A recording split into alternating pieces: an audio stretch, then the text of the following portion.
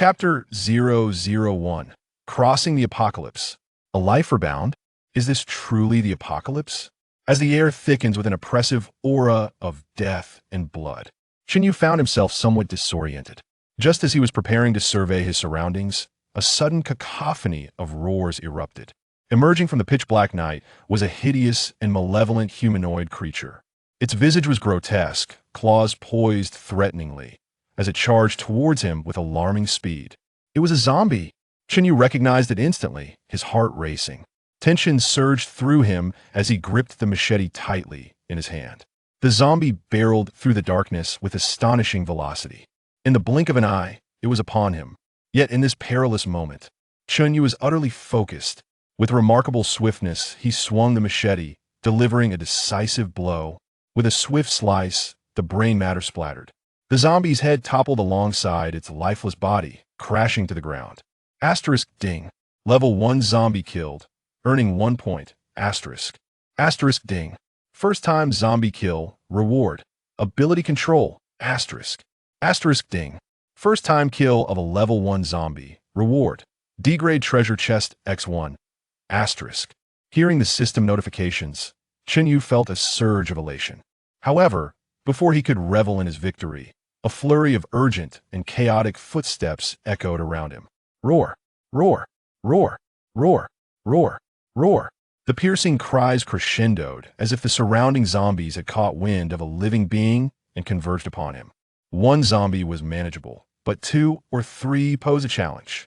A horde of zombies, having just crossed over, he could only await his doom. In this critical moment, an urgent system notification rang out. Asterisk ding. Danger detected, posing a threat to the host's life. Would the host like to return? Asterisk. Note: the host can freely traverse between reality and the apocalyptic world without restriction. Without hesitation, Shinyu shouted to the system. Yes. Return. In the next instant, darkness enveloped him. When he regained consciousness, the environment around him had undergone a dramatic transformation. No longer was he in that dilapidated, chaotic alley, but rather back in the familiarity of his rental apartment. Huff! Having confirmed his safety and successful return to the real world, Shinyu took a deep breath, exhaling a sigh of relief. The tension in his body finally began to ease. Setting down the machete, still stained with zombie blood, he found his mind racing with thoughts. This day's experiences felt akin to a grand dream. Had it not occurred to him, he would never have believed it, for it was, without doubt, astonishingly surreal. Reflecting on the day, during daylight, he had endured a series of setbacks, leaving his life in utter disarray. First, a project he had labored over for half a year was abruptly reassigned just as it neared completion. Anyone with clarity could discern that the despicable leader merely sought to exploit his lack of connections. He aimed to seize the project bonuses meant for him. Fueled by youthful indignation, he confronted the wretched leader, unleashing a torrent of insults that brought him a fleeting sense of relief. Yet, the ultimate outcome was a demotion and a pay cut. He was forcibly reassigned to a wretched position no one desired. To compound his misfortune, his romantic life took a nosedive as well. Returning home, weary and disheveled, he received a message from his girlfriend. After 3 years together, she abruptly declared their breakup. So be it. Though he felt a pang of disappointment, he did not plead for her to stay. However, what he did not anticipate was seeing her flaunting a new handbag on social media moments later. Barely separated, she had already introduced her new boyfriend, a wealthy scion. The accompanying caption read, "In this vast journey of life, I have finally found the one I can spend my days with." How laughable. 3 years of devotion yielded nothing but seamless replacement. At that moment, he felt utterly ridiculous. The most tragic blow was yet to come. He soon received a message from his landlord, demanding he vacate in 3 days if the rent remained unpaid. In a bid to purchase her a newly released dress, he had drained his finances, exhausting months of salary. With half a month until payday, how could he possibly gather the money? Unable to pay the rent, in 3 days, he would likely find himself homeless. At that time, he felt his life was utterly wretched. Yet, as the saying goes, when one's misfortunes reach their zenith, fortune is bound to turn. This adage soon proved true for him. Just as he sank into despair, his life unexpectedly rebounded with the acquisition of a system. a top-tier crossing system, binding him to the apocalyptic world. He could traverse freely between the real world and the apocalypse. Initially, he felt that in a world where humanity had descended into chaos, survival would be daunting for someone accustomed to modernity. But then a thought struck him. What did he truly lack? A job? Love? Nonsense. What he needed most was money. With wealth, one can procure anything. In the chaotic realm of the apocalypse, items once deemed valuable had become worthless.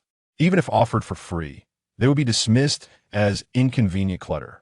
As long as he ensured his safety in the apocalypse, he could easily amass a trove of treasures. Thus, since gold and jewels had lost their value in the apocalyptic world, why not transport them back to sell?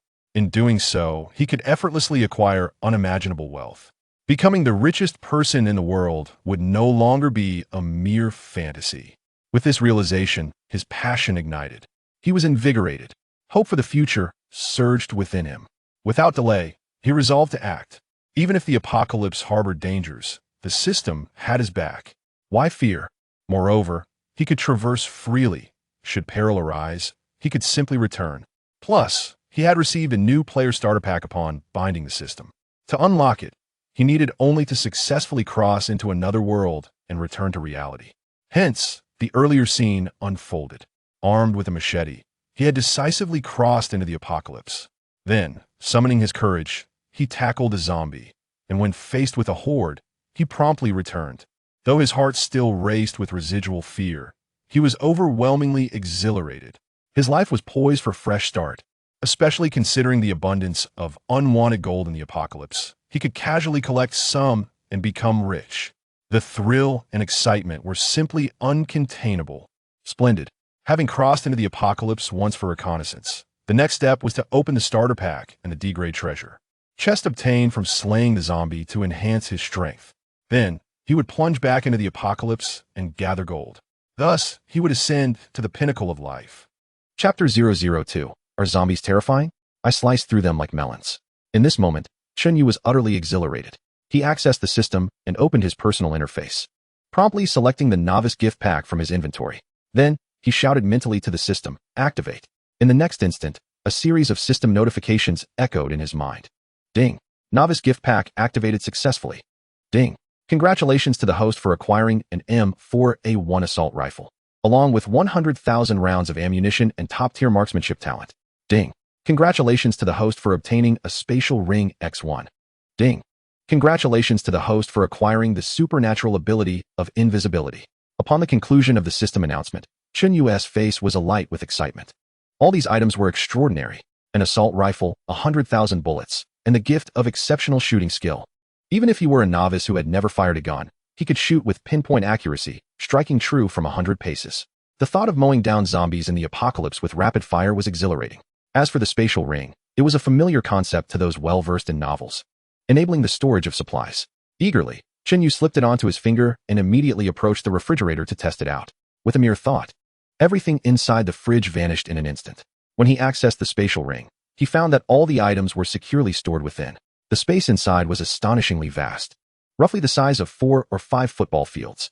Next, Chinyu gathered the various snacks and water from his room, placing them all into the spatial ring. Though these supplies were utterly commonplace in the real world, in a resource-scarce apocalypse, they were undeniably precious.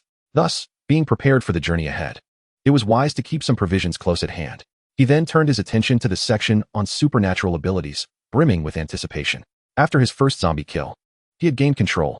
Having just opened the novice gift pack, he had also acquired invisibility.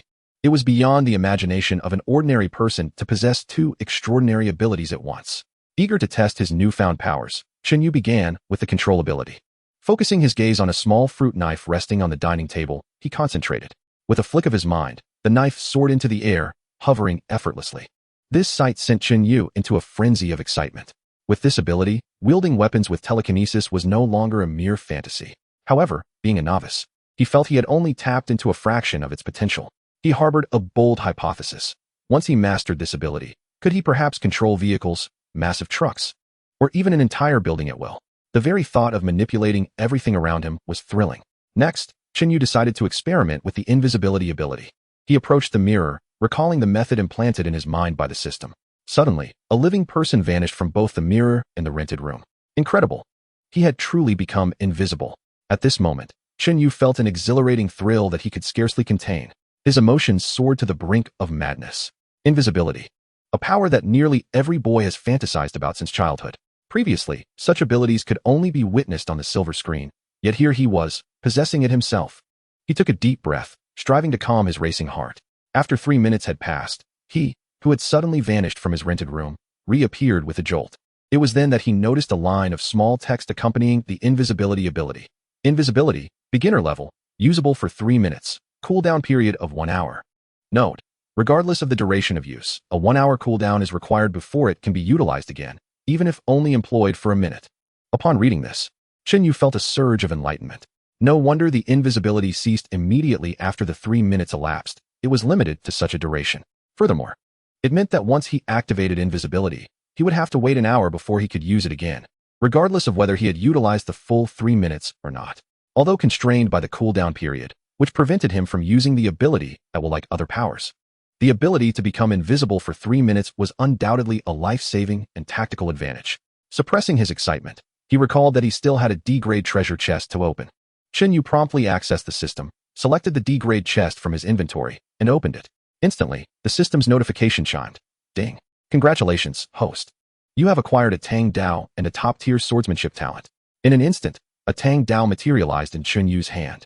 At first glance, the blade was long and straight, emanating a gleaming silver light. It was evident that this was an exceptionally sharp weapon.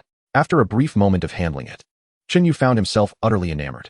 The system's description claimed that it could slice through iron like mud and sever gold and jade with ease. Curiosity piqued. He sought out an iron frame and struck it with the blade. Whoosh! A flash of cold light zipped through the air. The next moment, the iron frame was cleaved in two. Astonished, Chen Yu stood frozen. This blade was indeed remarkable. Coupled with his exceptional swordsmanship talent, he now possessed a wealth of techniques and skills in his mind. With the sword in hand, he could perform dazzling maneuvers. He felt confident that should any zombies dare to appear before him, each would fall to his blade as effortlessly as slicing through vegetables. Having prepared adequately, he was no longer concerned about facing the world as he had before. With newfound abilities and weaponry, his strength had significantly increased, ensuring his safety. As long as he exercised caution, he could consider himself free from the threat of death. It was time to re-enter the apocalyptic world and attend to pressing matters. With this thought, Chen Yu accessed the system and decisively initiated the traversal. The next moment, darkness enveloped him, and when he regained consciousness, he found himself once more in the apocalyptic realm. Casting a glance around, he recognized the same alley as before. Roar, roar, roar.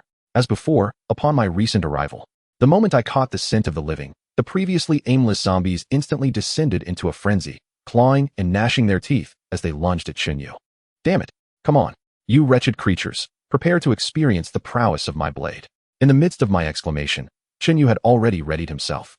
Just as the zombie, its mouth agape and dripping with viscous saliva and congealed blood, charged towards him in a ravenous manner, he firmly grasped his tang knife. Assuming an offensive stance, with a thunderous roar, as the distance between them diminished to merely a meter or two, he struck with the swiftness of lightning. Swish! A flash of cold light gleamed. In the next moment, splat! The zombie's head and body were instantaneously severed. With a thud, the corpse collapsed to the ground. Grotesque brain matter and foul blood splattering everywhere. Huh, delightful. Compared to the previous machete, this tang knife is simply exquisite in its efficacy.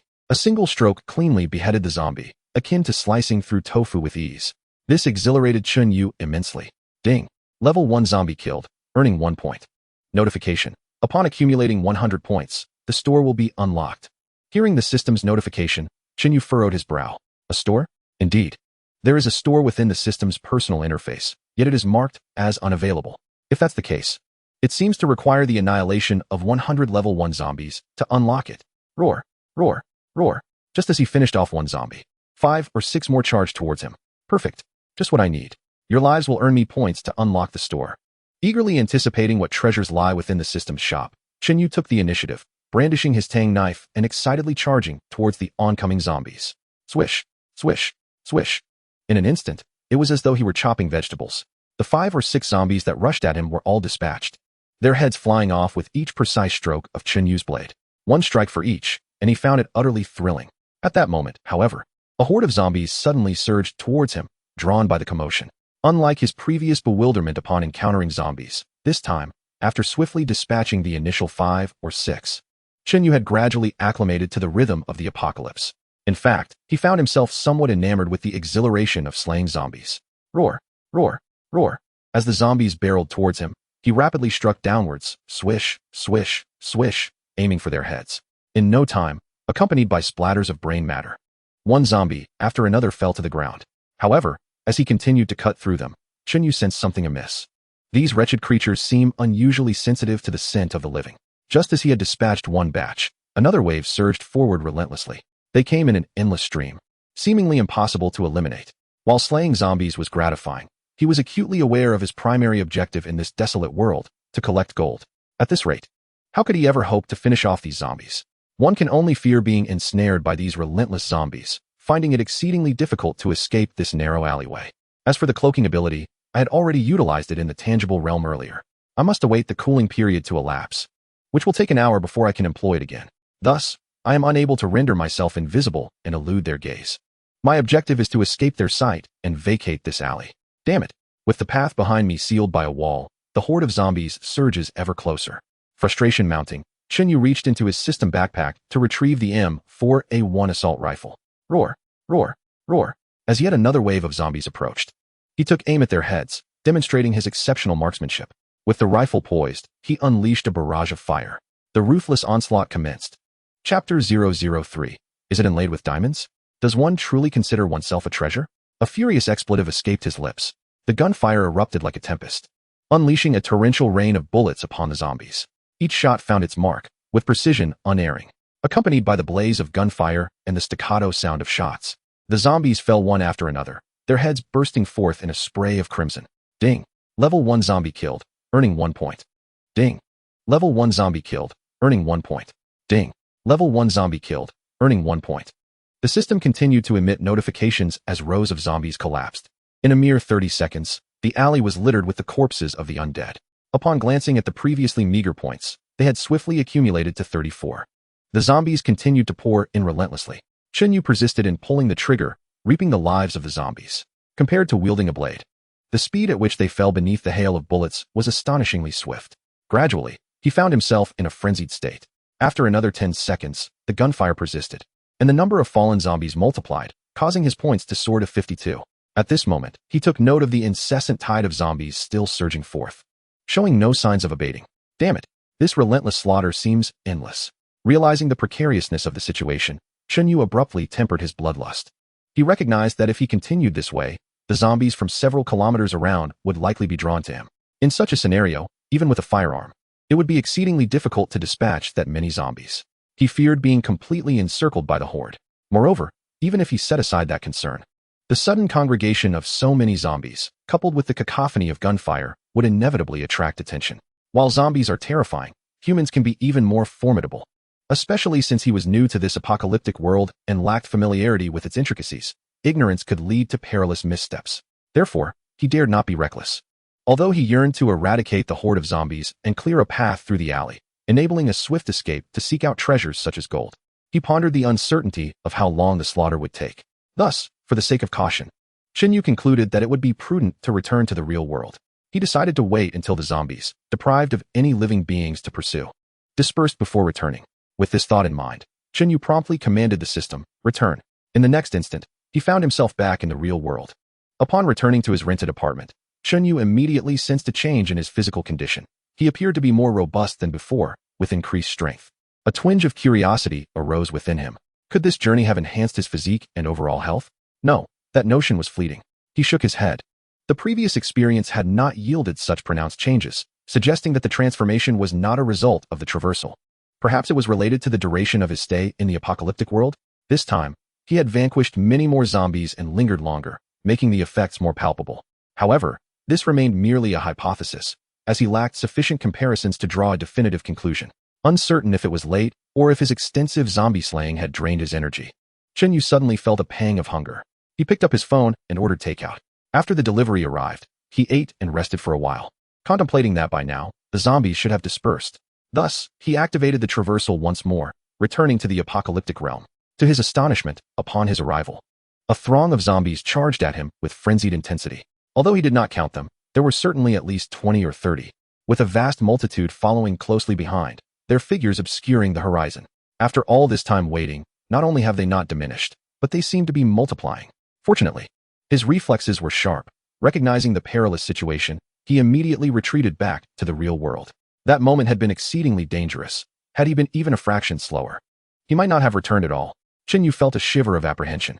Yet, driven by a strong desire for wealth through gold, he hesitated only briefly before attempting to traverse to the apocalyptic world once more to assess the situation. The outcome remained unchanged. The number of zombies had not decreased. However, it appeared that they would not increase further. Thus, he waited and returned multiple times, growing increasingly exasperated. At this rate, it seemed the zombie horde would not dissipate tonight. The alley and its surroundings were utterly choked with zombies, completely obstructed. Even if the cooldown for his invisibility ability concluded, he could not escape using that power now. It seemed that his momentary excitement had stirred up far too much commotion. With a sigh, Chinyu accessed the system and glanced at his personal interface. Top-level transmigration system. Host. Chinyu. Points. 52. Shop. Not opened. Abilities. Invisibility. Beginner. Control. Beginner. Talents. Master Marksmanship. Master Blade Techniques. Items. Spatial Ring. Tang Dao. M4A1 Assault Rifle. After reviewing the information, Chinyu pondered deeply. With 52 points currently, he needed 48 more to unlock the shop. The novice gift pack and the items obtained from a D-grade treasure chest were quite impressive. He speculated that the items within the system's shop would not disappoint his expectations. Therefore, he needed to diligently eliminate zombies, accumulating points to reach 100 and activate the system shop. This experience also imparted a crucial lesson. In the apocalypse, caution and prudence are paramount. If one's strength is insufficient, not only is it a challenge to seek gold, but even dealing with zombies becomes a significant ordeal. Clearly, to amass sufficient gold in this desolate world and realize his ambition of becoming wealthy in reality, he must first enhance his own strength. Only through continuous improvement can he strive to become formidable. This would enable him to acquire more valuable resources with greater ease in the apocalypse, while simultaneously ensuring a steady influx of wealth. Glancing at the time, he realized that after all the commotion, it was already past 2 in the morning. The horde of zombies outside would likely remain. He decided it was best to rest, planning to tackle matters the following day. With that thought, Chinyu closed his eyes and drifted into slumber. This sleep extended until the following afternoon. As he gradually awakened from his deep rest and checked his phone, he was astonished to see it was already past 2. He quickly got out of bed, freshened up, and prepared to head out. Having slept for so long, he felt ravenous. Before venturing into the wasteland, he resolved to satiate his hunger first. Descending to the familiar noodle shop, he relished a bowl of spicy stir-fried pork noodles, feeling a wave of comfort wash over him, alleviating his hunger. "Another bowl, please," Chinyu called out, still craving more. Coming right up. Before long, a second bowl of rice noodles was placed before him. He eagerly picked up his chopsticks and savored the meal. It wasn't until he finished the second bowl that he felt a sense of fullness. Usually, one bowl sufficed, but today his appetite seemed to have surged considerably. Perhaps it was a consequence of his enhanced physical condition. Contemplating this, Chinyu waved his hand. "Boss, prepare 5 more bowls. 2 with soup, 3 dry and tossed. Pack them to go." "Absolutely." The proprietor was swift, and within 4 to 5 minutes, all the noodles were neatly packed. After settling the bill, Chinyu left with the takeout boxes. Upon returning to his apartment, he stepped into the elevator, and as soon as he entered his home, he stored the 5 bowls of noodles, along with several boxes of water and additional food he had purchased along the way, into his spatial ring. He couldn't consume all of this at once. He intended to bring it into the desolate world. This time, he planned to stay there a little longer, especially since he had failed to acquire anything substantial during his previous incursions. He traversed into the past with the intention of acquiring valuable possessions. Additionally, he sought to ascertain whether the changes in his body were indeed related to the duration of his stay in the apocalyptic realm. Should that prove true, he would endeavor to spend more time in that desolate world in the future. Presently, he had replenished his energy and satisfied his hunger. A glance at the clock revealed it was already 3 in the afternoon. After a night and half a day, the zombies should have dispersed entirely. Contemplating a brief respite, Chinyu hastened to prepare for his journey into the apocalypse. Unexpectedly, at that moment, his phone emitted a notification sound, indicating he had received a message. Upon opening it, he discovered it was from the woman Chu Yaoyao, requesting him to pack her belongings, as she intended to retrieve them in a few days. Seeing this, Chinyu was overcome with disdain. During their relationship, he had been entirely subservient to her, catering to her whims out of love. But now, this woman had seamlessly betrayed him and audaciously expected to command him? Did she consider herself a gem? It was utterly laughable. Such a woman was beneath his contempt. Moreover, With the capabilities of the system now at his disposal, he could effortlessly acquire heaps of unwanted gold in the apocalypse, thus amassing considerable wealth. Once affluent, would he still be in want of women? What type of woman could he not have? He had no desire to engage with her at all. He promptly blocked her and cast his phone aside. Then, he entered the system and initiated the traversal. Chapter 004. Haha, I'm about to strike it rich. Why did the world not fade to black? A sense of confusion arose within Chunyu. This time, his consciousness remained alert during the traversal. Not only that, but he could vaguely perceive the surroundings of the alley. However, his vision was limited to approximately a meter around him. Beyond that, everything became blurred. Was this a result of his enhanced physical condition? If so, as his physique continued to strengthen, the range of his clear vision would expand.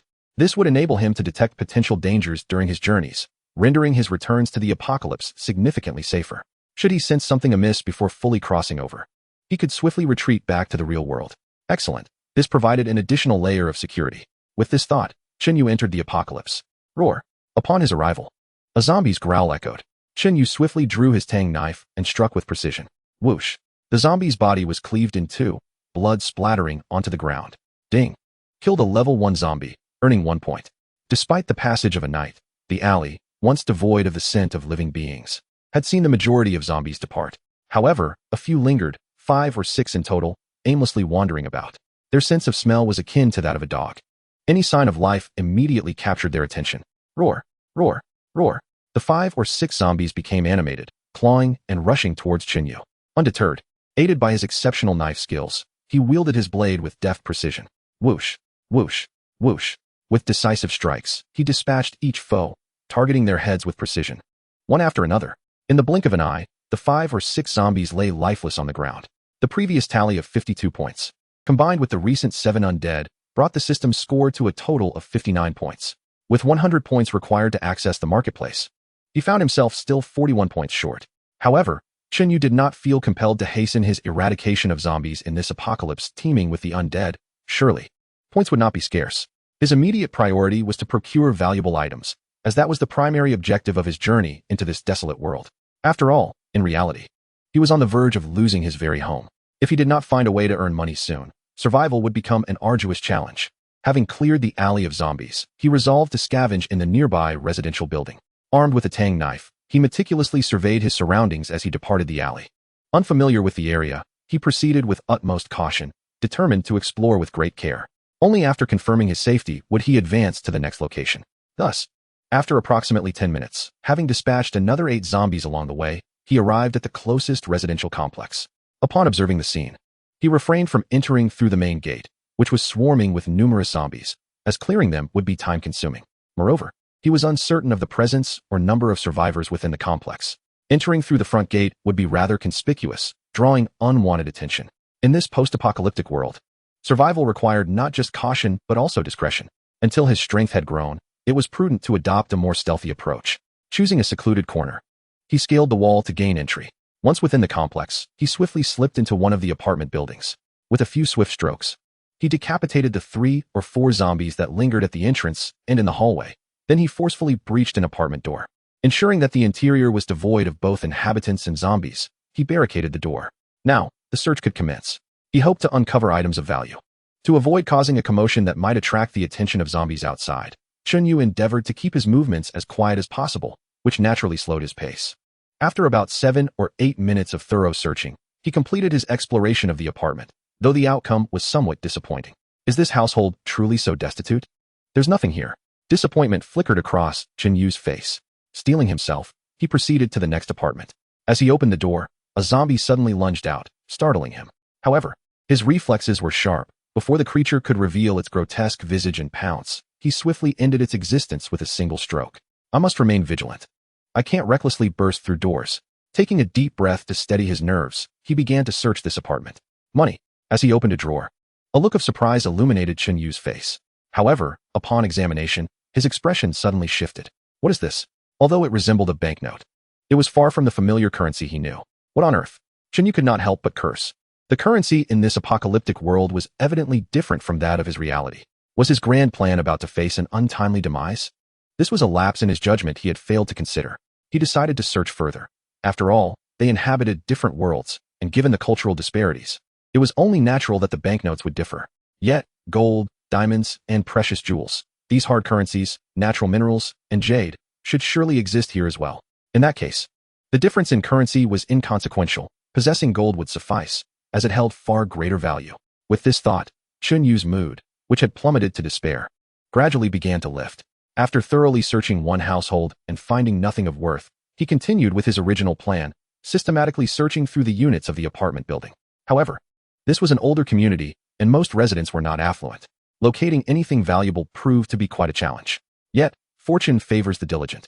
After an arduous hour of searching, Chun Yu finally discovered a safe. Typically, one would not store trivial items in a safe, and he hoped it contained precious treasures such as gold. With a silent prayer, he deftly severed the lock of the safe. As he anxiously opened it, joy flooded his heart. Ha ha ha, gold. In that moment, Chun Yu felt an immense weight lift from his shoulders. Thankfully, this world still possessed gold. Otherwise, his aspirations of becoming the wealthiest man would surely be dashed. Weighing the gold, it appeared to be approximately 1 kilogram. This was his ticket to wealth. Chun Yu gleefully stowed it away in his spatial ring, barely sparing a glance at the thick stack of banknotes that remained in the safe. Devoid of value, they were nothing more than a pile of useless paper. He then pressed on with his search, hoping for further fortune in acquiring more gold or other precious items. Thus, time slipped away, and hours passed unnoticed. To optimize his efforts, Chun Yu began to search with more strategy. Upon entering a room, he would first assess the decor. If it appeared ordinary or dilapidated, he would not even step inside. Only in those homes that exuded elegance and sophistication would he invest his energy searching. Such residences often held the greatest potential for hidden treasures. Yet, Chun Yu had perhaps overestimated this aging community. From afternoon until dusk, aside from the initial gold bar he had found, the remaining hours yielded only 3 gold rings, 5 diamond rings, and a pearl necklace. Compared to the gold bar, these items were worth far less.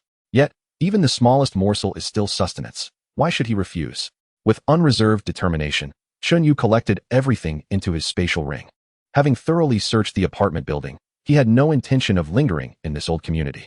The truly valuable possessions could be found more abundantly in upscale neighborhoods and villas, where the affluent resided, unbothered by financial constraints, and where hard currencies like gold were certainly plentiful. Thus, he resolved to alter his strategy, focusing solely on the luxurious districts for his next endeavors.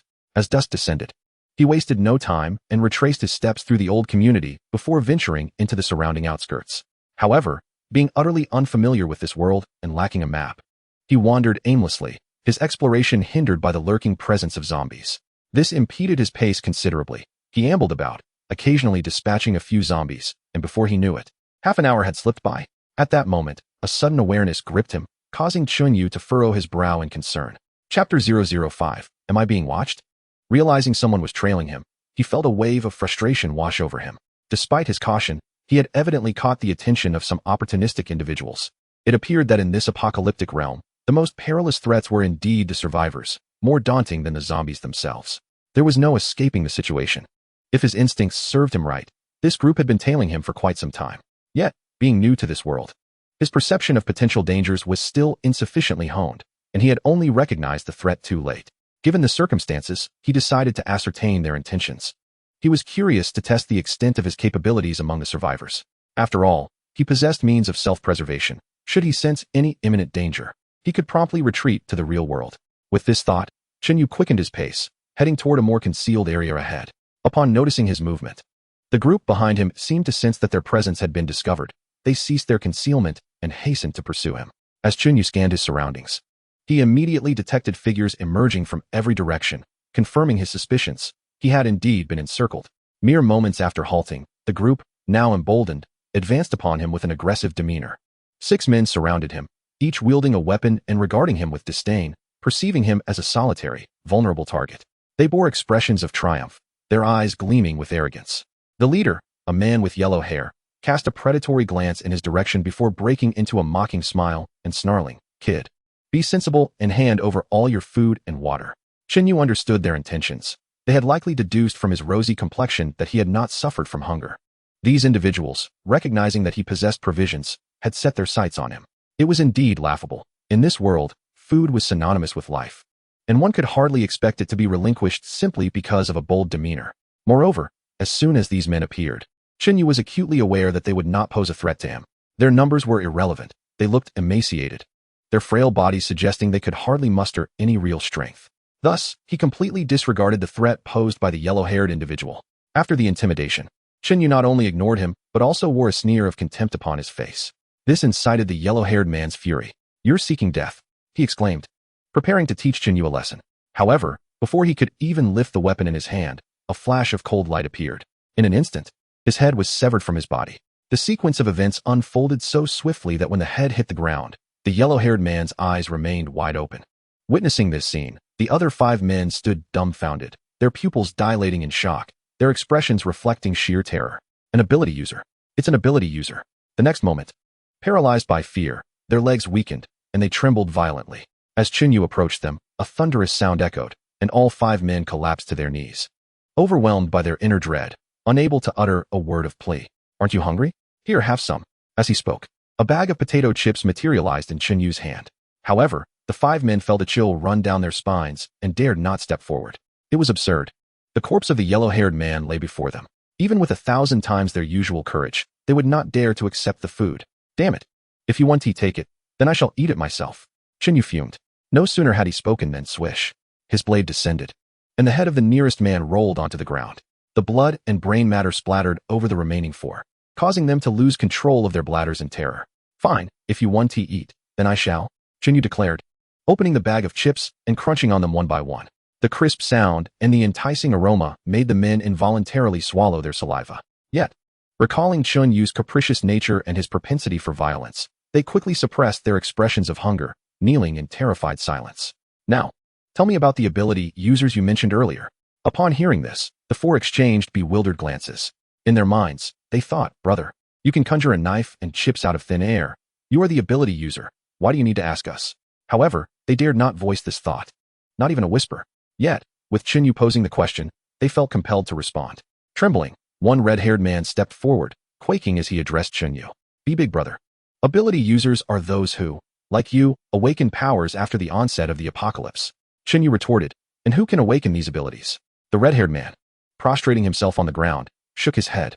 "I don't know, big brother." Just a few days after the apocalypse began, a group of awakened ability users suddenly appeared. As for who can awaken, there is no certainty. No one knows who will awaken. All we know is that once someone awakens their abilities, they become terrifyingly strong and quickly attract a band of survivors, easily becoming the leaders of their own factions.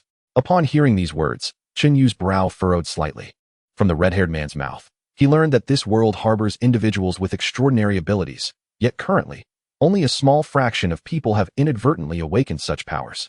However, the mere existence of others like him signifies that he is not the sole possessor. Thus, his safety in this apocalyptic era is far from assured.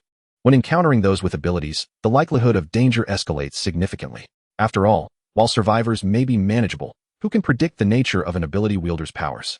Should he fail to react promptly, he could easily find himself outmaneuvered, stripped of even the capacity to resist, leading to his demise in this desolate world. Caution is paramount in navigating these treacherous waters. Therefore, upon recognizing the existence of these ability wielders, he reminded himself to exercise utmost vigilance and to strive diligently to enhance his own strength. Stagnation or blind arrogance could precipitate catastrophic consequences at any moment. He must become formidable. At that moment, alongside a burgeoning sense of crisis, an intense yearning for power surged within Chen Yu. How long had the apocalypse been underway? Chen Yu suddenly posed the question. The query left the red-haired man and the other 3 men momentarily dumbfounded, their eyes widening in bewilderment. "Wait, brother. The entire world is in ruins, and you're not from this planet? Why are you asking us?" The red-haired man, perplexed yet anxious, replied, "About 3 months. 3 months. No wonder these men appeared so gaunt and haggard. With the apocalypse having persisted for such a duration, it was likely that the available resources had been entirely depleted. In such chaotic times, merely surviving is a feat in itself. Clearly, he needed to exercise even greater caution. 3 months was ample time for humanity's basest instincts to erupt. Without rules or laws to govern them, survivors could resort to unspeakable acts for the sake of survival." Regaining his composure, Chen Yu continued. "What is the name of the city?" "The city is called Tanzhou," the red-haired man responded. Chen Yu nodded thoughtfully. "Excellent. One final question. Where's the nearest upscale community?" As soon as he posed the question, the red-haired man instinctively recalled the answer. Daikai Huading, approximately 3 kilometers from here. Before the apocalypse, housing prices were nearing 50,000 per square meter, and at their peak, they soared to over 80,000, almost reaching 100,000. It was the most coveted property in this region. With that, the red-haired man promptly gestured the way. Yu observed intently as he illustrated the route, committing it to memory. In the next heartbeat, his hand struck decisively. Swish! The red-haired man felt a sudden chill at his neck, and his head fell to the ground. As it rolled, his eyes remained fixed on Yu, refusing to close even in death. He must have died baffled, unable to fathom why. After revealing so much and seemingly offering hope, Yu would still choose to kill him. But in an apocalypse, does one require justification for murder? Witnessing Yu slay the red-haired man, without hesitation, sent the remaining 3 men into a panic, their faces pale with terror. Realizing they were not safe, they scrambled to their feet and fled. If they did not run, they would lose their lives. Yet, could their speed surpass that of Yu and his tang knife? The 3 had barely risen when it happened. Swish! Swish! Swish! Yu brandished his knife, executing a swift triple strike. In the next moment, the faces of the 3 individuals were painted with disbelief, their expressions contorted in agony as their eyes widened. A sudden splash of blood erupted, and their bodies fell apart, collapsing into a pool of crimson. Chapter 006. Temporary Stronghold. During his first act of murder, Yu felt surprisingly little. To be frank, it bore little difference from slaying a zombie. In this apocalyptic world, humans resembled mere walking corpses. Moreover, in a realm where predators devour their prey without a trace, one must adopt a ruthless and cold-hearted demeanor to survive. Here, he had no choice but to acclimate to the brutal laws of existence. If he did not shift his mindset and embrace decisiveness, it would be his own life at stake. Thus, the few survivors who sought to rob him were merely casualties in the grand scheme of survival. They threatened him, yet dared to cling to life. Furthermore, they were aware of his extraordinary abilities. In a world rife with peril, the less others knew about you, the safer you remained. Hence, he preferred to keep his powers concealed, viewing them as a trump card, and the dead alone could safeguard such secrets. Following the route indicated by the red-haired man, Yu stealthily made his way towards the Daikai Huiting residential complex. Fortunately, the path was relatively straightforward, requiring only a few turns to arrive. Had it been a convoluted maze, navigation would have proven arduous, not to mention the physical exertion involved. However, even so, the nocturnal activities of zombies surpassed those of the day, and Yu was determined not to attract unwanted attention. Thus, he proceeded with utmost caution. What could have been a journey of 40 to 50 minutes, or perhaps an hour at a leisurely pace, took him nearly 2 hours due to his vigilance. Upon spotting the grand characters spelling out Daikai Huiting, Yu let out a sigh of relief, finally having arrived. The red-haired fellow had proven relatively trustworthy, refraining from deceiving him. Otherwise, what alternative could there have been? With the threats eliminated, what more could one desire? A glance at the luxurious entrance confirmed that this upscale complex lived up to its reputation, exuding an air of opulence that starkly contrasted with the dilapidated old community he had previously encountered. Yu marveled at his fortune, recognizing that the residents here were likely affluent, and he could potentially acquire a wealth of valuable items. His eyes glimmered with fervor. However, excitement aside, he maintained his composure, refraining from recklessly charging in. Instead, he concealed himself across the street, observing intently for a considerable time. He soon discerned that the Daikai Huiting complex was markedly different from the other communities he had traversed. While other areas had succumbed to the undead, becoming territories for zombies, the entrance of this complex was not only securely locked, but also fortified with thorny barbed wire and iron spikes, successfully keeping the zombies at bay. Numerous corpses of zombies lay at the entrance, likely dispatched by the residents within, their heads burst open by sharp instruments. Yet, the bodies remained uncollected, accumulating outside in clusters. Had they not swiftly dealt with the zombies at the gate, the situation could have proven dire. As the gathering horde of zombies outside swells in number, their collective assault will inevitably shatter even the most fortified doors. Given this situation, it is reasonable to surmise that this upscale community harbors a considerable number of survivors. Moreover, they have coalesced into a formidable force, organized to collaboratively defend their enclave against the undead. This revelation comes as a surprise to Yu, for this is the first organized faction he has encountered since the onset of the apocalypse, and it operates at the level of a community. Coincidentally, he has yet to secure a suitable temporary refuge in this desolate world. This community appears significantly safer than the surrounding areas. Thus, it seems prudent to take temporary shelter here. Furthermore, the expanse of this neighborhood offers ample opportunity for scavenging over an extended period. With this in mind, Yu has formulated a plan to remain here for the time being. He continues to observe. After a while, the number of zombies lingering at the entrance of the Duplicity Huiting community increases. Suddenly, a group of burly men emerges from within. Yu watches as they skillfully divert the zombies to a corner by the door, whereupon they wield wooden poles tipped with sharp iron spikes, methodically dispatching the creatures by puncturing their skulls. Once their task is complete, the men swiftly retreat.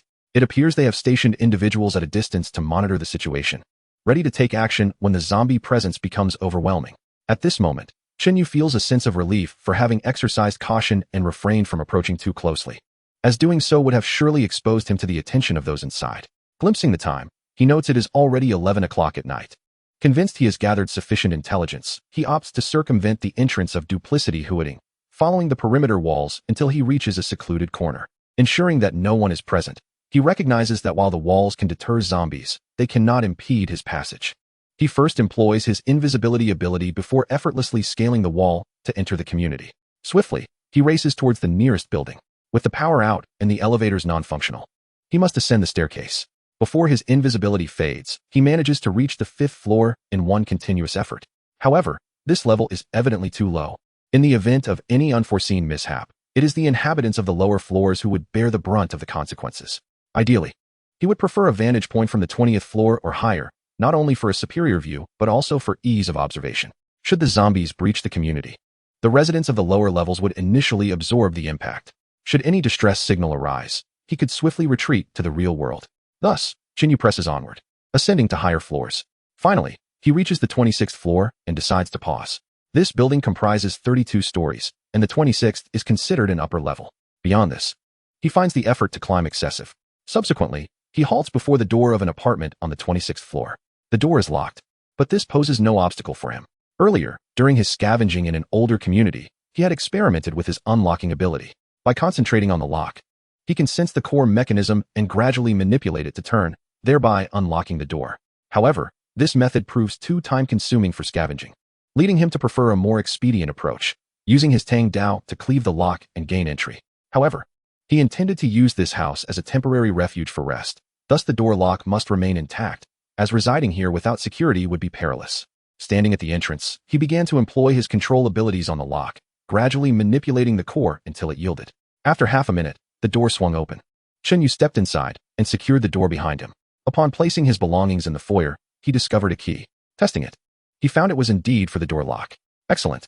This would greatly facilitate his comings and goings in the future. He then ventured further inside, where the opulence of the apartment was immediately apparent, a palpable aura of wealth enveloping him. Sinking into the plush sofa, he felt the day's fatigue dissipate in an instant. Truly, the affluent know how to indulge. Shinyu mused. It was astonishing to think that while he resided in a budget rental in the real world, in this apocalyptic realm, he was already reveling in a spacious and luxurious 200 square meter flat. What sheer bliss! After a brief repose, an overwhelming hunger surged within him. It was only natural. He had been busy since the afternoon without a single warm bite. Had he not been on high alert outside, it was likely he would have succumbed to hunger long before. Nevertheless, he promptly retrieved a bowl of spicy beef noodles from his spatial ring. This ring contained an isolated space, devoid of the passage of time. Everything placed within remained unchanged, regardless of how long it was stored, except for living beings. Thus, when he extracted the bowl of noodles, it was still steaming. Upon opening the container, a delightful aroma wafted forth, instantly making Chunyu's stomach grumble in anticipation. With an insatiable appetite, he quickly picked up his chopsticks, scooping up a generous portion of beef and noodles to savor. Little did he know that this seemingly ordinary bowl of beef noodles in the real world would incite fierce conflict in this apocalyptic setting. Countless individuals might be willing to risk their lives for such a meal. Chapter 007. If you don't want to die, get lost. At this moment, in the duplicity hooting, Building A, Unit 3, on the 26th floor, room 2603, Su Feifei lay listlessly on the sofa, her entire being exuding an air of desolation. Having gone too long without sustenance, her complexion had turned pale, and her head swirled with dizziness. Weak and weary, she glanced toward the bedroom, internally warring with herself. Although consuming that substance might quell her hunger, the overwhelming nausea and the tumultuous sensations in her stomach were experiences she wished to avoid, especially now, without water. Each bite intensified the foul odor emanating from her body, a sensation she found utterly unbearable. Yet ultimately, she could no longer withstand the gnawing hunger. Having made her decision, she prepared to rouse the man sleeping beside her, intending to ask him to fetch her a piece of that substance from the bedroom. However, at that moment, the once listless Su Feifei suddenly appeared invigorated, her eyes widening in astonishment, as she suddenly caught a whiff of something. A question arose in her mind. What could that delightful aroma be? She fervently inhaled, and with each breath, her spirit invigorated. It was the tantalizing scent of food.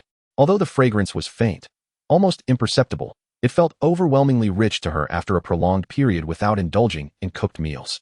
Overcome with excitement, she sprang from the sofa. It had been ages since she had experienced such a delightful scent. From where was this culinary allure emanating? Driven by curiosity, she meticulously followed the fragrance through the living room, arriving at the window. Leaning out, she inhaled deeply. It was coming from next door.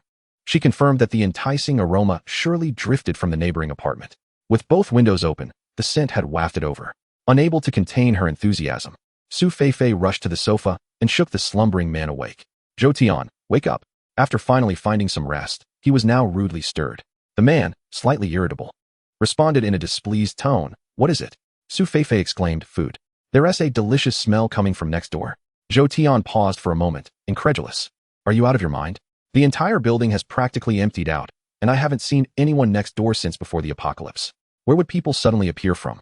I think you're just delirious from hunger. Su Feifei quickly shook her head, eager to clarify. No, there really is a scent.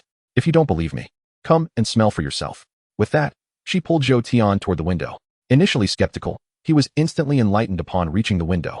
He greedily inhaled the aroma wafting in from next door, as if doing so could satiate his hunger. My goodness, it's real. The long-lost scent rejuvenated him, and he too became animated. In the next moment, he grabbed a fire axe from the corner of the living room, ready to dash next door to seize some food. However, before he could open the door, Su Feifei seized him by the arm. Wait.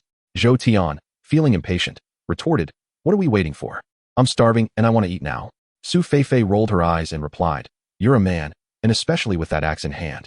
How do you expect anyone next door to feel safe enough to open the door? If you knock down their door, it could attract the attention of others. What if they come and try to steal our food? Zhou Tian began to understand. True, no matter how strong I am, I can't take on a group. He acknowledged her foresight. Otherwise, if others find out there's food next door, we won't have enough to share. He furrowed his brow. So, darling, what do you propose? An idea struck Su Feifei. Just wait. She dashed to the bedroom and emerged with a lipstick, applying it to her lips. Although her complexion still bore the pallor of hunger, the lipstick transformed her appearance, lending her a much more vibrant look. She then let her hair down, adopting a look of feigned vulnerability. Men are particularly susceptible to such displays. What do you think? She inquired. Zhou Tian instantly grasped Su Feifei's intent and, overjoyed, planted a kiss on her cheek. Darling, you're brilliant. On a Sunday, Sophie feigned a look of disdain when Zhou Tian was momentarily distracted. Casually, she wiped away the saliva from her face. To be honest, had it not been for their fleeting romance during their school days, which made her trust him, she would never have conspired with Zhou Tian to scheme against her husband. Yet, she was grateful that Zhou Tian had been by her side when the apocalypse struck. His formidable strength and bravery had enabled her to survive until now. However, his reckless demeanor and lack of intellect consistently irked her. Once prepared, Sophie addressed Zhou Tian, instructing him to remain at home and leave the door ajar without locking it. I will go knock and assess the situation inside. If there are few people and we can act, I will lightly stomp my foot. As soon as you hear the sound, rush out and charge in. Zhou Tian nodded, clearly pleased with the plan. All right. Afterward, Sophie stood before a mirror, adjusted her hair slightly, and stepped out. Meanwhile, after finishing a bowl of spicy beef noodles, Chinyu retrieved a chilled bottle of soda from his spatial ring. He guzzled half of it in one go, feeling elated as he burped contentedly. With his hunger sated, he felt utterly relaxed. Haha, delightful. However, just then, a sudden knock echoed. Bang, bang, bang. Upon hearing the noise, Chinyu immediately grabbed the tang knife from the table, his face filled with vigilance as he turned toward the door. Zombies do not knock. It must be survivors. Could it be the house's owner returning?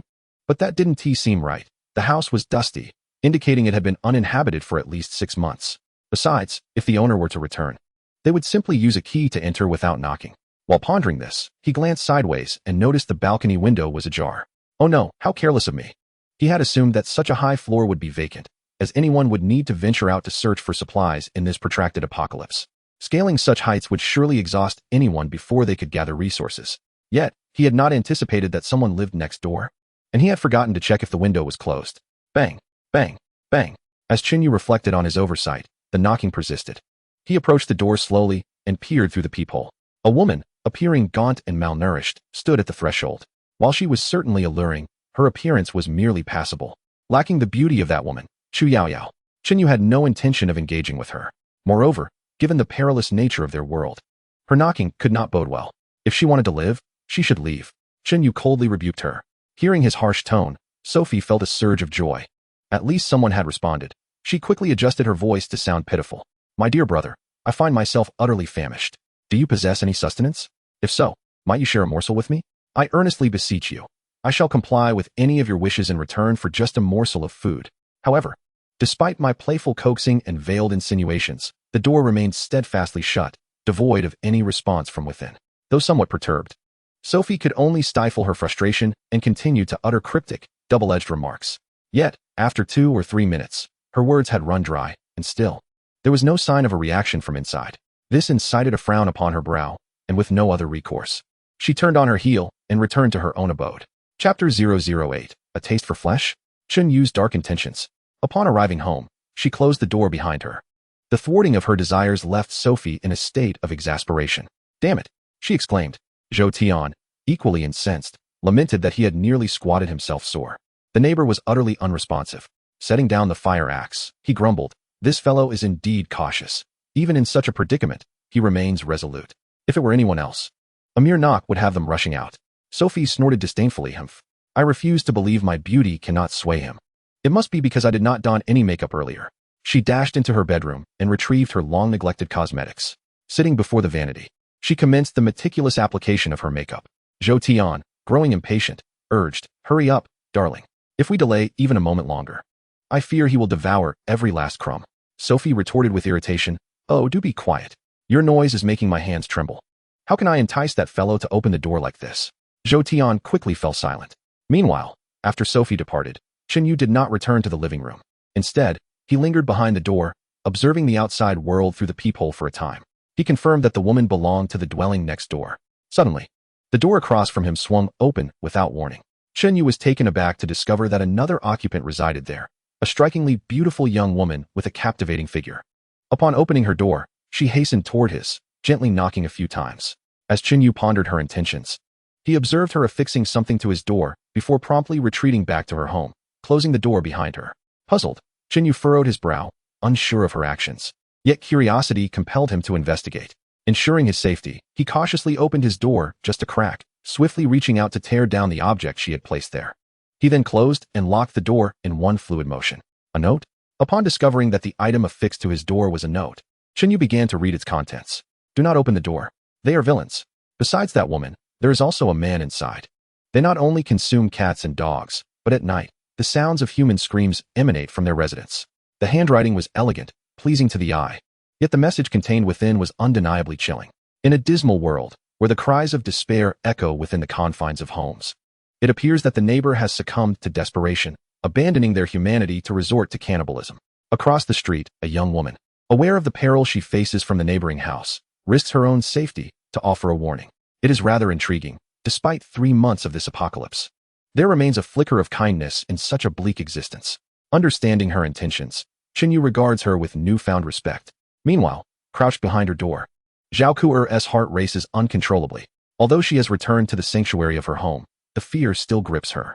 She dreads the discovery by the 2 deranged individuals diagonally opposite her, for such an encounter would spell her doom. She has witnessed them capture stray cats and wild dogs for sustenance, and the anguished cries of victims resonate through the walls each night.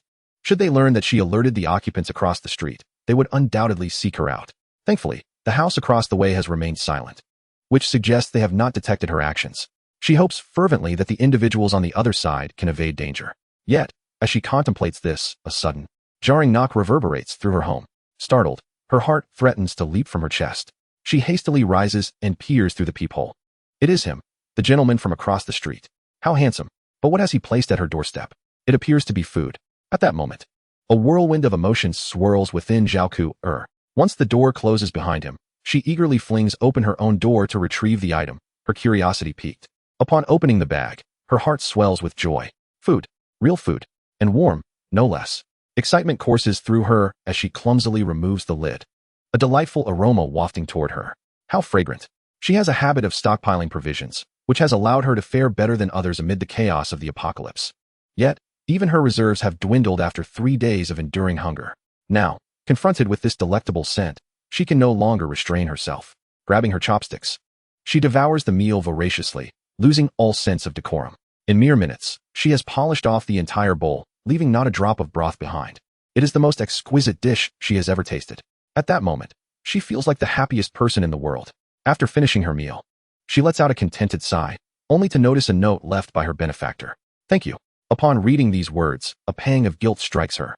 She merely offered a kind warning and did not provide substantial aid, yet the neighbor has bestowed upon her a life-saving bowl of noodles.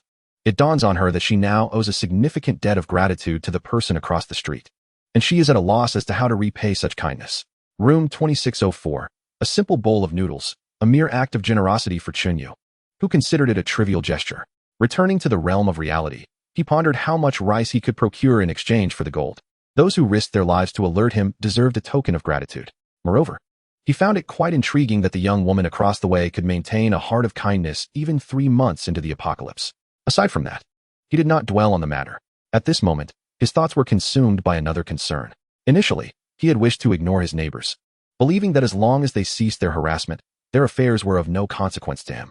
However, the revelation that the two individuals next door were resorting to cannibalism was alarming, especially since water, electricity, and gas had been unavailable for quite some time. They were likely subsisting on raw flesh.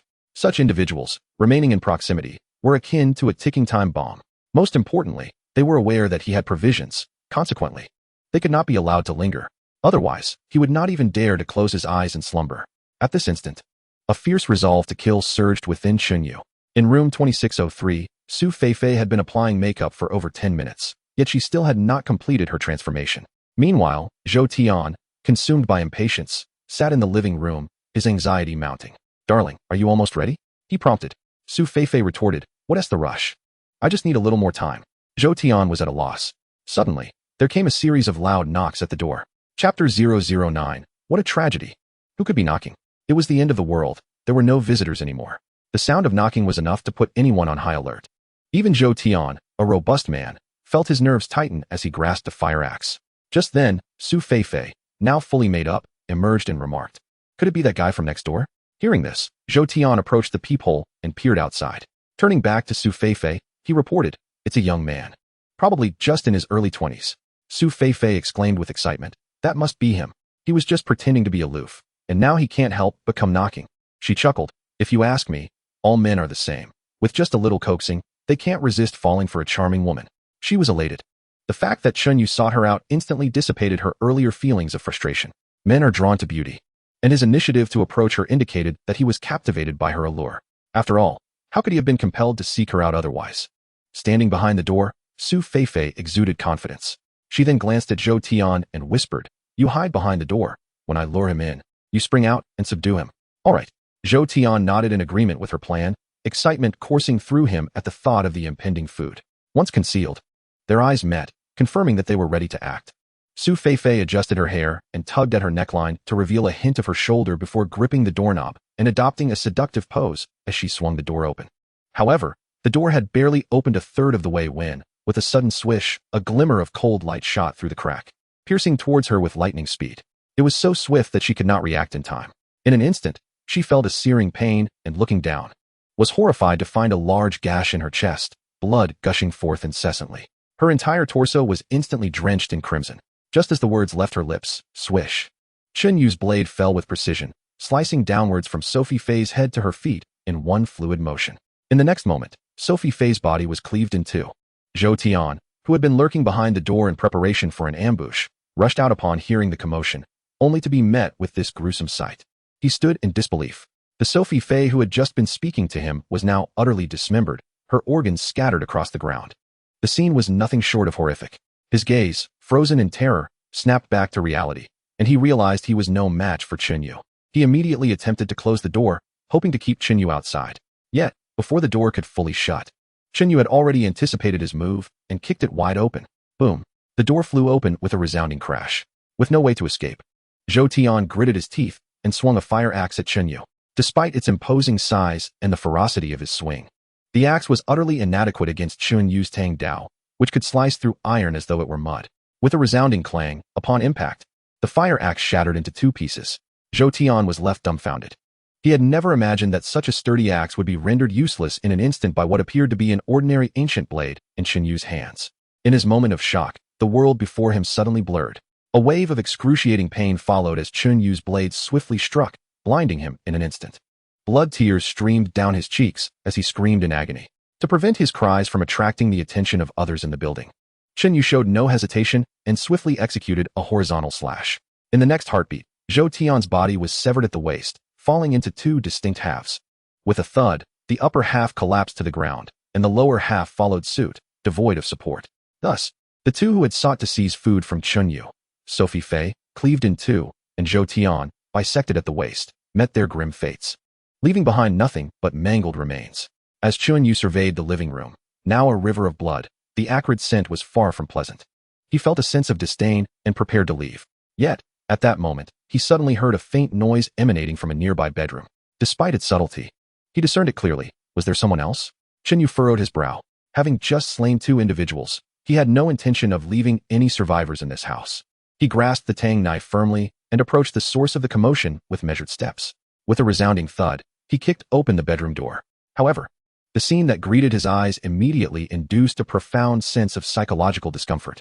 There, bound in a grotesque manner on the bed, lay a middle-aged man. His legs rendered unrecognizable, bloodied and mutilated, revealing nothing but bone beneath the carnage. Just a fleeting glance filled Chen Yu with intense nausea. No wonder the young woman had mentioned that this house was often filled with the sounds of anguished screams at night. The actions of these two wretched individuals were nothing short of monstrous and inhumane. A cursory glance at the bedside revealed a wedding photo, confirming that the middle-aged man was indeed the husband of the woman he had encountered earlier. Yet here he was, bound, while she cohabited with another man in this very house. In an instant, Chen Yu comprehended the harrowing fate that had befallen the middle-aged man. Alas, he couldn't help but exclaim, "This poor soul truly suffers. To be betrayed is one thing, but to be bound and drained of blood by this despicable pair is a tragedy of the highest order." The middle-aged man, who had been struggling on the bed, ceased all movement upon Chen Yu's entrance. Had they succumbed to death? Given the torment his body had endured, it was nothing short of miraculous that he had survived this long. Most likely, the recent ordeal had exhausted the last vestiges of his strength. The middle-aged man spoke, his voice so feeble it was almost inaudible. Chen Yu nodded and turned slightly, allowing the man a glimpse outside. Upon seeing the scene in the living room, the man's expression transformed into one of profound relief. To witness the demise of this vile couple while still alive brought him a sense of closure. He could now depart this world with a semblance of peace. "Thank you, my brother. If not for you, I might never have witnessed this moment and would have perished with resentment in my heart." Chen Yu waved his hand dismissively. "No need for thanks. To be honest, I genuinely sympathize with your plight. However, if you insist on expressing gratitude, I refuse. Do you possess anything of value in your home, aside from cash? Perhaps gold or diamonds?" The middle-aged man, taken aback that someone could still be interested in such things in this apocalyptic world, responded affirmatively. Unable to move his body, he gestured with his eyes to indicate the direction. Following his silent cue, Chen Yu rummaged about and soon discovered a hidden compartment in the wall. Within it lay a safe, and upon receiving the combination from the middle-aged man, Chen Yu opened it to reveal a dazzling sight. Bars of gold. "My goodness, I am about to strike it rich," Chen Yu exclaimed, his excitement overwhelming him as he was engulfed in sheer joy. Chapter 010. Liquidation and Overnight Wealth. Selling this gold in the real world would effortlessly elevate him to the status of a millionaire. The prospect of such wealth was exhilarating, and this was merely the beginning. He was backed by a vast repository of riches, with an endless stream of fortune awaiting him. The future indeed holds an increasing allure. Collecting his thoughts, Chen Yu resolved to express his gratitude to the elder. "Thank you, my friend." However, there was no reply. Turning around, Chen Yu discovered that the middle-aged man's eyes had closed, unbeknownst to him. It seemed that he had previously clung to life fueled by resentment and hatred. But with his vengeance fulfilled, that animosity dissipated, and his body could no longer endure. Thus, he departed from this world. Sighing, Chen Yu reflected that in such dire circumstances, death could be seen as a release. He did not dwell too long on this. Such scenarios were commonplace in the apocalypse. He draped a blanket over the man as a token of appreciation for the gold he had provided. Subsequently, he rummaged through the house and discovered several diamond rings and jeweled bracelets. With these newfound treasures, he returned to room 2604. Locking the door behind him, he barricaded it with a few cabinets and hung several glass bottles on the doorknob. With these precautions in place, he would be alerted at the slightest disturbance. Only then did Chen Yu feel a sense of security. He reclined on the sofa and glanced at the time. It was already late. Exhausted from the day's endeavors, he decided against further scavenging for gold or hunting zombies for points at this hour.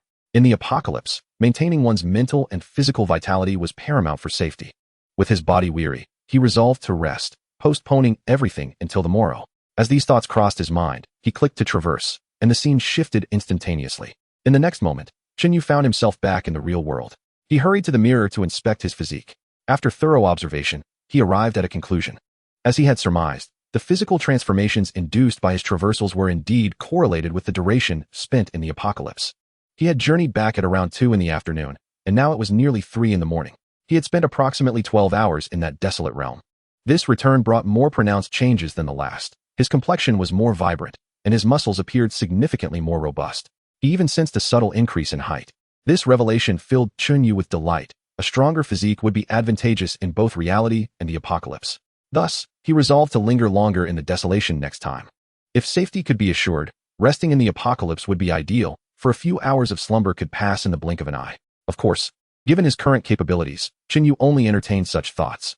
He would never engage in reckless ventures. His approach was to prioritize stability. Shortly thereafter, after a refreshing shower, he lay down and fell into a deep sleep. When he next opened his eyes, it was already the following morning. The fatigue from the previous day had vanished, leaving him invigorated. Checking his phone, he found numerous unread messages. Indifferent to them, he deemed it unnecessary to respond, for he had more pressing matters at hand. Yesterday, in the apocalyptic world, I secured over a box of gold, along with various fragmented treasures such as diamond rings and pearls. Today, I prepared to convert these assets into liquid currency. After quickly freshening up and finishing my takeout, I selected a backpack, retrieved some gold bars from my spatial ring, and placed them inside. Chinyu then ventured out to hail a taxi, arriving at a store specializing in gold recycling. Upon entering, he was greeted with a warm smile by the proprietor, who promptly inquired, "Young man, are you here to browse jewelry or to sell gold?" Chinyu replied nonchalantly, "To sell." The owner chuckled, "Well, we must first assess the quality to determine the buyback price, as different qualities command different values, as you are aware. How about we sit down for some tea and discuss this further?" Chinyu nodded in agreement, and the owner led him to a reception room. After they were seated, the owner courteously prepared a cup of tea for Chinyu. However, Chinyu was not inclined to engage in idle chatter. He directly produced a gold bar from his backpack and placed it on the table, sliding it towards the owner. The owner examined it before displaying a satisfied expression. "This gold is of excellent quality, indeed, pure gold. After weighing it, I see that it weighs 500 grams. And based on today's market buyback price of 614 yuan per gram, if you choose to sell, I can offer you 307,000 yuan. Having researched the prices beforehand, Chinyu recognized the owner as fairness, as he did not attempt to deceive him due to his youth. Thus, he extracted another gold bar from his backpack and said, "Let us add this one as well." The owner, smiling, took the gold from Chinyu, weighed it, and verified its authenticity. He nodded approvingly. "Excellent. The quality is consistent." Together, these two bars weigh exactly 1,000 grams, amounting to 614,000 yuan. "If you agree to sell, I can transfer the funds immediately." Chinyu affirmed, "Very well. Let us proceed with the transaction." They exchanged payment for goods, and upon confirming the funds had been transferred, Chinyu handed over the 2 gold bars to the owner.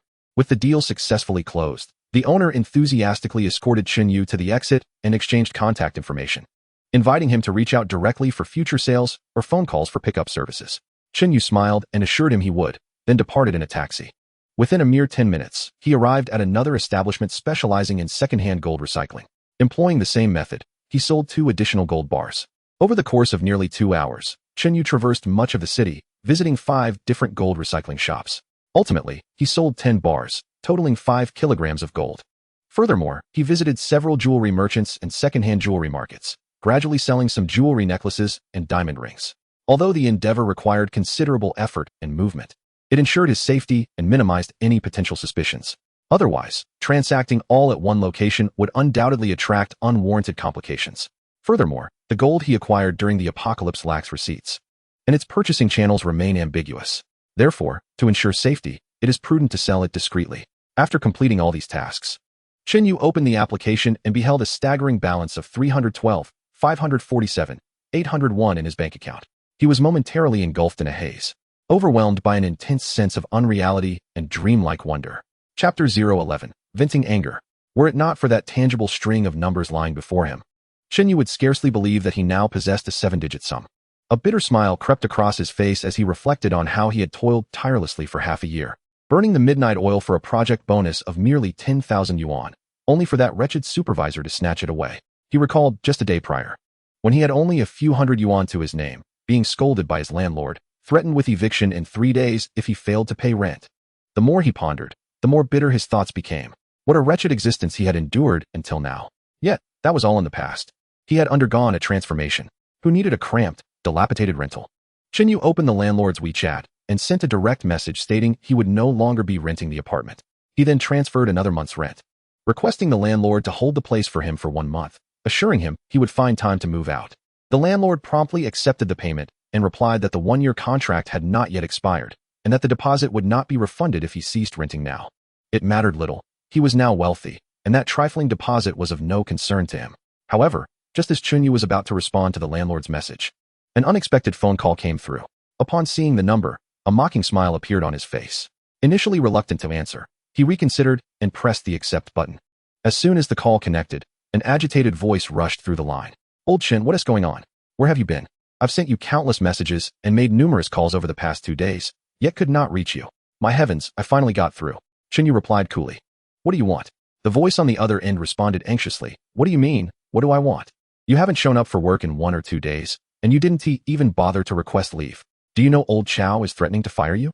You need to get to the office quickly, or you will truly be dismissed." Hearing this, Chinyu chuckled. The caller, Wang Dawei, was a colleague from the same department. He had once considered him a friend, yet when the treacherous superior replaced him, Wang failed to offer a word of support, merely standing by while others mocked him behind his back. On that fateful day, Chinyu had inadvertently overheard Wang laughing at him with other colleagues and badmouthing him to that despicable leader. If this had occurred in the past, he might have misjudged Wang's intentions as genuine concern. But now, he found the situation rather amusing. "Cut the act." Wang Dawei paused, feigning ignorance. "What do you mean?"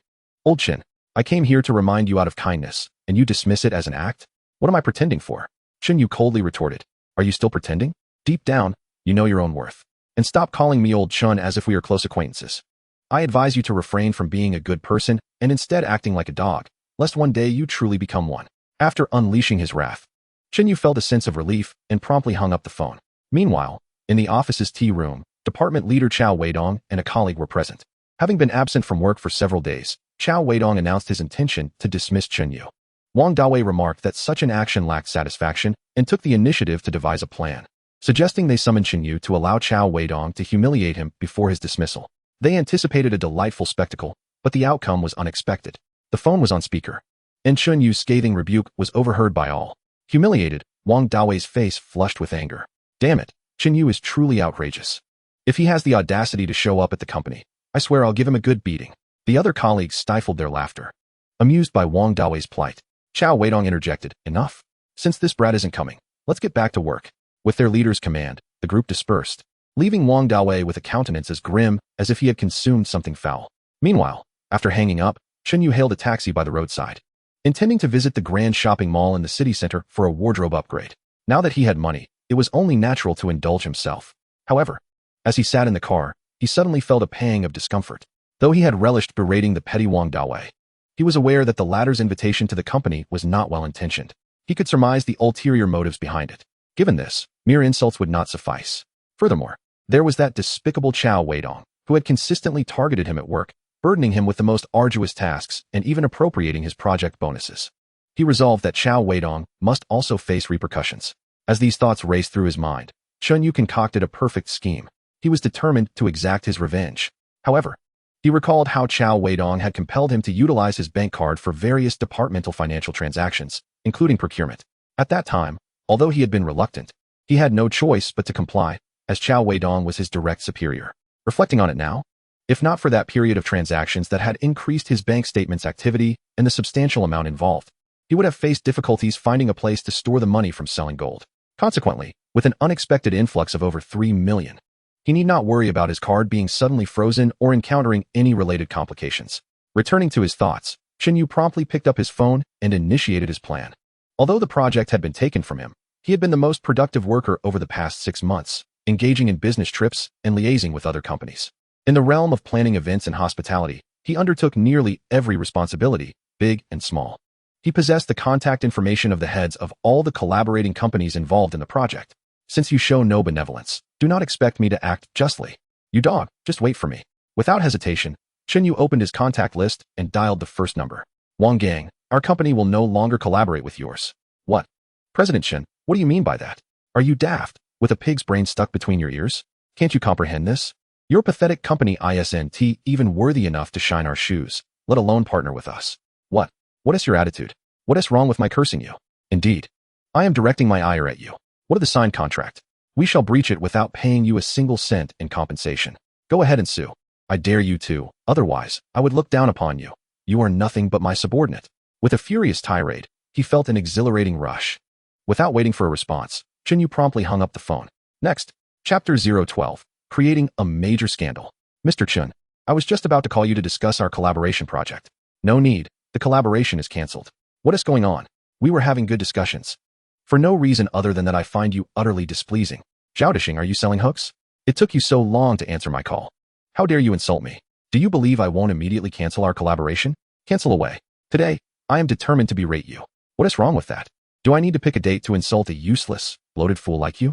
My attitude reflects that of my company. It's not arrogance. It's simply our company's stature. And remember, every word I utter is a direct message from my superior, Chao Weidong, which I relay to you verbatim. Little Chun, it's been a few days since we last spoke. Were you thinking of me? If you have time, come by my office this afternoon. Bah, you are in your 50s, approaching grandmotherhood, and you still refer to yourself as sister? I tell you, you are old, unattractive, and as rotund as a greasy pig. Not to mention you reek of body odor. Dream on if you think you can exploit me. No one wants an undesirable old woman like you. Thus, until the car reached its destination, Chinyu relentlessly made calls, berating every responsible party from companies that had either signed contracts or expressed interest in collaboration. After this tirade, Chinyu felt an exhilarating sense of liberation. Huh, you wish to appropriate my project bonuses. Even though I am indifferent to that meager sum now, I will ensure you face consequences. Ciao, let us see how you navigate the aftermath of this. At that moment, the vehicle came to a halt. Having arrived at the location, Chinyu casually handed 300 yuan to the driver, remarking, the ride was quite pleasant. Besides the fare, consider the remainder a compensation for the disturbance caused by my loud phone call. With that, he gracefully exited the vehicle. The driver, brimming with excitement, expressed his gratitude. Thank you, boss. Watching Chunyu's departing figure, he couldn't help but feel a twinge of envy. Damn it, if only I could live like that. When will I ever achieve such a life? Unbeknownst to Chunyu, the driver was grappling with these thoughts. After stepping out, he made his way directly to the shopping mall. During his time with Chu Yaoyao, nearly all his money had been spent on her. She was not employed and spent lavishly. Meanwhile, he refrained from indulging himself, often dressing in a rather casual and frugal manner, purchasing anything and everything she desired. He couldn't fathom how he had allowed himself to be so utterly captivated by that woman, leading him to such a state. Now that he had money, holding over 3 million yuan, his foremost desire was to indulge himself.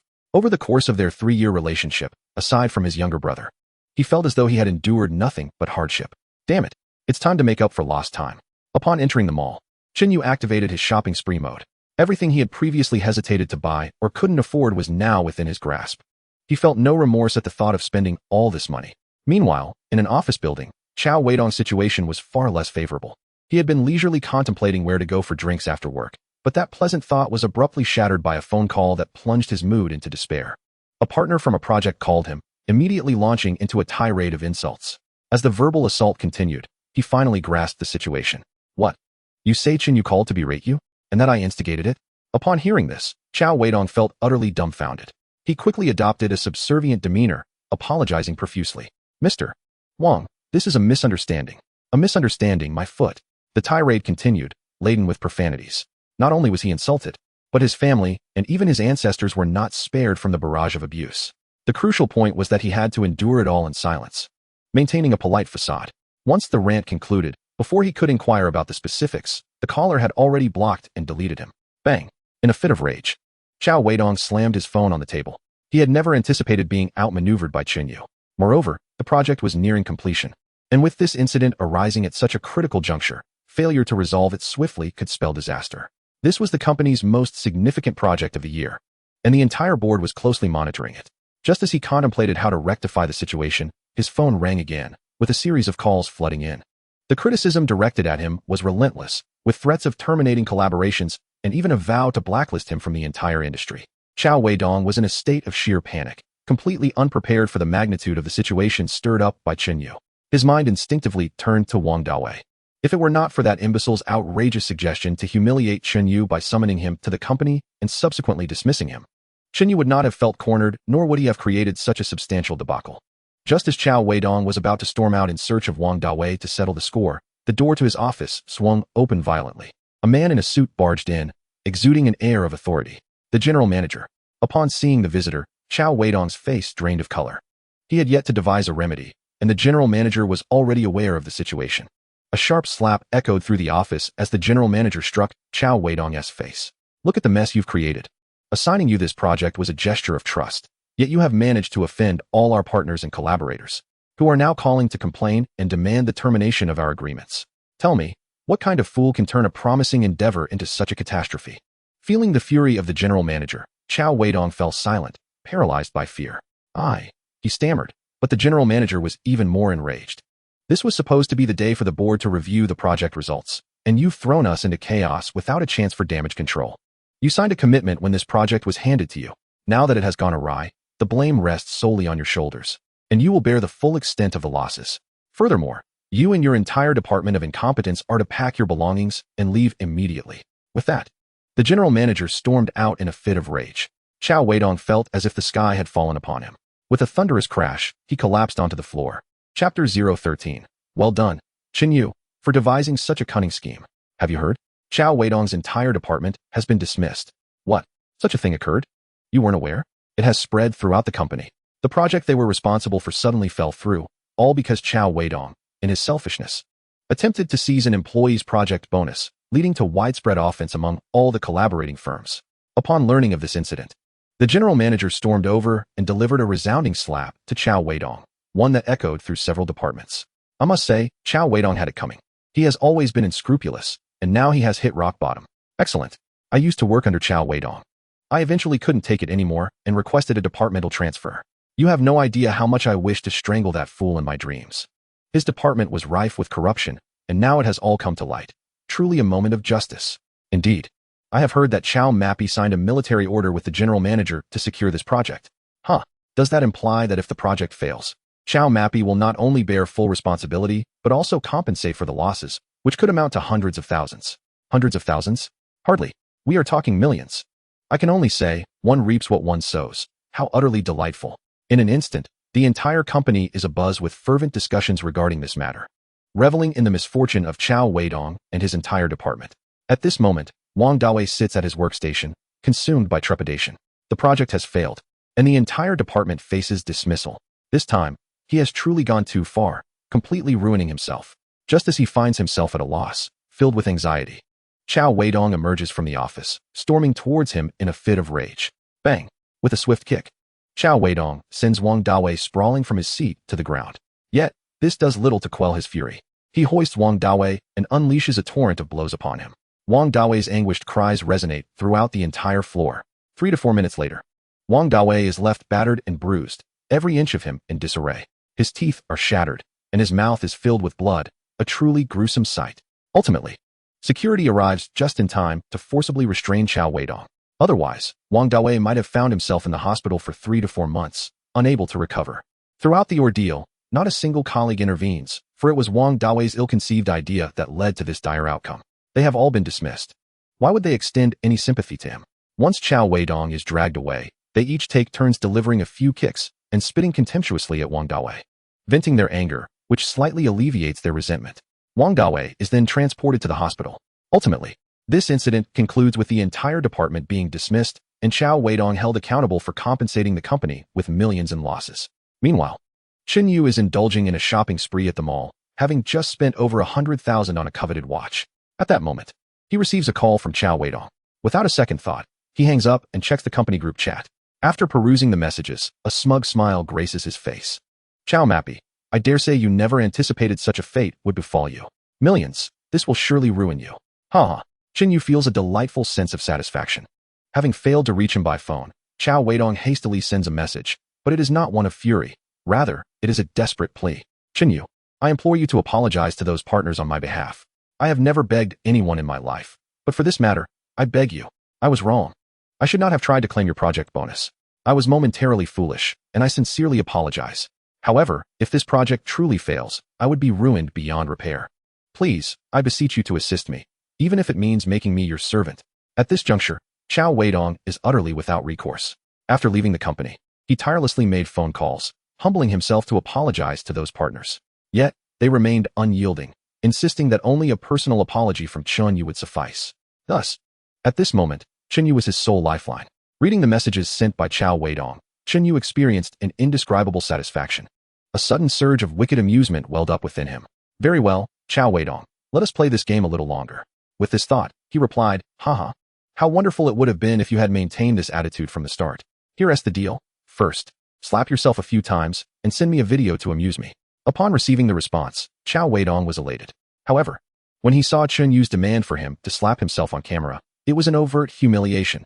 Yet, he found himself with no other options. Just seconds later, Chun Yu received a video from Chao Weidong. Upon opening it, he heard the sound of slaps. Chao Weidong brutally struck his own face several times, turning it a deep shade of crimson, one side swelling considerably. Instantly, Chun Yu erupted into laughter. Ha ha ha, splendid. Chao Weidong, you truly are merciless with yourself. Now, while you continue slapping yourself, bark like a dog and declare that you are a dog, not a human. Then record it and post it in the company group. What? Chao Weidong was taken aback. You, Chun Yu, have devised such a cruel scheme. Not only humiliation, but you also wish to strip me of all dignity, leaving me unable to hold my head high. Such malice. Half a minute later, the company group erupted into chaos. Everyone was astonished upon viewing Chao Weidong's video, and the entire office resonated with laughter. Messages flooded in, mocking and ridiculing him. Furthermore, the video spread rapidly, reaching neighboring buildings, and soon enough, Chao Weidong became the laughingstock of dozens of companies and the entire industry. As he observed the messages in the group, Chao Weidong's face flushed with embarrassment, wishing he could vanish into the ground. However, when he messaged Chun Yu, stating he had followed all orders to the letter and implored him to intervene with the partners, the next moment, his message failed to send, marked by a glaring red exclamation point. He was left in shock. Chun Yu, you bastard, I will not let this rest. On the other hand, contrasting sharply with Chao Weidong's despair, Chun Yu felt utterly liberated and jubilant. Ha ha ha, what a delight. Feeling good only intensifies my desire to shop. He continued his spree. Upon exiting the mall, Chun Yu calculated that he had spent over 530,000 in one go. Had this been before, he would have feared that it would take him a lifetime to earn such an amount. Yet now, it felt utterly effortless. Moreover, after such a lavish expenditure, he was astonished to find that he still had over 2 million in his account. Is this the sensation of the affluent? Possessing wealth to the extent that one can spend lavishly without a care, what a delightful experience indeed. However, despite acquiring so much and completely revamping my attire, it seems I am still lacking in some regard. Suddenly, a phrase came to Chun Yu's mind. A suit is a man's armor, while a luxury car serves as his steed in the battlefield. With armor in hand, how could one possibly be without a steed? In light of this, I shall procure a vehicle. Chapter 014, An Unexpected Initiative. As for purchasing a residence, Chun Yu has yet to entertain such thoughts. After all, house hunting and renovations require considerable time and effort, and moving in is not a feasible option in the short term. Thus, rather than squandering time and energy on that endeavor, it would be wiser to temporarily find a hotel for accommodation. Moreover, with the increase in his assets, Chun Yu has little interest in ordinary apartments. He only has eyes for luxurious villas. Therefore, this matter will be reconsidered after he has successfully liquidated a substantial amount of gold. Now that he possesses wealth, is there truly any concern over finding a place to stay? However, a vehicle is indeed essential for procuring supplies and navigating the city, as it would be quite inconvenient without one. Turning around, Chun Yu made his way to a Porsche dealership. Hello, welcome to the Hushi Porsche Center. May I ask how to address you, sir? Upon entering, a saleswoman clad in a form-fitting skirt, a lace-trimmed white blouse, and a tailored blazer approached him with a warm smile. Chun Yu glanced at her long legs accentuated by black stockings and high heels. Indeed, she was a vision of allure. The professional attire she wore not only perfectly highlighted her graceful figure, but also exuded an air of competence and elegance.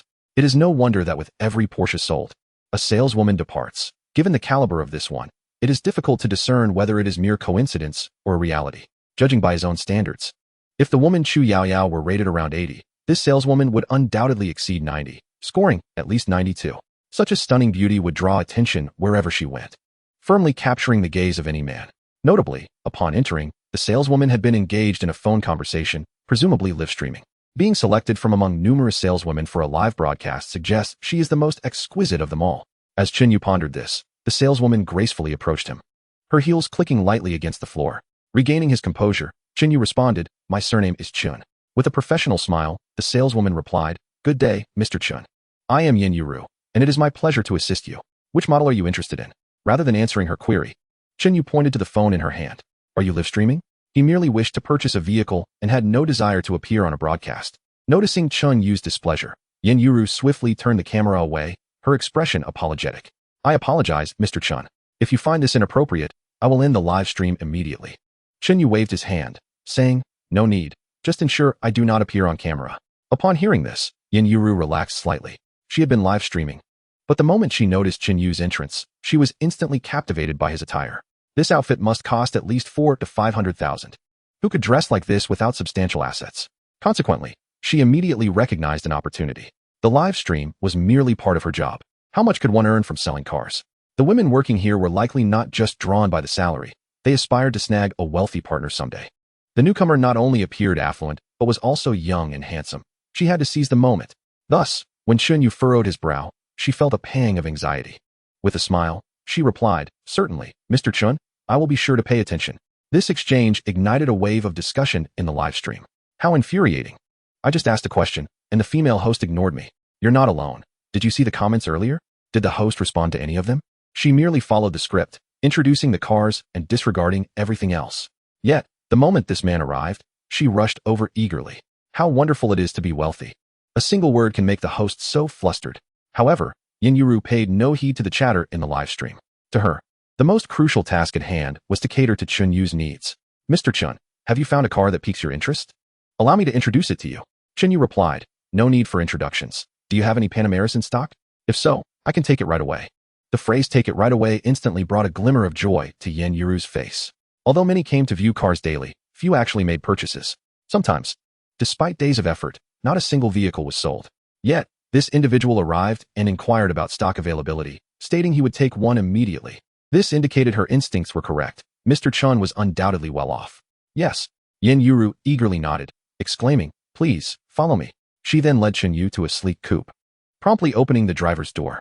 With a delicate gesture, she invited him to sit and test the seat. As Chun Yu settled into the car, Yin Yuru smoothed her form-fitting dress and executed a graceful S-shaped squat to provide service. This scene astonished the viewers in the live stream. Goodness, when will I ever experience such service? Huh, you can only fantasize. If you visit a Porsche dealership, they dismiss you the moment they notice you lack funds. Truly, wealth is a blessing. With money, a female salesperson will offer an experience beyond imagination. Damn it, she's getting hands-on. The female salesperson is making her move. The more they watched, the more the male viewers in the live stream felt their teeth grind with envy. Meanwhile, as Yin Yuru explained the features of the car, she intentionally brushed against herself. Chun Yu was fully aware of her intentions, and a subtle smile crept across his face. He mused. Is this the novel experience that comes with being affluent? Such fiery enthusiasm is indeed overwhelming for the average person. But is he truly a superficial individual? Just as Yin Yuru was preparing to provide Chun Yu with a detailed introduction to the vehicle, Chun Yu waved his hand dismissively and declared, no need for an introduction. I want this one. This statement only heightened the joy on Yin Yuru's face. Chun Yu inquired, you just mentioned that this is the only car available at your dealership, correct? Yin Yuru nodded eagerly indeed. This vehicle just arrived from the port this morning. It was placed here temporarily before being moved to the warehouse this afternoon. This is the only one available. All other vehicles won't arrive for at least another week. Chun Yu nodded. All right, let us proceed with the payment. Yin Yuru cautioned. However, Mr. Chun, this car is fully equipped with the highest specifications, and correspondingly, its price is also the highest among this model, making the value proposition less favorable. If you're not in a hurry, I wouldn't highly recommend it. Before she could finish her sentence, Chun Yu interrupted. If I'm buying a car, why wouldn't I choose the highest specifications? Besides, I don't have the luxury of waiting a week. Such a simple exchange stirred a tempest of emotions within Yin Yuru. The phrase no time to wait underscored the value of time, deemed more precious than money.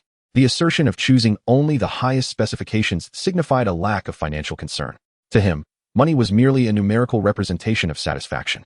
All of this indicated that Chun Yu was a person of considerable status and wealth, which undoubtedly delighted her. Yin Yuru struggled to contain her excitement, feigning indifference. Yet she yearned to draw closer to Chun Yu, longing to affectionately address him as benefactor. Very well, Mr. Chun. Please hold on for a moment while I prepare the purchase agreement for you, Yin Yuru said softly. Chun Yu nodded affirmatively. She then turned, swaying her alluring waist, and hurried to the manager's office, conveniently shutting down the live stream. The audience consisted solely of those who could merely chatter, and she could hardly be bothered with them. While preparing the contract, she took out her lipstick and touched up her makeup, striving to present her best self to capture attention. In the presence of such a significant patron, It was imperative to maintain an exquisitely polished appearance. However, unbeknownst to Yin Yuru, shortly after her departure, a group of female sales associates set their sights on Chunyu. Did you see that flirtatious Yin Yuru? She usually just pretends to work in the store, barely acknowledging any customers. But now that a genuine wealthy client is here, she's immediately all over him. One remarked, "I told you so." She puts on a facade of propriety, acting aloof in front of us, but in reality, she's just as eager to latch onto a wealthy man as we are. Another chimed in, "Exactly. Why should a young and handsome affluent client be monopolized by her? As long as the order isn't finalized, it's anyone's game. Ladies, let us band together. Whoever secures the deal first wins, but we cannot allow that flirtatious Yin Yuru to snatch him away." Agreed. As she spoke, a group of female sales representatives approached Chunyu. "Sir, aside from the Panamera, do you have any other models you fancy? Would you like me to introduce another option? A distinguished gentleman like yourself would truly be better suited for this model. Sir, are you thirsty? Shall I pour you a cup of coffee?" Instantly, 7 or 8 female salespeople surrounded Chunyu, showering him with incessant flattery. Chunyu found himself momentarily dazzled, caught in a whirlwind of attention. Just then, Yin Yuru had prepared the contract, and, upon seeing the scene unfold, her delicate face flushed with anger. They were seizing her clients, her significant patron, in her absence. She rushed over, pushing the group of saleswomen aside. Ignoring their disdainful glances, she beamed at Chunyu. "Mr. Chun, your purchase contract is ready. Shall we proceed to the VIP room for signing?" Chunyu, reclining with one leg crossed over the other, glanced at the other saleswomen. To be honest, the female sales representatives at Porsche were all quite attractive, each surpassing the 70-point threshold of beauty, typically ranging between 85 and 89. However, in comparison to Yin Yuru, who was undoubtedly above 92, they paled significantly. They were beautiful, yet when juxtaposed with her, their allure diminished. Thus, after Yin Yuru finished speaking, Chunyu merely offered a polite smile in response to the lingering gazes of the other saleswomen. He then turned to Yin Yuru and nodded. "All right, let us go." "Very well. This way, please." As Chunyu remained unaware, Yin Yuru cast a triumphant glance at the other saleswomen before leading him eagerly towards a secluded VIP room. Once inside, she promptly locked the door to ensure their solitude was preserved against any interruptions. After seating herself, she did not take the chair opposite him but instead drew it closer, positioning herself beside him. With a subtle, intentional gesture, she brushed her hair and presented the contract to Chunyu. "Mr. Chun, here is your purchase contract. Please take a look." Chunyu waved his hand dismissively. "No need to review. I can sign directly."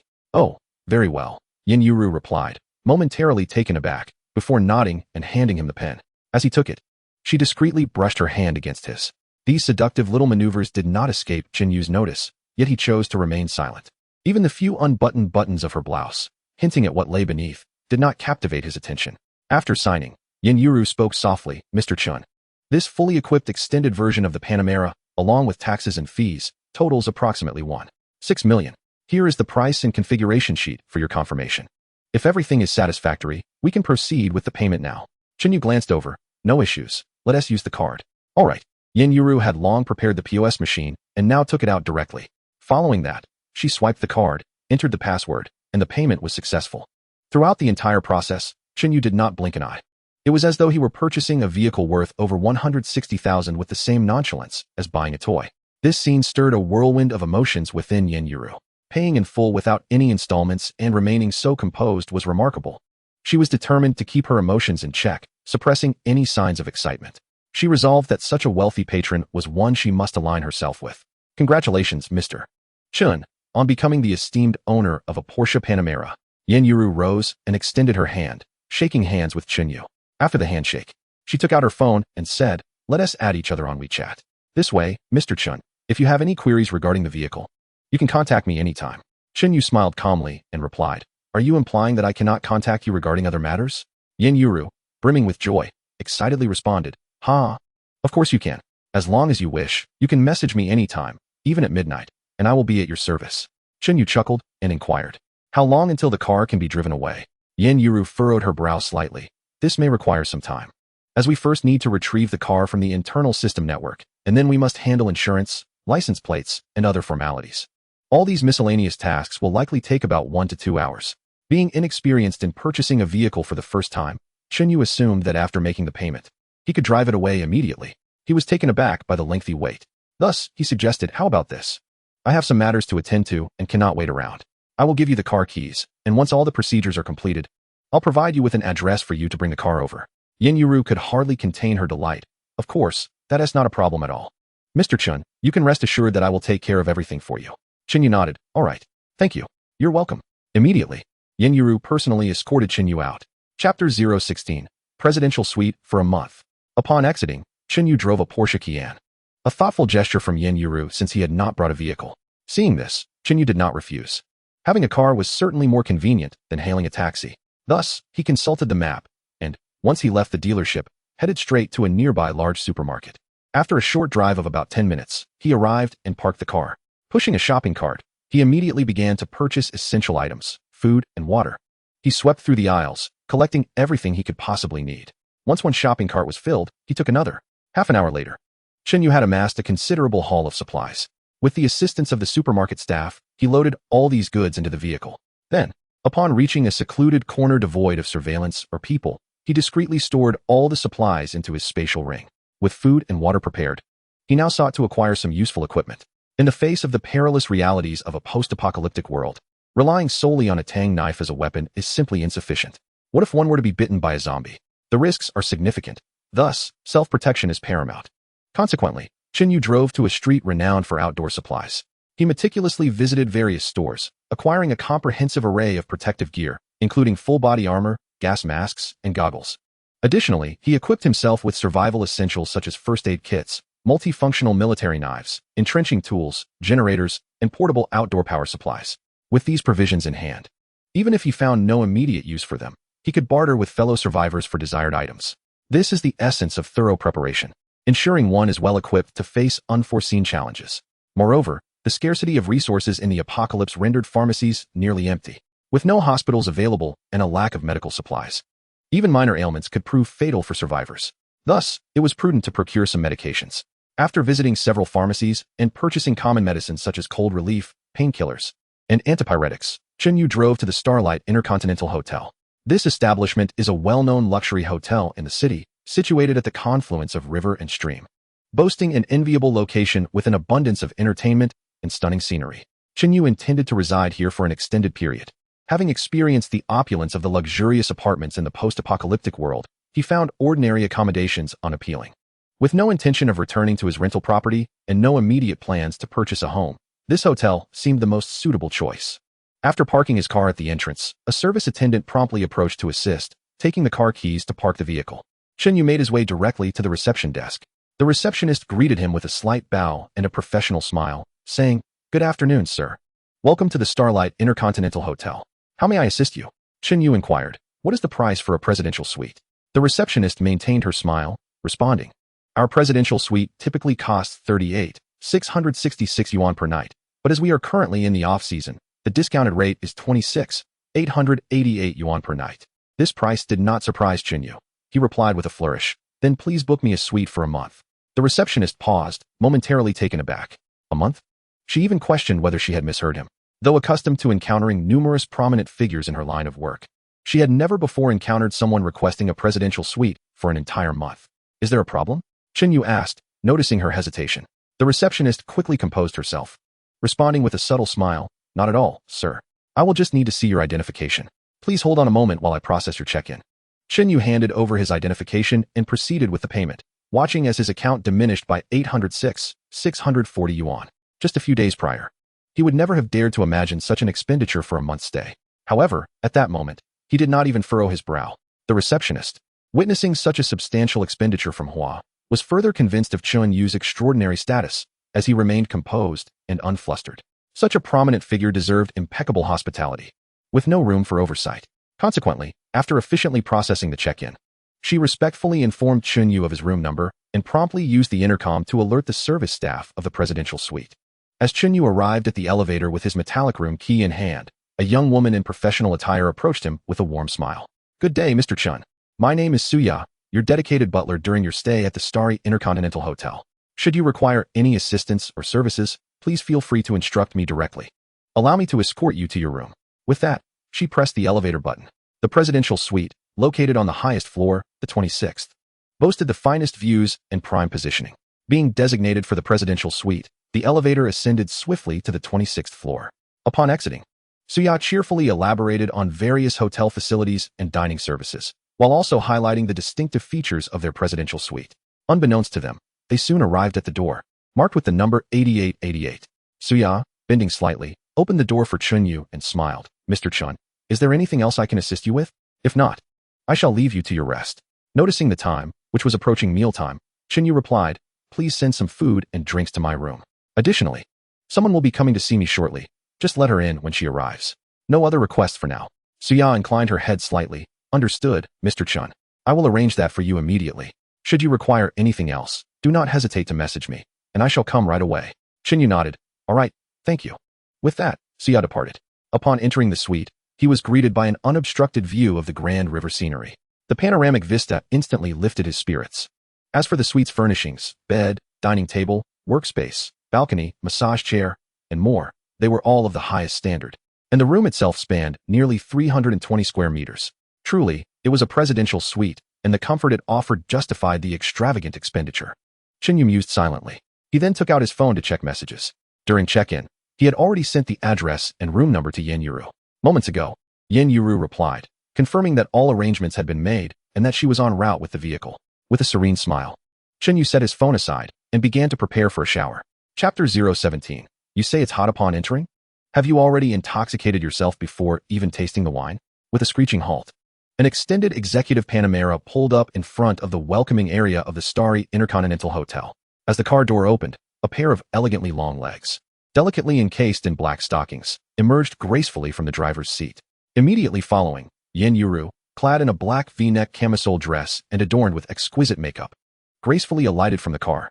Although she had come as per their arrangement to deliver the vehicle to Chunyu, her heart harbored other intentions. With the address set in advance, could she possibly be oblivious to the underlying implications? Thus, having arrived, she was naturally prepared for what lay ahead.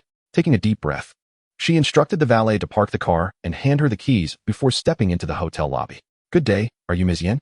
At that moment, a young woman in professional attire approached Yen Yuru, her voice imbued with warmth. This was Suya. Since receiving instructions from Chunyu, she had been waiting below. The instant Yen Yuru entered, she was captivated by her beauty. Truly, she was an exceptionally stunning woman. Even for someone like Suya, who had encountered numerous beautiful women in such settings, Yen Yuru's allure was breathtaking. It was clear to her that this lady was the one Mr. Chun had been anticipating, prompting her to step forward with polite inquiry. Yen Yuru was somewhat taken aback by how the other recognized her, and with a hint of curiosity, she nodded affirmatively. Indeed, my surname is Yen. Suya smiled warmly. Greetings, Ms. Yen. Mr. Chun has instructed me to await your arrival. If you would kindly follow me, I shall escort you to Mr. Chun's room. Oh, very well. Yen Yuru responded, just as the valet returned with the car keys. Accepting the keys, she trailed behind Suya. Upon entering the elevator, Suya swiped her card and pressed the button for their floor, and the elevator ascended directly. At that moment, Yen Yuru discreetly took out her phone to search for information. She discovered that the presidential suite at the Shingshan Intercontinental Hotel was located on the 26th floor.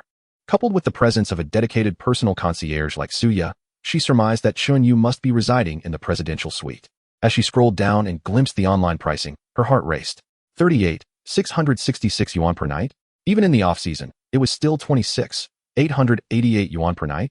While she had anticipated a hefty price, she had not imagined it would be this exorbitant.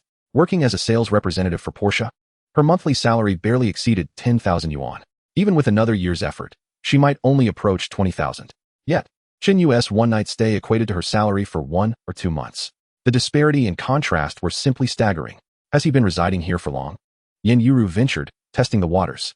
Having seen her fair share of situations, Suya instantly discerned Yen Yuru's underlying thoughts. Yet, she maintained a professional demeanor, her smile unwavering. No, Mr. Chun just checked in today. Upon hearing this, a fleeting expression of disappointment crossed Yen Yuru's face. Clearly, Chunyu had booked a night here specifically for her. The distinction between a single night and an extended stay was quite significant. However, Suya's next statement sent a wave of exhilaration coursing through Yen Yuru. To be candid, the presidential suite at the hotel typically lies vacant, with only a handful of guests checking in for a day or two each month. To stay for 3 or 4 days is quite rare. However, Mr. Chun has made an audacious decision to book the suite for an entire month. In all my time here, I have never encountered such a lavish patron. The cost for just one night is a staggering 888 yuan. Over the course of a month, that amounts to over 800,000 yuan, merely for a hotel stay. Such an extravagant sum is astounding. In that moment, despite her attempts to maintain composure, Yin Yuru could not suppress her emotions. Just then, the elevator chimed, signaling its arrival. Suya smiled and said, "Miss Yin, room 8888 is where Mr. Chen is staying." Yin Yuru endeavored to calm herself, replying, "Thank you." After which, Suya descended in the elevator. Standing before the door of room 8888, Yin Yuru hesitated to knock, feeling a wave of nervousness as her heart raced uncontrollably. To steady herself, she mentally encouraged her resolve, reminding herself to seize this rare opportunity. If successful, her future would be secured. With newfound determination, she retrieved a small makeup mirror from her bag to touch up her lipstick and smooth her hair. After taking a deep breath, she finally mustered the courage to gently knock on the door. Coincidentally, she received a message from Suya indicating that Chunyu had just finished his shower. Hearing the knock, he approached the door and was greeted by the sight of Yin Yuru, now elegantly attired, smiling warmly at him. "Mr. Chun, your car is parked in the hotel lot. Here are the keys. Please keep them safe."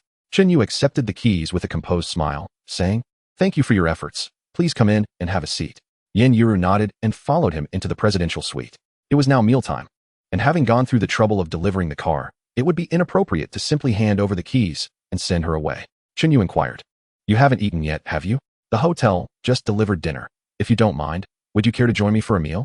Yin Yuru, anxious that he might dismiss her after receiving the keys, felt a surge of joy at his invitation. "Of course. Thank you for your hospitality, Mr. Chen.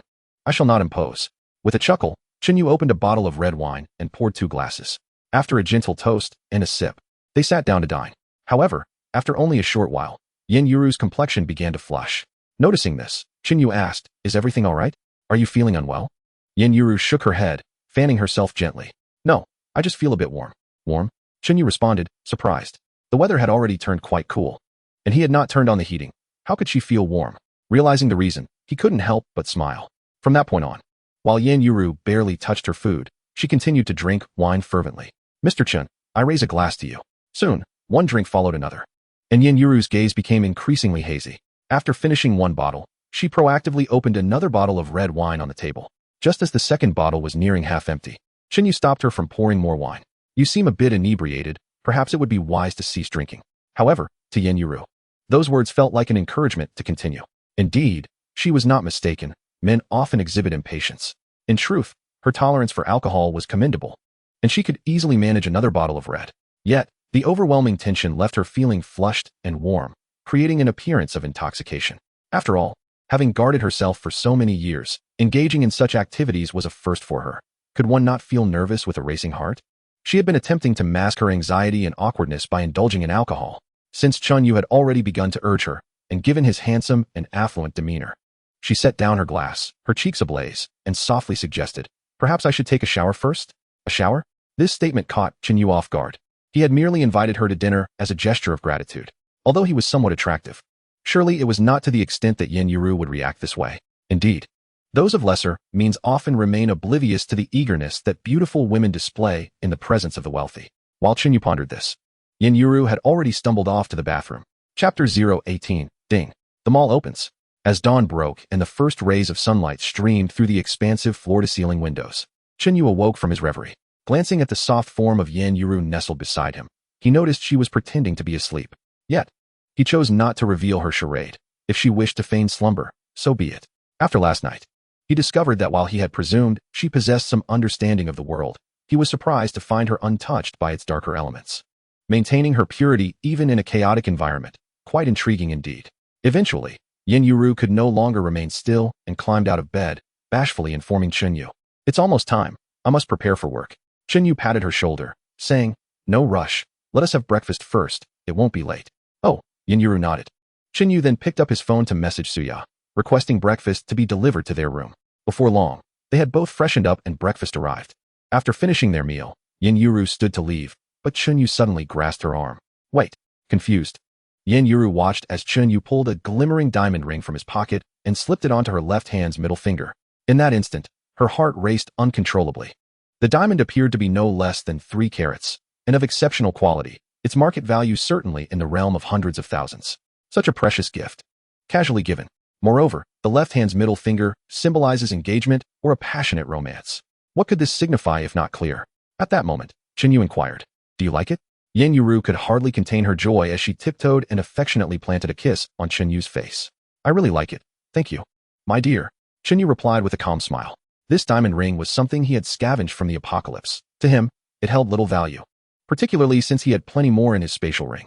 Unlike gold, which depreciates significantly upon sale, this trinket was of little use aside from pleasing women. The next time he encountered such an item in the apocalypse, he would not even bother to store it in his spatial ring. It was merely a token gesture, and to his surprise, it brought her such happiness. Ah, so women are so easily pleased? He mused. All right, time to head to work. Yu waved dismissively. Hum. Yin Yuru nodded, planting another kiss on Yu before reluctantly shouldering her bag and leaving the room. Once she departed, Yu took out his phone to send a message to Suya. I will be in seclusion. If I need food or drink, I will call for you. Otherwise, do not allow anyone to disturb me, understood? Suya promptly replied, understood, Mr. Chun. Soon after, Yu's consciousness entered the spatial ring to assess his supplies. Food, water, medicine, and various survival gear were all adequately prepared. With ample resources, he could sustain himself in the apocalypse for an extended period without returning to reality. Although he had felt exhausted during the day prior, a night of rest had restored his energy and vitality. The gold he had brought back from the apocalypse had significantly transformed his life in the real world. Thus, he resolved to double his efforts in the apocalypse. With that determination, he planned to enter the apocalypse once more. Opening the system, he focused his thoughts. In an instant, the scene shifted, and Yu found himself back in the room he had left in the apocalypse. After a day away, the house remained just as he had left it. The cabinet against the door showed no signs of having been disturbed, and the glass jar on the doorknob still hung intact. This indicated that no one had approached or attempted to enter the house during his absence, affirming that his choice of a high-rise building as a temporary stronghold was indeed wise. Having idled for too long, it was time to slay some zombies and quickly accumulate enough points to reach 100. With that thought, Yu retrieved a tang knife from his system backpack. After ensuring no one was outside, he opened the door and stepped out. At that moment, Zhao Kuer heard a noise in the corridor and hurried to the door, peering through the peephole, where she spotted Yu standing outside. Suddenly, Yu glared at her, startling her so much that she stumbled backward, clutching her chest as her heart raced. How frightening, she thought, panicking and daring not to approach the door again. Meanwhile, Yu was somewhat surprised. During this visit to the apocalypse, his perception seemed to have sharpened significantly. He had sensed someone watching him just moments before. It was not until he heard sounds from behind the door across from him that he confirmed his instincts were correct. This was indeed an unexpected discovery. Could it be that the longer one endures in the apocalypse, not only does it bring about changes in one's physical form, but it also enhances one's perceptive abilities? Setting aside this perplexity, Yu tightly gripped his Tang Dao and descended the stairs. As he made his way down, he cast a glance at the Shirkai Huading community during the day. Although it was not as eerily quiet as at night, apart from a few scavengers searching for supplies, there were hardly any residents moving about the premises. Hence, he quickened his pace and swiftly scaled the wall to exit the community. With the Tang Dao in hand, he deliberately avoided areas where people congregated and commenced his search for traces of zombies. Having witnessed the frenzied behavior of the undead at night, Yu observed that, aside from a reduction in numbers, many seemingly having disappeared, the daytime zombies appeared to lack a certain vitality. They ambled sluggishly along the streets, and while they remained acutely sensitive to the scent of the living, their reactions and agility seemed considerably dulled during daylight hours. Nevertheless, Yu remained vigilant. Unwilling to underestimate their threat, he maintained a safe distance from the hordes of zombies, opting instead to confront isolated ones, ensuring that each strike was delivered with full force to dispatch them swiftly. Ding. Level 1 zombie slain, 1 point gained. Ding. Level 1 zombie slain, 1 point gained. Ding. Level 1 zombie slain, 1 point gained. With each decisive strike, the system echoed its notifications. As the number of fallen zombies increased under his blade, his points began to accumulate steadily. Currently, he had amassed 83 points, still 17 points shy of the coveted 100. Not enough. With this thought in mind, Yu swiftly relocated, continuing his pursuit of solitary zombies. By shifting locations after each kill, he not only minimized the risk of drawing more zombies with the noise, but also reduced the likelihood of being noticed by other survivors, an approach that proved to be far more prudent. Before long, he spotted another lone zombie. Just as the creature reacted to the scent of the living, he raised his blade and struck at its head. Blood gushed forth, the foul stench filling the air, but Yu deftly avoided the spray. With each kill, his experience and technique in dispatching zombies grew increasingly refined and rapid. In the blink of an eye, his points surged to 92. Almost there. Quickening his pace, Yu dispatched another zombie. After several minutes, upon slaying his 100th zombie since the onset of the apocalypse, a notification resonated in his mind. Ding. Host points have reached a cumulative total of 100 for the first time, unlocking the marketplace. Chapter 019. The more you kill, the stronger you become. Upon hearing the system's prompt, Chen Yu's heart soared with joy. He had slain dozens of zombies in one go, and his hands were beginning to ache from the exertion.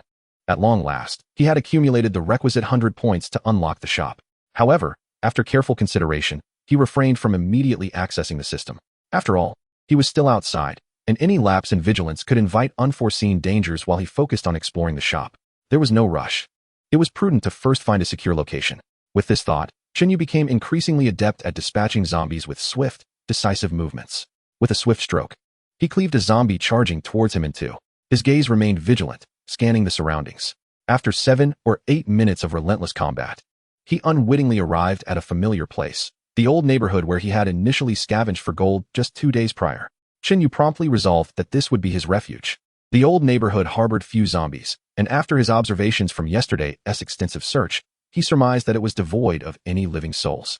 Just as he had done previously, he stealthily entered the neighborhood and sought out an empty residence.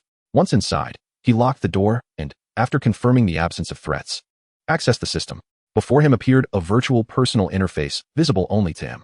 Top-tier transmigration system. Host, Chen Yu. Points, 112. Abilities, invisibility, beginner, control, beginner. Talents, master marksman. Master blade techniques, items, space ring, Tang Dao, M4A1 assault rifle, remaining ammunition, 99, 942 rounds. Casting a glance, Chen Yu promptly navigated to the system shop. The interface swiftly transitioned from his personal dashboard to the marketplace.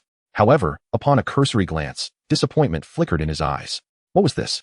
After slaying countless zombies and earning over 100 points, he could only purchase a D-grade treasure chest? As for the myriad items in the shop, such as beginner weapon enhancement stones, evolution fruits for abilities, and various other goods, he could afford none of them. Chen Yu could not help but mentally berate the system. You've set the prices so exorbitantly high. How many more zombies must I fell to acquire something? You've fallen back into your old habits, Haven TU, making it so difficult. Nevertheless, the displayed merchandise suggested that with sufficient points, almost anything one desired could be procured. Additionally, the variety and allure of the offerings were undeniable. Were it not for his lack of points, Chen Yu would have eagerly seized every item at his disposal. Each of these items promised significant enhancements to his strength. How infuriating. It felt as though the system was compelling him to engage in a relentless slaughter of zombies. Yet, he found himself irresistibly drawn to the prospect. For with each zombie he dispatched earning him points, he could leverage the items in the shop to elevate his power effortlessly. Enough. He would slay the wretched zombies and amass points. The more he killed, the stronger he would become. Suddenly, fueled by an insatiable desire for strength, Chen Yu felt invigorated, filled with a fervor for the task at hand. Soon after, he selected a D-grade treasure chest from the system shop and spent 100 points to purchase it. Ding. Purchase successful, 100 points deducted. Remaining points, 12. After slaying numerous zombies to earn those points, he was left with a mere 12. To be honest, Chen Yu felt a twinge of regret. However, points are meant to be spent, are they not? With this thought, he felt a tad better. Entering the system backpack, he selected the D-grade treasure chest and opened it directly. In the next moment, the system notification chimed in. Ding. Congratulations, host has acquired the Eagle Eye Vision talent and a D-grade spirit fruit. In an instant, Chen Yu felt a surge of clarity. Standing by the window, he could see with astonishing precision. Even objects 2 kilometers away appeared vividly clear to him. As the name suggests, the Eagle Eye Vision excels in the night, while others are blinded in the dark. He perceives everything with remarkable clarity. This talent is truly a magnificent boon for the night. Suppressing his excitement, Chen Yu turned his attention to the D-grade spirit fruit that had also been revealed, scrutinizing its description. Note, D-grade spirit fruit, infused with the essence of heaven and earth, can enhance strength upon consumption. Note, D-grade spirit fruit is only effective for D-grade and below ability users. It is ineffective for those above D-grade. Chen Yu then noticed that this D-grade spirit fruit was priced at 200 points in the system shop. Not only had he gained the Eagle Eye Vision talent by opening a D-grade treasure chest, but he had also received this fruit. What a profit! According to the information, the D-grade treasure chest is the lowest tier of chests. The classifications from lowest to highest are D, C, B, A, S, SS, and SSS. The higher the grade, the more items and superior quality one can obtain. Upon realizing this, he made a decision. When points were scarce, he would strive to purchase treasure chests to open. This way, he wouldn't incur losses, and if he were to gain, it would be a substantial profit. With this in mind, he took the D-grade spirit fruit from his system backpack. Holding it in his hand, he pondered how to use this peculiar item. It was small, resembling a fruit. Should he eat it directly? He decided not to overthink it. With a fleeting thought, he tossed it into his mouth. In the next moment, he felt his previously fatigued body rejuvenate instantaneously, as if he had awoken from a deep slumber. Simultaneously, he was filled with an inexhaustible energy. This sensation was immediate. Ding. Congratulations, host strength has risen to D-grade ability user. What on earth? Hearing the system notification, Chunyu was momentarily taken aback. He soon discovered that his personal system interface now displayed a new level section, marked as D-grade. If his conjecture was correct, the strength classification for ability users in this apocalyptic world spans from D to SSS. Although the D-grade spirit fruit could enhance strength, it was far from sufficient to elevate him to the next level with just one fruit. Thus, he must have been on the verge of a breakthrough to the D level before consuming this D-grade spirit fruit, which enabled him to instantly ascend. Now, he stands as a D-level ability user, uncertain of the prowess of other ability users in this apocalyptic world and their current levels of strength. With a sense of vigilance, he resolved to eliminate more zombies without delay. Only by fortifying his own strength to an intimidating degree could he face any impending danger without fear.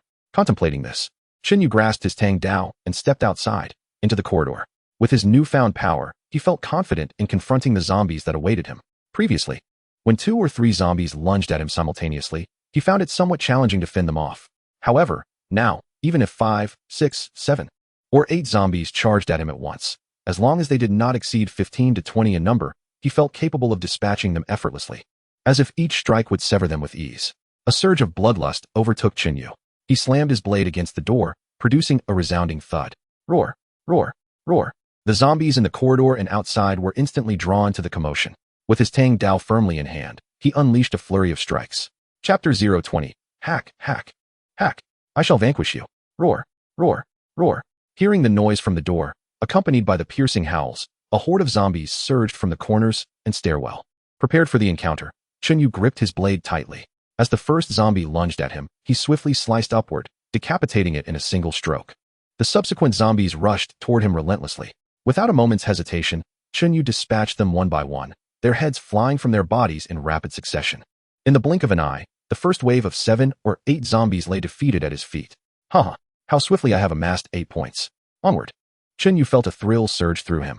He continued the tactic, striking the door once more. Thud, thud, thud, thud. An increasing number of zombies, drawn by the noise, began to swarm toward him.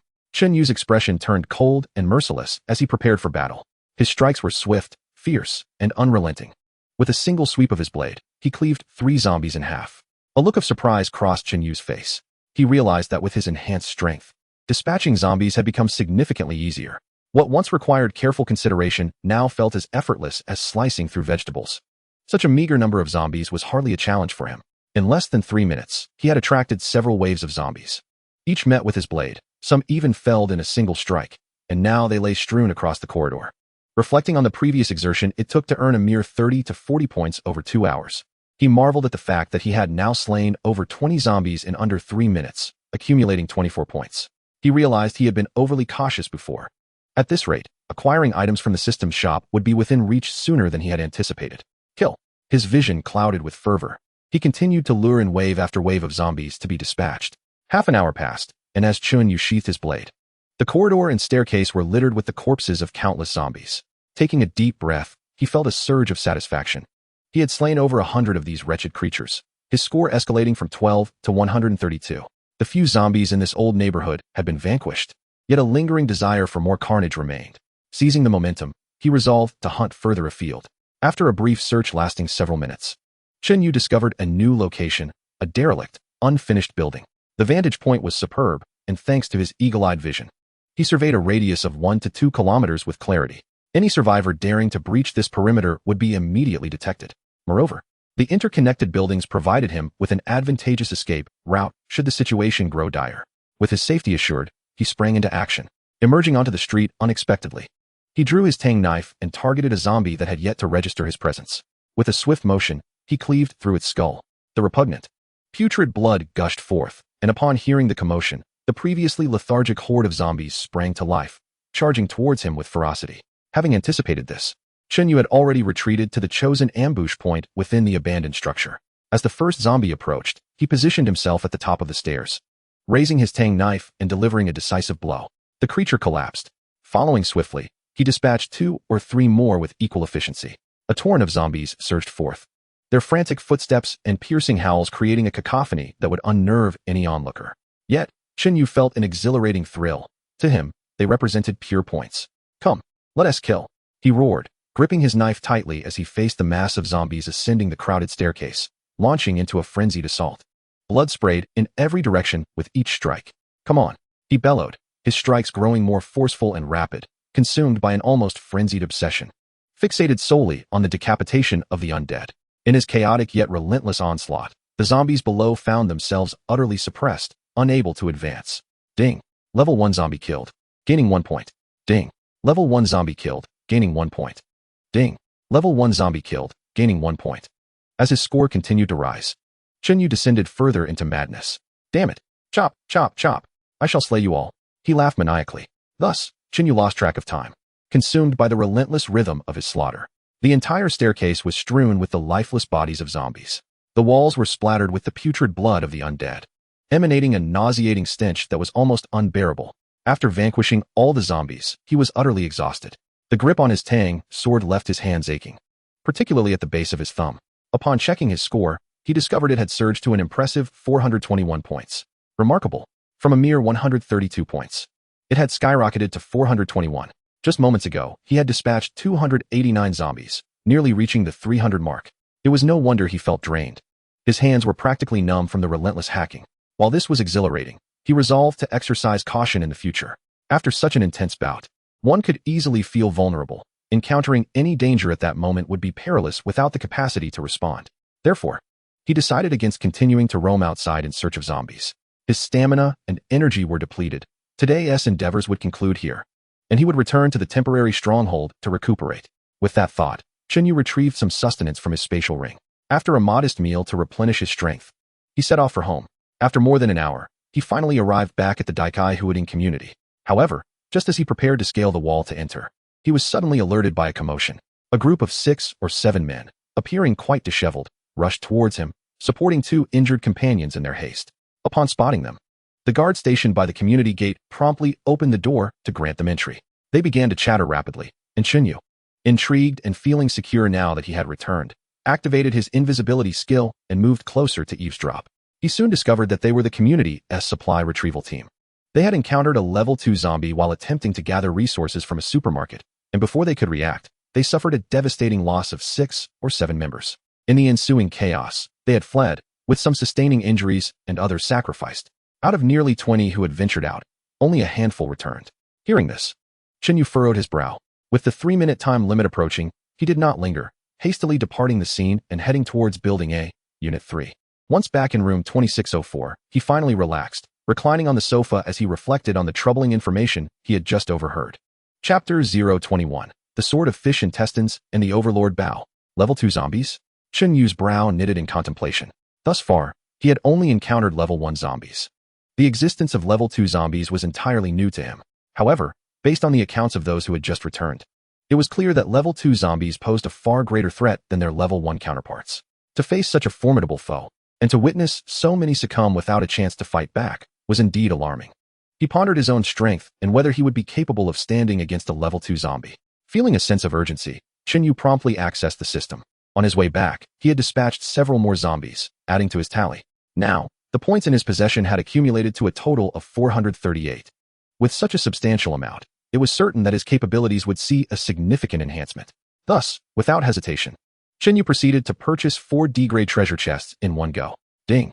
Purchase successful, for 100 points deducted. Remaining points, 38 points. Once the items arrived in his inventory, Yu promptly opened all of them at once. In the next instant, a series of system prompts resounded. Ding. Congratulations. The host has obtained the Fish Intestine Dagger, a supreme assassin talent. Ding. Congratulations. The host has acquired 2 D-grade spirit fruits. Ding. Congratulations. The host has received the Overlord Bow, Arrows X10, a supreme archer talent. Ding.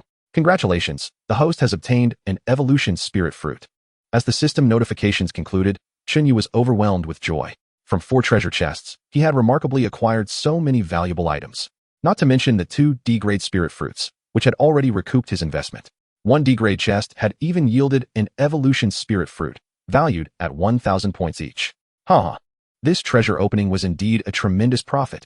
The D-grade spirit fruits not only enhanced strength, but also provided an instant boost to stamina and energy, proving invaluable in combat. Therefore, he decided to reserve the two fruits for future use. Chen Yu then turned his attention to the evolution spirit fruit. As soon as he retrieved it from his inventory, he placed it in his mouth. Apart from experiencing a refreshing sensation, the system prompt soon followed. Ding. Please choose an ability to evolve. Two option boxes promptly appeared. Chen Yu felt that the invisibility option, which lasted 3 minutes, was sufficient for now. On the other hand, evolving control would enhance his combat prowess. After a brief contemplation, he opted for evolving his control ability. In the next moment, he felt a significant enhancement in his control powers. However, the system indicated that his control ability remained at the novice level. It seemed that 1 or 2 evolution spirit fruits were far from enough to elevate it to the intermediate level. For the time being, he decided to test the potency of his current control ability. With that thought, Chen Yu retrieved a small yet formidable dagger from his inventory. The fish intestine dagger, a renowned ancient blade, was easily concealable and extraordinarily sharp. After reading the description, he focused his thoughts. In an instant, the fish intestine dagger, which had been resting on the coffee table, soared into the air and zipped around the living room at lightning speed. Excellent. He could now manipulate objects to vanquish foes. This dagger, combined with his control ability, was perfectly suited for stealthy strikes against enemies. Moreover, he had also acquired a supreme assassin talent from the same treasure chest, which allowed for surprise attacks while utilizing invisibility. A remarkable find. After returning the fish intestine dagger to his inventory, Chen Yu promptly retrieved another weapon he had acquired, the Overlord Bow. Instantly, a majestic bow appeared in his grasp. Upon glancing at the system description, he noted that the Overlord Bow was forged from mysterious iron and was originally paired with the renowned Overlord of Western Chu. The simple line of text underscored its extraordinary nature. Just hearing its name exuded an impressive aura and formidable presence. With a tentative motion, Chen Yu knocked an arrow and drew the bowstring. As he released it, a piercing sound echoed through the air. The arrow flew, penetrating the wall effortlessly. As Chen Yu beheld the scene before him, a sharp gasp escaped his lips. The power exhibited was indeed astonishing. Yet, he found it somewhat taxing. He had exerted nearly all his strength and still could not fully draw the bow. What magnitude of force would it unleash if fully drawn? The thought was too daunting to contemplate. However, the system initially provided him with only 10 arrows. Although they could be retrieved after being shot, there would inevitably be losses, making this supply rather insufficient. Thus, he glanced at the system's marketplace, where the 10 arrows were priced at a mere 1 point each. Slaying a level 1 zombie would recoup that cost, which was quite reasonable. Consequently, he spent 4 points to purchase an additional 40 arrows. With the initial 10 arrows, and after having wasted 1 on a wall, he now possessed 49 arrows in his system's inventory, which left him quite satisfied. After several minutes, having thoroughly experienced the contents of the 4 treasure chests, Chen Yu realized that his control over his abilities had significantly improved compared to before. Armed with the fish intestine sword and the Overlord Bow, he felt confident that he could face a level 2 zombie without fear, even against equally powered opponents. He believed he had the capability to contend. The expenditure of 400 points was indeed worthwhile. At that moment, feeling a pang of hunger, Chen Yu retrieved a portion of barbecue from his spatial ring. In an instant, the table was adorned with an array of delights: charcoal grilled beef, lettuce-wrapped pork belly, grilled squid tentacles, roasted yellow croaker, and skewered lamb on red willow branches. Feeling that it was still insufficient, he willed forth an additional serving of spicy crayfish, along with 3 bottles of chilled soda. The enticing aroma filled the air, and after laboring for so long, he thought to himself, in this vast world, nothing surpasses the joy of a good meal. With a rumbling stomach, Chen Yu took a sip of soda and a bite of skewers, indulging in his feast. However, just minutes into his meal, he suddenly furrowed his brow and turned his gaze toward the windowsill. To his astonishment, a white cat had appeared outside the glass pane, though he could not recall when it had arrived. Where had this cat come from? How had it managed to get there? A wave of curiosity washed over him. With this intrigue, he approached the window for a closer look. He noticed that although the neighboring living room's window was separated by some distance from his own, this gap was negligible for a cat with such remarkable jumping ability. It seemed likely that the white cat had been lured by the enticing aroma and had jumped over from the adjacent window. After all, a cat's sense of smell is many times more acute than that of a human. Even a closed window would not entirely block the scent if there was the slightest opening. As Chen Yu pondered these thoughts, the white cat outside gazed longingly at the food on the table and began to scratch at the window. In all honesty, Chen Yu had always wanted to have a cat, but he had previously been met with strong opposition from Chu Yaoyao, who expressed her dislike for cats and her allergy to cat fur. Thus, even if he had entertained the notion, he had set it aside. Yet, at this moment, as he looked at the white cat, a smile spread across his face. In the next instant, he opened the window.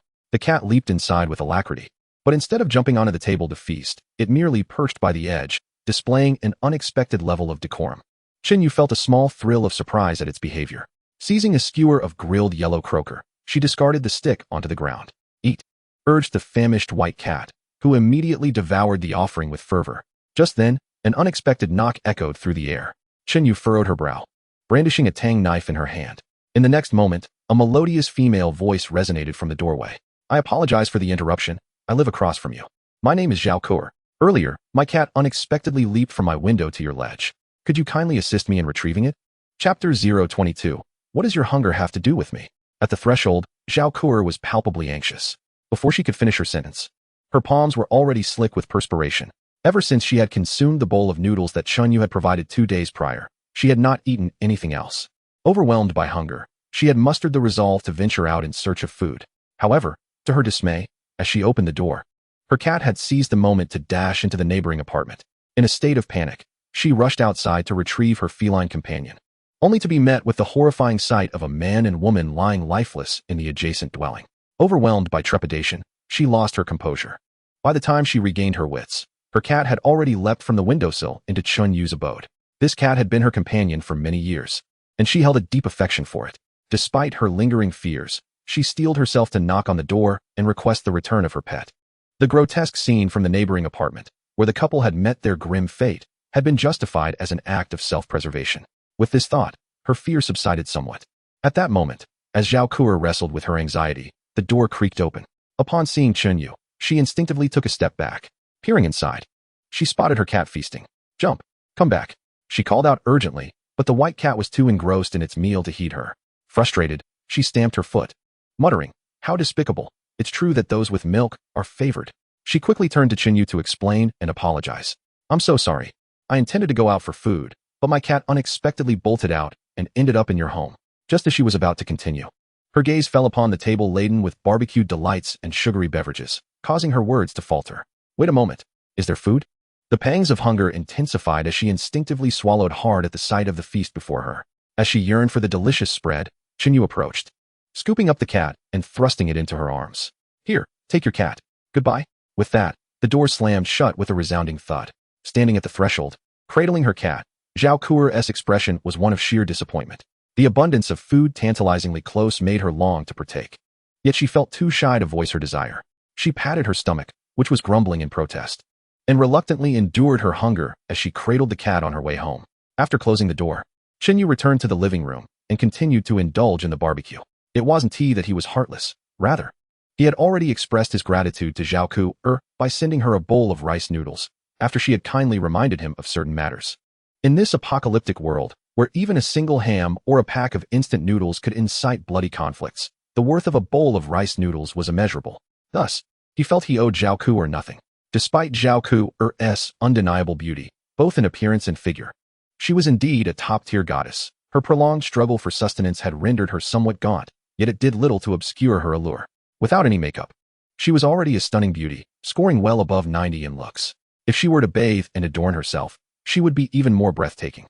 However, Chinyu was not a creature driven solely by base instincts. In the harsh reality of this world, where human intentions were often inscrutable, he believed it prudent to maintain a certain distance until he truly understood a person. Suddenly, as these thoughts occupied his mind, a gentle knock echoed from outside the door. Curiosity piqued, he set down the skewered meat and approached the door with a frown. Upon discovering Zhao Kuer standing at his doorstep, he opened the door, his expression betraying his displeasure. "Didn't I already give you the cat? Why are you back?" His tone startled Zhao Kuer, causing her to instinctively clench her small hands and step back, timidly uttering, "I'm hungry." Before she could finish, Chinyu interrupted her sharply. "What does your hunger have to do with me?" He began to close the door, ready to take a firm stance if she dared to knock again. Sensing the door about to shut, Zhao Kuer quickly completed her thought, shaking her head vigorously. No, you've misunderstood. I meant to say that I'm hungry and want to trade for some food. I'm not asking for it for free. I have something to exchange." As her words hung in the air, she dashed back to her home and, with considerable effort, brought out a box. Upon opening it, a dazzling array of gold and jewelry greeted Chunyu's eyes, illuminating the space with their brilliance. He was taken aback. The contents were worth far more than what the middle-aged man next door had entrusted to him in his safe. "Goodness!" Chinyu exclaimed, astonished. This neighborhood was indeed teeming with hidden talents. It was no wonder Zhao Kuer knew he had a penchant for gold. After all, When he had dispatched the neighboring couple just 2 days prior, Zhao Ku'er, living across the hall, could hardly have failed to hear the commotion. Moreover, when he had carried the safe brimming with gold from next door, he had made no effort to conceal it, ensuring she must have seen it through her peephole. "Can I exchange these for some food?" Zhao Ku'er said, her voice lacking confidence. She feared that Chunyu would refuse, leaving her with nothing to barter. After all, in this post-apocalyptic world, food had become the most valuable commodity, while her possessions had long lost their worth.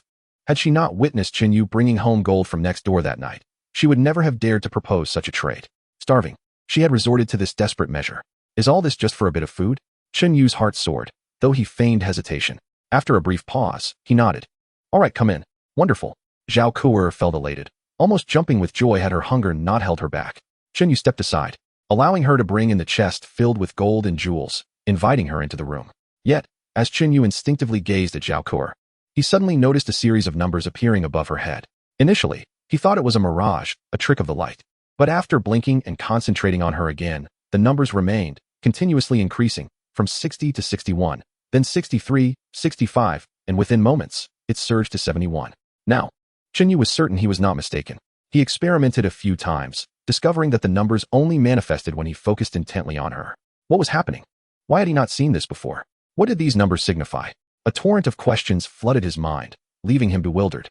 Just then, Zhao Ku'er set the large chest down in the corner and turned to find Chunyu lost in thought, her face flushing a deep pink. Chunyu, snapping back to reality, recognized her misunderstanding. Yet, faced with such beauty, it was impossible for a man not to harbor some thoughts. He chose not to elaborate, simply gesturing. "The food is on the table. Help yourself." "Ah," Zhao Ku'er exclaimed, her excitement palpable. Could she eat freely?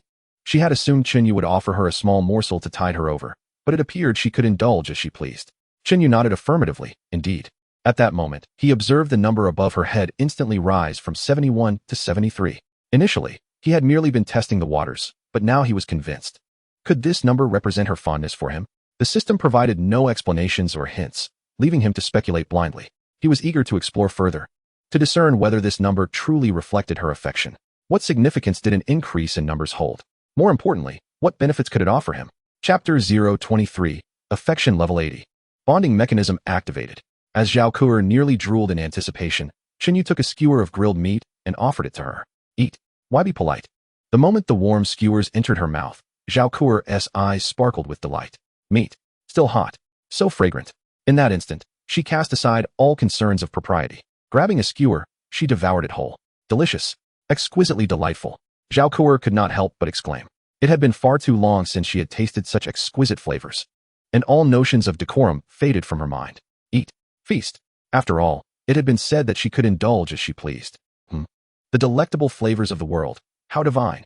Before finishing one skewer, Zhao Ku'er swiftly grabbed another and stuffed it into her mouth. Meanwhile, Chunyu observed from the side. His gaze fixated on the top of Zhao Ku'er's head. As she ate, the number rose from 73 to 75. Too slow. At this rate, he wondered how long it would take to reach the peak. He stood up, pretending to fetch something from the bedroom. Instead, he retrieved apples, pears, bananas, and other fruits from his spatial ring. Emerging from the bedroom, he placed the fruits on the table. More fruits. At the sight of the fresh fruits, Zhao Ku'er could barely contain her excitement. In the past, she could forego meals for a day, but could never live without fruit. However, since the onset of the apocalypse, she had not touched a single piece of fruit. With fresh fruit suddenly before her, her emotions surged. "Can I eat this?" she tentatively asked Chunyu. After all, she had offered him nothing but items of no value in the apocalypse, yet he had allowed her to feast on such precious skewers. Despite her overwhelming desire for the fruit, she felt compelled to seek Chunyu's permission first. He nodded, and without further ado, he grabbed an apple and stuffed it into Zhao Ku'er's mouth. The mouthful was so abundant that she could scarcely articulate a word. Then, as she savored the sweet essence of the fruit, she began to voraciously devour it. Within moments, she had consumed an entire apple. Suddenly, she found herself overwhelmed with emotion, and tears streamed down her cheeks. "Why am I crying?" Chunyu initially thought Zhao Ku'er was in pain from his forceful feeding, prompting her tears. If the value were to drop, it would indeed be a significant loss. Had he known, he would have been gentler and allowed her to serve herself. However, just as Chunyu was consumed by worry, he noticed that the value above Zhao Ku'er's head had not only remained stable, but was now rapidly ascending. From 75, it shot up to 78, 79, and then 80. At the moment the number reached 80, a system notification chimed suddenly. Ding. Detected that Zhao Ku'er's affection for the host has reached 80. Activating bond mechanism. Bond mechanism. When a bond is formed between two individuals, the bondholder's kills of zombies will provide corresponding points to the host, and the abilities of the bondholder will also be shared with the host. Note: a value of 60 is required to view progress. Values below this threshold cannot be accessed. Note: when affection reaches 80, an immediate bond is formed between the two. Note: the higher the affinity of the bonders towards the host, the greater the benefits the host receives. If the affinity reaches 100, the host can gain a full percentage of points from the bonders' kills of zombies. Moreover, the abilities possessed by the bonders can also be utilized by the host at a full capacity. Upon hearing the system announcement, Chunyu gasped in astonishment. This meant that by instructing Zhao Kuer to slay zombies, he could accumulate points. If he elevated Zhao Kuer's affinity towards him to 100, then for each level 1 zombie she killed, he would earn points. This was simply astounding. If 100 individuals achieved an affinity of 100, even if each of them killed just one level 1 zombie, he would accrue 100 points. If 1,000 individuals were involved, that would translate to 1,000 points. If there were 10,000, as the numbers grew, these bonders would continuously generate points for him. The task of earning points would become effortless for him. Moreover, he could share the abilities of the bonders. This meant that if someone bonded with him possessed supernatural powers, he could utilize those powers as well. When the affinity reached 100, he would be capable of wielding the same power as the bonders could. Incredible. Chunyu had to concede at this time. The system had truly devised a remarkable mechanism without any pitfalls. At this moment, Chunyu was overwhelmingly excited. Glancing back, he saw that Zhao Kuer had managed to compose herself. Her affinity had ultimately settled at 85. Chunyu sighed internally, lamenting the stagnation. Could it not increase a little more? Now that he was aware Zhao Kuer could earn points for him, it was imperative to elevate her affinity to 100. With this thought in mind, he handed her a tissue.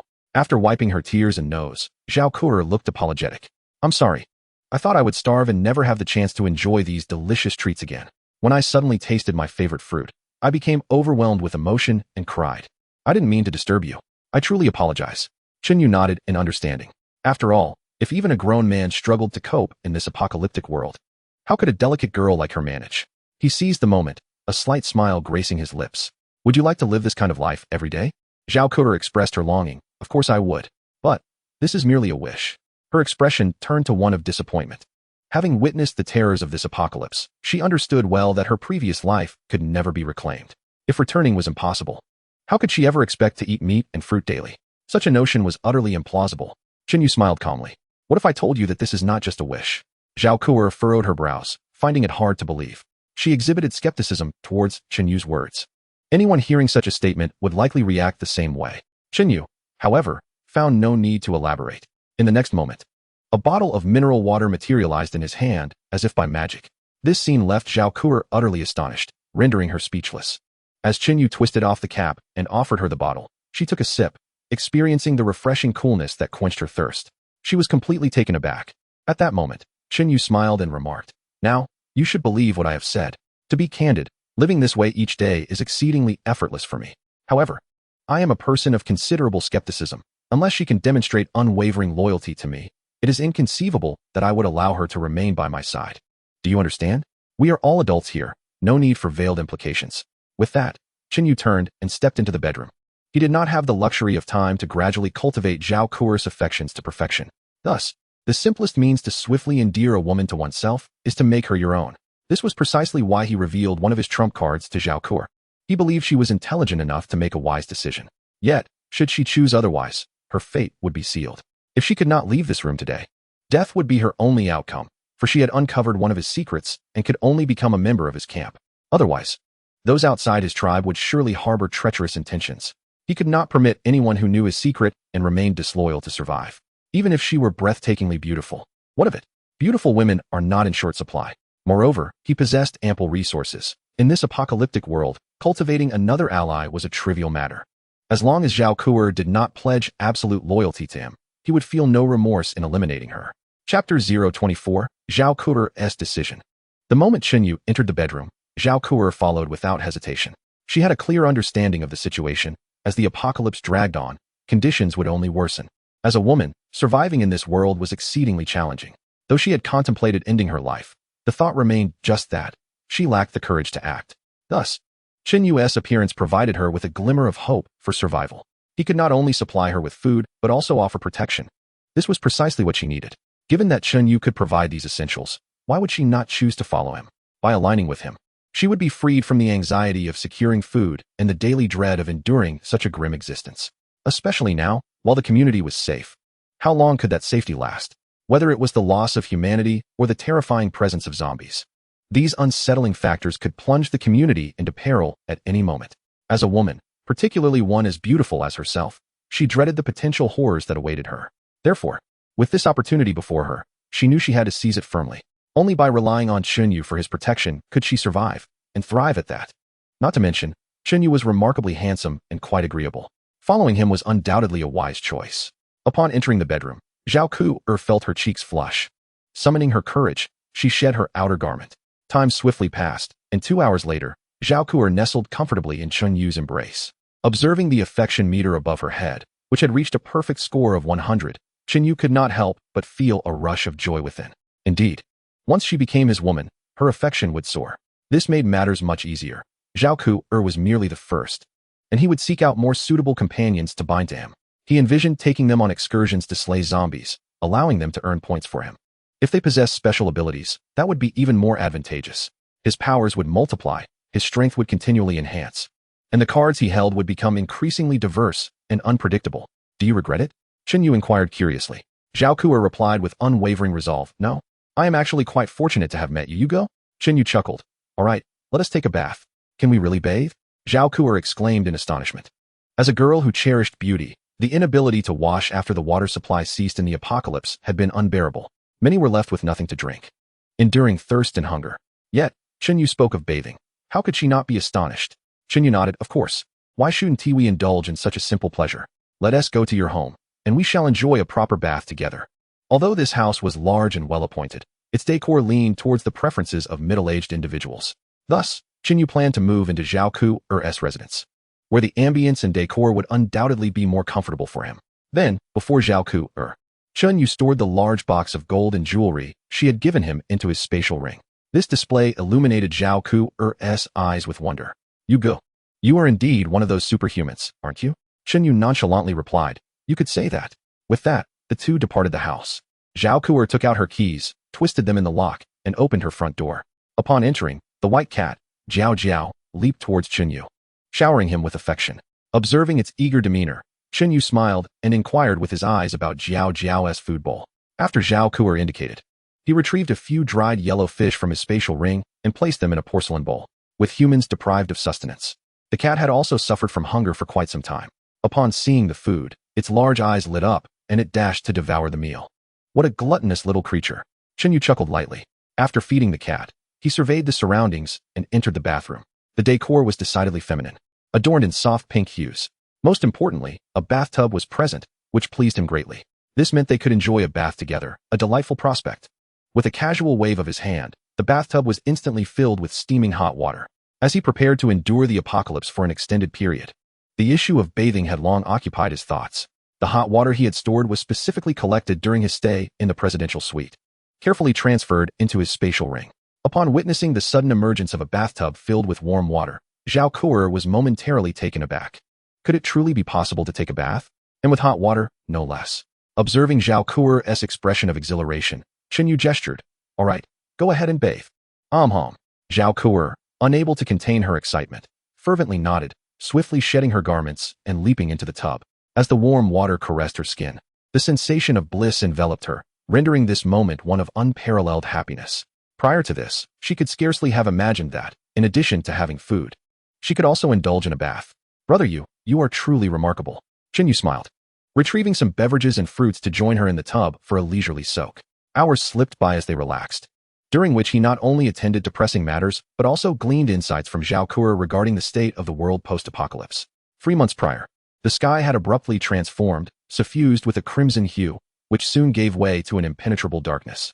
Tempestuous winds, torrential rains, and thunderous roars ensued, plunging the world into chaos.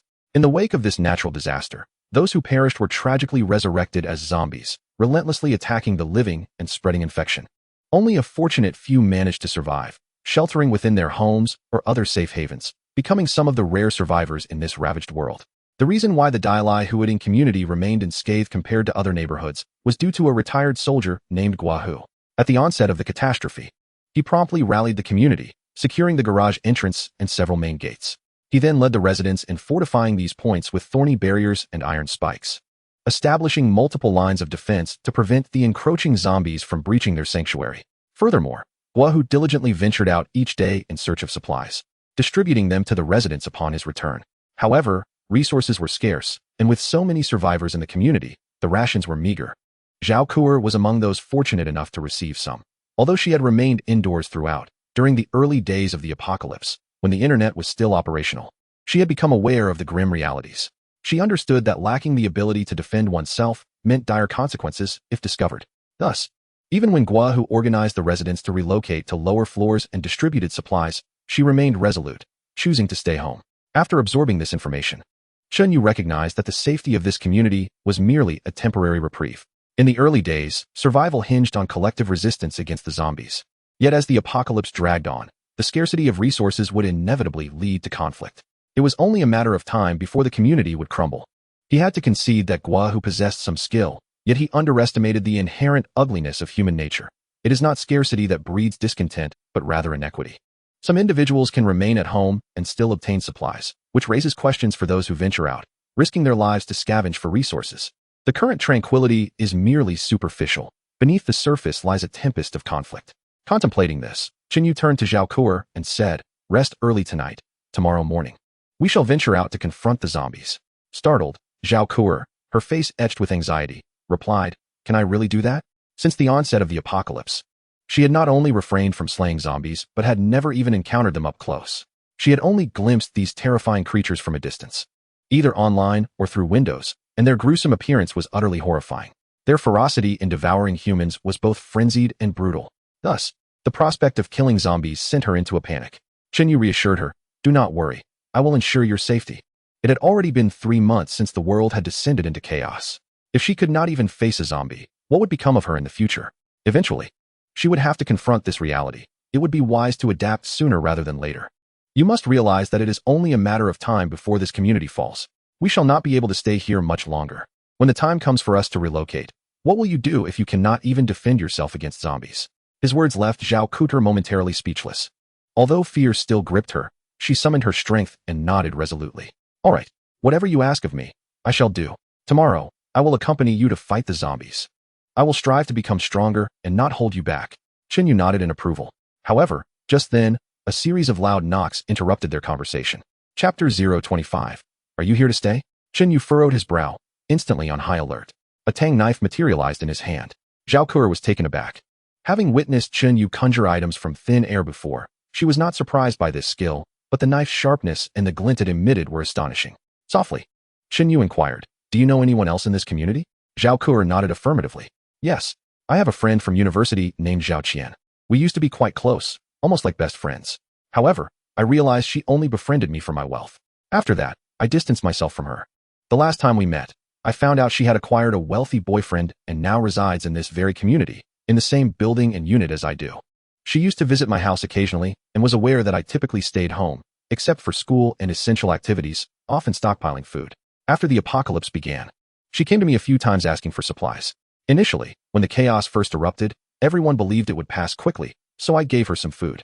But as the reality of the apocalypse set in, I ignored her subsequent requests." Chen Yu nodded thoughtfully, recognizing her discernment. She was kind-hearted but understood the value of food in these dire times. Realizing that the apocalypse was upon them, he ceased to distribute any provisions. Otherwise, he would not have kept a saintly figure by his side. Knock, knock, knock. The door continued to be pounded upon. Zhao Kuer inquired, "You go? She seems to believe I still have food. What if she keeps knocking and refuses to leave?" In stark contrast to Zhao Kuer's anxious expression, Chen Yu remained remarkably composed. If she departs, then all is well. However, should she persist in her knocking, she may find herself unable to leave even if she desires to. As he spoke, a glint of menace flickered in Chen Yu's eyes. Approaching the door, he peered through the peephole and beheld a slender woman with hollow eyes, yet possessing a semblance of beauty, standing at the threshold. Although only one person was visible, his instincts suggested that another individual was concealed in the shadows by the wall, presumably Zhao Qian's boyfriend. Returning to the living room, he smiled at Zhao Kuer and remarked, "Fortunately, you are astute. You did not grant them any provisions. Otherwise, they would have surely consumed every last morsel." Upon hearing this, Zhao Kuer's brow furrowed, and a wave of trepidation washed over her. It was disheartening to realize that someone she once considered a friend, Zhao Qian, could be so heartless. She had not come alone. She had brought her boyfriend along. What else could be their intention but to seize her food? Had she opened the door earlier, not only would they have likely harmed her, but she would have starved long ago due to their pilfering. Anger flared on Zhao Kuter's face. Meanwhile, outside the door, Zhao Qian continued to knock, her hands aching from the effort, yet there was no response from within. This incited a surge of frustration, leading her to ponder, damn it. Could that wretched girl be absent? The man beside her shook his head. Impossible. If she has stockpiled food at home, why would she venture out? With her beauty, the only fate awaiting her outside is peril, or worse, being taken by another man. She must be hiding in there, intentionally silent and unwilling to open the door. Fuming, Zhao Qian muttered under her breath, that selfish wench. Does she think sharing a little food would lead to her demise? How could I have once considered her a sister? Truly, she is utterly self-serving. The man urged her, enough? Keep knocking. If she still does not respond, we may have to resort to forcing the door open. All right. Zhao Qian nodded. She steeled herself and resumed her knocking, calling out, Kur, it's Qian. Your pet Tiao must have been without food for quite some time. I just discovered that my boyfriend has a few bags of cat food. He used to have a cat, but gave it away, forgetting he had some food left at home. Please open the door and let me take those bags over. Your Tiao will have something to eat. Inside, Zhao Kuer's face flushed with anger upon hearing this. How despicable. Knowing the importance of Tiao to her, Zhao Qian was deliberately using it as bait to coax her into opening the door. If she were unaware of Zhao Qian's malicious intent, she might have been swayed by the mention of Tiao and opened the door. Outside the door, Zhao Qian, having exhausted her pleas, found herself still facing a closed entrance. With a hint of helplessness, she whispered to her partner, Darling, this woman adores her cat above all else. Despite my attempts to reason with her, she remains unyielding. What should we do? The man, devising a cunning plan, replied, Listen closely. Upon hearing his suggestion, Zhao Qian beamed. You are truly the cleverest, my love. She proceeded to knock a few more times on the door, then feigned ignorance of the occupants within, speaking to herself aloud. Could it be that Kur is not home? I shall leave a note and place the cat food by the door when she returns. She will know it was I who brought it. She mused. With this, Tiao will finally have something to eat. She ought to be delighted. Immediately, she concealed herself alongside her boyfriend, crouching in the shadows by the door, eagerly awaiting its opening. The moment it cracked, they would rush in and seize whatever provisions they could find. Darling, this woman will undoubtedly open the door for her precious cat. Soon, we shall have food. Zhao Qian whispered, her face alight with excitement, oblivious to the disdain and intrigue reflected in her companion's expression. Ah, how naive you are, he thought to himself. As soon as that door opens, I shall indulge in your friend first. Just imagining her beautiful face and alluring figure makes me restless. As for you, I have long since grown weary. You pale in comparison to her. He scoffed at the notion of sharing food, dismissing her with contempt. Zhao Qian remained unaware of her boyfriend's true thoughts as they waited by the door. However, after 3 or 4 minutes of silence, impatience began to take hold. Darling, must we continue waiting? She asked, losing her patience.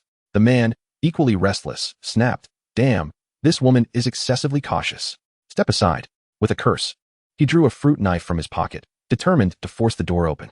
Seeing the weapon in his hand, Zhao Qian instinctively recoiled in fear. Just as he approached the door, it creaked open unexpectedly, revealing not only Zhao Kuer but also Chunyu inside. The man's expression soured instantly at the sight. 3 months into the apocalypse, Zhao Kuer had been cohabitating with another man. Did this imply that while he had yet to indulge, this man had already grown tired of her? Furious, he thought, how dare you lay your hands on my possession? I will end you. Enraged, he brandished the fruit knife, ready to charge at Chunyu. But in a heartbeat, his movements froze as a swift blur caught him off guard before he could approach Chunyu. A long knife was suddenly pressed against his neck. The chilling sensation rendered him immobile. Brother, let us speak calmly, he stammered. Chunyu, her demeanor icy, commanded. Step back into the corridor. If this were inside the house, blood would soon be splattered everywhere, rendering the place uninhabitable. As soon as the words left his lips, the man, gripped by fear, immediately complied, retreating obediently. Just as he reached the corridor, he attempted to plead for mercy, but before he could utter a word, Chunyu struck down with a knife. In a flash, a glimmer of cold light appeared. With a sickening sound, the man was cleaved in two, his body falling lifelessly to the ground. Scalding blood erupted, splattering the corridor in an instant. Witnessing her boyfriend's demise right before her eyes, blood splattered across her face. Feeling the warmth, Zhao Qian screamed in terror and fled. Inside, Zhao Kuer was equally horrified by the gruesome scene, her face drained of color. By this time, having been far away and with the corridor shrouded in darkness, Zhao Qian had vanished in an instant. Chen Yu could certainly pursue her, but deemed it unnecessary. If he did, she would undoubtedly scream in fright, drawing the attention of others. Thus, he allowed her to escape. Do you know where your boyfriend lives? Chen Yu inquired. At this moment, where could she possibly run? You can escape from the monk, but not from the temple. Zhao Ku, still shaken, nodded, her voice trembling. Yes. She mentioned it to me. A cold smile curled at the corners of Chen Yu's mouth. Good, lead the way. Chapter 026. Go kill her. My goodness, this is terrifying. My heart feels like it's about to burst. Zhao Qian sprinted with all her might, achieving an unimaginable speed. Without stopping or looking back, she dashed from the 26th floor down to the 8th. In a state of panic, she finally reached her boyfriend's home. Upon entering, she swiftly locked the door tight. Crouching behind it, her legs trembling with tension. Everything had happened so quickly. She had witnessed her boyfriend, alive one moment, and the next, brutally severed in half. The haunting image left an indelible psychological scar upon her. Had she not reacted swiftly and fled, she too would have met the same fate as her boyfriend. However, she suddenly recalled mentioning her boyfriend's residence to that wretched Zhao Ku. The thought sent a shiver through her entire body. What should I do? She wished desperately to slap herself for having boasted to Zhao Ku. Hadn't she just trapped herself in a perilous situation? It's over, it's over. She fervently hoped they would not come after her.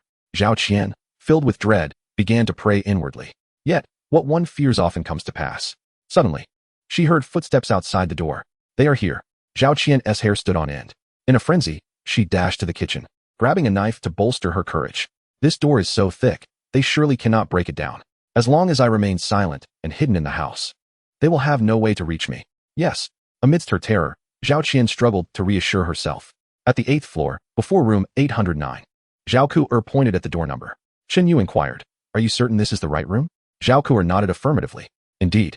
She had emphasized this to me with great pride several times. The memory remains vivid. Chen Yu gestured for Zhao Ku to step back. He then directed his focus on the door lock, commencing the exercise of his telekinetic abilities. Inside the room, Zhao Qian clutched a kitchen knife tightly, her anxiety reaching a peak. Suddenly, she heard the sound of the doorknob turning. In the next moment, with a click, the door swung open. Upon seeing Chen Yu accompanied by Zhao Ku, she stumbled backward in fright, colliding with the wall. The kitchen knife in her trembling hand fell to the ground. Didn't he come any closer? Spare me. It was he who forced me to bring him here. I had nothing to do with it. Having witnessed Chen Yu's prowess in cleaving a person in two, Zhao Qian understood that she stood no chance against him. Overcome with fear, she sat on the ground, pleading for mercy. A mere woman, emaciated and frail, posed no threat. Chen Yu closed the door and, with an impassive expression, addressed Zhao Ku.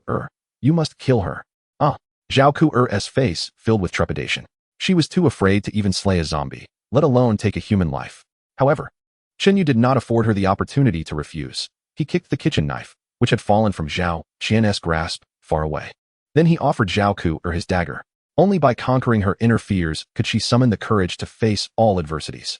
He would not tolerate the presence of a useless individual by his side. Zhao Qian, paralyzed by fear, lacked the capacity to resist, thus enabling Zhao Ku to surmount her internal barriers. Once she had taken a life, she could then slay zombies to earn points, allowing her to adapt more swiftly. This was Chen Yu's strategy. Grasping the dagger, Zhao Ku felt an overwhelming weight. She could not comprehend why Chen Yu wielded it with such ease. Yet, the notion of killing someone remained insurmountable for her. At that moment, her anxiety rendered her incapable of advancing. Zhao Qian seized the chance for survival, her face a mask of desperation as she turned to Chen Yu. Please, I beg you, I don't want to die. Grant me a chance to live, she implored. I can do anything for you that Zhao Ku can. Moreover, I possess far more skills. I would serve you far better. Please, let me be of service to you. As she spoke, Zhao Qian suddenly stripped off her top in front of both of them. Her gaunt, yellowed figure was nothing but skin and bones, prompting Chen Yu to dismiss her with a glance. He urged Zhao Ku, hurry up and take action. Noting Chen Yu's stern demeanor and growing impatience, Zhao Ku realized that if she did not act, he would not allow the matter to rest. Today, she had to kill Zhao Qian. Gritting her teeth, she took a few steps forward. At that moment, Chen Yu unexpectedly kicked the kitchen knife back towards Zhao Qian. Quick as lightning, Zhao Qian seized the knife. A man cannot be without a woman. If she kills Zhao Ku, my brother will allow me to remain by his side to serve him. I want he have to die. In a sudden flash of clarity, Zhao Qian, her face awash with fury, lunged forward wielding a kitchen knife aimed at Zhao Ku. Driven by the instinct to survive, she sought to end the life of this wretched girl. Zhao Ku, momentarily taken aback, instinctively prepared to retaliate, yet her panic rendered her unable to react in time. In the blink of an eye, Zhao Qian had closed the distance between them. However, just as Zhao Qian was about to bring the knife down upon her, a swift whoosh sliced through the air. An arrow pierced Zhao Qian's body, pinning her brutally against the wall behind her.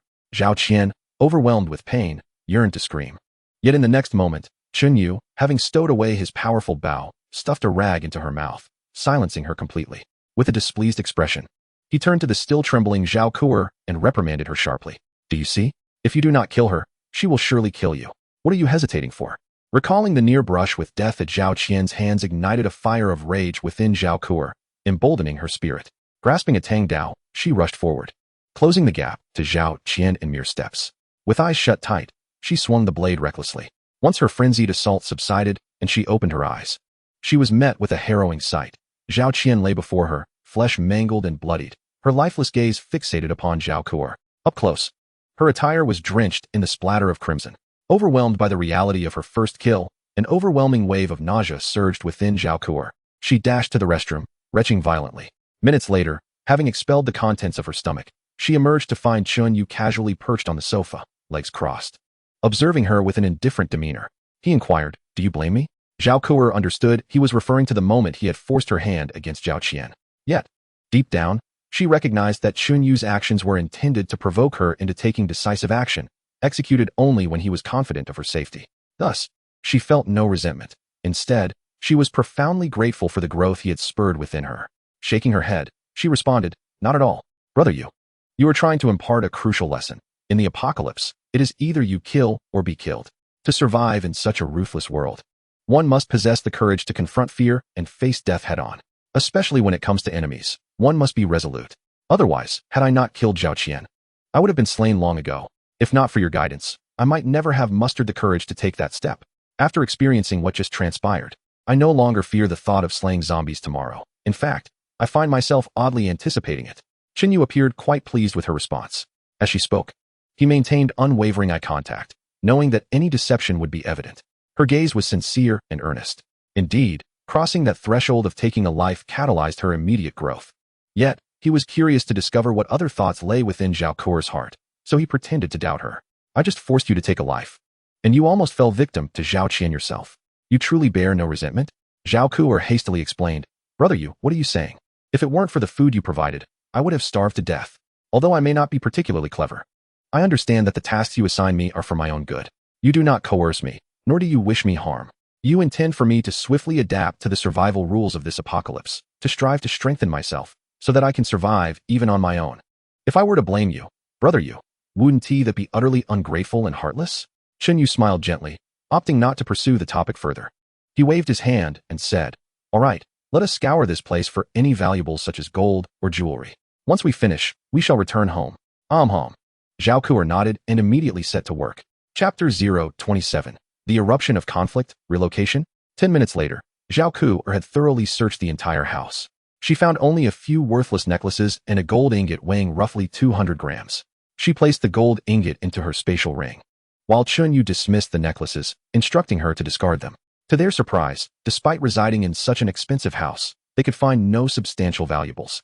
However, an abundance of condoms was discovered, even in the most obscure corners, revealing the peculiar habits of the two residents. Chun Yu, feeling disheartened, led Zhao Ku'er upstairs back to their home. Due to the blood on their bodies, they took a shower and changed clothes. Lying in bed, Zhao Ku'er could not contain her curiosity and asked Chun Yu, "Brother Yu, gold and such treasures have become worthless now. What use do you have for them?" Chun Yu replied with a calm smile, "For others, they may be of no value. But what if I tell you that my ability allows me to exchange precious items like gold for resources from an ethereal space? Therefore, the scarcity of resources in this apocalypse is utterly inconsequential to me. As long as I possess sufficient gold, I can continuously obtain an infinite supply of resources from that void." Upon hearing this, Zhao Ku'er's mouth fell agape in astonishment. All her previous uncertainties were suddenly resolved. She finally understood why Chun Yu coveted gold, an item deemed worthless in the apocalypse. In that moment, Zhao Ku'er gazed at Chun Yu with admiration. Until now, she could hardly believe she would grow reliant on a man she had known for only a day or two. Moreover, she entrusted her body, which she had guarded for over 20 years, to him. Yet now, it seemed her choice was indeed wise. With this man by her side, her life in the apocalypse was assured, free from worries about food and drink. She felt fortunate to have made the most prudent decision. As for Chun Yu's half-truths shared with Zhao Ku'er, It was clear he wished for her to recognize his significance and admire his capabilities. Only in this way could he firmly bind her to him, ensuring she understood that her reliance on him would allow her to navigate the apocalypse with greater ease and grace than other women. In such circumstances, it seems he wishes to drive her away, yet Zhao Kuo would be unwilling to part from him. After a long day, Yu held his beloved in his arms, and the two gradually succumbed to slumber. For Zhao Kuo, it was her first time sleeping so peacefully. However, not long after they drifted off, a chilling scream erupted from outside, abruptly rousing them from their sleep. What was happening? Yu, slightly irritable from being disturbed, climbed out of bed. This marked the second interruption of the night, the first being when Zhao Qian and her boyfriend had intruded upon their preparations for sleep. And now they were awakened from a deep sleep. Upon hearing the anguished cries, Zhao Kuo instinctively clung tighter to Yu, a flicker of fear evident in her demeanor. Yu approached the window, gesturing towards the direction of the wails, and inquired, "What lies beyond?" Zhao Kuo replied, "That area was originally a delivery station. But after the apocalypse, it seems to have transformed into a warehouse for Guahu and his group to store supplies." Although she had never ventured outside, she often leaned by the window to observe the world beyond, attempting to comprehend the grim reality outside and to alleviate her boredom. She frequently witnessed Guahu and his companions returning from scavenging for supplies, heading towards that very place. The residents of the community also gathered there, forming lines to receive provisions. Upon hearing this, Yu's expression darkened. If it was indeed a storage facility for supplies, it was plausible that someone might attempt to pilfer or seize the goods under the cover of night. This confrontation could have triggered a violent struggle. If this were the case, it appeared that discord within the community was escalating far more rapidly than he had anticipated. Once the first incident occurred, it would inevitably lead to a second, then a third, culminating in a full-blown outbreak. This location was no longer secure. They needed to expedite their scavenging and relocate to a safer haven. Henceforth, their strategy would involve slaying zombies by day and scavenging for resources by night. The clashes and cries outside persisted, growing increasingly intense. Yu turned to Zhao Kuo and said, "Pay them no mind. Let us sleep. We must conserve our strength tonight to ensure we possess the energy to combat the zombies come morning." Zhao Kuo nodded in agreement. Clinging tightly to Yu, she found solace in his presence and gradually fell asleep. At the break of dawn, just as the first light began to pierce the darkness, Yu gently roused Zhao Kuo, and they shared a simple breakfast. He aimed to venture out to eliminate zombies before the community stirred from slumber. After all, it was manageable alone, but bringing Zhao Kuo along would undoubtedly draw attention. To avert any unnecessary complications, Yu opted to leave before daylight fully broke. To Yu, the breakfast of soybean milk, fried dough sticks, and lean pork congee was utterly commonplace. Yet, Zhao Kuo savored it as though it were a feast fit for royalty.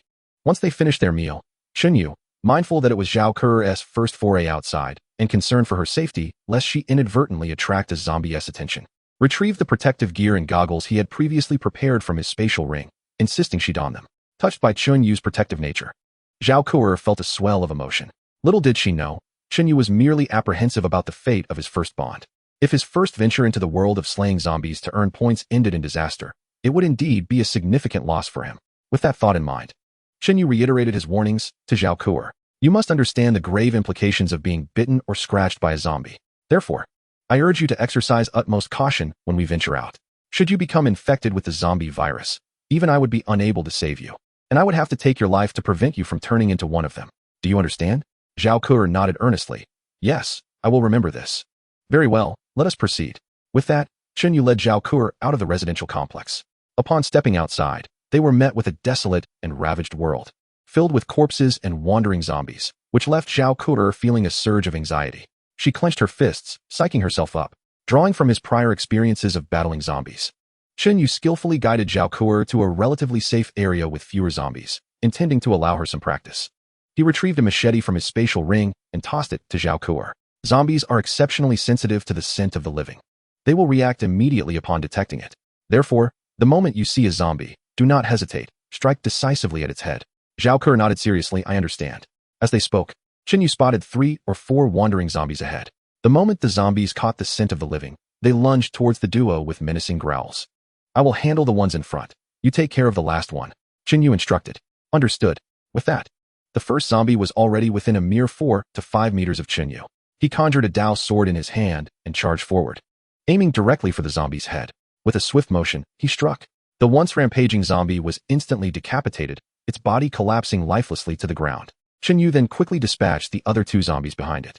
As the final zombie charged, Zhao Kuo, though visibly anxious, mimicked Qin Yu's stance and gripped her machete tightly. Summoning all her courage and strength, she swung the blade towards the zombie's head. With a sickening thud, the head was severed, and a foul spray of blood erupted forth. Witnessing this, Qin Yu was taken aback. He had been prepared to intervene if Zhao Kuo hesitated, yet she executed the move with such decisiveness that it left him astonished. Ding! Bonded partner, Zhao Kuo, has slain a level 1 zombie, earning 1 point. Hearing the system notification, Qin Yu was filled with delight. Excellent, keep going. Zhao Kuo beamed at his praise.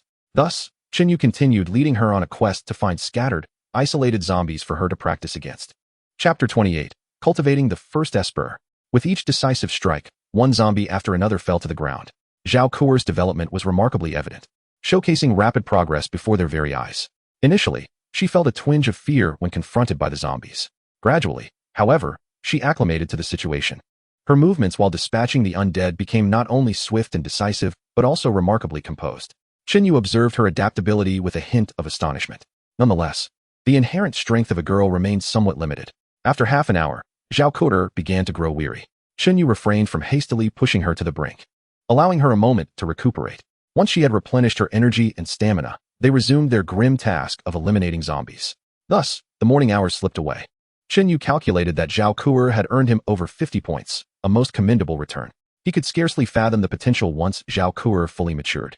He could merely recline and, through her efforts, accrue a substantial number of points daily, especially if he were to cultivate several more companions, even forming a veritable cadre. He could simply assign them tasks, stipulating a daily quota of zombies to slay, rewarding them with food upon completion. The thought of such an effortless windfall was tantalizing. As he contained his excitement, Qin Yu noticed that the machete initially given to Zhao Kuo had sustained some damage, its sharpness significantly diminished. Fortunately, having anticipated wear and tear, he had prepared an ample supply of machetes, all stored within his spatial ring. Thus, he instructed Zhao Kuo to discard the worn blade and provided her with a new one. How did I do, Yugo? Was my performance satisfactory? Did I hold you back? Zhao Kuo asked eagerly, clearly yearning for Qin Yu's praise. Quite well indeed. You possess remarkable talent. Qin Yu replied with a smile. Prepare yourself. That was merely a preliminary test. Next, I shall take you to a place where we will engage in genuine combat. Zhao Kuo nodded, feeling an inexplicable thrill at the prospect of the impending battle. A mere 15 minutes later, Qin Yu led Zhao Kuo to the dilapidated building where he had previously dispatched nearly 300 zombies in one go.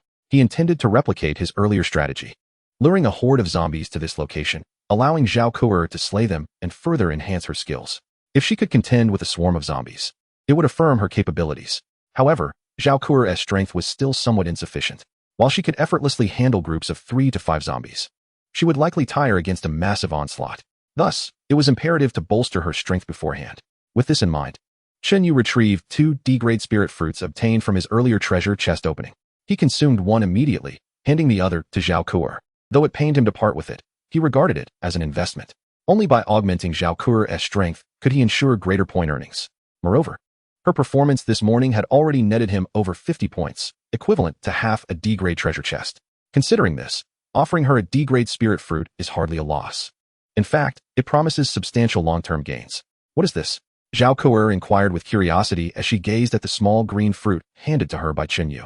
Qin Yu elucidated, your physical strength is still somewhat lacking. Consuming this fruit will enhance your overall capabilities. Zhao Kuo felt a surge of joy, astonished that such a diminutive fruit could wield such power. Moreover, such a precious item, of which Yugu possessed only 2, was generously shared with her. Yugu is truly kind to me. However, Zhao Kuo refrained from consuming the D-grade spirit fruit, instead offering it back to Qin Yu. Yugu, it would be a waste for me to consume something so valuable. You should eat it. A selfish person would have devoured it immediately. And this selfless act garnered Zhao Kuo a few more points of favor in Qin Yu's eyes. All right, if I give it to you, you must consume it. Your strength must rise to better assist me. This is for both your benefit and mine, understand? Zhao Kuo mused, recognizing the contradiction in Yuji's words. Though he treated her with such kindness, he insisted it was for his own sake. Casting a tender glance at Qin Yu, she nodded affirmatively. Yes, yes. Without hesitation, she tossed the D-grade spirit fruit into her mouth. Instantly, she was enveloped by a surge of vitality. Her strength increased, and her reflexes and agility sharpened beyond their previous limits. The fatigue that had weighed her down dissipated in an instant. Now, she felt invigorated, her mind exceptionally clear. Furthermore, it seemed as if she could perceive everything around her, even in areas obscured from sight. Yugu, Why are you radiating a white light? Zhao Kuo exclaimed with astonishment. Upon glancing at herself, she noticed that she too emitted a faint white glow, albeit far dimmer than Yuji's. This revelation piqued Chun Yu's curiosity, prompting him to carefully examine both himself and Zhao Kuo. Indeed, both of them exuded a luminous aura. At that very moment, a system notification chimed in. Ding! Bonded individual, Zhao Kuo, has ascended to D-grade ability user, awakening the eye of detection ability. Upon hearing this announcement, Chun Yu was filled with elation.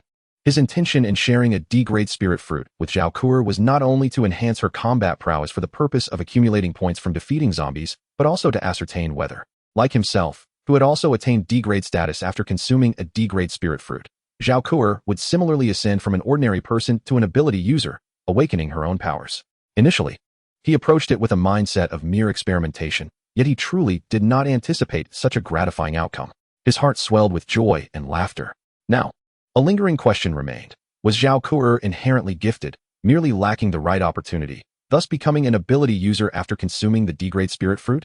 Or was the energy contained within a single D-grade spirit fruit sufficient to elevate any ordinary individual to the status of an ability user? If it is the latter, then it indicates that with the D-grade spirit fruit, he possesses the capability to cultivate superhumans. In that case, as long as the bond with the partner reaches 100, he could nourish them with a D-grade spirit fruit. Wouldn't that mean he can continuously nurture a multitude of superhumans? By that time, he would have a legion of loyal superhumans at his command, while his own abilities would also multiply. In this apocalyptic world, could he not traverse it with absolute authority? Chun Yu's excitement grew with each passing thought. It was imperative to swiftly find the next suitable candidate to cultivate another bond with a perfect affinity of 100. He was eager to discover whether his assumptions held true. Immediately, Chun Yu accessed the introduction of the Eye of Investigation ability within the system. Eye of Investigation, beginner level. No cooldown time, an active reconnaissance skill. Note: upon use, it allows perception of all objects within a 3-kilometer radius, providing comprehensive awareness of the surrounding environment and objects. Wow, this ability is extraordinarily useful. After comprehensively understanding its function, Chun Yu could not help but exclaim in awe. The Eye of Investigation serves as a perceptual radar that covers a 3-kilometer expanse. It can disregard obstructions and visibility once activated. Everything within 3 kilometers is laid bare before the user's eyes. The user gains intimate knowledge of any subtle movement or object within that range. Moreover, its most formidable aspect is that it enables the user to ascertain the strength of the target being investigated. For instance, as long as the target is within 3 kilometers and possesses strength inferior to that of the user, a mere glance allows the user to discern whether the target is an ordinary person or a superhuman. Although it cannot reveal the specific abilities of the target, their strength will be unmistakably apparent to the user. Just like now, Chun Yu instantly recognized that Zhao Kuo was a D-grade superhuman, and her power was well beneath his own. Excellent. With this ability to assist in combat, he has gained a formidable safeguard. Chapter 029, An Interesting Discovery. You go. What is the matter? Zhao Kuo approached Chun Yu and waved her hand. Chun Yu snapped back from his excitement. Looking at Zhao Kuo, he smiled and said, "It's nothing. I'm just happy for you." "Happy for me?" Zhao Kuo inquired, somewhat puzzled. Chun Yu nodded yes. "Haven't you realized that you have become a superhuman?" "Ah, a superhuman." Zhao Kuo was taken aback, clearly unable to fathom that she could become a superhuman like Yugo. Chun Yu smiled and explained, "Everyone's abilities are unique. Did you not notice the radiant glow emanating from both you and me just now? That is your ability, the Eye of Investigation. Try to feel it more deeply, and you should discover the specific powers of your ability." After hearing this, Zhao Kuo immediately complied. A few seconds later, her face lit up with delight as she exclaimed to Chun Yu, "Yugo, I truly have become a superhuman. Hee, I'm so thrilled. Now I too possess a power." Zhao Kuo now finds herself overwhelmed with joy, unable to contain her elation. Yet, she is acutely aware that this triumph could not have been achieved solely by her efforts. It must certainly be the fruit bestowed upon her by Yugo that has transformed her into an extraordinary being. "Thank you, Yugo." As she speaks, her gaze towards Chun Yu is filled with affection, sparkling like autumn waters. Chun Yu, with a mischievous grin, replies, "No need for thanks. Just perform well tonight." How infuriating. Upon hearing this, Zhao Kuo is suddenly reminded of last night's events, and her cheeks flush a deep crimson. She playfully punches Chun Yu with her petite fist. Chun Yu waves his hand dismissively. "All right, let's continue slaying zombies." He then outlines the strategy for the impending battle to Zhao Kuo. "Understood." She nods eagerly. "In that case, I shall attract the zombies. Remember, when you engage the zombies, be exceedingly cautious. Do not allow them to come too close. Even though you are now an extraordinary being, a single injury could lead to infection. Of course, I shall be right behind you to ensure your safety. Zhao Kuo listens intently to Chun Yu's warnings, her expression serious. Fully aware of the gravity of the situation, as she confronts the horde of zombies, her ordinary iron and steel cleaver proves insufficient. Thus, Chun Yu hands her his Tang Dao temporarily, promising to find her a more suitable weapon later. He then descends to lure the zombies. In no time, a cacophony of low growls erupts. A vast throng of zombies, drawn by Chun Yu, frantically pursues him, rushing towards this location. Prepare for battle, he commands. Yes. In the next moment, as Chun Yu swiftly passes Zhao Kuo to reach an open vantage point, he readies his bow to unleash arrows. The dreadful cries of the undead swiftly approach. In the blink of an eye, several zombies have surged up the stairs, a formidable wave crashing towards the entrance. Chop! Chun Yu shouts. Zhao Kuo immediately grips the Tang Dao, slicing at the first zombie with remarkable speed. Swish, swish, swish. The forefront of the horde is swiftly dispatched by her quick reflexes, each one falling victim to a precise strike to the head.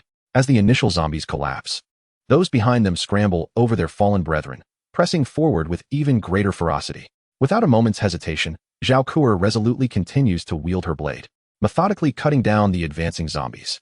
Meanwhile, Chun Yu, with his bow, takes aim and releases arrows in rapid succession, piercing through the air and striking down the zombies one after another. Some arrows even impale multiple zombies, pinning them to the wall like skewered fruits.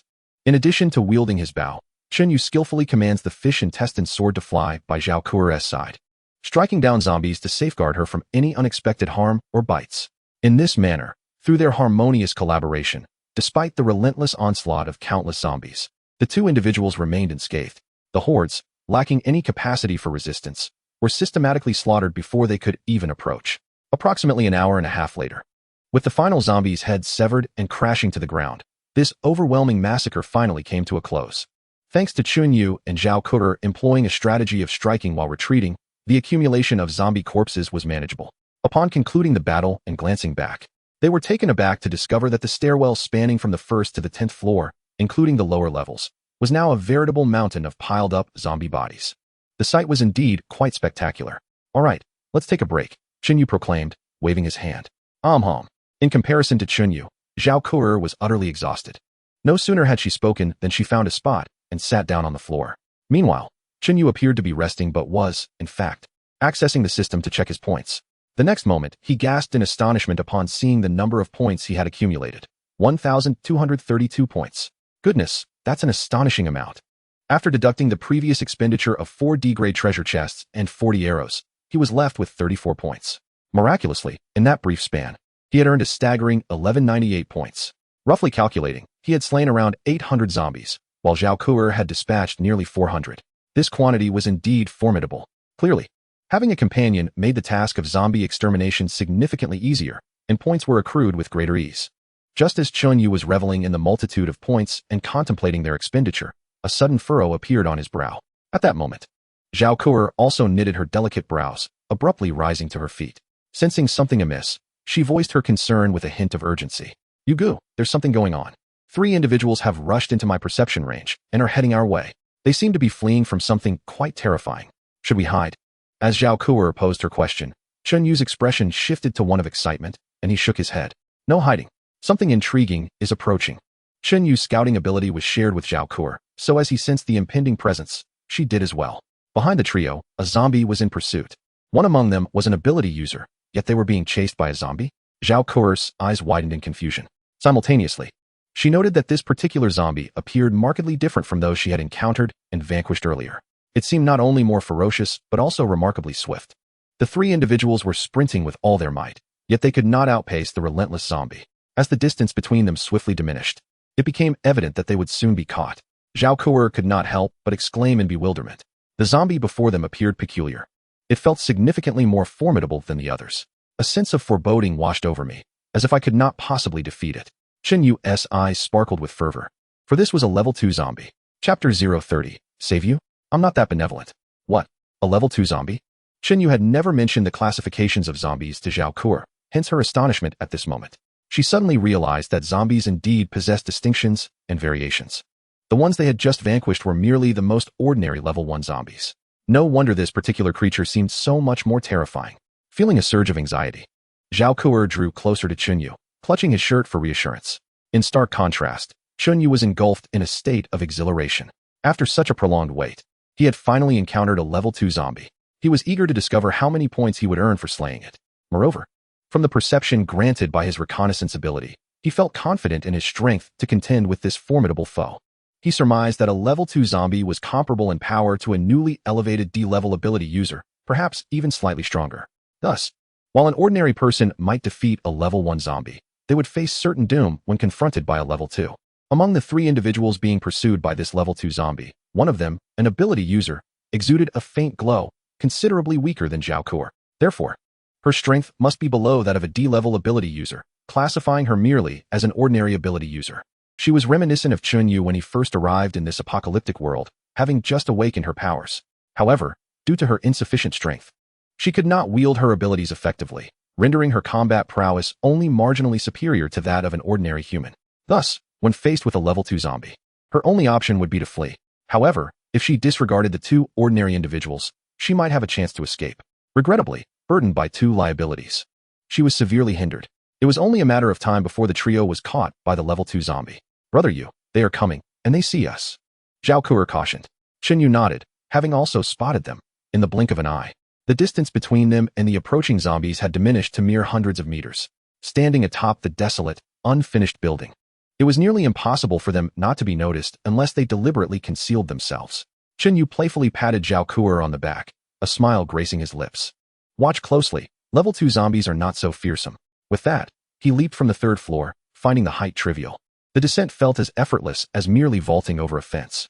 Meanwhile, being relentlessly pursued by a level 2 zombie, Xi and Yutong accompanied her 2 classmates, their faces etched with panic and fear. Upon spotting Chunyu and Zhao Kuo, she initially intended to change direction, hoping to prevent the involvement of these unrelated individuals. To her astonishment, Chunyu leapt down from the 3rd floor, a height of approximately 7 to 8 meters, nearly 10. The ease with which the man descended left her utterly stunned.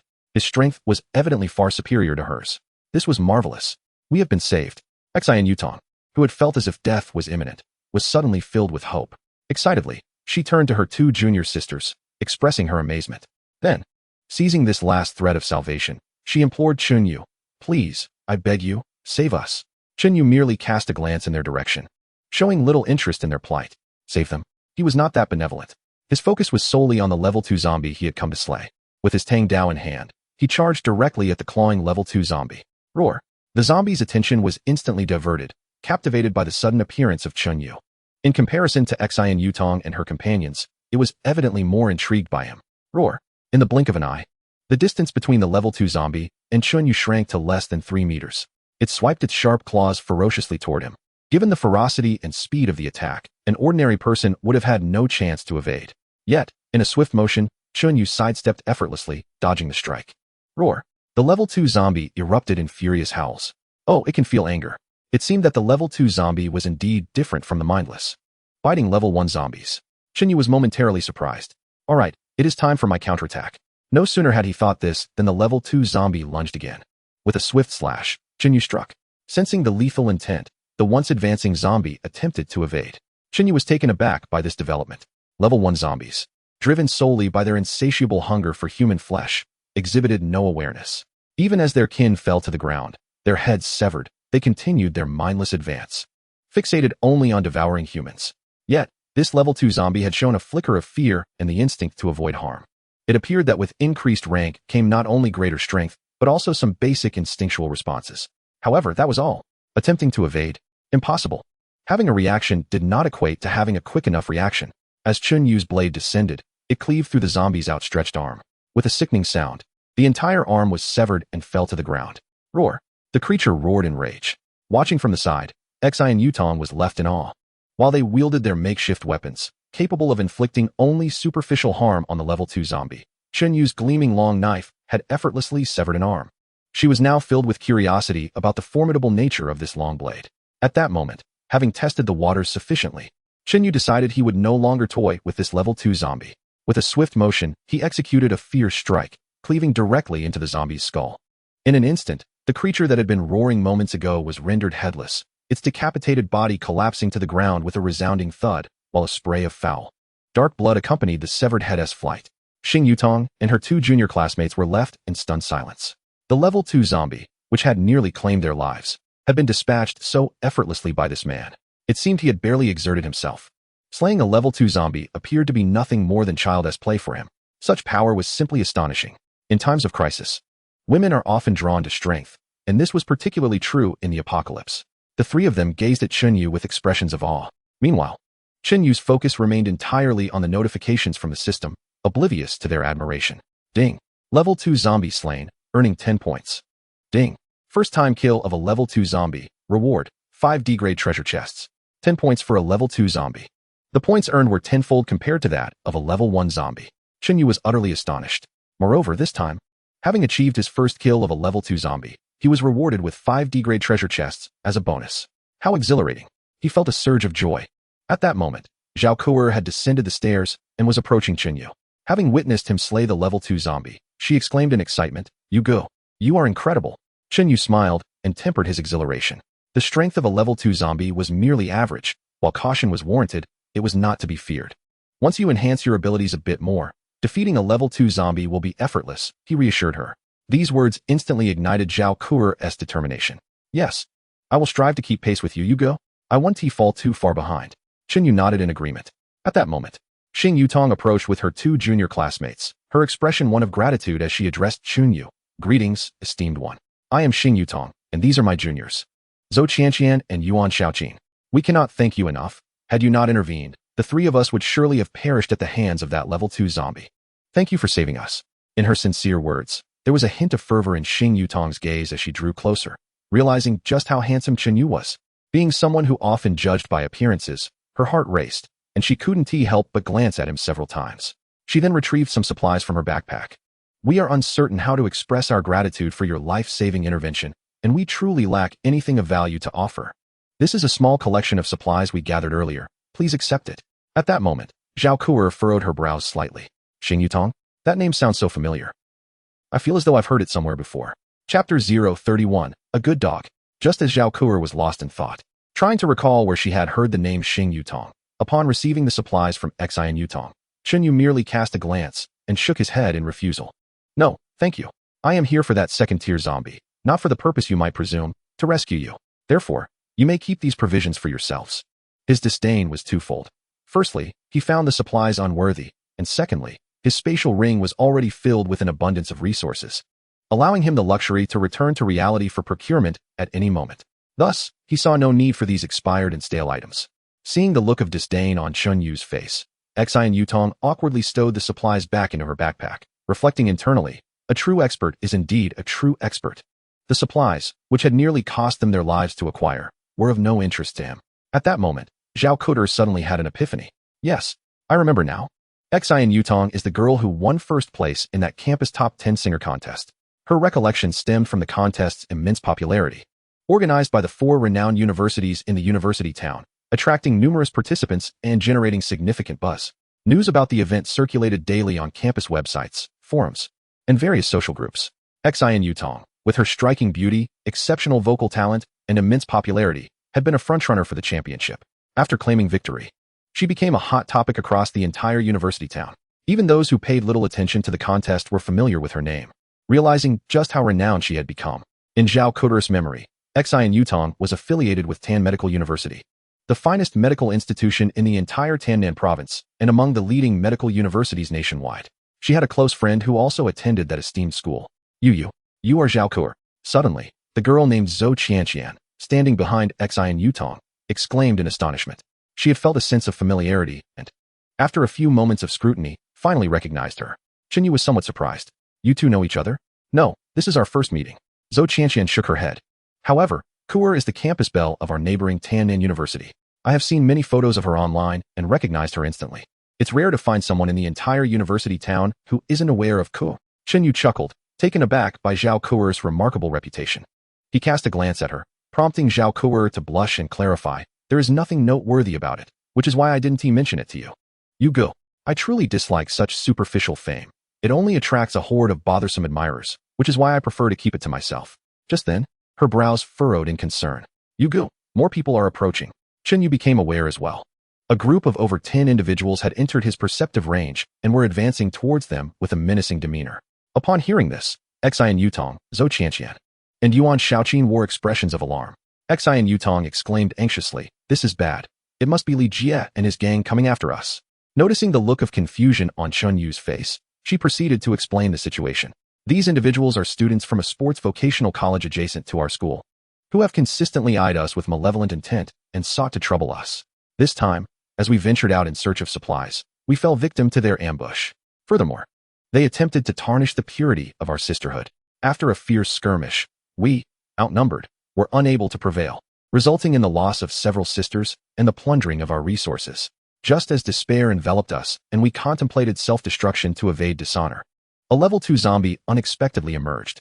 Sensing the imminent danger, they fled, and in our panic, we too retreated, only to be pursued by the zombies to this very spot. To our astonishment, they have now returned in pursuit. My dear comrades, I am profoundly grateful for your timely rescue. Now, you must flee swiftly while we separate. If we remain together, your safety will be compromised." With that, Xi and Yutong led Zhou Qianqian and Yuan Shaoqin toward an escape in the western direction. Unbeknownst to her, these assailants were encircling from all directions, rendering escape impossible. "Yutong, there are people ahead." After running merely a few dozen meters, they spotted figures in front of them. Glancing eastward, they discerned more foes. Upon turning back, they realized their retreat was completely obstructed. It dawned upon them that they had been encircled. "What now? It's over. I do not wish to perish." Tears cascaded down Yuan Xiaoqin's cheeks. Xi and Yutong cast a disapproving glance at her. "All you do is cry. We must either fight our way out or resign ourselves to death to preserve our honor. What purpose does weeping serve?" In the blink of an eye, a dozen tall, muscular young men approached. Upon seeing Xi and Yutong and her companions ensnared, their laughter erupted. "Ha ha, why the sudden silence? Why aren't you running?" Amidst their raucous laughter, they suddenly noticed Chun Yu and Zhao Ku'er, who were likewise trapped within their circle. Their attention instantaneously shifted to Zhao Ku'er, causing a fervor among the men, their eyes gleaming with desire. "Wow, what a beautiful girl. Jia, look quickly." The leader, a robust young man standing approximately 6 feet tall, turned upon hearing the call. An unrefined grin spreading across his face as he shamelessly appraised Zhao Ku'er, his longing evident in his gaze. "What a delightful surprise. I never expected to find such exquisite beauty among these girls from Tan Medical University," he exclaimed, comparing her favorably even to Lu Yuji. With a nod to a wiry, shifty-eyed boy donning a baseball cap, he remarked, "Su Tao, you've earned yourself a great merit this time. Upon our return, I shall petition the boss to reward you with a bucket of instant noodles and a sausage. If not for your keen nose leading us here after that level 2 zombie scattered our pursuit, we would never have encountered such a breathtaking beauty." Upon hearing Su Tao's words, he scratched his pockmarked face and grinned mischievously. Thank you, Brother Jia," he said, cautiously turning to Li Jia. "Brother Jia, after you're done playing, could you perhaps let me have a turn with that girl, Xi and Yutong?" Li Jia chuckled, "Damn. Haven't you had enough of her picture in the dormitory? All right. I know you've been harboring a secret crush on her. Considering your recent significant contribution, I'll let you have her after I'm finished. Is that acceptable?" Su Tao laughed boisterously. "Thank you, Brother Jia. Thank you. You are my god. I shall do whatever you ask. I, Su Tao, am but your loyal dog." Li Jia laughed heartily. "Ha, you little rascal. You know your place. You're a good dog." Su Tao immediately dropped to the ground. "Woof, woof, woof." Li Jia laughed even louder. Chapter 032. You may as well take your own lives to spare me the trouble. "Oh my Brother Jia. This secondary level zombie's mutated crystal has not been excavated." A muscular man on the outskirts exclaimed unexpectedly. Upon hearing this, Li Jia's face lit up with joy. Upon arrival, they had merely noticed the corpse of the secondary level zombie lying on the ground, but they had not examined it closely. After all, who would leave behind the mutated crystal after slaying a zombie? They instinctively assumed that Xi and Yutong and her companions had already taken the secondary level mutated crystal. Regardless, they would soon claim it for themselves, since it remained unearthed. It seemed that Xi and Yutong and her group had only recently slain this secondary level zombie before they arrived. This treasure is now mine. Dig it out for me," Li Jia commanded. "Yes, Brother Jia." The muscular man immediately wielded his machete, putting great effort into cleaving open the zombie's skull. With a look of distaste, he reached inside and extracted a spherical red crystal. "Here you go, Brother Jia." Without wiping the putrid black blood from his hands, the muscular man eagerly presented the small red crystal to Li Jia. Holding it in his hands, Li Jia was immensely thrilled. Secondary level zombies are rare, and encountering one is exceedingly difficult. This secondary mutated crystal was acquired with no effort at all. Consuming it would elevate his strength significantly. Zhang Xian merely got lucky. Consuming a secondary mutated crystal early in the apocalypse, gaining strength that surpassed theirs, which secured him the position of leader. They had lost many brothers later on to acquire several secondary mutated crystals, all of which Zhang Xian consumed. Li Jie refused to remain in his shadow in this apocalypse. Power is paramount, and he too desired to be the leader. Since Zhang Xian was not present this time, this secondary mutated crystal was as good as his. He had brought along only those he trusted. Once they returned, he would instruct his subordinates to unify their testimonies, claiming that in a moment of crisis, he was compelled to consume the secondary mutated crystal to bolster his strength. Otherwise, he and his brothers would have faced death. With this justification in place, what could Zhang Xian possibly say? Could it be that the consumed food can be forcibly expelled? Among the women from the medical university, only Xian Yutong possesses extraordinary abilities. Yet her strength is merely that of an ordinary ability user. They lack the capacity to eliminate a level 2 zombie. Therefore, it is evident that the level 2 zombie was slain by the man beside that stunning beauty. To possess the capability to vanquish a level 2 zombie, he must be a D-class ability user. His strength is commendable, but it is limited to that. He is also a D-class ability user. And with so many subordinates at his disposal, one individual's power is ultimately confined. Could that man truly turn the tide? Li Jie grinned maliciously as he pocketed the level 2 mutated crystal. He then spoke to Chunyu. Brother, your strength is impressive. Have you considered joining our organization? Just give us a nod, and I assure you that you will enjoy a life of luxury, with beautiful women at your leisure. As for the lady by your side, I have taken a liking to her. You must part with her. What do you say? Li Jie spoke with utmost confidence, believing that Chunyu would have no reason to refuse his offer. Anyone with a modicum of awareness would understand what to do. However, to Chunyu, these words were utterly ludicrous. Through the perception of his reconnaissance eye, he noted that the white light emanating from Li Jie was even less brilliant than that of Zhao Kuo. How could he possess such confidence to utter these words? It was truly laughable. Nonetheless, he was intrigued by the mutated crystal that Li Jie mentioned. He had previously pondered whether the zombies in this apocalyptic world contained anything akin to the core crystals often depicted in movies and novels. However, after defeating numerous level 1 zombies and inspecting them multiple times, he had found nothing of the sort. Thus, he had subconsciously assumed that the zombies here were no different. After killing the level 2 zombie earlier, he had not thought to investigate further. It now appeared that the mutated crystals they spoke of might only be present in level 2 and above zombies. As for the level 1 zombies, they were too simple-minded to possess any such crystals. This unexpected discovery filled Chunyu with delight. He was eager to ascertain the precise functions of this mutated crystal. With a cold smile, Chunyu replied to Li Jie in kind. What a coincidence. I have taken an interest in you and your lackey as well. Therefore, you may as well take your own lives to spare me the trouble. As soon as the words left his lips, Li Jie and his muscular entourage were enraged. Humph. Utterly audacious. Li Jie growled darkly, waving his hand. Damn it, you all attack. First, eliminate this audacious brat, and then capture all the women. Whoever takes down this kid's head first will have the 2 ladies other than the beauty and Xian Yutong as their prize. Upon hearing that she would be offered to those muscle-bound men, Yuan Shaoqin wept bitterly. Although Zhou Qianqian did not cry, she nervously hid behind Xian Yutong, clearly frightened. Only Xian Yutong remained relatively composed, gripping her knife, ever ready for battle. If she were to be overpowered, she had resolved to take her own life. She could not endure humiliation. Upon hearing this, a dozen burly men became instantly exhilarated, their eyes eagerly darting towards Zhou Qianqian and Yuan Shaoqin. Though they could not compare to Xian Yutong and Zhao Kuo, their beauty was not to be underestimated. They were indeed striking when juxtaposed against ordinary women. All of them nodded in excitement. Yes, Brother Jie, they proclaimed, eagerly cracking their knuckles and charging towards Chunyu with their cleavers. You seek my head. Let us see if you possess the capability. Chunyu scoffed. No sooner had the words left her lips than a swift and compact dagger hurtled towards Li Jie. In that instant, Li Jie's eyes widened with alarm. He sensed an imminent threat. However, before he could fully process this thought or react, it was too late. A sudden spray of crimson mist erupted. The once arrogant Li Jie was instantly felled, his head exploding in a shower of blood. In a heartbeat, his headless corpse crashed to the ground. At that moment, Li Jie's gang, along with Xian Yutong, Zhou Qianqian, and Yuan Shaoqin, were left utterly dumbfounded. Was Li Jie truly dead? He had been slain without even a single move. As they stood there, stunned into silence, Chunyu deftly maneuvered the dagger back into her grasp. She turned her gaze to Zhao Kuo and tossed her the tang knife. Kuo, the remaining ones are now in your hands. Zhao Kuo caught the tang knife and immediately nodded. All right, you go watch me. With that, she charged towards the group of muscular men, infuriated that they dared to covet her, brazenly uttering such shameless words in her presence. They were courting death. After having dispatched numerous zombies, she was not one to hesitate at the prospect of slaying these scoundrels. She would strike them down without a second thought. Count me in for the demise of these beasts. At this moment, Xian Yutong also snapped back to reality, gripping her knife and rushing forward as well. The gang of muscle-bound men, sensing the tide turning against them, hastily turned to flee. It was no joke. Their strongest member, Brother Jia, had been eliminated in an instant. Fear surged within them, their faces drained of color. They scattered in all directions, desperate to escape. Chapter 033, Leave One Alive. These individuals were remarkably swift.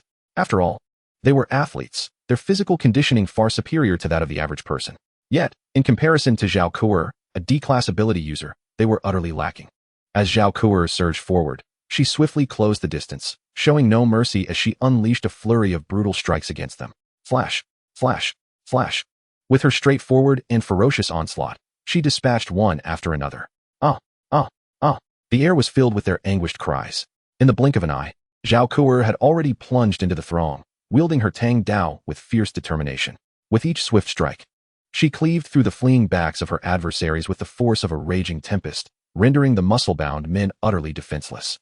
One after another, they fell, succumbing to their bitter end in pools of crimson. Meanwhile, Xian Yutong, having vanquished several of the muscular foes, set her sights resolutely on Su Tao. The loathsome words he had exchanged with Li Jie earlier weighed heavily upon her. She could not allow him to escape unscathed. Moreover, she had learned from Li Jie that Su Tao had once engaged in reprehensible acts while gazing upon her photograph in the dormitory. Despicable. This perverted wretch was beyond forgiveness. She was determined to end his wretched existence. As Su Tao sensed the vengeful Xian Yutong pursuing him with fervor, he was struck with terror. Although he possessed supernatural abilities, they were limited to an acute sense of smell, akin to that of a dog, enabling him to detect scents imperceptible to ordinary mortals, particularly for tracking purposes. In terms of combat prowess, he was woefully lacking. Coupled with his years of indulgence and the scarcity of sustenance in the apocalyptic landscape, his frail body was no match for Xian Yutong's fury. "Please, spare me. Have mercy," he cried, tears streaming down his face as she closed in on him. Xian Yutong's resolve was unwavering. Should she fall into Su Tao's clutches, her fate would be dire. To let him live? Such a notion was absurd. "Die, you pervert," she declared, raising her blade to inflict a series of merciless thrusts, deliberately avoiding vital points. Each stab elicited anguished cries from Su Tao, who writhed on the ground in excruciating torment. Shinyu could not help but frown at the scene. Zhao Kuer had mentioned that Xian Yutong and her companions were students of the medical university. Indeed, women trained in the healing arts were not to be trifled with, particularly those from medical institutions. Ultimately, Xian Yutong plunged her blade into Su Tao nearly 100 times, leaving his body riddled with countless puncture wounds, blood flowing freely as he succumbed to the depths of agony. "Leave one alive," Shinyu urged, prompting Zhao Kuer, who was about to deliver a fatal blow to the last remaining muscle-bound man, to halt her strike. Upon witnessing the lifeless bodies of his comrades sprawled on the ground, the surviving brute trembled in fear, so overwhelmed that he involuntarily wet himself, his trousers instantly soaked.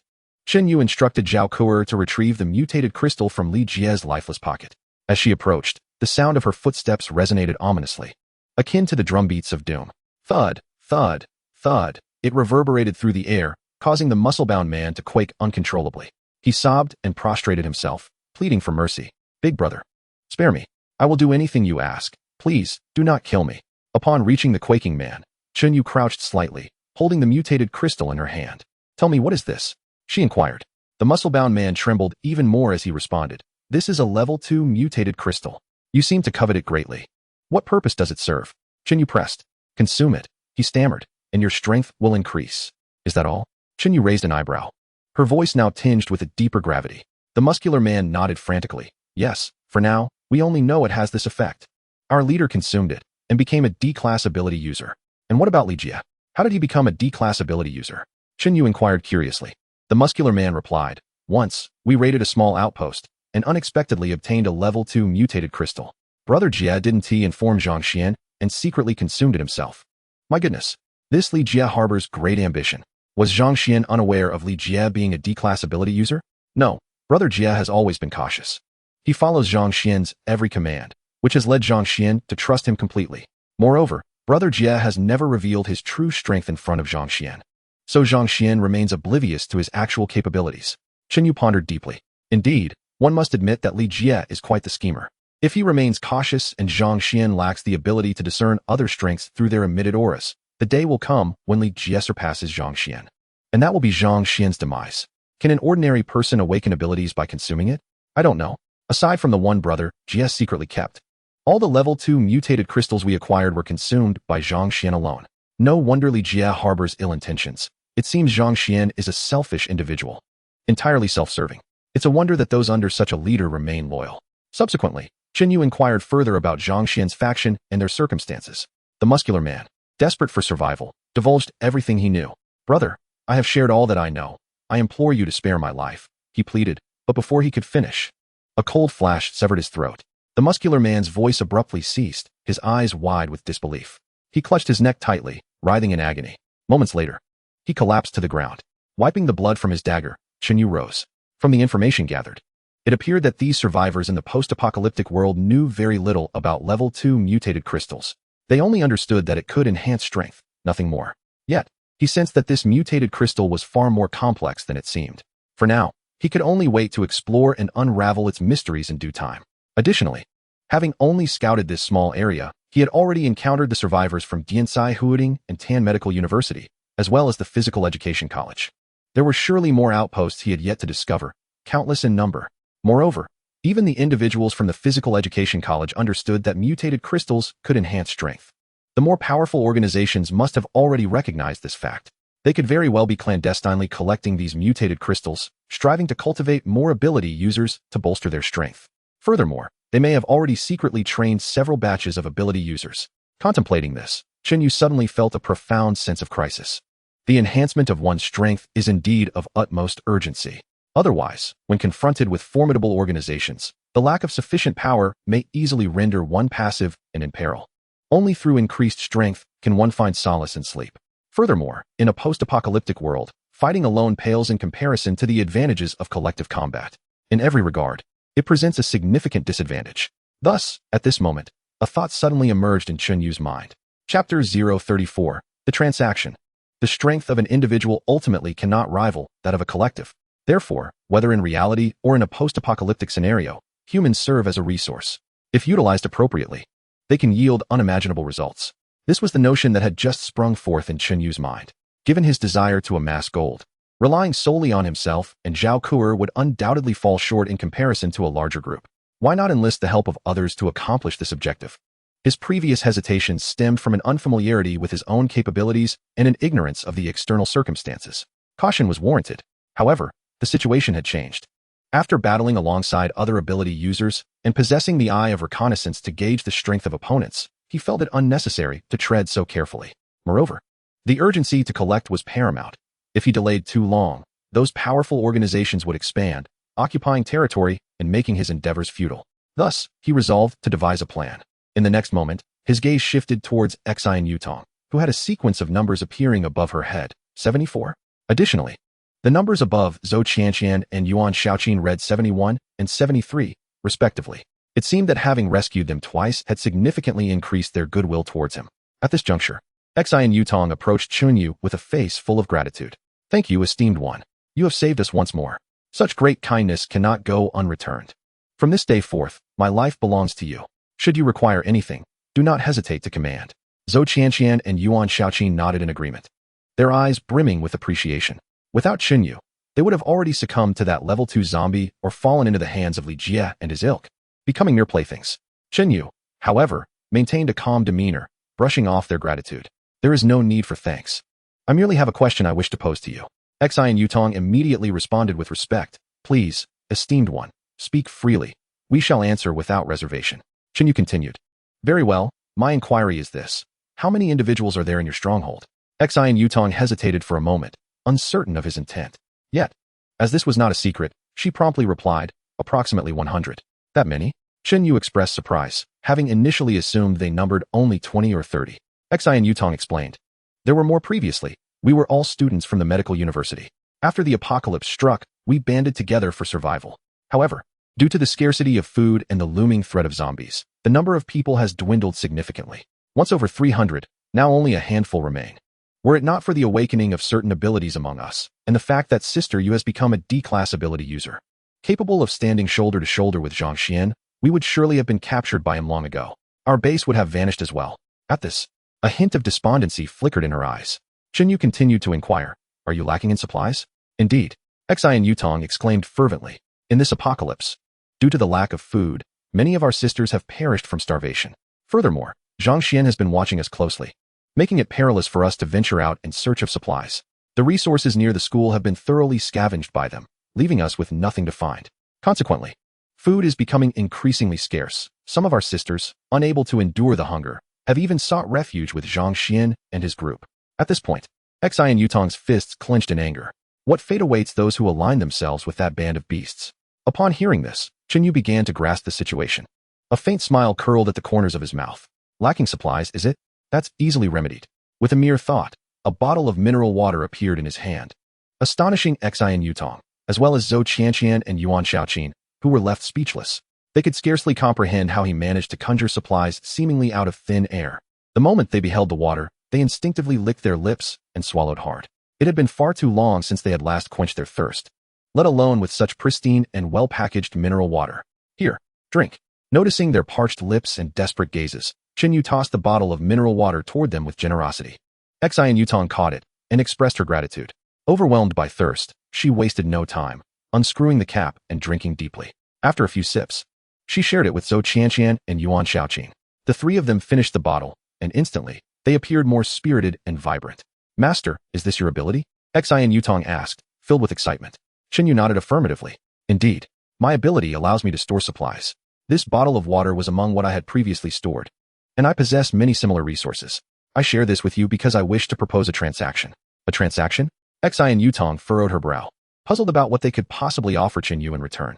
Yes, a transaction, Chenyu affirmed. When you return, inform your leader to arrange for your group to scour for gold. In exchange for gold, I will provide you with supplies. For every pound of gold, I can give you an equivalent amount of the resources you desire. What do you think? Boom. Not only Xi and Yutong, but even Zhou Qianqian and Yuan Xiaoqin were similarly taken aback. Upon hearing this proposal, they instinctively thought they had misheard. Gold. In exchange for equivalent resources? They could hardly believe their eyes. Was this truly a stroke of fortune? Could such good fortune exist in the world? Is what you say genuine? Xi and Yutong inquired, her mouth agape in astonishment. Chenyu nodded affirmatively. Indeed, it is true. Allow me to provide you with 10 pounds of supplies as a deposit to demonstrate my capabilities. Tomorrow, return here with gold, and I shall exchange it for additional supplies as needed. How does that sound? With that, Chenyu extracted 10 pounds of rice from her spatial ring and tossed it to Xi and Yutong. Upon receiving the rice, Xi and Yutong was momentarily taken aback. Rice. It was indeed rice. This was splendid. With this 10 pounds of rice, they could cook a thin porridge to share among the sisters, preventing them from starving to death. No longer would any sister be compelled to seek refuge with Zhang Xian, trading her body and dignity for sustenance. Although she was uncertain of Chun Yu's intentions for the gold, if it could be exchanged for food, she had no reason to refuse. Excitedly, Xi and Yutong nodded. All right. Esteemed one, I shall return to the stronghold immediately and bring the gold for our transaction tomorrow. Chenyu replied. Very well, let us meet here at this time tomorrow. Remember, the more gold you can gather, the better. I can accommodate whatever you find. Understood. With that, Xi and Yutong, brimming with enthusiasm, departed with Zhou Qianqian and Yuan Xiaoqin. Chapter 035. Xi and Yutong returns to the stronghold. Just as Xi and Yutong and the two women were about to leave, Zhao Kuter suddenly called out to them. What is it? Xi and Yutong turned back, her curiosity piqued. Zhao Kuter spoke. I wanted to ask if there is a girl named Jiang Yao in your stronghold. Jiang Yao? Xi and Yutong furrowed her brows and shook her head. I apologize, but I know everyone in our stronghold, and to my knowledge, there is no one by that name. Upon hearing this response, disappointment washed over Zhao Kuter's face. Noticing her distress, Chenyu inquired, Kuer, what troubles you? Zhao Kuer replied with a hint of sadness, You go. Jiang Yao is my friend. We've grown up together and share a close bond. She also attends 10 Medical University. At the onset of the apocalypse, we were still in contact, and she mentioned being trapped in the school's laboratory. However, the network collapsed shortly thereafter, and I have had no news of her since. I am quite worried for her safety, which is why I wanted to inquire if she might be in your stronghold. Understanding dawned on Chenyu. No wonder Zhao Kuer had appeared so hesitant earlier. He offered her solace. No news is often the best news. The school is vast, and with the sudden onset of the apocalypse, it is natural for everyone to become scattered. She may have escaped the school and could be in a safe place outside. Xi and Yutong also nodded in agreement. What you say is true. Our stronghold has only accommodated a small fraction of people. Many others have likely fled the school. Here's what we can do. We shall keep an eye out for any news about your friend Jiang Yao, and should we discover anything, we will inform you immediately. Zhao Kuer nodded appreciatively, expressing her gratitude. Thank you so much. Xi and Yutong waved her hand dismissively. Oh, there's no need for formalities. You and the boss have saved us twice already. We will certainly do our utmost to help you find your friend. Hom. With that, Xi and Yutong hurriedly led Zhou Qianqian and Yuan Shaoqin away, making their way back to their stronghold. After the three women departed, Chen Yu turned to Zhao Kuer and reassured her, rest assured, with their assistance, as long as your friend is still in this area, we should be able to locate them. Hom. Zhao Kuer nodded in response. However, having endured the apocalypse for so long, she held little hope. If they managed to find her friend, it would be wonderful. If not, she had already mentally prepared herself for that possibility. Chen Yu glanced around and noted that there was still some time before sunset. Let us slay a few more zombies and return when darkness falls. Since the zombies in their vicinity had nearly been eradicated by him and Zhao Kuer, he was compelled to seek out a new location, employing the same strategy to lure in waves of zombies, which he subsequently dispatched with precision. Thus, they continued their slaughter until nightfall, accumulating over 800 points. Combined with his previous total, his point count soared to an impressive 2044. Gazing at the abundant points, Chen Yu felt somewhat dazed.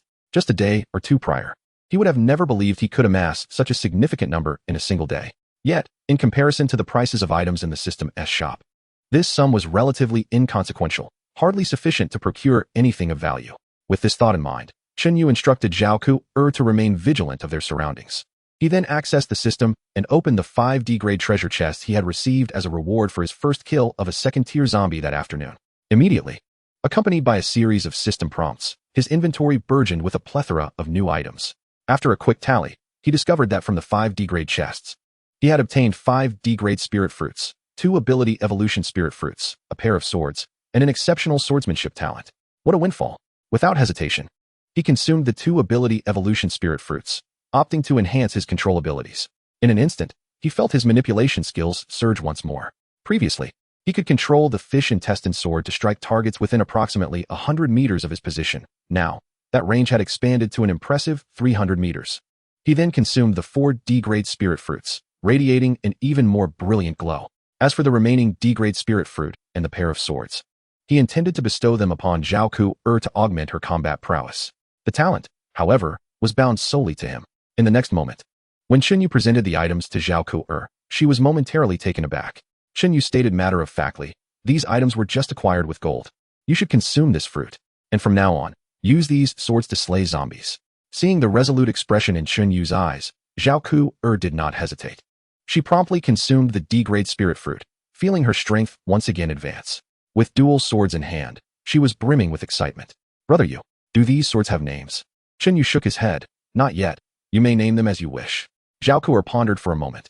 Behold, the hilt of each sword is intricately carved with blue flowers. Let us henceforth refer to them as the Blue Flower Twin Swords. Chen Yu nodded in agreement. A fitting name indeed. At this moment, the sky had gradually darkened. It was time to return. After a brief respite to regain some strength, Chen Yu, accompanied by Zhao Kuer, made their way back towards the Diansong Huading, slaying the solitary zombies they encountered along the path. Meanwhile, at the campus of Tan Medical University, hordes of zombies roamed aimlessly. Only around one building, the girls' dormitory, were the undead relatively sparse. This edifice served as the stronghold for Xi and Yutong and her companions. In the early days of the apocalypse, had it not been for the remnants of food within the dormitory, they would not have endured to this point. At that moment, upon witnessing the return of Xi and Yutong, Zhou Qianqian, and Yuan Shaoqin, the inhabitants of the dormitory hastily opened the iron gate. As the three entered, the gate was promptly secured behind them. A throng of female students gathered around, each exhibiting signs of severe hunger and malnutrition. Clearly, life in the post-apocalyptic world had been exceedingly harsh for them. Upon noticing that only 3 had returned from a group of over 10, a wave of sorrow swept over the gathering, their expressions darkening, to uplift the spirits of her companions. Xi and Yutong promptly retrieved the scavenged supplies and the 10 pounds of rice given to her by Chunyu from her backpack. As soon as the girls laid eyes on the food, their faces lit up with excitement. Rice. Yutong, you actually found rice. Xi and Yutong responded, you must all be famished. Let us quickly light a fire and cook this 10 pounds of rice in a porridge to share. Yes. With that, the starving girls sprang into action with enthusiasm. Xi and Yutong then ascended to the upper floor, entering a dormitory where a girl with a serene demeanor stood by the window. She had witnessed the earlier events unfold below through the glass. Upon seeing Xi and Yutong enter, she spoke in a somber tone. No one else made it back? Chapter 036. Currents of Intrigue. Lu Yuji felt a tinge of disappointment. After the apocalypse, they had managed to band together, struggling to survive until now. Yet, the number of sisters around her dwindled daily for various reasons. Some perished from starvation, others fell victim to the zombies, and some suffered at the hands of Zhang Xian and his band of brutes. What she found most abhorrent was that some sisters, swayed by temptation, had betrayed their own for a mere sausage or a packet of biscuits, aligning themselves with Zhang Xian's group. This left her feeling profoundly powerless. She had believed that awakening her abilities and ascending to the rank of a D-level superhuman would allow her to protect those around her. Yet, she had underestimated the chaos and moral decay wrought by the apocalypse, along with the unpredictable nature of humanity. Yuji, Xi and Yutong hesitated to speak further. Lu Yuji required no response, for the truth was painfully evident. Each day, sisters venturing out in search of supplies returned with fewer numbers, and resources became increasingly elusive. Such occurrences had become all too familiar to her. The sisters rallied around her, and she had to gather her strength. Lu Yuji quickly regained her composure. This time, fortune smiled upon her as she managed to recover 10 pounds of rice. Xi and Yutong shook her head and said, "Sister Yuji, I didn't find this rice. It was a deal made with a benefactor who provided it to me." "A deal?" Lu Yuji's brows furrowed slightly. "Yutong, it is exceedingly difficult for women to survive in this apocalypse. Compared to men, the odds of enduring are multiplied several times over." She had witnessed too many women abandon their dignity and pride for a morsel of food. She had also seen countless tragedies of force, abduction, and violence where women suffered indignities. Thus, upon hearing the word deal, she instinctively feared that Xi and Yutong had taken a step into that dark realm, selling her body for sustenance in exchange for resources from those unscrupulous men. This was precisely why she had established a stronghold, sheltering a group of women, to create a safe haven through their own strength amidst the apocalypse. However, ideals often clash with reality, and she was dismayed to discover that her closest sister had seemingly fallen into that abyss. Lu Yuji was suddenly engulfed by profound guilt and rushed forward to embrace X and Yutong tightly. "Yutong, it's my fault. If only I were stronger." "You wouldn't have to." Tears streamed down her face as she spoke. Xi and Yutong swiftly extricated herself from the embrace, realizing Lu Yuji's misunderstanding. She hurriedly clarified, "Sister Yuji, what are you thinking? I would rather die than resort to that. I encountered a benefactor today, and without him, I wouldn't have made it back. He proposed a deal with me." Then, Xi and Yutong succinctly recounted the events that had transpired. Upon hearing that Li Jie had ambushed them, Lu Yuji's expression darkened, and she felt a burning desire for vengeance against Zhang Xian and his faction. When she learned that Chen Yu had saved them twice and suggested a trade, her brow furrowed in doubt. Trading gold for resources? In this apocalypse, resources are the foundation of survival. What use is gold? Xi and Yutong nodded, affirming, "Yes. That's exactly what the benefactor said. This 10 pounds of rice is his advance payment." Lu Yuji remained skeptical, cautioning, "Yutong, are you certain this person is trustworthy? It sounds utterly absurd. Who would be so foolish?" Xi and Yutong insisted, "Sister Yuji, please don't speak ill of the benefactor. He is genuinely kind. Although I don't understand why he wants gold, he is undoubtedly reliable and hasn't deceived us. Moreover, with so many sisters by our side, while finding food may be arduous, acquiring gold is not beyond our reach. Why not gather some gold and attempt to trade with the benefactor? We'll find out then." Lu Yuji hesitated further. Xi and Yutong added, "Sister, we have been cornered by Zhang Xian to this extent. If we don't devise a plan, we will truly be at our wits' end. We have finally glimpsed a glimmer of hope. Why not seize the chance? Besides, I have already accepted the advance payment. It would be unreasonable to take his goods without following through with the trade." These words began to sway Lu Yuji's heart. "All right, let us give it a try. First, we shall consume porridge. Once our bellies are full and our strength restored, I will personally lead the charge with my sisters to procure supplies. I will accompany you to tomorrow's transaction." Upon hearing that Lu Yuji was persuaded, Xi and Yutong felt an immense joy. Excellent. Just then, the porridge was ready. The group of women gathered together to share a pot of thin porridge. After quickly finishing, they were left wanting more, eagerly licking the bowls and the bottom of the pot clean. Delicious. Truly exquisite. Although the porridge was as watery as broth and contained but a few grains of rice, each portion was scant. This meal was undoubtedly the most satisfying they had experienced in over 3 months of the apocalypse. Observing the rare happiness of her sisters, even Lu Yuji began to sway with anticipation. If only that mysterious benefactor's intentions were pure, so they could engage in stable, long-term transactions. Subsequently, after finishing their meal, she promptly led her team of female college students to scour for gold. At that moment, not far from Tan Medical University, in the office of the president at the Sports Vocational College, Zhang Xian sat with his legs crossed. Before him knelt a voluptuous girl clad in cheerleader attire, gently massaging his legs.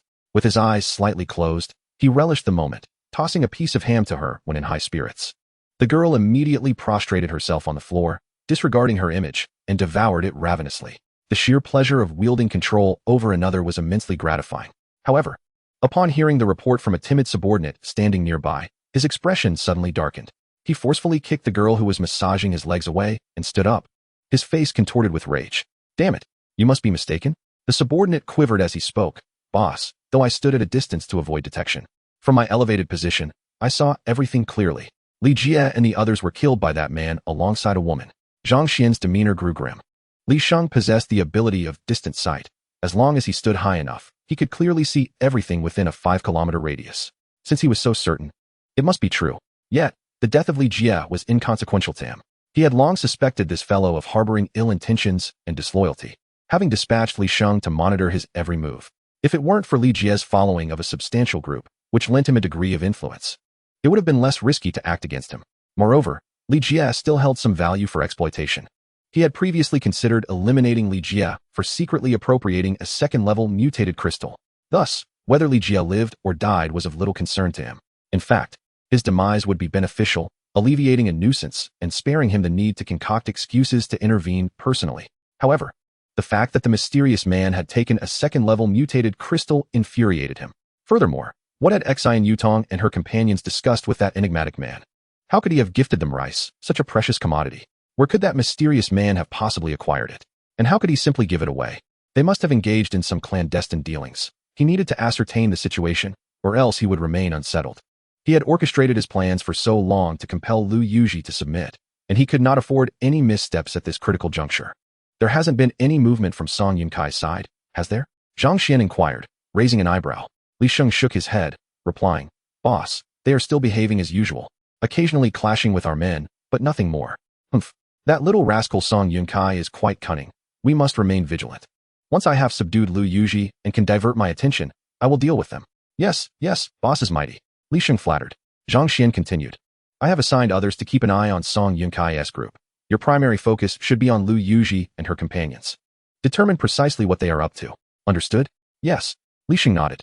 After Zhang Xian delegated a few more tasks, Li Sheng promptly set off to execute his orders. However, once Li Sheng departed, Zhang Xian suddenly felt a sharp pain in his back, darkening his expression. Chapter 037. Disturbances in the community, corpses abound. "Damn it, wretched woman. Just wait and see how long you can endure. In a few days, I will have Lu Yuji obediently kneeling before me, a loyal pet at my command." The pain radiating from his back ignited Zhang Xian's fury. Previously, when he attempted a forceful assault on Lu Yuji's stronghold, he had been caught off guard by her ambush, nearly meeting his demise. Since that encounter, he had developed a wary respect for Lu Yuji's powers. Her abilities were insidious. Nevertheless, he had already instructed his subordinates to thoroughly scavenge the supplies around 10 Medical University. He would frequently harass them, ready to strike should they dare to leave their stronghold, instilling fear that kept them from seeking resources. Even if they tried, they would find nothing. Without sustenance. How long could they last? Sooner or later, they would be his prey. The thought of Lu Yuji's frigid demeanor fueled his anticipation. That wretched woman, pretending to be aloof before the apocalypse, now acts as if she is above it all. But this is the end times. She cannot maintain that facade. The more he pondered, the more fervently he anticipated conquering her and revealing her true nature. His gaze fell upon a girl in a cheerleading outfit, trembling on the ground after being kicked down by Lu Yuji. Although she was nowhere near Lu Yuji's caliber, she was satisfactory enough for his purposes. "Come here." Zhang Xian barked in a sudden fury. The girl, frightened, crawled towards him, using all her limbs to approach. Meanwhile, on the other side, Chen Yu and Zhao Kuer were making their way back to the Daikai Huading community, dispatching zombies along the way. Throughout their journey, Zhao Kuer gazed at Chen Yu with starry eyes, marveling at his ingenious strategy of trading supplies for gold. Such a scheme would effortlessly attract gold to their doorstep. And with gold, they could continuously exchange for abundant resources. As for the meager supplies exchanged, they are utterly insignificant. "Brother Yu, you are truly remarkable." Zhao Kuer couldn't help but plant a kiss on Chen Yu's cheek. Suddenly, just as they were nearing the Daikai Huading community, Chen Yu's brow furrowed. Zhao Kuer's keen senses picked up on this change immediately. Their footsteps came to a halt simultaneously. "Brother Yu, what has happened to the community?" Zhao Kuer's expression turned grave. Through her intuition, she perceived that the area was littered with corpses. They lay scattered, at least 200 to 300 lives lost. Although she had slain numerous zombies, witnessing such a multitude of lifeless bodies was still unsettling. After all, The dead are distinct from the undead, while zombies can be easily dispatched. The sight of so many humans, drenched in blood, was profoundly chilling. Chinyu was taken aback. He had not anticipated that such a significant upheaval would occur in the community after merely one day of absence. He had thought that last night's events were merely a precursor, with real conflicts not expected to erupt for another few days. However, it seemed that the oppressive atmosphere of the apocalypse had rendered everything unpredictable. Just from leaving during the day, a massive conflict had erupted over supplies. He wondered if Guohu was still alive. If he had perished, it would be a pity, as Chinyu had intended to engage in some business with him. The community was vast, with numerous buildings and apartments, making it impossible for just him and Zhao Ku'er to search thoroughly. Based on Guohu's methods, he appeared to be a trustworthy trading partner. Providing him with some supplies and having him gather all the gold from the entire community would save a great deal of trouble. But for now, they would observe and ascertain who was in control of the community before proceeding. Snapping back to reality, Chinyu noticed Zhao Ku'er's puzzled expression. He inquired, "Are you perplexed as to why there are suddenly two sources of light in the community, indicating the presence of two awakened supernatural beings?" Zhao Ku'er nodded. They had never heard of any supernatural entities in their neighborhood before. If such beings existed, locating supplies would not have been as troublesome as it had been. It seemed these supernatural individuals had awakened their powers today.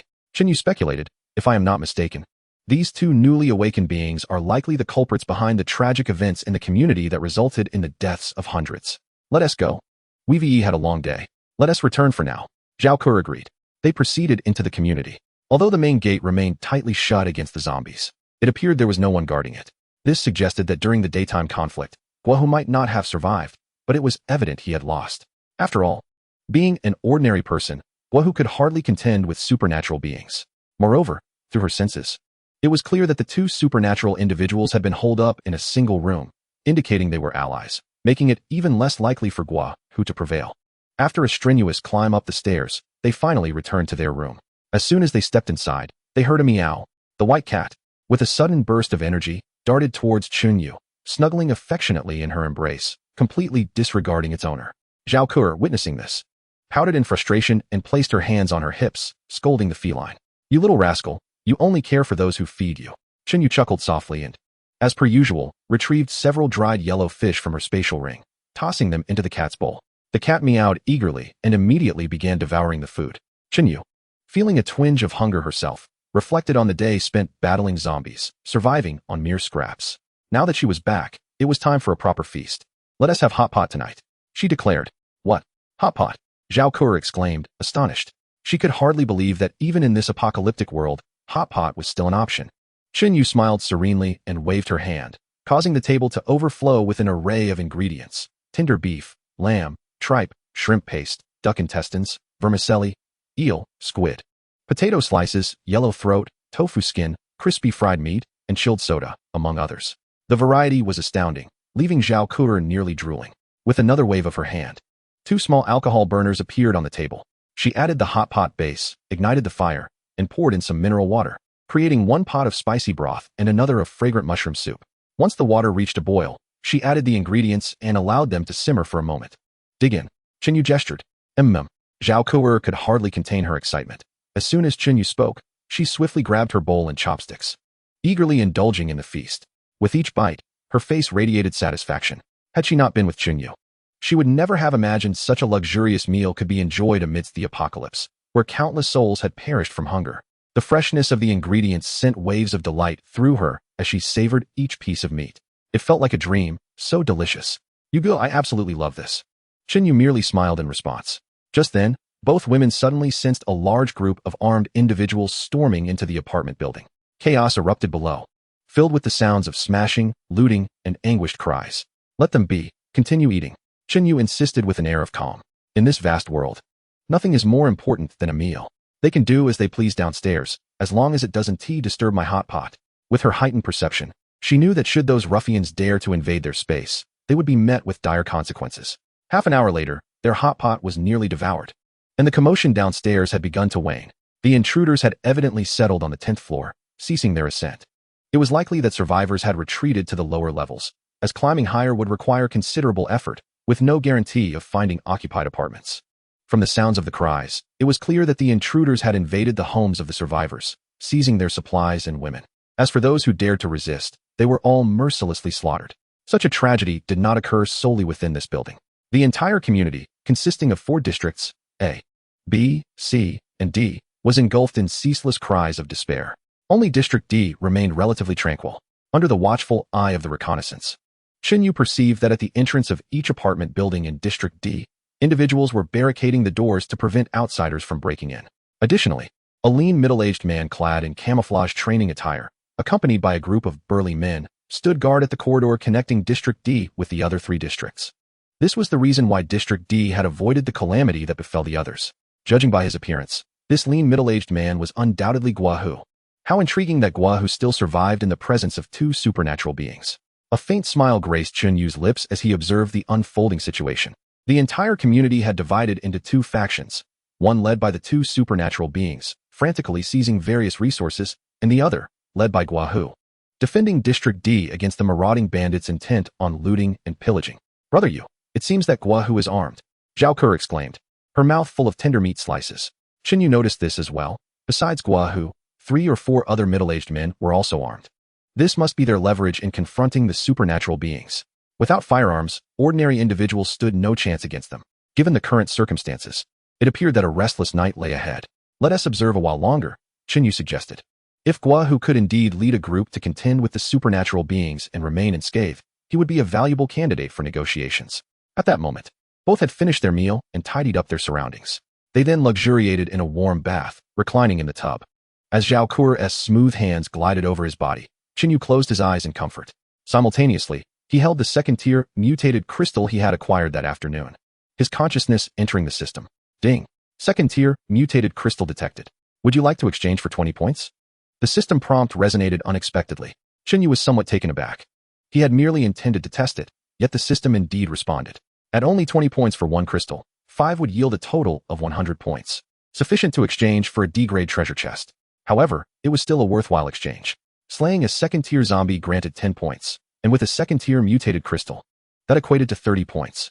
If each second-tier zombie produced one of these crystals, then obtaining 30 points per zombie was significantly more advantageous compared to the meager 1 point from a first-tier zombie.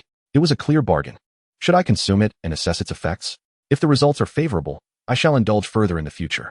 Conversely, if the effects are mediocre or inferior to a D-grade spiritual fruit, I would opt for the point exchange.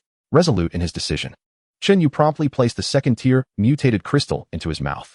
Suddenly, a wave of delight surged within him. However, after consuming this fruit, apart from a slight restoration of his energy and stamina, it appeared to yield little substantial effect. He felt that his strength had scarcely increased, only marginally refined. To put it more plainly, the outcome was akin to that of a D-grade spirit fruit, perhaps only 1/5 as effective. Converting this into a comparative measure, 5 secondary mutated crystals barely matched the efficacy of a single D-grade spirit fruit, and one could argue they were even inferior. Chinyu felt a tinge of exasperation. The way the muscular man had spoken of the secondary mutated crystals made them seem formidable, yet in reality, they were rather mediocre.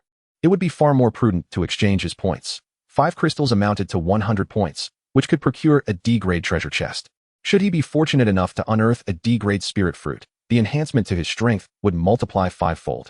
Upon learning that Zhang Xian, the leader of the base at the Physical Education Institute, had only consumed 3 secondary mutated crystals, it became evident that his prowess did not even rival that of a single D-grade spirit fruit.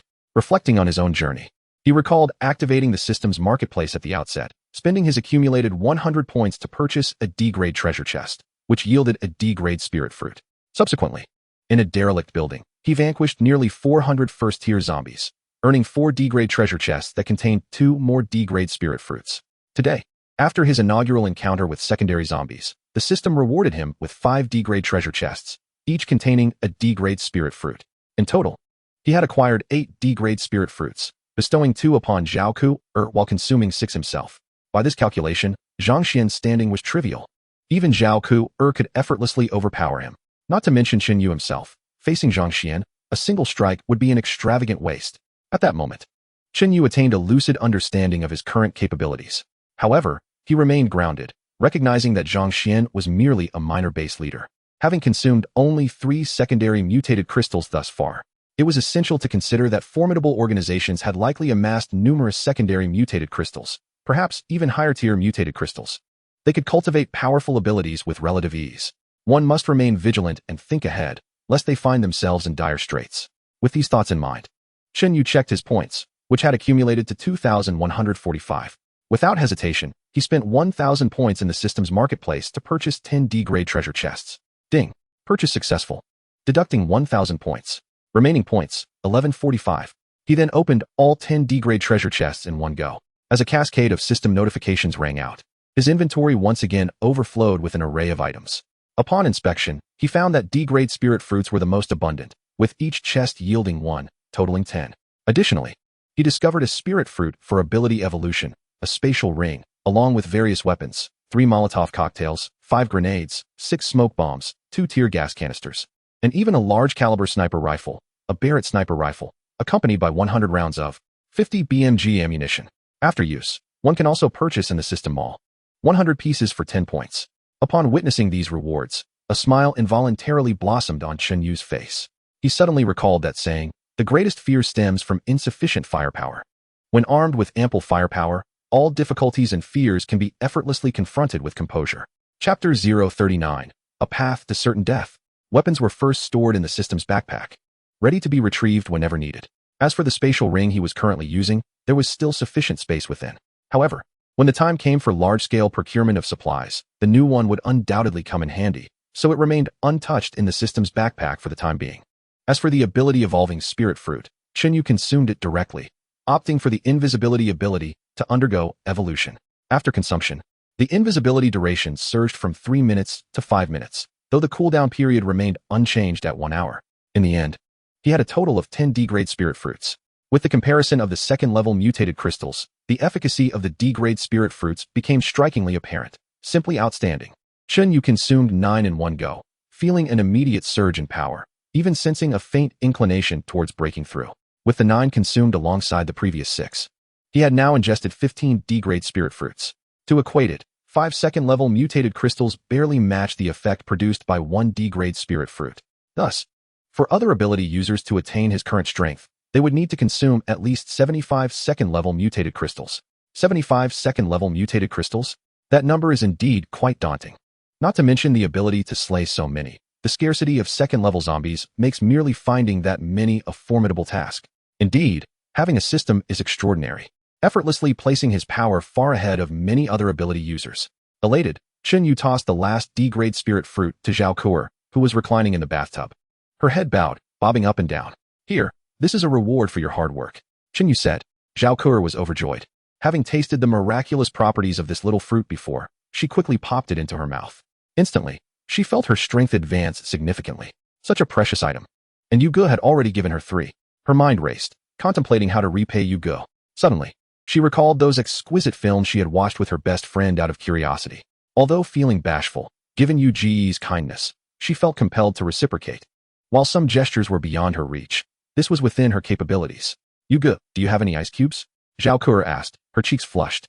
"Ice cubes? Yes. What do you need them for?" Chen Yu inquired with curiosity. However, the next moment, realization dawned upon him, a mischievous smile spreading across his face.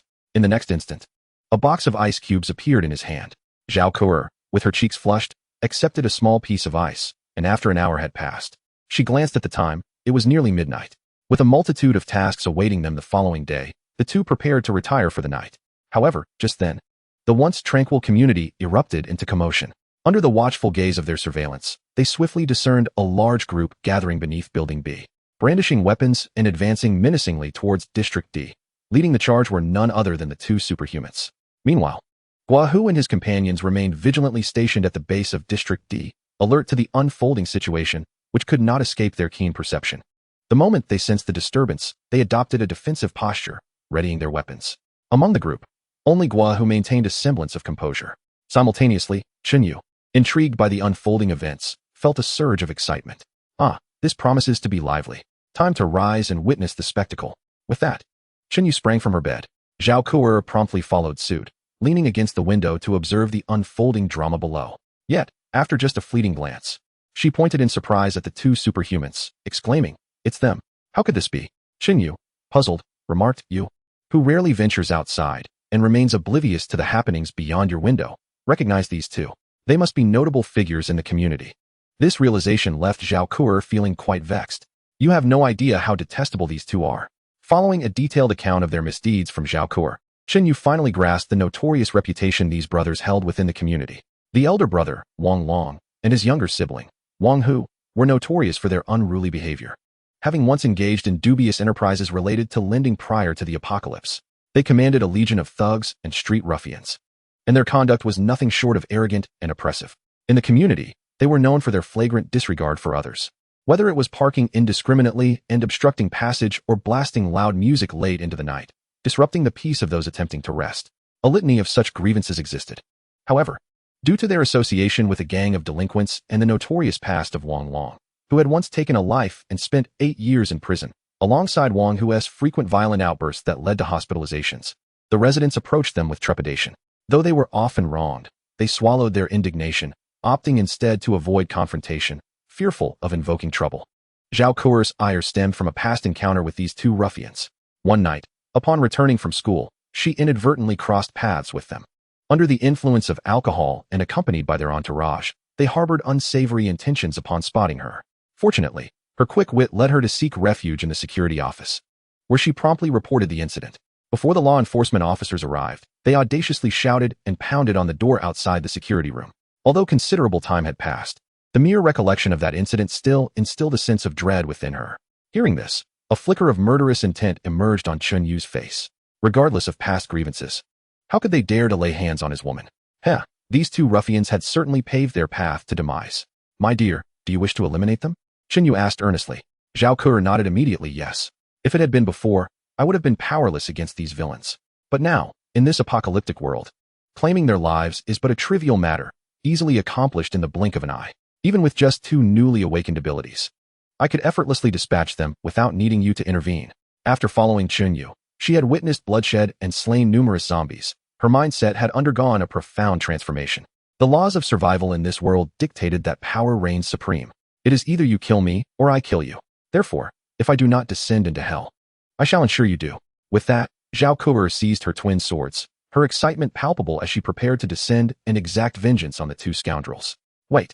At that moment, Chen Yu abruptly halted her. Darling, how dull it would be to kill them so simply.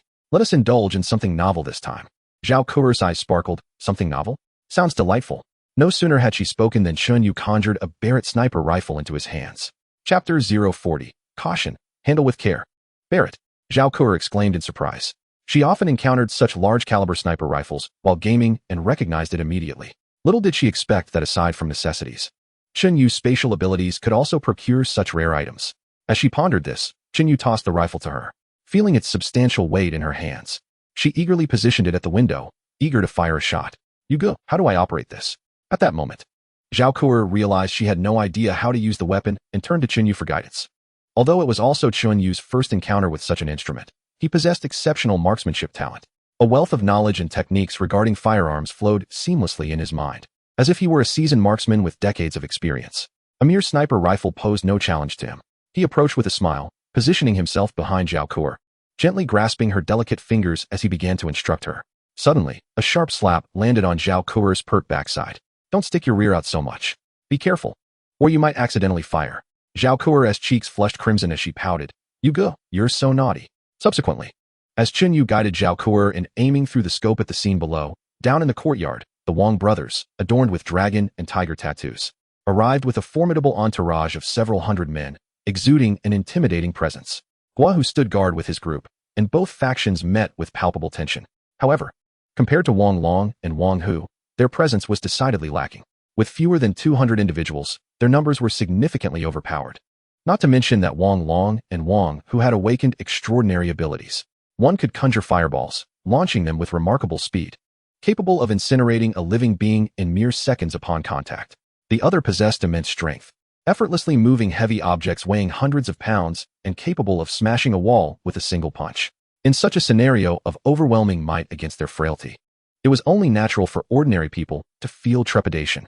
Even Gua Hu, at that moment, felt a pang of anxiety within. He was well aware that Wang Long and Wang Hu held a deep-seated resentment towards him. Yet, the residents of the community often voiced their grievances against them. And in this apocalyptic era, they would never entrust their resources to them, fearing they would be devoured whole. Thus, everyone looked to him for leadership. And despite Wang Long and Wang Hu's grievances, they endured in silence, occasionally erupting in conflict, which he managed to suppress. Little did he realize that last night, those two had seized the opportunity under the cloak of darkness, storming into the warehouse to plunder the resources that the residents had risked their lives to acquire. He had rushed over with his men, managing to recover some of the lost supplies. But the night watchmen guarding the warehouse had all been murdered by Wang Long and Wang Hu's crew. Fearing further complications, he refrained from confronting them last night. This morning, he gathered the community members, preparing to convene a meeting to discuss their next steps.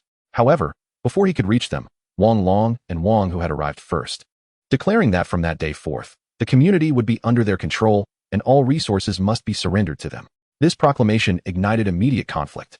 To their astonishment, the brothers had awakened their powers that very morning, catching everyone off guard and resulting in the swift demise of over 100 individuals. A significant portion, sensing the impending doom, quickly defected to Wang Long and Wang Hu's side. Ultimately, they were overwhelmed. Throughout the afternoon, the brothers and their followers transformed the community into a scene of carnage, seizing all the supplies from the warehouse.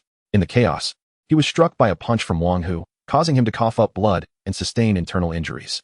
Had it not been for his sudden draw of a firearm, catching Wang Long by surprise and wounding his arm, it is likely the entire community would have fallen under their dominion that day. Following this, once Wang Long and Wang Hu were deterred by the gunfire and retreated after their plunder, he led the remaining steadfast individuals, those who refused to betray their principles, to retreat to District D, fortifying their position there. However, tranquility was short-lived. Just an hour or two later, anguished cries echoed from the other three districts. He knew it was undoubtedly Wang Long and Wang Hu's men, storming into the homes of other survivors to seize resources and women. Thus, he hastily descended with his group, establishing a defensive line in District D. As it stood, with Wang Long and Wang Hu advancing with such numbers, failure to hold their ground was unthinkable. Without a moment's thought, the entire community would fall under their dominion. He, along with those behind him and their families, would surely perish at the hands of these ruthless individuals tonight. Thus, despite his injuries and excruciating pain, he bore it stoically, determined to resist with every ounce of his being. Clutching the firearm in his grasp, it became his sole source of courage. Recently, while scavenging for supplies, he had managed to procure a few guns and some ammunition from a law enforcement agency. Cautiously, he had concealed them from the Wang brothers, ensuring their ignorance so he could strike them unexpectedly. However, the confrontation had now become overt, and the two brothers were on high alert. Faced with such a multitude, the Wang brothers were still formidable abilities. He was uncertain how much impact these few guns would truly have. As Guo Hu pondered these thoughts, Wang Long and Wang Hu, accompanied by a large entourage, stormed towards them. Without hesitation, Wang Hu arrogantly stepped forward, pointing directly at Guo Hu. Listen here, Guo. I advise you to be sensible and surrender your weapon immediately. Don't think that these few guns can intimidate us. He then shouted to Guo Hu's men. Enough of your nonsense. I'm giving you lot one last chance. Surrender now and join us. I might even share some food with you. He continued. If you fail to recognize the gravity of the situation and choose to resist alongside Guo, do not blame me for being merciless. Each one of you will meet your demise tonight. Each of Wang Hu's words was heavy with menace, resonating with a palpable ferocity. At his declaration, the crowd stirred uneasily. Soon, individuals began to step forward, aligning themselves with Wang Hu.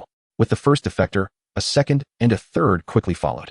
Within mere seconds, at least 50 to 60 people had joined the ranks of Wang Long and Wang Hu, significantly diminishing the morale of Guo Hu's faction. Yet, over 100 remained steadfast behind Guo Hu, unmoved. They understood the true nature of the Wang brothers. In their usual scavenging endeavors, the brothers had never lifted a finger to assist, yet they demanded a substantial share whenever supplies were found. Now, emboldened by their newfound abilities, they wreaked havoc throughout the community, having pillaged and murdered indiscriminately. This afternoon, they had seized resources and taken many lives. That night, other districts would fall victim to their cruelty. Supplies and women had been taken from helpless hands. Their notorious methods were evident. Aligning with them promised nothing but despair, resources monopolized, forced labor imposed, and starvation awaited them. Moreover, with families at stake, the dire consequences of their actions were clear. Thus, despite their fear, they remained resolute, unwilling to abandon their positions. Chapter 041. Alas, they are coming for me. A lone individual may be indifferent, but when families are involved, vulnerabilities emerge. For the sake of their families, they had no choice. Even if coerced or lured, no matter the fear, they had to stand resolutely with Guo Hu and fight to the end. Without Guo Hu leading the charge, their fate would undoubtedly be dire. At that moment, Wang Hu gazed menacingly at the group still standing behind Guo Hu, his eyes filled with ferocity. Very well, you lot choose to disregard courtesy and invite punishment instead. Then follow Guahu and let us all meet the king of hell. With a sweeping gesture of his hand, he commanded, charge. Onward. As his words reverberated, the 300 to 400 individuals surrounding Wang Hu surged forward, brandishing their weapons towards Guahu and his companions. Wang Hu, too, joined the fray, roaring in fury, kill. Whoever slays the most shall be rewarded with a bucket of instant noodles. Each shall rely on their own prowess. The spoils of women and resources shall belong to those who seize them. At his command, the throng erupted with fervor. Damn it, let us go? I have long desired Wang Ming's wife. That's right, Hang Mingrue is mine. Find someone else to snatch her. Get lost. What I've set my sights on is mine. Tiger Brother decreed. Whoever claims it, it's theirs. Charge. Yuan Wei has food. Let us take him down and feast. Kill. In an instant, the sounds of battle erupted. The D district had no retreat. Guahu and his men bravely surged forward to confront the onslaught. The two factions clashed violently. At this juncture, Wang Hu unleashed his abilities, diving into the fray. He unleashed a flurry of blows upon the D district personnel, delivering devastating strikes. Under the influence of his powers, ordinary individuals were no match for him, collapsing in pools of blood. Observing this, Guahu quickly rallied those armed with guns and opened fire at Wang Hu. The staccato of gunfire erupted. Wang Long, nursing a gunshot wound to his arm, remained at the rear, yet he continuously conjured fireballs, hurling them into Guahu's ranks. Help me, I'm going to be burned alive. Save me. In an instant, flames erupted, accompanied by a chorus of screams. Though Guahu and his few armed companions had weapons, they were outnumbered, especially with Wang Long and Wang Hu as formidable adversaries. Thus, the battle swiftly tilted in an overwhelming direction. Wang Long and Wang Hu pressed them mercilessly, leaving them gasping for breath. Within moments, the ground was strewn with bodies, and blood flowed freely. Among the fallen, the D district suffered the greatest losses, while Wang Long and Wang Hu's forces experienced only minimal casualties. Ha ha ha. Guahu, prepare to meet your doom. I shall personally twist off your head to avenge my brother. Wang Hu cackled with exhilaration. As he spoke, he seized a nearby individual, pressing down hard on their head. With a sickening crunch, the skull was crushed, blood splattering everywhere. Wang Hu, in a grotesque display, savored the blood that splattered onto his hands, relishing the taste. Delicious. He cackled maniacally. The violence was overwhelming, utterly savage. The individuals in District D were visibly struck with fear, retreating hastily, utterly unwilling to approach the deranged Wang Hu. Brother who is formidable. One of his underlings eagerly flattered him. Yet, in the very next moment, a gunshot rang out. A bullet whistled through the air with ferocity. With a sickening thud, the underling who had just been flattering Wang Hu had his head violently shattered, brain matter splattering everywhere like a burst watermelon. What on earth? Where did that gunshot come from? Panic ensued, shock etched across every face. Wang Hu, closest to the unfortunate underling, was paralyzed with fear.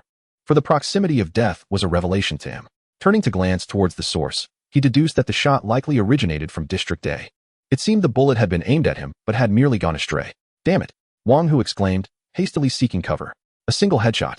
Such devastating firepower could not possibly be attributed to the rifle wielded by Guahu. It resembled a sniper rifle. Realization struck, and Wang Hu instinctively prepared to evade. Bang! Bang! Bang! A rapid succession of gunfire erupted, each shot reverberating like thunder, accompanied by agonized screams. My leg. It hurts, it hurts. Wang Hu observed, horrified, as those hit by the bullets were individuals he had recently interacted with. Had he been a mere moment slower, the bullets could have found their mark in him. The wounded underlings were either left with their heads obliterated, arms shattered, or their bodies split in two from a single shot to the waist. A chill ran down his spine, his heart racing with dread. Brother, this situation is dire. The bullets are aimed directly at me. We must retreat, now. Wang Hu shouted urgently while dodging. Wang Long echoed his sentiments with a furious command. Everyone, retreat, at once. His men hastily followed suit, fleeing in a panic. Meanwhile, on the 26th floor of District A, Zhao Kurer felt a pang of frustration. Despite her precise aim, every shot seemed to veer off course. After several attempts, she had yet to hit her target. Seeing Wang Hu nearly escape, she anxiously turned to Chen Yu. Brother Yu, I can't hit him. Please help me. Chen Yu smiled calmly, taking her hand to steady the firearm. It's perfectly normal to miss at first. Focus on your stance and take your time. Breathe intentionally and fire unconsciously. He guided her as they pulled the trigger together. In an instant, a bullet was unleashed. Below, Wang Hu, filled with dread and fleeing with his underlings, suddenly experienced a jarring explosion of pain as his head was obliterated, his body collapsing lifelessly to the ground.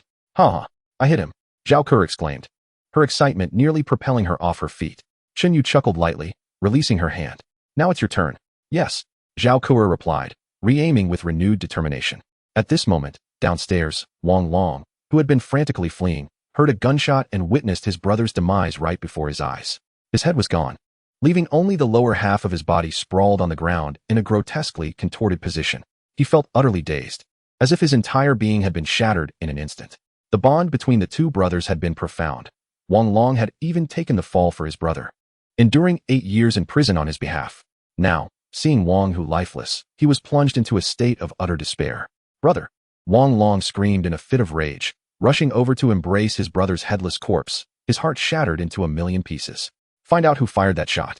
Who killed my brother?" he roared, his eyes blazing with fury. Yet, before he could catch his breath, a gunshot rang out. A bullet struck nearby, narrowly missing him. Fear gripped him, causing his heart to race and cold sweat to cascade down his back.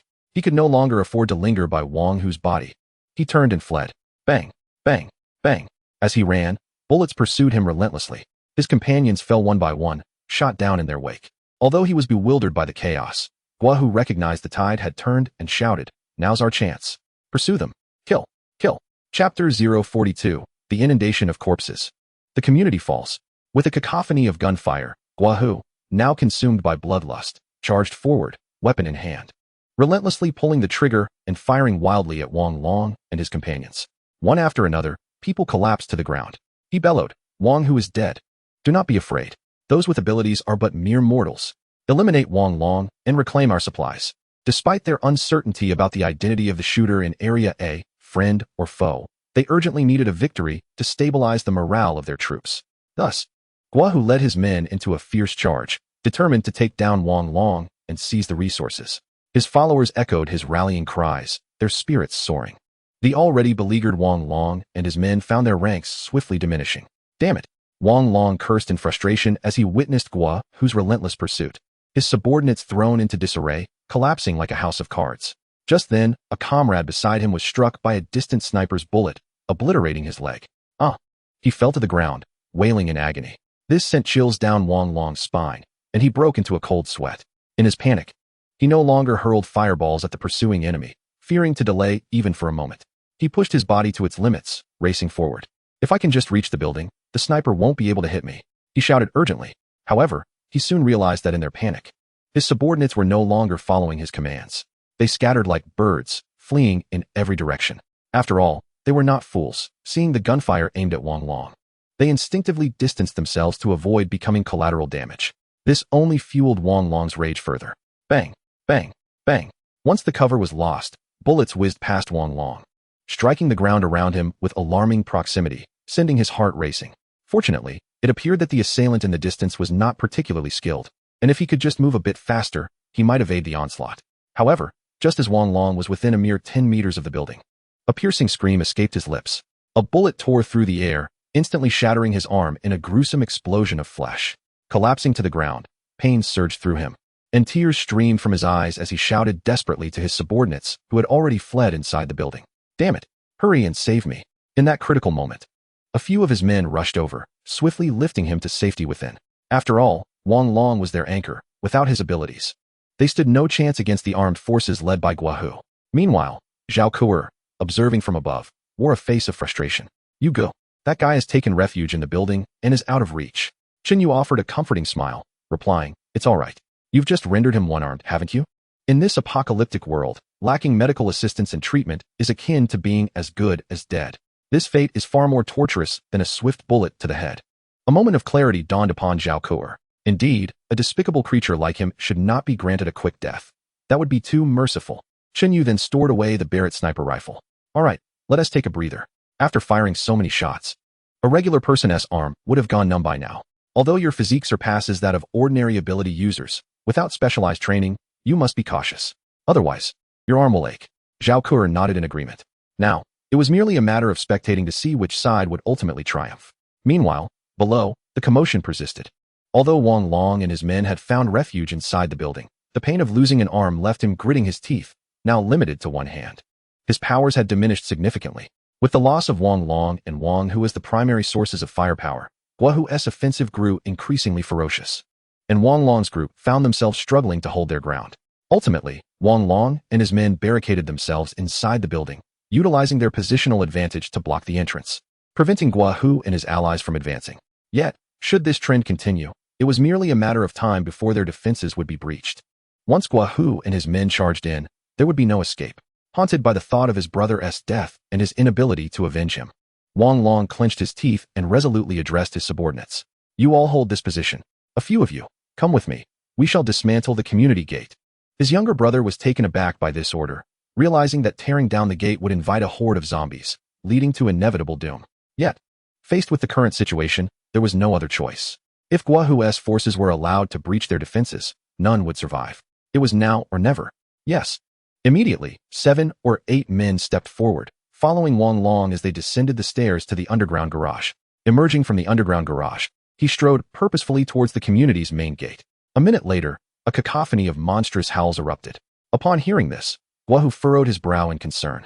What was happening? Why were there sounds of zombies within the community? Send a few people to investigate at the gate, he commanded. Yes.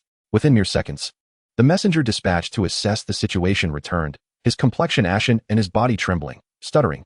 Brother Gua, zombies. The gang of Wang Long has dismantled the gate, and the zombies are flooding in. What? Guahu's expression shifted drastically. He had not anticipated that Wang Long, in a fit of desperation, would resort to such drastic measures as dismantling the gate. Without a defensive barrier, the zombies had breached their sanctuary. With no time to lose, Guahu shouted, the zombies are coming. Retreat. Everyone back to District D. Just then, Wang Long and his men returned, witnessing Guahu and his group in frantic flight. He let out a maniacal laugh. Haha, Brother Gua, did you not foresee this move? If we are to perish, let us all meet our demise together. What can you possibly do to me? Observing Guahu's retreat, Wang Long quickly ordered, the zombies are approaching. Hurry and seal off the entrances to the building. As long as we hold our ground, we shall not fear for our supplies. Soon, we will seize the resources from District D as well. Yes. His gang of followers nodded and sprang into action. Meanwhile, a horde of zombies surged forth, invading the community. As Guahu led his group towards District D, they were relentlessly pursued by the ravenous undead. After a grueling escape, they finally made it back to District D, but several individuals, unable to keep pace, fell victim to the zombies, consumed in the throng. Witnessing this scene, a chill of dread swept over the remaining survivors. The community had fallen. It was all over. Chapter 043. Seek Guahu. The once tranquil haven of Daikai Huoding community, a rare refuge in the apocalypse, was swiftly overwhelmed by the relentless tide of zombies. The survivors within the community were gripped by terror, hastily shutting their doors and stifling their breaths. Yet the zombies showed no restraint, prowling through the neighborhood and cornering residents at the entrances of various buildings. Bam! Bam! Bam!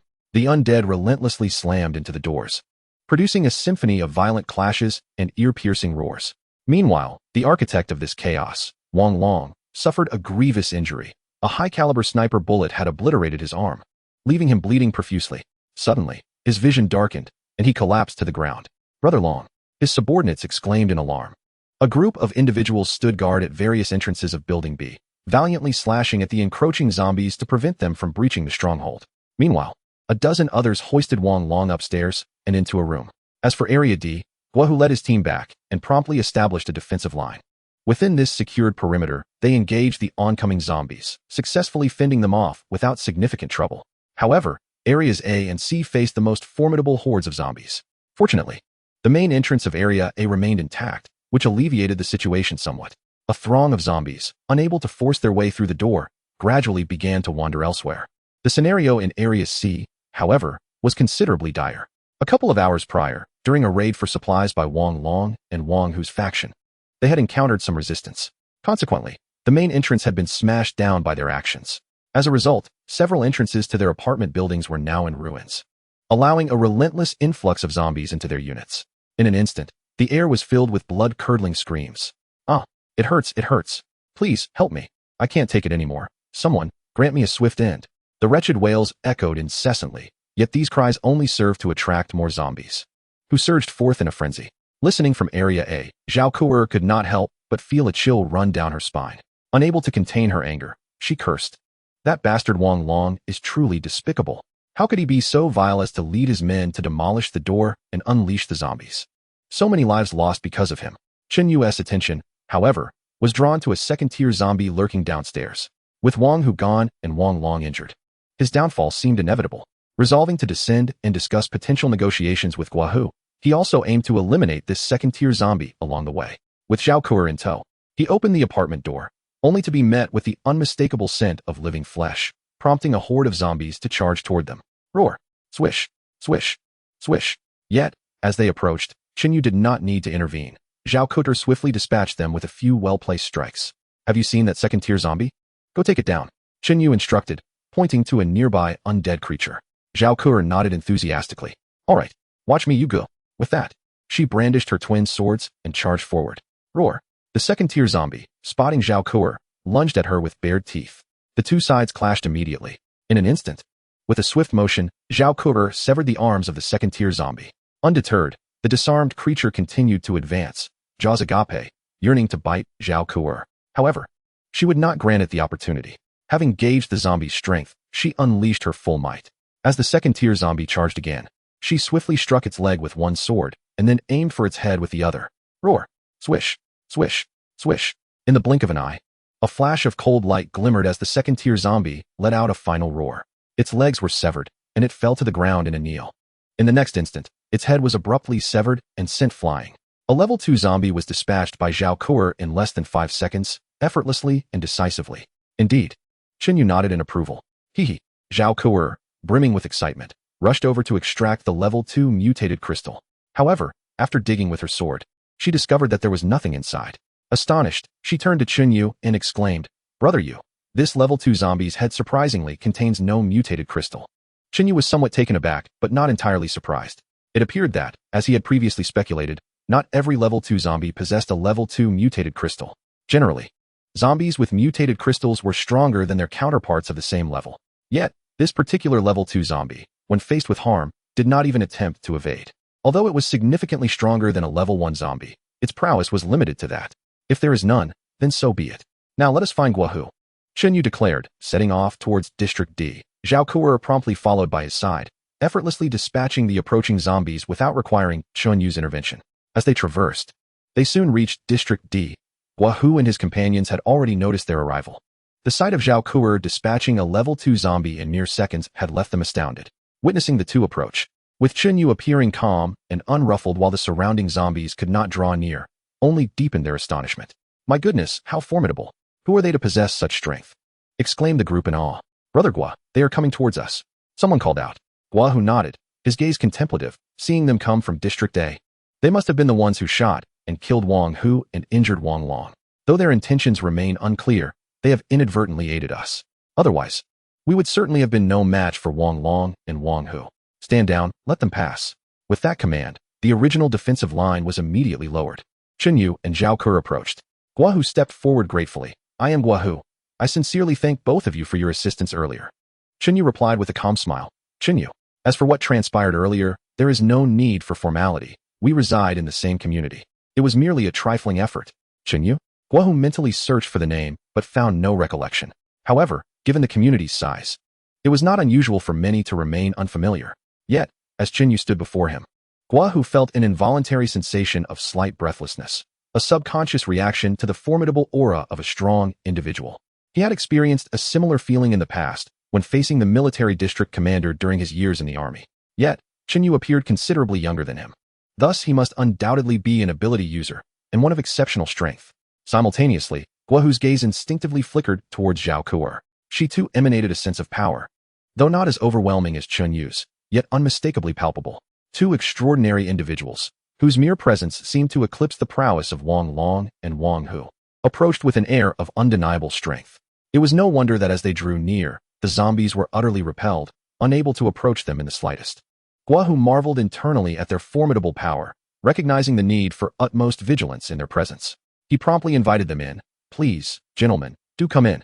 However, Chinyu shook his head. There's no need for that. We have come to discuss a transaction with you, and we can converse right here. A transaction? Guahu's brow furrowed in curiosity, pondering what Chinyu wished to negotiate. Despite his intrigue, he patiently awaited Chunyu's elaboration. Chinyu nodded affirmatively. Indeed, a transaction. In essence, you are in need of supplies, and I can provide them. What I require in return is for you and your team to search for and collect gold. Once you have procured the gold, you may come to me to exchange it for supplies. 1 pound of gold for an equivalent pound of the resources you seek. What do you think of this arrangement? Chapter 044. Yushia, the power of teleportation. What? The notion that 1 pound of gold could be exchanged for 1 pound of supplies left Gua Hu utterly astounded. His entourage behind him mirrored his shock, their expressions reflecting disbelief at the proposition. Chen Yu, however, offered no further explanation, patiently awaiting Gua Hu's response. After a brief moment of stunned silence, Gua Hu inquired, Mr. Chun, if I may be so bold, given the state of the world for so long, gold has lost its value. What use do you have for it? Chen Yu shot him a pointed glance. If you know it's bold to ask, why do so? This retort left Gua Hu momentarily speechless, a hint of embarrassment creeping into his demeanor. Chen Yu continued, you need not concern yourself with my intentions. Simply understand that if you desire supplies, you must comply with my request. Do you comprehend? Gua Hu nodded earnestly. I understand. Mr. Chun, we have no objections to your proposed transaction. Chen Yu smiled coolly. Very well. Once you have located the gold, come to Area A to finalize the exchange. Remember, this offer remains valid. Gua Hu replied with a smile. Understood, Mr. Chun. With that, Chen Yu turned and departed alongside Zhao Kuo. As the two figures receded into the distance, Gua Hu's companions finally found their voices, voicing their skepticism. Gua Gu, do you really believe what he said? Indeed, what use is gold now? Another chimed in. Furthermore, in times like these, how could he possibly have supplies? And if he did, why not use them himself instead of trading with us? Their confusion was palpable. Gua Hu shared their bewilderment but asserted, enough of this speculation. It serves no purpose. Our immediate priority is to gather gold. With the gold, we can negotiate with Mr. Chun for the supplies we desperately need. Upon hearing this, the group nodded in agreement. Indeed, the scant resources they had previously scavenged had already been seized by Wang Long and Wang Hu. Without supplies, survival was becoming increasingly untenable. If the useless gold could indeed be exchanged for supplies, what reason would they have to delay in searching for it? Gua Hu immediately organized the effort. Leave 50 or 60 people here to guard against the zombies breaching the building. The rest will accompany me to search for gold. Furthermore, inform the women and the elderly to mobilize as well, scouring the building for gold room by room. With a resounding affirmation, everyone sprang into action. At that moment, Chen Yu had returned home with Zhao Kuo. Through his perceptive abilities, he observed their efforts commencing. A subtle smile graced Chen Yu's face. Indeed, the strength of many is formidable. Within a short span of time, his awareness revealed that Gua Hu and his team had amassed a considerable amount of gold. The advantage of numbers was undeniable. This was far more expedient than the arduous task of scouring door to door with just himself and Zhao Kuo. This also elucidated why, despite possessing the ability of perception, which allowed him to discern the locations and quantities of gold within a 3-kilometer radius, he still sought to trade with Xian Yutong and Gua Hu. The capabilities of just him and Zhao Kuo were ultimately limited. When people are utilized as a resource and employed effectively, it can save a great deal of time and effort. By relinquishing a trivial amount of resources, which held little value to him, he could easily have numerous individuals seek gold on his behalf. Such a minimal investment for substantial returns is a prospect too enticing to ignore. You go. The radiance of that ability user in Zone B is dimming. At that moment, Zhao Kuo, through her perception, discerned the situation and exclaimed in surprise. Chen Yu remarked, Wang Long, having lost his arm to your shot and without treatment, is gravely injured and bleeding excessively. Death is merely a matter of time. The dimming glow indicates that his end is near. Zhao Kuo was elated. Wonderful. That scoundrel deserves to suffer slowly in agony. Otherwise, it would be far too merciful. Suddenly, Zhao Kuo's tone halted abruptly as she noticed another glow emerging within the community. This indicated that, in that brief moment, another ability user had awakened. You go. An ability user has suddenly awakened in the community. Chen Yu nodded, acknowledging her observation. His brow furrowed as he pondered the implications. During the day, Wang Long and Wang Hu had both awakened abilities, and now another ability user had emerged within the community. What were the prerequisites for an ordinary person to awaken an ability? Who could awaken such powers? Currently, he only knew that apart from D-grade spiritual fruits that might allow ordinary individuals to become ability users, he was entirely in the dark regarding other means. There remained too many uncertainties and unknowns. If he could not comprehend it, he decided to set it aside for now. Perhaps, as his strength grew, he would gradually uncover more secrets of this world. As for the newly awakened ability user in the community, his perception revealed that the individual was a girl located in Zone D. This sudden revelation piqued Chen Yu's curiosity. What extraordinary ability had she awakened? If it proved to be of any utility, he would not hesitate to cultivate her as his companion. After all, his sole ally at present was Zhao Kuo, which, to be frank, felt rather insufficient. The more companions he amassed, the greater the points he could accumulate. This would, in turn, allow him to acquire more extraordinary abilities, thereby enhancing his own prowess. Contemplating this, Chen Yu turned to Zhao Kuo, instructing her to observe the situation closely. Yes, yes. Zhao Kuo nodded in agreement. Following this commotion, their drowsiness dissipated entirely. Moreover, sensing that Guahu was swiftly gathering gold, it was likely he would soon seek a trade. Thus, Qingyu resolved to forego sleep. Retrieving a gaming console from his space and connecting it to a large power bank, engaging Zhao Kuo in a game. Upon discovering the opportunity to play, Zhao Kuo was instantly exhilarated. Given the contrasting cultural environments of their two worlds, the games were naturally different, and she was particularly intrigued by this novel experience. Initially, Qingyu had intended the gaming console as a means to pass the time during the apocalypse, but unexpectedly, the two became wholly engrossed in their gameplay, losing themselves in the joy of it. At that moment, in District D, on the 12th floor, room 2104, Yushia suddenly realized that she seemed to possess an extraordinary ability. Though initially skeptical, upon deeper introspection, she became convinced that she had indeed transformed into an ability wielder. She could distinctly sense that with a mere thought, she could teleport to any point within a 5-kilometer radius, provided there were not too many obstructions. If the intended destination was obstructed by numerous walls or buildings, she might not be able to teleport the full 5 kilometers. However, if she stood at a higher vantage point and the destination lay within her line of sight, she could teleport freely within that 5-kilometer range. Yet, there appeared to be a limitation. She could teleport a maximum of 3 times a day. Beyond that, her body would not be able to endure the strain. This discovery filled Yushia with overwhelming delight. Chapter 045, The Despairing Yushia. At this very moment, while Yushia was reveling in her newfound abilities, the door suddenly creaked open. A middle-aged man rushed in, hastily closing and locking the door behind him. Yushia's brother and mother hurried to his side. Have you found out what is happening out there? Wang Xiuqin inquired anxiously. Yu Qingji also pressed, Yes, Dad. The community is overrun with zombies. And Guahu and the other supplies have been seized by Wang Long and Wang Hu. Will there be any food left for us? Yu Jianmin gasped for breath and urged, Calm down, calm down. Please, let me explain everything. I have just clarified that Wang Hu from Area B was shot dead by an unknown assailant, and Wang Long has sustained severe injuries. In a moment of desperation, Wang Long, in a fit of rage, dismantled the main gate, allowing the zombies to pour in. Currently, an individual from Area A has approached, proposing a trade with Guahu. If given gold, he promises to exchange it for an equivalent amount of supplies. Consequently, Guahu is now in a frantic rush to gather gold. Upon hearing this, both Yu Qingji and Wang Xiuqin displayed expressions of utter astonishment. Was this a stroke of luck falling from the heavens? Or had the fellow from Area A lost his senses, acting foolishly?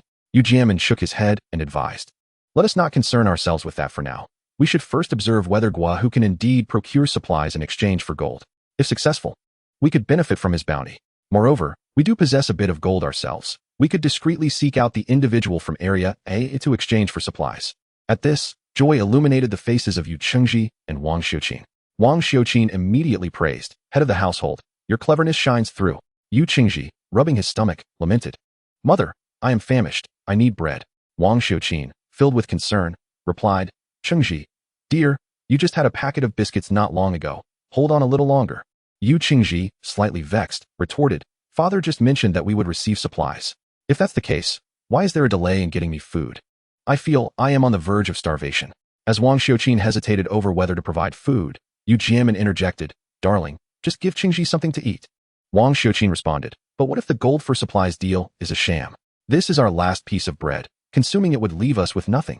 Yu Jianmin, exuding confidence, reassured her, Rest assured, do you think I have been out for so long without a plan? Wang Xiuqin, anxious, urged, Head of the household, please share your thoughts quickly. Do not keep me in suspense. Yu Jianmin smiled and, with an air of mystery, pulled Wang Xiuqin into the adjacent bedroom, whispering a series of revelations. Upon hearing, Wang Xiuqin appeared incredulous. Is what you say true? Yu Jianmin placed a finger to his lips, signaling her to be quiet. Lower your voice. We must not let Xia hear. Wang Xiuqin immediately covered her mouth. Yu Jianmin continued, Of course it is true. You are aware that Feng Dashan has a brother who runs a repair shop. He recently confided in me that while accompanying Guahu's group in search of supplies, he secretly stashed away a considerable amount of food. Furthermore, he discreetly located his brother and learned about his awakening abilities. He intended to collaborate with his brother to seize the supplies hoarded by Guahu and then bring a few people to ally with him. However, unforeseen events last night and during the day have delayed these plans. After a brief pause, Yu Jianmin concluded, Now, we must discern whether the claim of exchanging gold for supplies from the individual in Area A is indeed truthful. Indeed, the plans of Feng Dashan and his brother are set to undergo a transformation. In addition to seizing Guahu's possessions, They intend to shift their primary target to that individual in Area A. Nonetheless, regardless of the circumstances, should the exchange of gold for supplies prove genuine, we must ensure that a portion of the resources from Guahu's stash is allocated to us. We must also secretly procure some supplies for ourselves. Furthermore, the community is currently overrun with zombies, and it is only a matter of time before they infiltrate the building. Safety here has become a fleeting notion. By aligning ourselves with Feng Dashin, leveraging the fact that his brother possesses extraordinary abilities, we can undoubtedly navigate the apocalypse with great ease and elegance. Wang Xiuqin grew increasingly exhilarated as she listened.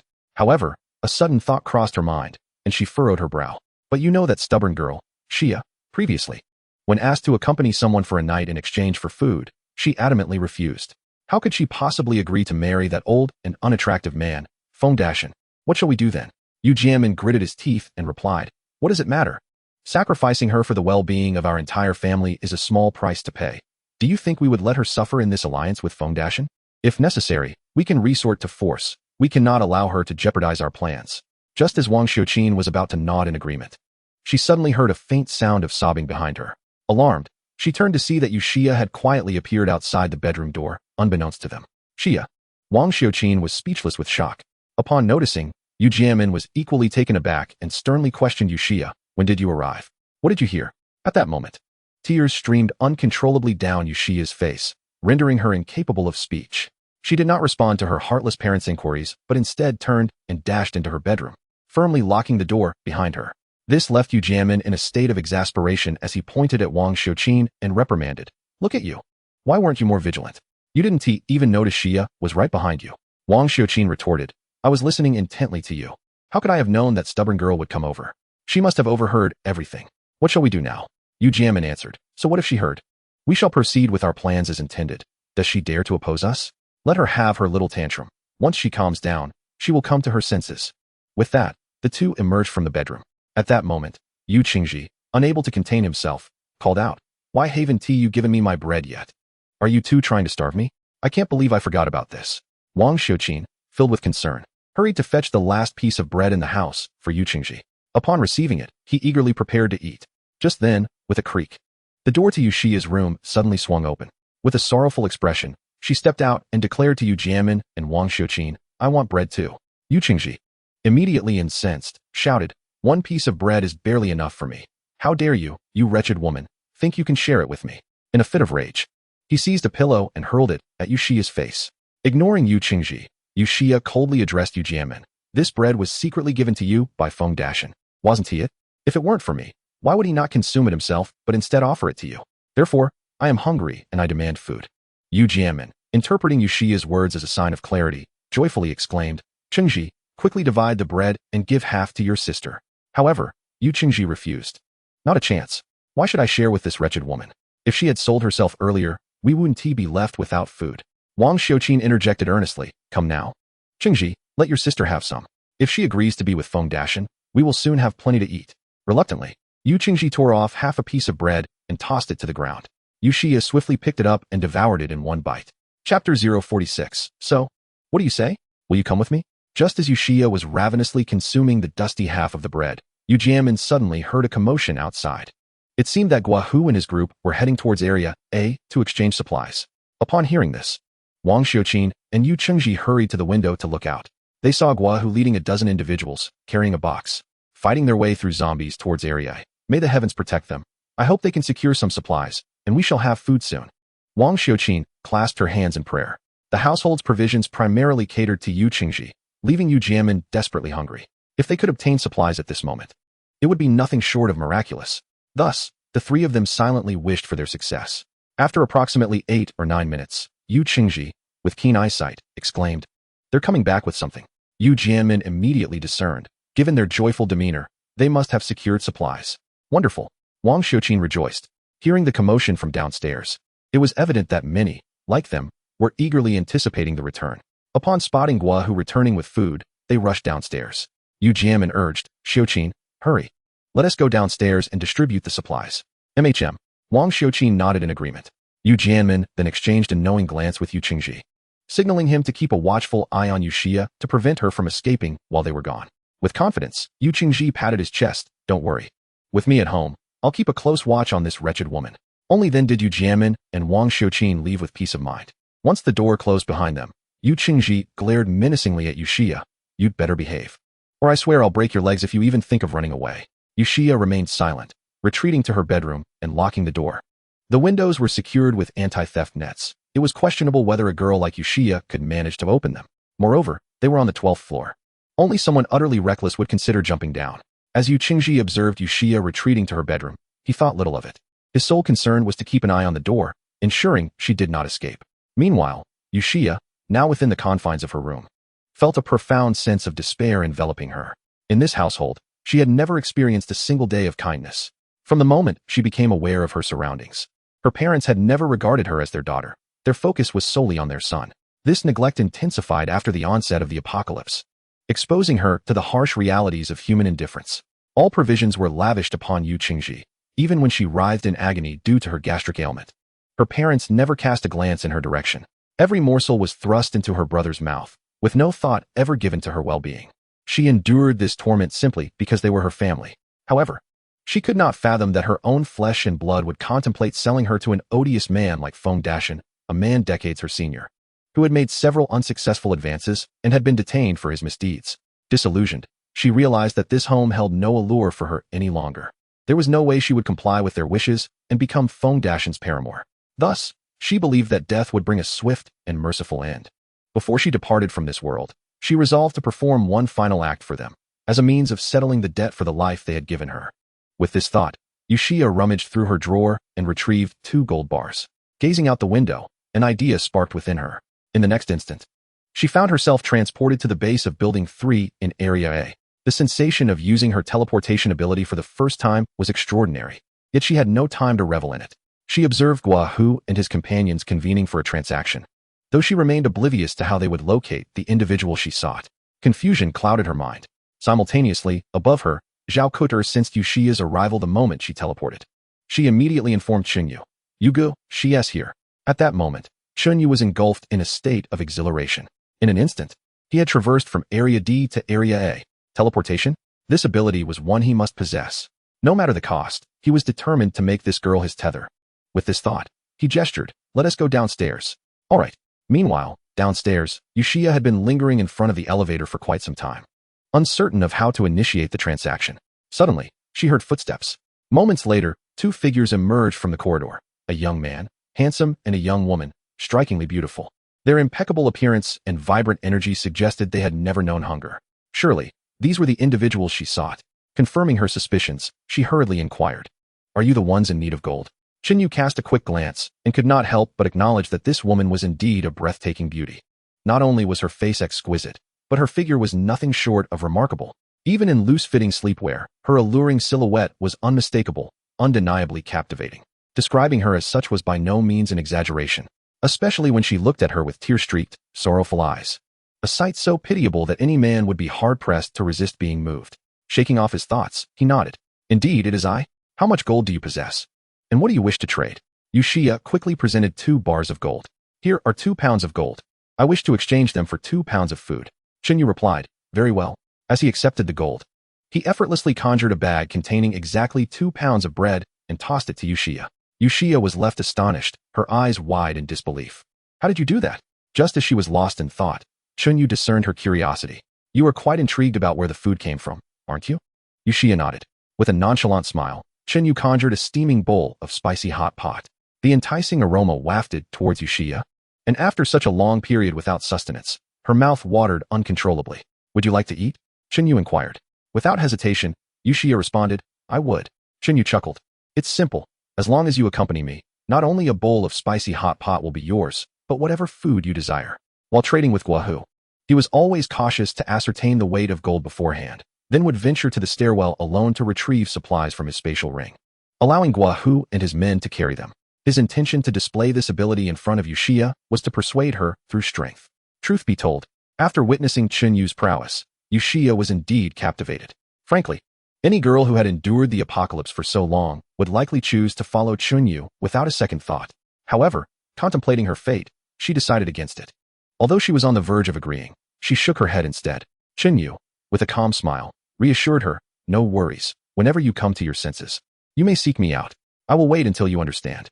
As he spoke, he extended the bowl of spicy hot pot towards her, unable to suppress her longing. Yushia swallowed hard. Though she yearned to indulge, she could only furrow her brow in resignation. But I no longer have gold to trade with you. Chunyu generously replied, no need for that.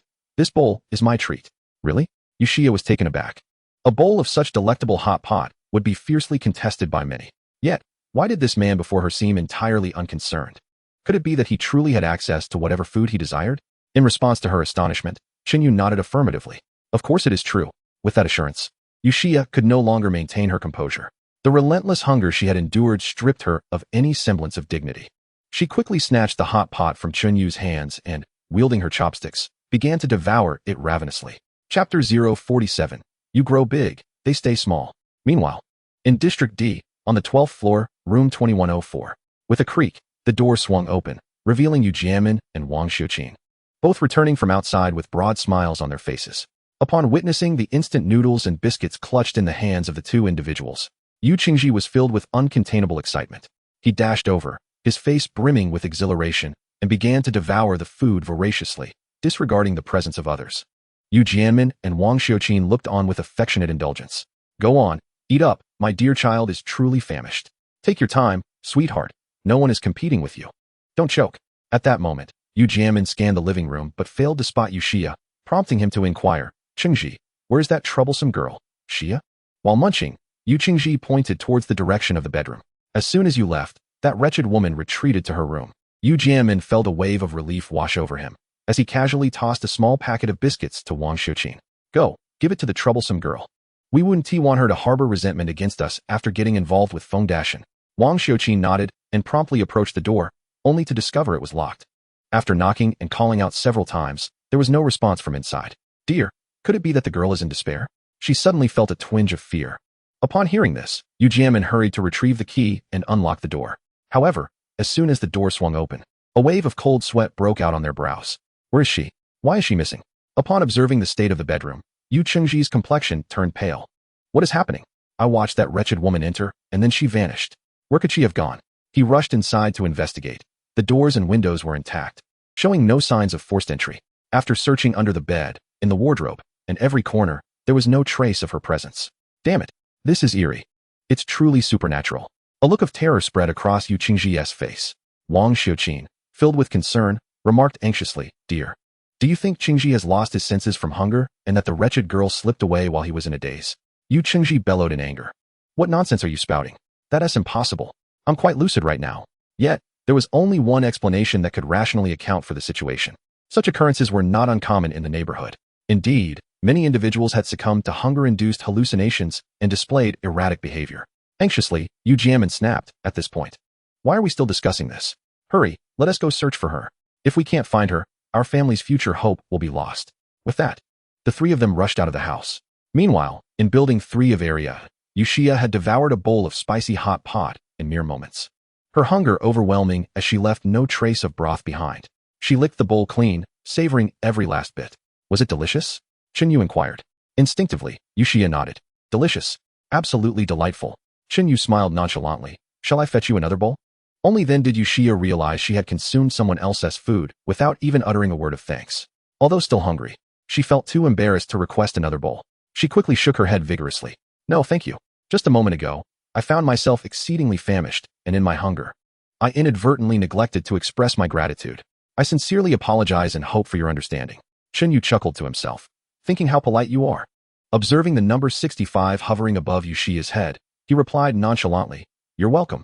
Subsequently, Yushia once again conveyed her thanks. Thank you for this bowl of spicy hot pot. At least it spared me from starving before I departed. As she spoke, she glanced out the window. I must return now. Chinyu waved his hand dismissively. Go ahead. If you linger any longer, your family might turn the entire building upside down. Yushia was taken aback. How did he know about her family? However, she refrained from inquiring, thinking that as an ability user, he could easily explain it all. Just as she was about to leave, Chinyu called out to her. Remember, if you ever come to a realization, feel free to visit me on the 26th floor of this building. He added, such a family is not worth your sacrifices, nor should you entertain thoughts of despair for their sake. If you take a step forward and choose to walk alongside me, the path ahead will be smooth and unencumbered. You shall not only be free from worries of sustenance, but also have the liberty to pursue whatever your heart desires, unrestrained, simply being yourself. Yushia committed these words to memory, nodding appreciatively. Thank you. Then, with a flicker of thought, she vanished from the apartment building. Watching Yushia depart, Zhao Kuer, who had remained silent until then, could not help but exclaim, Yugu, she is so pitiable. Do you think she will find clarity? Though unaware of the specifics of her situation, their perceptive abilities had allowed them to glean a general understanding of Yushia's family circumstances and her tribulations. As a fellow woman, Zhao Kuer found it difficult not to empathize. Chenyu glanced sideways and jested, What is this? Are you feeling sorry for her? Aren't you afraid she might come over and take your place, vying for your affection? Naturally, Zhao Kuer harbored such concerns. Moreover, Yushia's stunning beauty, particularly her alluring figure, was something she envied, wishing to experience it firsthand. If Yushia were to come over, would Yuga have a new love? With an additional competitor, could she possibly remain unjealous? Yet, she understood that a man as exceptional as Yugo could not be solely claimed by one person. Rather than adopting a narrow-minded perspective, it was wiser to broaden her horizons. As the first to stand by Yugo, she considered herself the principal partner, while all others who followed were merely concubines. Hence, regardless of whether it was Yushia or anyone else, it mattered little how many arrived. As long as she maintained an open mind, everything would be manageable. Thus, Zhao Kuter turned to Chunyu and declared, Yugo, I am unperturbed. I have come to terms with it. No matter who arrives, you will undoubtedly cherish me the most. Besides, you are so formidable. I find it somewhat overwhelming to handle alone. So let them come. Having a sister around would not only provide someone to chat with, but also alleviate some of my considerable stress. How wonderful that would be. Chenyu had not anticipated that, without uttering a word, Zhao Kuer would unwittingly conquer her own heart. This was indeed fortuitous, sparing him the need to exert considerable effort in persuasion. The more he observed her obedient and understanding demeanor, the more his affection for Zhao Kuer blossomed. He laughed heartily, exclaiming, Very well, when she arrives, you shall be responsible for teaching her the rules and the tasks at hand. The same applies to the others. You shall take the lead while they follow. Meanwhile, Yu Jianmin, Wang Xiuqin, and Yu Chengji, in a state of panic, scoured the entire building in search of Yushia's whereabouts, but to no avail. Their anxiety escalated. If they could not locate Yushia, how could they secure a prosperous life aboard Feng Dashan's grand vessel? In their desperate haste, with no success indoors, they speculated that Yushia might have ventured outside. However, the outside world was teeming with zombies, and they dared not venture forth. They resolved to summon Feng Dashan to explain the situation, imploring him to lead a search for her. Initially, Feng Dashan assumed it was a matter of good fortune. But upon arriving at Yu Jianmin's home and learning of the predicament, he was instantly consumed by rage. He had longed for Yushia, yearning for her day and night, and had plotted to win her affection. Yet, unexpectedly, at this crucial moment, she had disappeared. He struck Yu Jianmin with such force that he fell to the ground, then berated him, declaring that if Yushia was not found, he would take the lives of the entire family. This threat sent shivers through Yu Jianmin, Wang Xiuqin, and Yu Qingji. Just as Feng Dashan prepared to depart with his men to search for Yushia, a sudden knocking echoed at the door. Thud, thud, thud, someone was at the door. Wang Xiuqin hurried to the door and peered through the peephole, her heart leaping with joy. Master, Brother Dashan, it's that wretched girl Xia. She has returned. In an instant, the eyes of everyone in the room sparkled with hope. Chapter 048. How cruel you are. Standing outside the door, Yushia was beset by tumultuous thoughts. Initially, she had intended to use her newly awakened abilities to procure some food for her parents, after which she planned to end her own life. In this world, she felt no attachment left to cling to. However, Chen Yu's earlier words had ignited a flicker of other possibilities within her. It dawned upon her that she had always lived for her family. Why could she not also live for herself? Yet, she dismissed the thought, contemplating that in this cannibalistic apocalypse, existence seemed devoid of meaning. With these reflections, Yushia gently knocked on the door. She refrained from teleporting directly to her bedroom, instead materializing at the front door because she was uncertain how to explain the origin of the items in her possession. If they were to suspect she had secretly hoarded food in her room, they would likely ensure her demise was anything but swift. Rather than engage in futile explanations, she preferred to convey that she had merely gone out to trade for provisions. After handing them the items, she would teleport to the rooftop and leap to her death. Yushia had resolutely made her decision. Just then, the door swung open, and Wang Xiuqin's voice erupted in anger. You wretched girl. Do you wish to die? Where on earth have you been? Yu Shiyu clutched the food she had exchanged with Chunyu, poised to explain. Suddenly, Yu Jianmin and Yu Chengji rushed towards her, not granting her the opportunity to speak. Each seized one of her arms, dragging her back into the house with force. With a resounding bang, the door slammed shut behind them. At that moment, Yu Shiyu was struck by the realization that a stranger occupied her home, Feng Dashin. Mom, Dad. You sure you suddenly grasped the gravity of the situation. What do you mean, you? I'll see how you escape, you wretched girl. With that, Wang Xiuqin produced a bundle of ropes, tossing them to Yu Jianmin and Yu Qingji. Ignoring Yu Shiya's desperate struggles and tears, they bound her hands and feet tightly. Once they confirmed she was immobilized, Yu Jianmin turned to Feng Dashin with a submissive demeanor. Brother Dashin, now this girl can't run away. What do you wish to do? Dispose of her as you please. Feng Dashin gazed at Yu Shiya's delicate skin and the alluring shape defined by the ropes. The flames of desire surged within him, and he could no longer wait. Take her to the bedroom. I intend to enjoy her thoroughly. Yu Jianmin nodded eagerly. Signaling Yu Qingji, the two prepared to carry the thrashing, sobbing Yu Shiya to the bedroom. How cruel you are. Tears streamed down Yu Shiya's face, her heart aching as if it were bleeding. Just then, Yu Jianmin raised his hand and struck her face with a sharp slap. You ungrateful girl. Being with Brother Dashin is your fortune. What right do you have to weep? Cry again, and I shall ensure you regret it. Yu Qingji chimed in with a scornful glare. Wretched woman, you'd better serve Uncle Dashin well. If he is pleased, your future will be filled with comfort, far beyond what other women experience. As they spoke, one lifted her arms while the other raised her legs, with Wang Xiuqin supporting her waist. Together, they forcefully carried the struggling and weeping Yu Shiya towards the bedroom. Her eyes were red from crying, her fingers bloodied from clawing at her bonds. Yet, their excitement only grew, consumed by thoughts of selling her to secure a connection with Feng Dashin. In that moment, Yu Shiya felt utterly desolate. Even in her darkest thoughts of self-destruction, she had hoped to return with food for them before ending her life. But for them, the so-called family only sought to exploit her, willingly offering her to Feng Dashin. They had never considered her feelings. To them, she was merely a humble tool to appease him. With a thud, they tossed the heartbroken, speechless Yu Shiya onto the bed. Yu Jianmin and the others promptly exited, their faces filled with eager anticipation as they addressed Feng Dashin. Brother Dashin, enjoy yourself. We shall not disturb you any longer. Feng Dashin, grinning lewdly, rose from the sofa and entered the bedroom. With a decisive slam, Wang Xiuqin cruelly shut the door behind them, leaving only Feng Dashin and the bound Yu Shiya alone in the room. At that moment, Yu Shiya felt her heart sink into despair. The last thread of familial affection vanished completely. Feng Dashin gazed at Yu Shiya with a sinister grin. Though my appearance may be unappealing, my heart is gentle, and I shall cherish you dearly.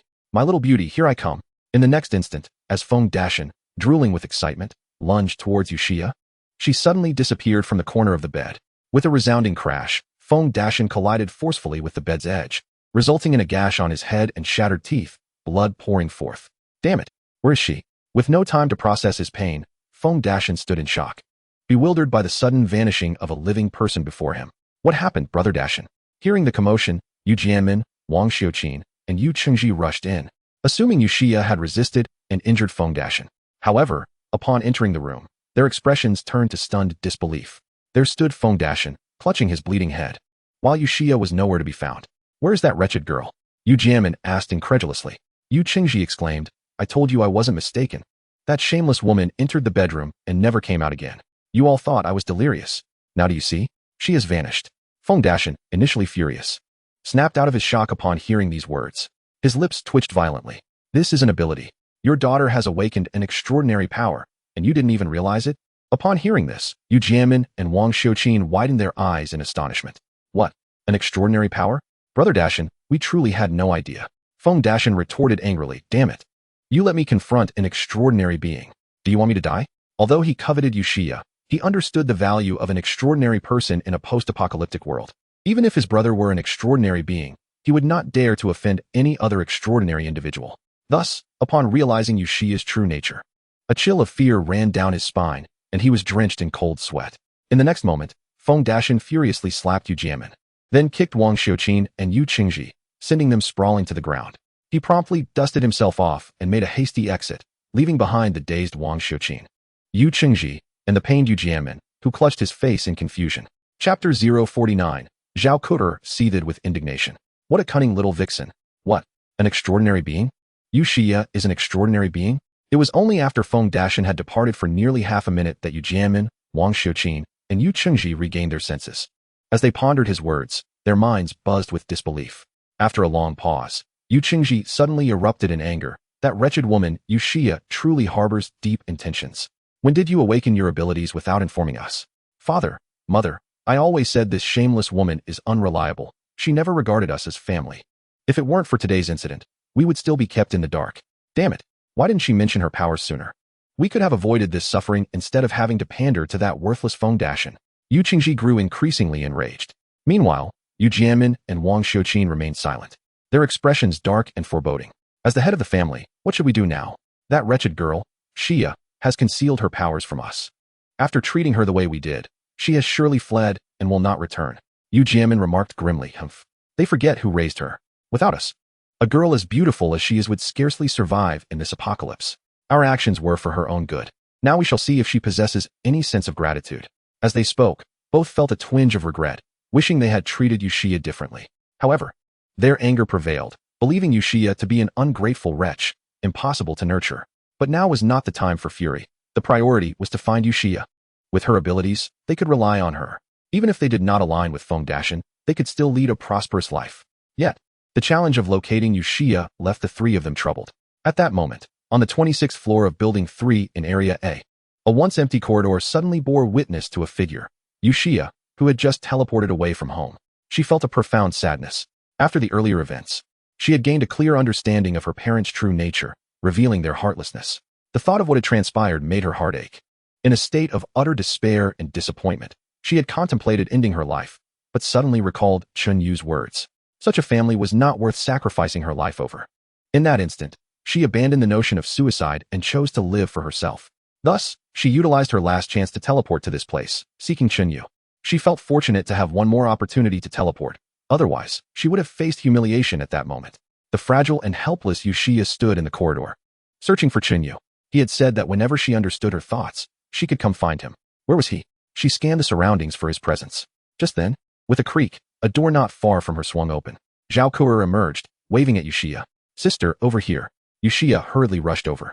Upon reaching the doorway and seeing Chun Yu, an inexplicable wave of safety washed over her, an emotion she had never experienced since the onset of the apocalypse. Perhaps it was Zhao Kuer's influence. In this grim world, while other girls struggled to survive, barely clothed. However, Zhao Kuer, following Chun Yu, not only appeared impeccably dressed and groomed, but her hair also flowed with a lustrous sheen. Her complexion was not only free from any signs of fatigue, but was also radiant and vibrant. She exuded a spirited charm, unmistakably unscathed by any hardship. She yearned for such a state. Thus, gazing at Chun Yu, she hesitantly inquired, "Do your previous words still hold true?" Chun Yu replied with a calm demeanor, "Of course. A gentleman's word is not easily dismissed. Since I have spoken it, it remains valid. Have you come to a realization?" Yuxia nodded resolutely, "Yes. I have come to understand. You are right. From now on, I shall live for myself." Chun Yu smiled. "It is good that you understand. Come on in." "Yes. Let's go inside first," Zhao Kuer said with a grin, taking Yuxia's hand and leading her into the living room, closing the door behind them. Upon entering and seeing a lavish spread laid out on the dining table, Yuxia's eyes immediately sparkled with delight. Zhao Kuer urged, "Hurry and thank Brother Yu. He prepared this welcoming feast for you, knowing you were coming." Chun Yu couldn't help but chuckle. Zhao Kuer was quick to grasp the nuances of her role. Her demeanor was akin to guiding a younger counterpart. Truly, she possessed the potential for greatness. Meanwhile, the enticing aroma momentarily distracted Yuxia from her thoughts, and upon hearing Zhao Kuer's words, she quickly regained her composure and expressed her gratitude to Chun Yu. "Thank you, Brother Yu." Chun Yu waved dismissively. "You must be famished. Please sit and eat." "Yes, yes." Faced with a table brimming with delectable dishes, Yuxia could hardly contain her eagerness. As she sat down, she immediately picked up her chopsticks and began to feast heartily. The table was laden with meat and drinks, and she savored every bite. After a short while, she suddenly set down her chopsticks, noticing, "Why aren't you two eating?" Feeling slightly embarrassed as Chun Yu and Zhao Kuer watched her, Yuxia looked puzzled. Zhao Kuer replied, "Brother Yu and I have already had dinner, so we're not hungry. This banquet was prepared solely for you. Please enjoy it without concern for us." Upon hearing this, tears of gratitude streamed down Yuxia's face. The warmth she had never felt from her family now enveloped her in the presence of Chun Yu and Zhao Kuer, especially Chun Yu, who had prepared such a bounty just for her. In the next moment, overwhelmed with emotion, she threw herself into Chun Yu's embrace, exclaiming, "Brother Yu, thank you." Startled by the sudden softness pressing against him, Chun Yu was momentarily taken aback. Such initiative. Yet, upon reflection, it was understandable. A young woman, having faced betrayal from her parents, suddenly experiencing warmth and support in this harsh world, naturally felt compelled to embrace him. At that moment, when Chun Yu regained his composure, he noticed Yuxia's affection level had skyrocketed from 75 to 86 in an instant. The system notification chimed as the value reached 80, confirming the bond formed. Ding. Detected that Yushia's affection for the host has reached 80. A connection has been established. Chinyu was filled with elation. Eagerly, I accessed Yushia's abilities within the system. Teleportation, no level, range, and usage frequency determined by the user's constitution. Note: based on the current constitution of the bondholder, Yushia, the teleportation range is 5 kilometers, with a maximum of 3 uses per day. Note: due to the bondholders, Yushia, current favorability towards the host being 86. The effectiveness of the host's teleportation ability is reduced by 14 based on the bondholder's current constitution. It seems I must quickly elevate Yushia's affection for me to a full 100. As Chinyu contemplated this, Zhao Qier, observing Yushia leaning into Chunyu's embrace, was overwhelmed with jealousy. So, this little vixen thinks her ample bosom grants her special privileges? She has barely arrived and already thrown herself into Yu Ji's arms. What will happen from here on? I am kindly guiding you, and yet you are so adept at manipulating men. Ahem. She deliberately cleared her throat. Yushia, who was initially moved, suddenly regained her composure. Noticing the hostile gaze Zhao Qier directed at her, she quickly withdrew from Chunyu's embrace and returned to her seat. Let us enjoy our meal, sister, Zhao Qier emphasized with a weighty tone. Chapter 050. The Bashful Black Stocking Maid. Watching Zhao Qier seethe with jealousy. Assuming a posture and demeanor of a rightful consort, Chinyu merely smiled without further comment. As his strength grew, so would the number of his bondholders. Eventually, the women around him would increase in number as well. With Zhao Qier managing matters, he would have less on his mind, which suited him perfectly.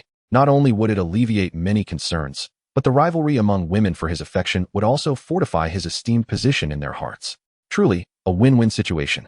After a while, Yushia's eating pace gradually slowed. After a hearty burp, she set down her utensils.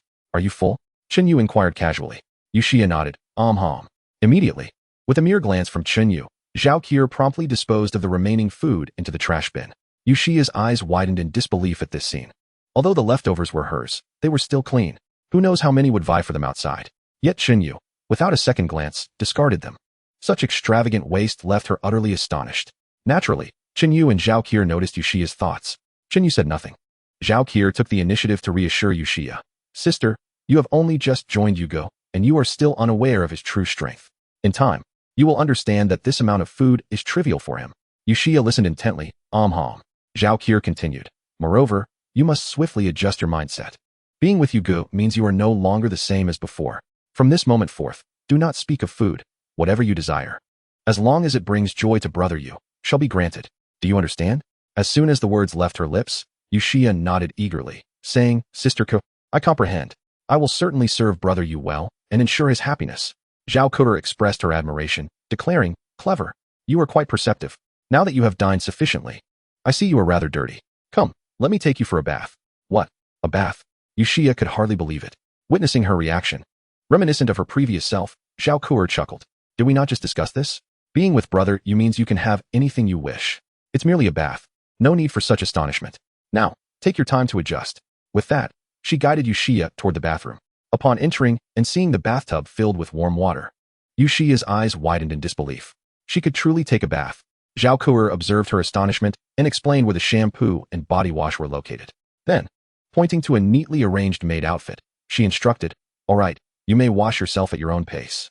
Once you're done, discard your soiled clothes and change into the attire prepared for you. Remember, this was specifically chosen by brother Yu, so wear it well for him. After saying this, Zhao Qier exited, leaving Yushia alone in the bathroom. As she shed her garments and sank into the warm embrace of the bath, she felt as if she were floating on air. Since the apocalypse, she had never experienced such comfort.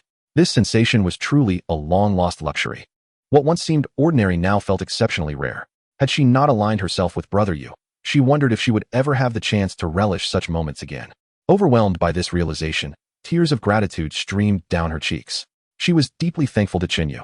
After being betrayed by her family, it was Chunyu's words that had given her the courage to persevere. It was also Chinyu who had sheltered her, preventing her from becoming homeless, providing her with sustenance and the opportunity to bathe, enabling her to enjoy these precious experiences. She willingly offered whatever she could in return. Half an hour later, Yushia emerged from the bath, donning the maid outfit, stepping shyly from the bathroom.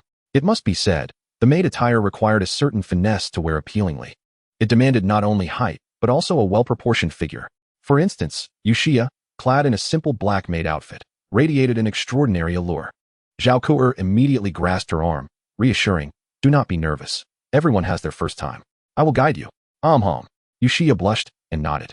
Let us go to the bedroom. With that, the two women entered the bedroom. After a short while, Zhao Kuer's voice echoed from within, Brother Yu. You may enter now. 2 hours later, after diligent effort, the number above Yushia's head finally transformed from 86 to 100. Feeling that he had fully mastered his teleportation ability, Chenyu wore a serene smile on his face. Without hesitation, he spent 100 points to purchase a D-grade treasure chest from the system's marketplace. Ding. Purchase successful, 100 points deducted. Remaining points, 1,045 points. He promptly opened it. Ding. Congratulations, the host has obtained 2 D-grade spirit fruits. It has been a long time since I opened 2 at once. What a pleasant surprise. Chenyu originally intended to give one to Yushia for her to try. Since her teleportation ability possessed no level, its effectiveness entirely depended on the user's constitution. Thus, he hoped to enhance Yushia's physique. With 2 fruits in hand, he thought it unfair to favor one over the other. He couldn't give one to Yushia and forget about Zhao Kuer. Here, consider this a reward for both of your performances just now. With that, Chenyu handed each of them a D-grade spirit fruit. Looking at the small green fruits, Yushia appeared puzzled and curious. Brother Yu, what is this? She instinctively inquired.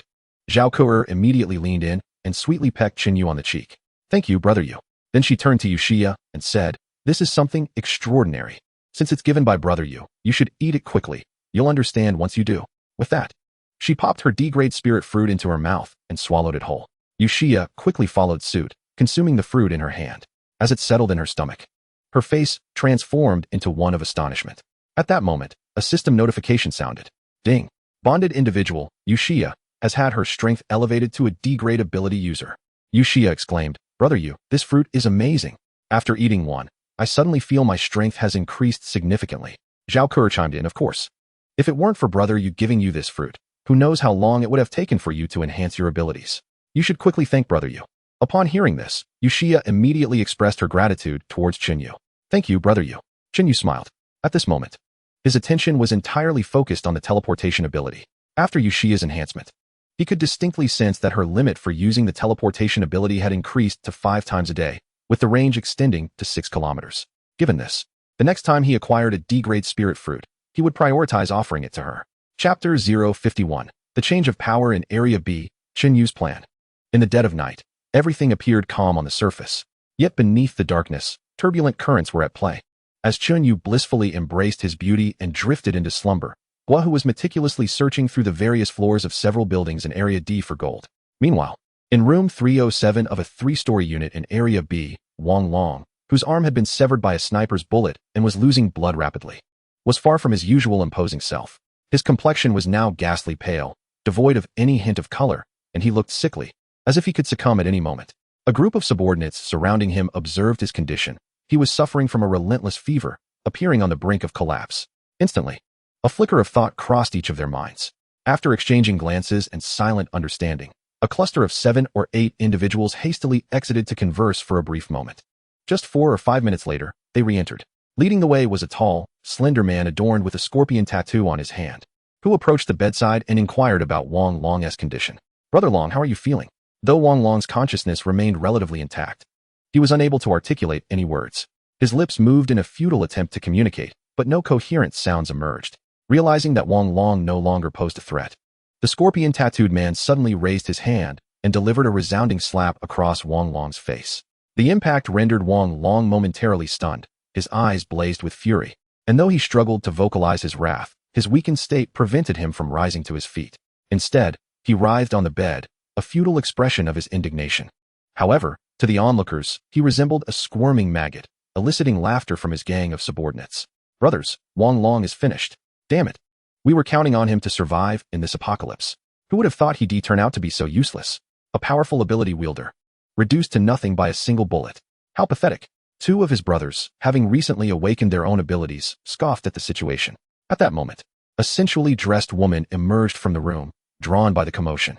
Upon seeing the red mark on Wang Long's face, her fury ignited. How dare you lay a hand on Brother Long? Once he recovers, you will all regret this. Upon hearing her words, the 7 or 8 subordinates exchanged malicious grins. Sister, Brother Long is beyond saving. At this rate, he has already half a foot in the grave. Can't you see the reality of the situation? They laughed heartily. Their eyes filled with unrestrained desire as they leered at the woman. Realizing the implications, the woman instinctively turned to flee, but before she could escape, she was forcefully shoved onto the sofa. Helpless and in pain, she cried out, Chong, let me go. Have you forgotten how Brother Long treated you? Please.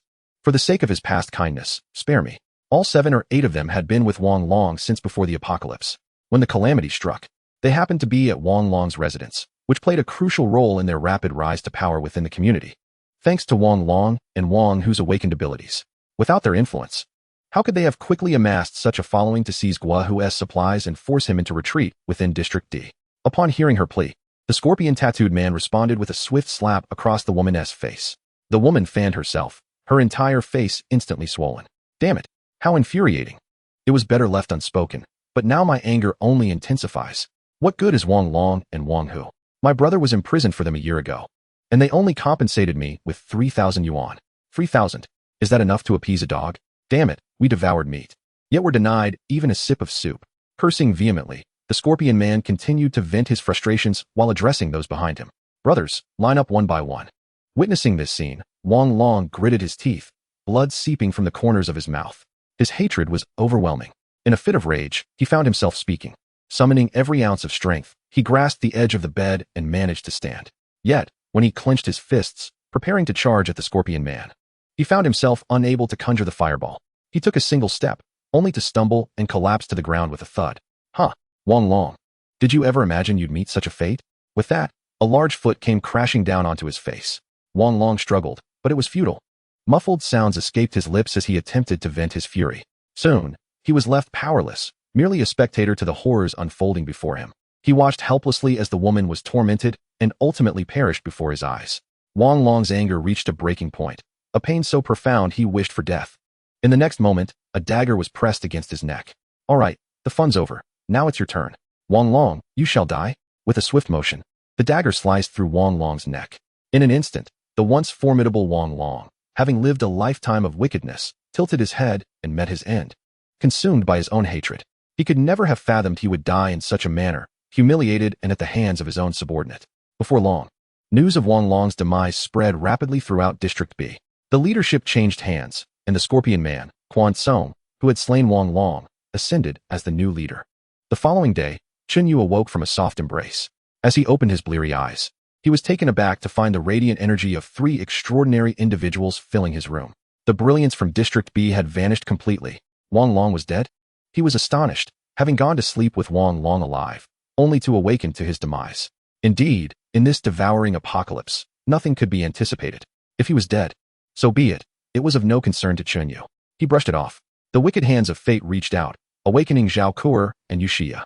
After a simple breakfast, he recalled that last night, Gua Hu had mentioned he would come by this morning to trade a batch of gold. Thus, he awaited Gua Hu's arrival for their transaction, planning to take Zhao Kuer and Yu Xia to slay zombies and earn some points. As for the afternoon, he intended to trade with Xian Yutong and her faction at the medical university. It was likely that today's endeavors would yield a significant haul of gold. Afterward, he prepared to return to the real world. Devise a means to liquidate this gold. Increase the wealth at your disposal. Equip yourself with ample resources and weaponry, and venture forth into the apocalypse. As these thoughts swirled in Chun Yu's mind, he suddenly furrowed his brow. Why have those fellows from Area B arrived? Chapter 052. Do you desire revenge? Brother Yu, the people from Area B have come. Zhao Kuer promptly reported to Chen Yu. Maintaining a calm demeanor, Chen Yu replied. It's nothing to worry about. They're merely a group of ordinary individuals who pose little threat. Moreover, it appears they are bringing gold, perhaps intending to negotiate with us. This reassured Zhao Kuer. Meanwhile, Yu Xia listened intently to their exchange, akin to deciphering an encrypted conversation, grasping only fragments. Zhao Kuer glanced at Chen Yu, and upon receiving a nod of affirmation, she explained to Yu Xia. Her unique ability allowed her to sense everything within a 3-kilometer radius. Thus, she was well aware of the situation in their vicinity. She also clarified to Yu Xia the reason behind Chen Yu's need for gold. After absorbing this information, Yu Xia's expression turned to one of astonishment. So that's how it is. If that is the case, as long as there is gold, brother, you will never lack for supplies. Observing the peculiar look in Yu Xia's eyes, Chen Yu realized that even if he urged her to leave at that moment, she would be unwilling to depart. Women, in this desolate world, seek nothing more than security. His agreement with Zhao Kuer stemmed from 2 reasons. First, Yu Xia harbored a profound affection for him, ensuring her loyalty. Second, by sharing this knowledge, she would comprehend that aligning with him was indeed her wisest choice. At that moment, In front of a building in Area A, Quan Song arrived with a group of followers. After eliminating Wang Long the previous night, with the assistance of his comrades, he swiftly ascended to become the leader of Area B. He immediately dispatched individuals to gather information about the outside world and learned that Guahu was seeking to exchange gold for supplies in Area A. Consequently, he had instructed his subordinates to procure some gold last night. Now, they were on their way to trade with Chunyu, eager to discover whether gold could indeed be exchanged for resources. Upon arriving at the building, they placed the gold down. One of the younger members inquired, "Brother Quan, where do we find that person?" Quan Song was equally perplexed. With so many floors and rooms in the building, how could he possibly know where to look? "You ask me, and I ask whom?" His retort left the younger member speechless. Just then, a figure suddenly appeared before them in a flash. It was Chunyu, having utilized his teleportation ability to arrive. The astonishing display of his power left Quan Song and his followers utterly stunned, each instinctively keeping a safe distance from Chunyu. It was Quan Song who first regained his composure, immediately adopting a subservient posture as he addressed Chunyu. "Brother, we mean no harm." Having heard that gold could be exchanged for supplies here, he decided to come and conduct a transaction merely to procure some provisions. He promptly stated his intentions. With a mere glance, he signaled to his subordinate to bring forth the gold. "Brother, here are 20 pounds of gold." Quan Song spoke humbly. Chunyu surveyed the situation, understanding that the other party would not dare to deceive him. In this neighborhood, he could easily eliminate anyone he wished, if the gold did not indeed weigh 20 pounds. A massacre awaited Quan Song and his associates. Thus, he refrained from counting it, casually waving his hand to immediately store the gold in his spatial ring. This scene appeared almost magical to Quan Song and his companions. The gold vanished as if by sorcery. Indeed, an extraordinary individual was truly extraordinary. Chunyu coolly remarked, "The supplies are in the stairwell. Go fetch them yourself." With that, he vanished in an instant. Quan Song and his group were still reeling from the shock when they noticed Chunyu had completely disappeared. Their anxiety intensified. "Quick, let us check," Quan Song signaled, and one of his subordinates hurried to the stairwell. "Boss, there really is food," the subordinate exclaimed in astonishment. They quickly gathered all 20 pounds of provisions. The expressions of the group shifted to one of exhilaration. "Boss, who would have thought this worthless gold could truly be exchanged for supplies? Indeed. Now we need not worry about running out of food after consuming what we took from Guahu." While Quan Song felt elated, a tinge of fear crept in. After gathering intelligence the previous night, he had entertained thoughts of bringing people to seize supplies. If they could be exchanged, it implied that the individual possessed a surplus of provisions. Why bother with a trade when they could simply raid? However, he suddenly recalled that the person in Area A did not regard even those with abilities lightly. They had easily dispatched Wang Hu and left Wang Long gravely injured. They were merely ordinary individuals. To attempt a robbery would be tantamount to seeking death. Thus, he resolved to cautiously test the waters with a trade first. If the other party relied solely on firearms and had fortuitously eliminated Wang Hu, then with their numbers, they could certainly charge in and seize the supplies. Yet, if the individual were indeed an extraordinary being, they would stand no chance in combat. Thus, exchanging for provisions remained a viable option, keeping their options open. However, upon witnessing Chunyu's brief display of power, which left them utterly astonished, he felt grateful he had not recklessly endangered himself. Instead, he had wisely chosen to probe the situation first. Otherwise, had they charged in to seize supplies, with the capabilities displayed by the other party, they would likely not even know how they met their end. "Let us go back. We must leave at once," Quan Song exclaimed, shaken. He then led his group from Area B away from the scene. Once back, he hurriedly instructed his subordinates to seek out more gold, for while supplies were plentiful, they remained finite. Besides themselves, there were also Guahu and his gang in the neighborhood. If Guahu and his group were to venture into Area A and exchange all the supplies for themselves, even if they later discovered a wealth of gold, they would find themselves devoid of resources to barter with. Supplies cannot be inexhaustible, after all. Therefore, it is imperative that they act swiftly, securing a sufficient amount of gold before Guahu's arrival, and seek out Chunyu in Area but to exchange for as many surplus supplies as possible. In this apocalyptic world, the quantity of supplies directly correlates to one's survival duration. No one would ever complain about having too many resources. On the 26th floor, Chunyu, who had teleported back to his room, sensed Chuanzhong's return through his reconnaissance eye. He immediately mobilized the people from Area B to commence a vigorous search for gold. A smile graced his face, as he realized that searching for it himself would require considerable effort.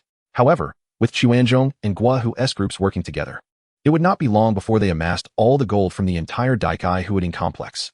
Indeed, there is strength in numbers. Once they had extracted all the gold from Daikai Huading, they would move on to their next target. At that moment, Yushia observed Chunyu's sudden disappearance and subsequent reappearance in the room. She realized that, like herself, Chunyu possessed the ability to teleport. This revelation deepened the air of mystery surrounding him. Do you wish for revenge?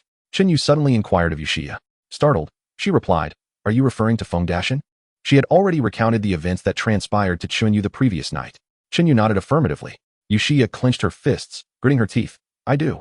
Chapter 053. In plain sight, mercilessly slain. At that moment, Guahu and a group of followers were hauling 50 pounds of gold, clearing out zombies as they hastened towards Area A. Following last night's trade, they had confirmed that it was indeed possible to exchange gold for supplies with Chunyu. They were so exhilarated that they hardly slept a wink, tirelessly scouring the entirety of Area D throughout the night, gathering every ounce of gold they could find. 50 pounds could secure them 50 pounds of supplies. They could sustain themselves for a while longer, which filled them with excitement. However, one among them was an exception, Feng Dashin. Ever since the incident last night, he had been in a state of disarray.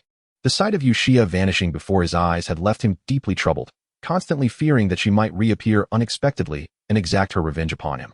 Thus, he wandered about in a daze, perpetually casting anxious glances around him. Old phone, what's wrong? We can trade for supplies soon and have food again. Why do you look so glum? Faced with the confusion of his companions, Feng Dashin offered no reply, though his anxiety only intensified within. He could not remain here any longer. The situation was too precarious, and he could meet his end at any moment. Once the trade concluded, he resolved to find an excuse to slip away unnoticed. He set out to find his younger brother, who possessed extraordinary abilities. Only in his brother's presence did he feel a sense of security. As he pondered this, the group arrived at the foot of a 3-unit building in Zone A. Guahu remarked, Let us wait a moment. Mr. Chen should be here shortly. With that, he instructed his companions to set down the heavy burden of 50 kilograms of gold, which had become quite tiresome to carry. After merely a few seconds of waiting, 2 figures suddenly materialized before them.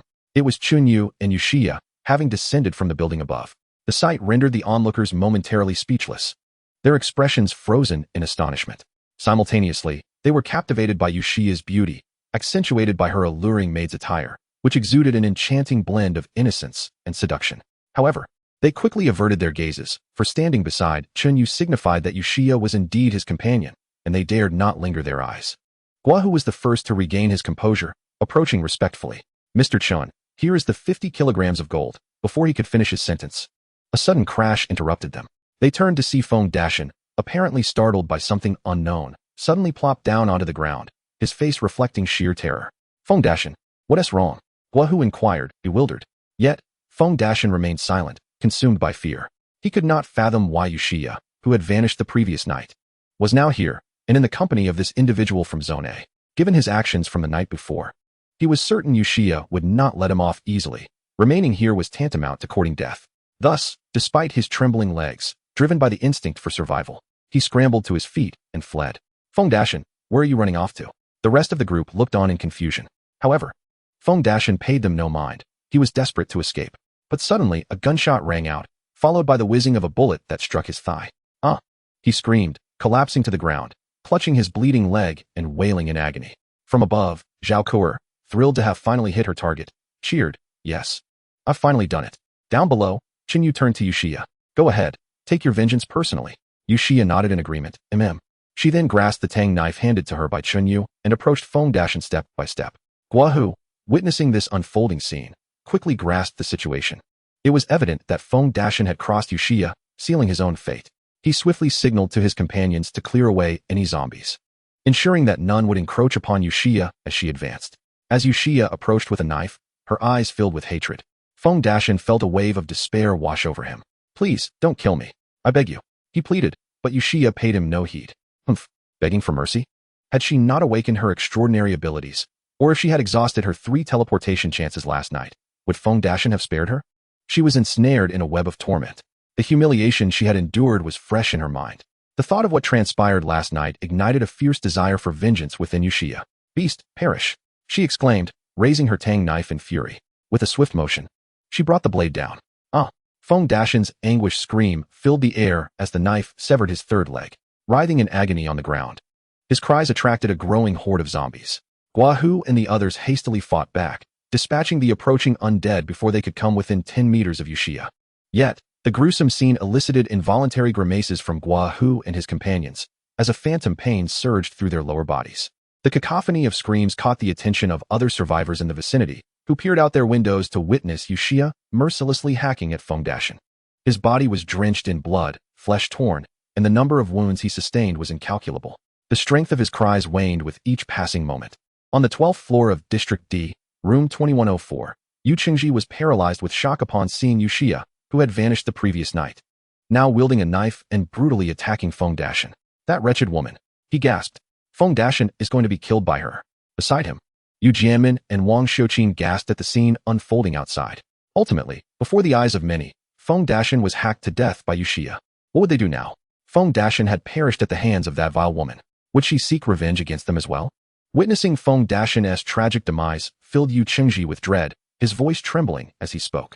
Yu Jianmin retorted angrily, "Humph. She wouldn't dare." Yet, doubt lingered in his heart. Wang Xiuqin suggested, "Master, perhaps we should flee." She feared meeting the same grim fate as Feng Dashin. Yu Jianmin, his face darkened, replied, "Flee? Where to? The outside is swarming with zombies. We wouldn't make it out of the community before being devoured." Panic enveloped the trio, mingled with anger. That wretched girl, Yushia, had allied herself with that person from Area A. With him, she would undoubtedly enjoy a life of luxury, while they remained here, starving and terrified. Damn it! Yu Qingji spat, his face grim with fury, pretending to be a virtuous maiden. That wretched woman, who refused to submit to Feng Dashin, has now crawled into the bed of that man in Area A just for a meal. On the other side, having avenged herself by slaying Feng Dashin, Yushia felt an overwhelming sense of satisfaction. "Thank you, Yugo," she whispered in gratitude. Had it not been for Yu Ji's assistance, she would have had no opportunity for vengeance. Yushia expressed her heartfelt gratitude. Shinyu nodded, choosing silence. He was entirely satisfied with Yushia's mercilessness in eliminating Feng Dashin. He had no interest in a mere ornamental vase devoid of substance. Yushia's recent performance had unequivocally demonstrated her worth. Beyond her striking appearance, she was decisive and unyielding in her actions. As for dispatching zombies, she could undoubtedly excel in that regard as well. Subsequently, Shinyu casually waved his hand, storing the 50 pounds of gold brought by Gua Hu into his spatial ring. He then addressed Gua Hu, saying, "The supplies you requested are prepared in the stairwell. You may retrieve them shortly. Additionally, I advise you to remain vigilant of those around you. Do not harbor a tiger at your side." Chapter 054. A real man is never without poison. Shinyu was not so benevolent as to offer such warnings without cause. He had observed that Gua Hu had consistently provided substantial amounts of gold in their transactions. Should this supply continue, it would undoubtedly prove to be a considerable sum. Thus, losing such a stable source of gold would be somewhat regrettable. This was the rationale behind his counsel, and whether Gua Hu grasped it was contingent upon his own insight. After their conversation, Shinyu, accompanied by Yushia, activated their teleportation ability, vanishing from the crowd's sight. This astonishing feat left everyone in awe. Momentarily stunned, Gua Hu immediately dispatched individuals to retrieve the food from the stairwell. The sight of such an abundance delighted the onlookers, yet a shadow darkened Gua Hu's expression. Upon returning to District D with the supplies and personnel, he began a discreet investigation, scrutinizing all those closely associated with Feng Dashin. Ultimately, he uncovered 7 individuals who had maintained significant contact with Feng Dashin. After a rigorous interrogation, he learned of Feng Dashin's nefarious scheme. He had a brother named Feng Dashu, who had awakened his abilities and established a survivor base at a repair shop approximately 3 kilometers from the community, with around 70 to 80 followers. These individuals had been eyeing the community with malicious intent, having been informed by Feng Dashin. However, due to the complications involving Wang Long and Wang Hu, they were compelled to devise a new plan, preparing to launch a coordinated attack to seize supplies and women. Now that Feng Dashin was deceased, these 7 individuals were aware of the plan, but remained oblivious to the timing of Feng Dashu's intended actions. Upon realizing this, Gua Hu was overtaken by a wave of trepidation. What if Mr. Chun had not alerted him? The consequences could have been dire, especially considering Feng Dashu was an ability user. The mere thought sent chills down his spine. Indeed, harboring a tiger at one's side can lead to peril. He had intended to generously share supplies with them, allowing their survival in this apocalyptic world. Yet, these individuals were secretly plotting against him, their minds consumed with thoughts of murder and theft. "Brother Gua, should we plead with Mr. Chun to assist us?" The individuals surrounding him wore expressions of tension. However, Gua Hu furrowed his brow and shook his head, stating, "Since Mr. Chun has kindly informed us, he surely will not take action. This is our matter, and we must resolve it ourselves." Yet, the presence of an ability user loomed over them, stirring fear as they recalled how Wang Long and Wang Hu mercilessly slaughtered their comrades. Those gruesome scenes still vivid in their minds. The power of an ability user was beyond what ordinary people could contend with. Guahu steadied his voice to bolster morale, saying, "You all witnessed how Wang Long and Wang Hu met their demise, did you not? Though ability users are fearsome, they are ultimately flesh and blood. As long as they can be killed, we have firearms, and that gives us the courage to confront them." His subordinates attempted to voice their concerns, but Guahu raised his hand to interrupt, declaring, "Enough. This matter should remain known only to us. We must prevent unnecessary panic. From this moment on, we shall heighten our vigilance. Regardless of day or night, we will double our patrols. Additionally, we shall form 6 emergency teams of 10 individuals each. All our firearms must be brought forth, equipping each emergency team with a gun. Should any situation arise, we will shoot at the ability users without hesitation, eliminating them at all costs. This is our homeland, and we must protect it. We cannot allow intruders to come and wreak havoc at will." His words ignited a newfound confidence among the crowd. Indeed, they echoed, turning their gaze toward the 7 traitors who had allied with Feng Dashan. "Brother Gua, what shall we do with these scoundrels?" Guahu hesitated for a moment, but ultimately resolved to act decisively, stating, "Eliminate them all." Understood. As soon as the words left his lips, the room was filled with the pleas for mercy from the 7 individuals. Yet in this apocalyptic era, showing mercy to enemies was tantamount to self-destruction. A man must be resolute. Without a moment's hesitation, the group, fueled by righteous anger, swiftly dispatched the 7 traitors. Simultaneously, a notification rapidly circulated throughout District D. Food distribution would cease. Those wishing to eat must contribute, either by collecting gold or by demonstrating combat prowess to eliminate zombies. They would cleanse their community of the undead, re-establishing defenses to prevent further incursions and restore safety, or unite to repel any enemies that appeared. In essence, the days of idly waiting at home for supplies were over. This announcement sparked widespread discontent among the survivors, who voiced their grievances. However, it also invigorated those who had risked their lives alongside Gua, who in search of resources. Furthermore, the gold in District D had been thoroughly scoured, prompting Guahu and his team to set their sights on the unsearched District C. Meanwhile, Quan Song, accompanied by his team, was not only collecting gold from District B but also shared Guahu's ambition regarding the gold in District C, perceiving it as rightfully his. Thus, the 2 factions inevitably clashed. Ultimately, Guahu's side, armed with firearms, gained the upper hand, seizing control of Area C. Quan Song, left with no alternative, took a portion of his group to search for gold outside. Meanwhile, Chen Yu had already ventured outside with Zhao Kuo and Yuxia. The events unfolding within the community bore no significance to him. With assistance in gathering gold, his focus shifted to slaying zombies to earn points and enhance his strength. At this moment, he instructed Zhao Kuo to train Yuxia in the art of zombie extermination. Initially, Yuxia felt a twinge of trepidation when confronted with the undead. However, as she dispatched more and more zombies, she discovered that, despite their menacing appearance, they were not particularly formidable. With newfound confidence, Yuxia became increasingly audacious in her efforts. Armed with a sharp sword lent by Zhao Kuo, she swung with vigor, continuously bringing down numerous level 1 zombies. As time passed, her progress was astonishing. Her experience in slaying zombies skyrocketed. Within less than an hour, she transitioned from practice to independent combat, vanquishing over 100 zombies. Chen Yu was thoroughly pleased with her rapid development. Indeed, she had nearly reached Zhao Kuo's level of proficiency when she first learned to kill zombies. Zhao Kuo, recognizing Yuxia's innate talent for zombie hunting, was determined to outshine her and maintain her own standing in Chen Yu's eyes. Consequently, the 2 women found themselves inadvertently competing against each other to see who could slay more zombies. Witnessing this scene, Chen Yu was filled with delight. Yes, the more they killed, the better. Ideally, they would earn him even more points. As he watched the points accumulate, a broad smile adorned his face.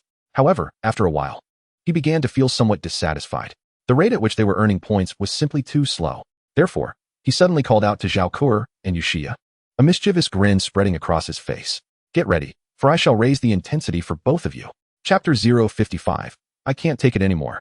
As soon as the words left his lips, while Zhao Kuo and Yuxia were still perplexed by Chen Yu's statement, he unexpectedly drew an assault rifle, aiming at the zombies below.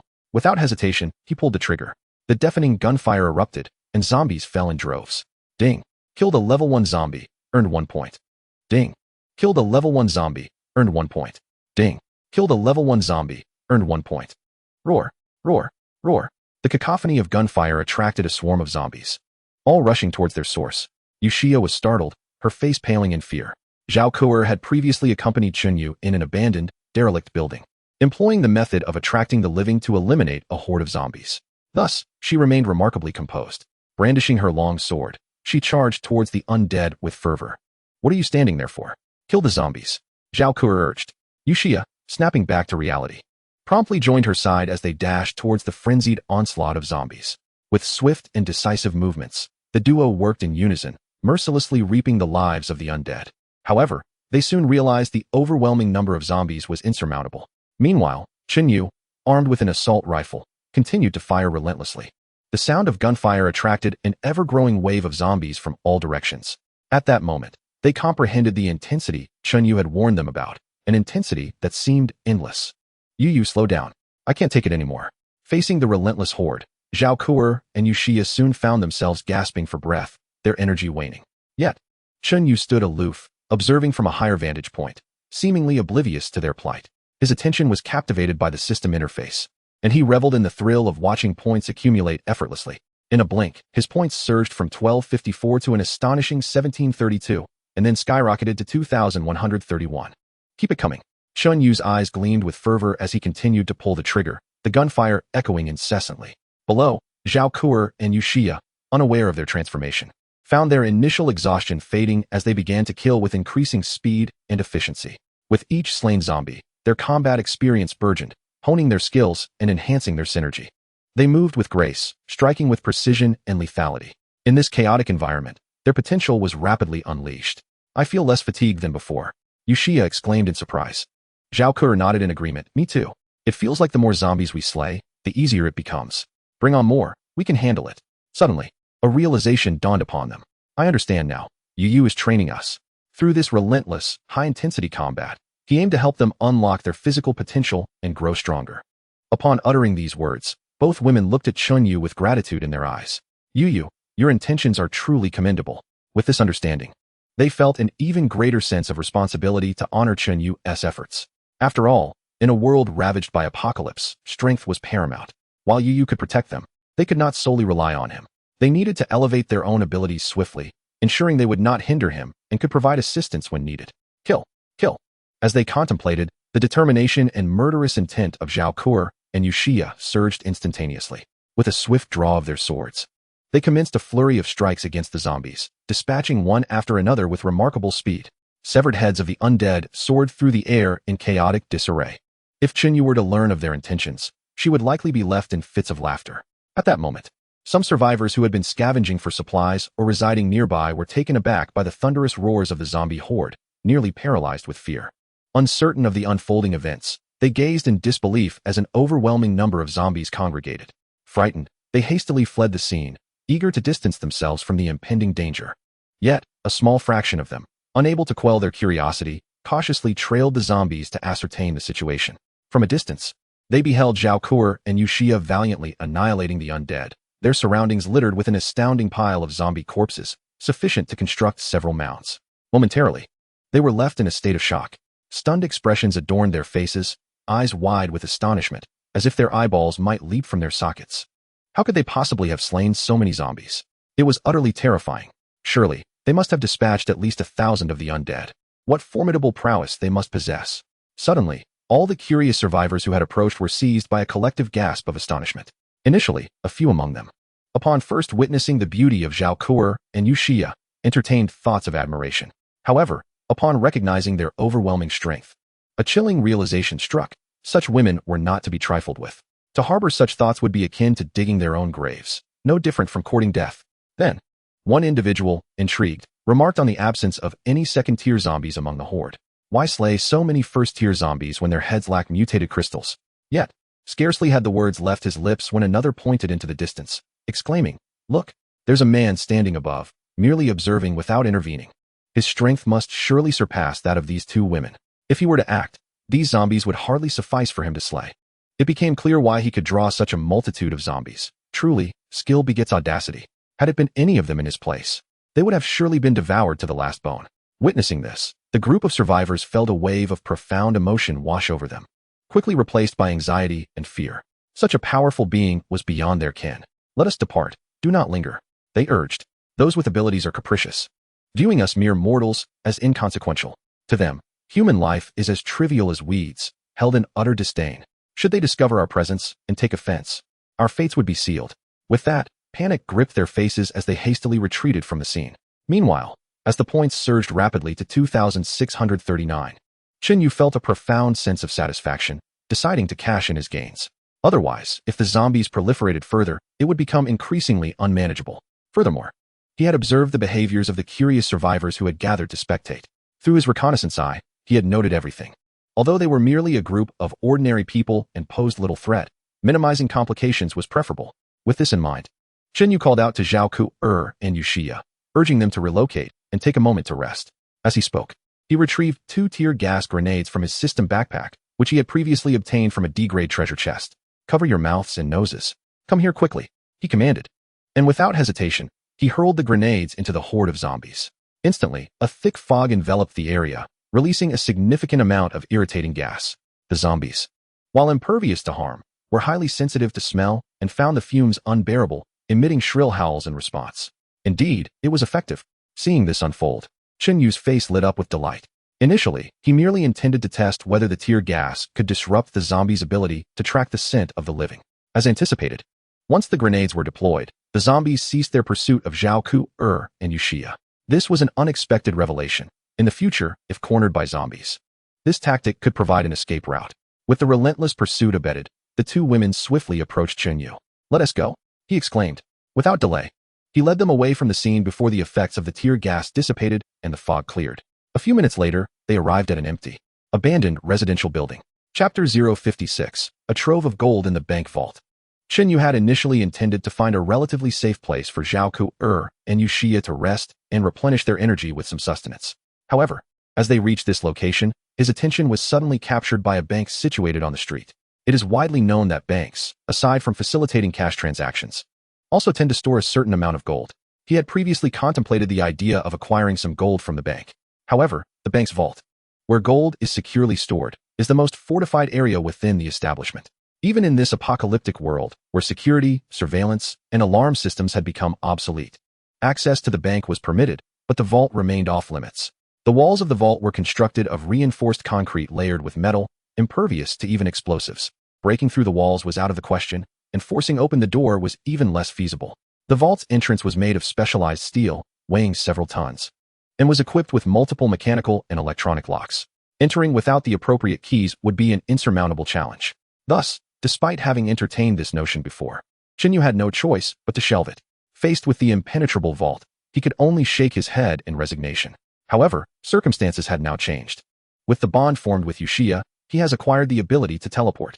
A mere teleportation allows him to disregard any obstacles and directly enter the vault. He could then gather all the gold within the vault into his spatial ring. After accomplishing this task, he could simply teleport back out.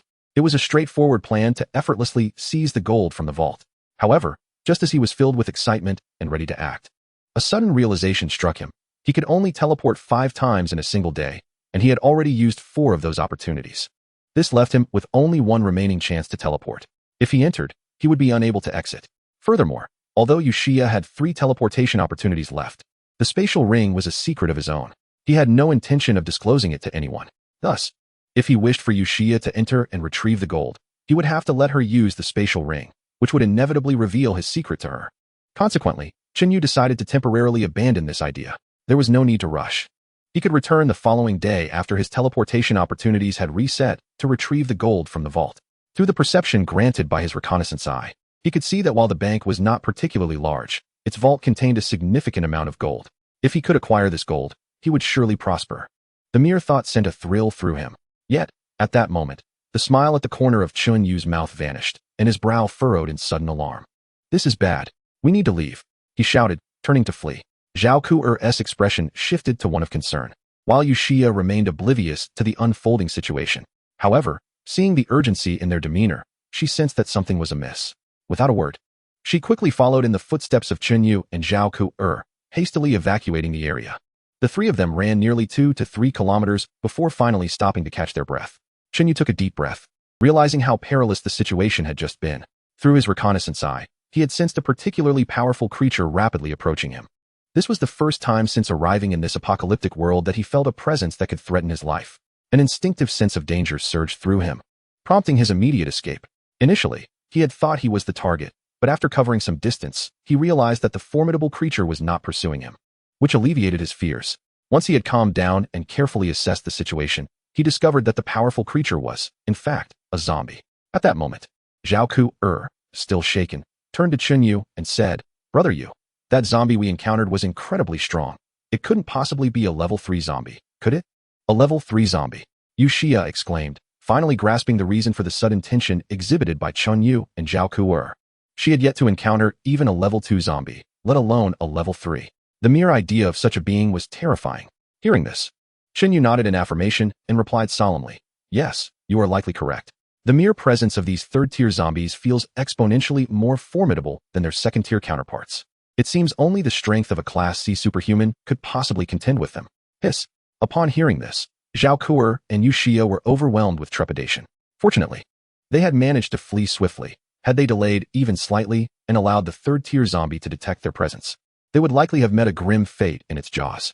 At that moment, Chun Yu sensed that the third-tier zombie lingered in the vicinity of the bank, remaining there instead of roaming elsewhere. He pondered whether this area might serve as the creature's lair. No wonder they had encountered not a single survivor in that vicinity. The situation was as he suspected. He had intended to find a deserted place to rest, yet he nearly became a meal for the very zombie he sought to avoid. Clearly, in the future, he must reconsider his strategy and not solely seek out desolate areas for respite. Such choices could lead to perilous encounters. After all, facing a third-tier zombie left him with little hope of victory. With the emergence of such formidable foes, who could say whether fourth-tier or even more terrifying fifth or sixth-tier zombies lurked nearby?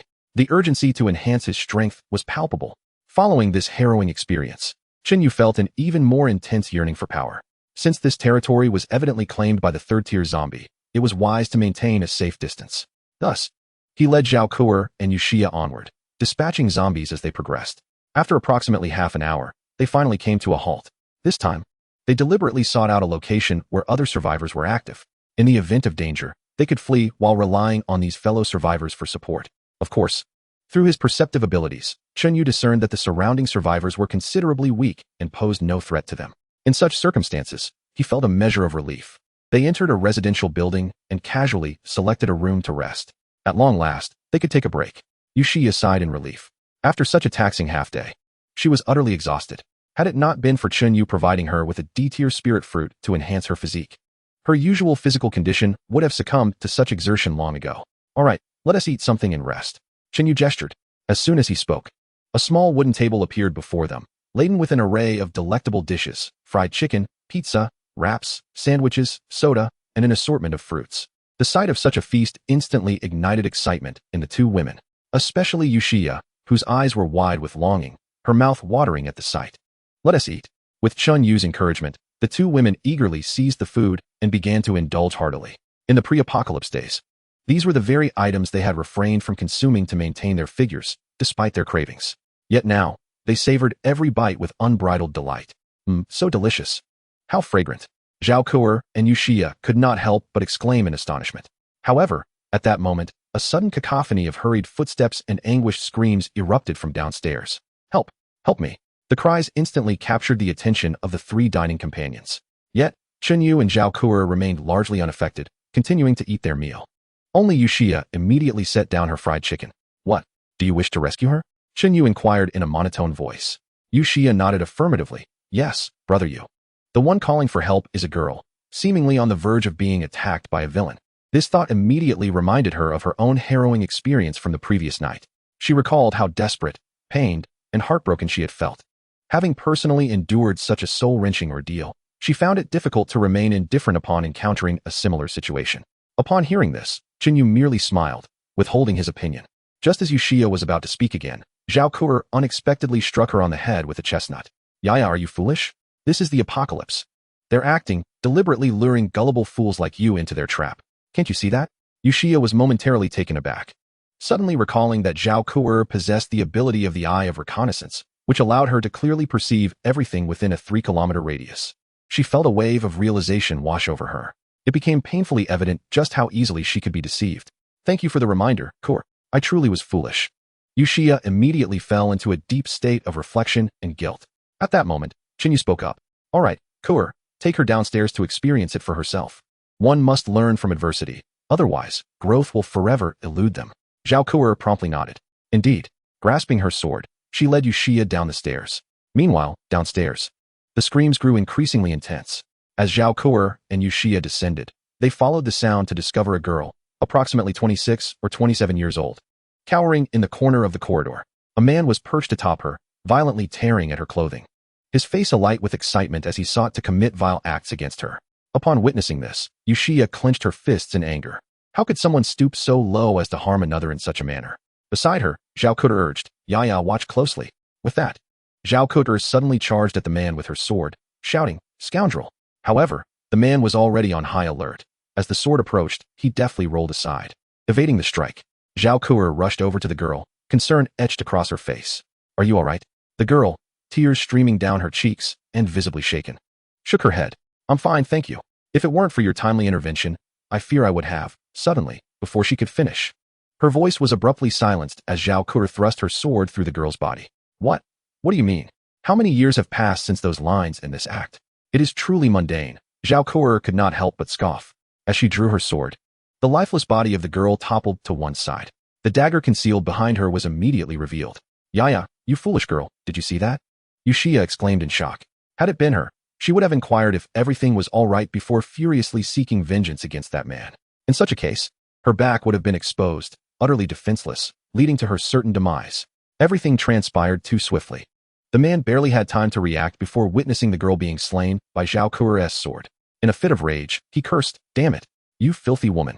You killed my wife. I will take your life. With that, he charged at Zhao Kuo wielding a machete. Being merely an ordinary individual, Zhao Kuo dismissed him entirely. With a single kick, she sent him crashing to the ground. In pain, he staggered back to his feet, astonished that a woman possessed such strength. Realizing the dire situation, he turned to flee. Zhao Kuo remarked, just moments ago, you were lamenting the death of your wife and threatening me. Now that you see you cannot win, you run? No vengeance for you? The man, disregarding everything, wished he had 4 legs to sprint faster. Enraged, Yuxia pursued him with her sword drawn. An ordinary person could never outrun a superhuman. Yuxia swiftly caught up, thrusting her sword toward the man's throat.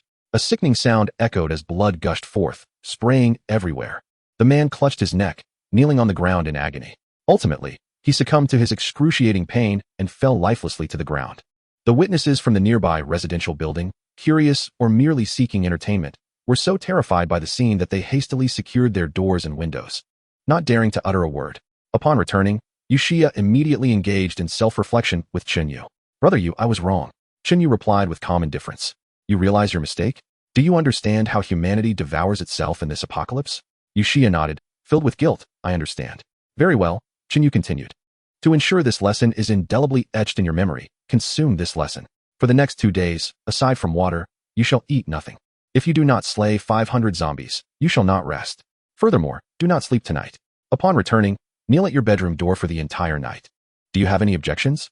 With a heart laden with remorse, Yuxia promptly replied, no problem, brother Yu. Chenyu said nothing further and resumed his meal. Zhao Kuo took a seat nearby, enjoying a slice of pizza. Yuxia could only watch enviously, yet held no grievances in her heart. Since the apocalypse, she had remained sheltered in her home. This was her first foray outside the community, and she had witnessed the malice of humanity firsthand. She deeply realized that without the support of brother Yu, she would not have survived in this chaotic world.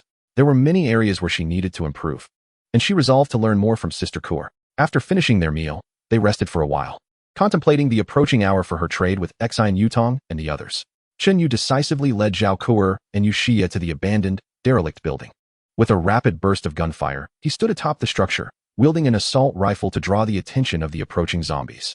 Below, Zhao Kuo and Yuxia engaged in combat, slaying the undead with fervor. Soon, a horde of zombies surged forth. Kill. The 2 women immersed themselves entirely in the battle. Especially Yuxia, who, driven by a sense of guilt, fought with renewed vigor to atone for her previous mistakes.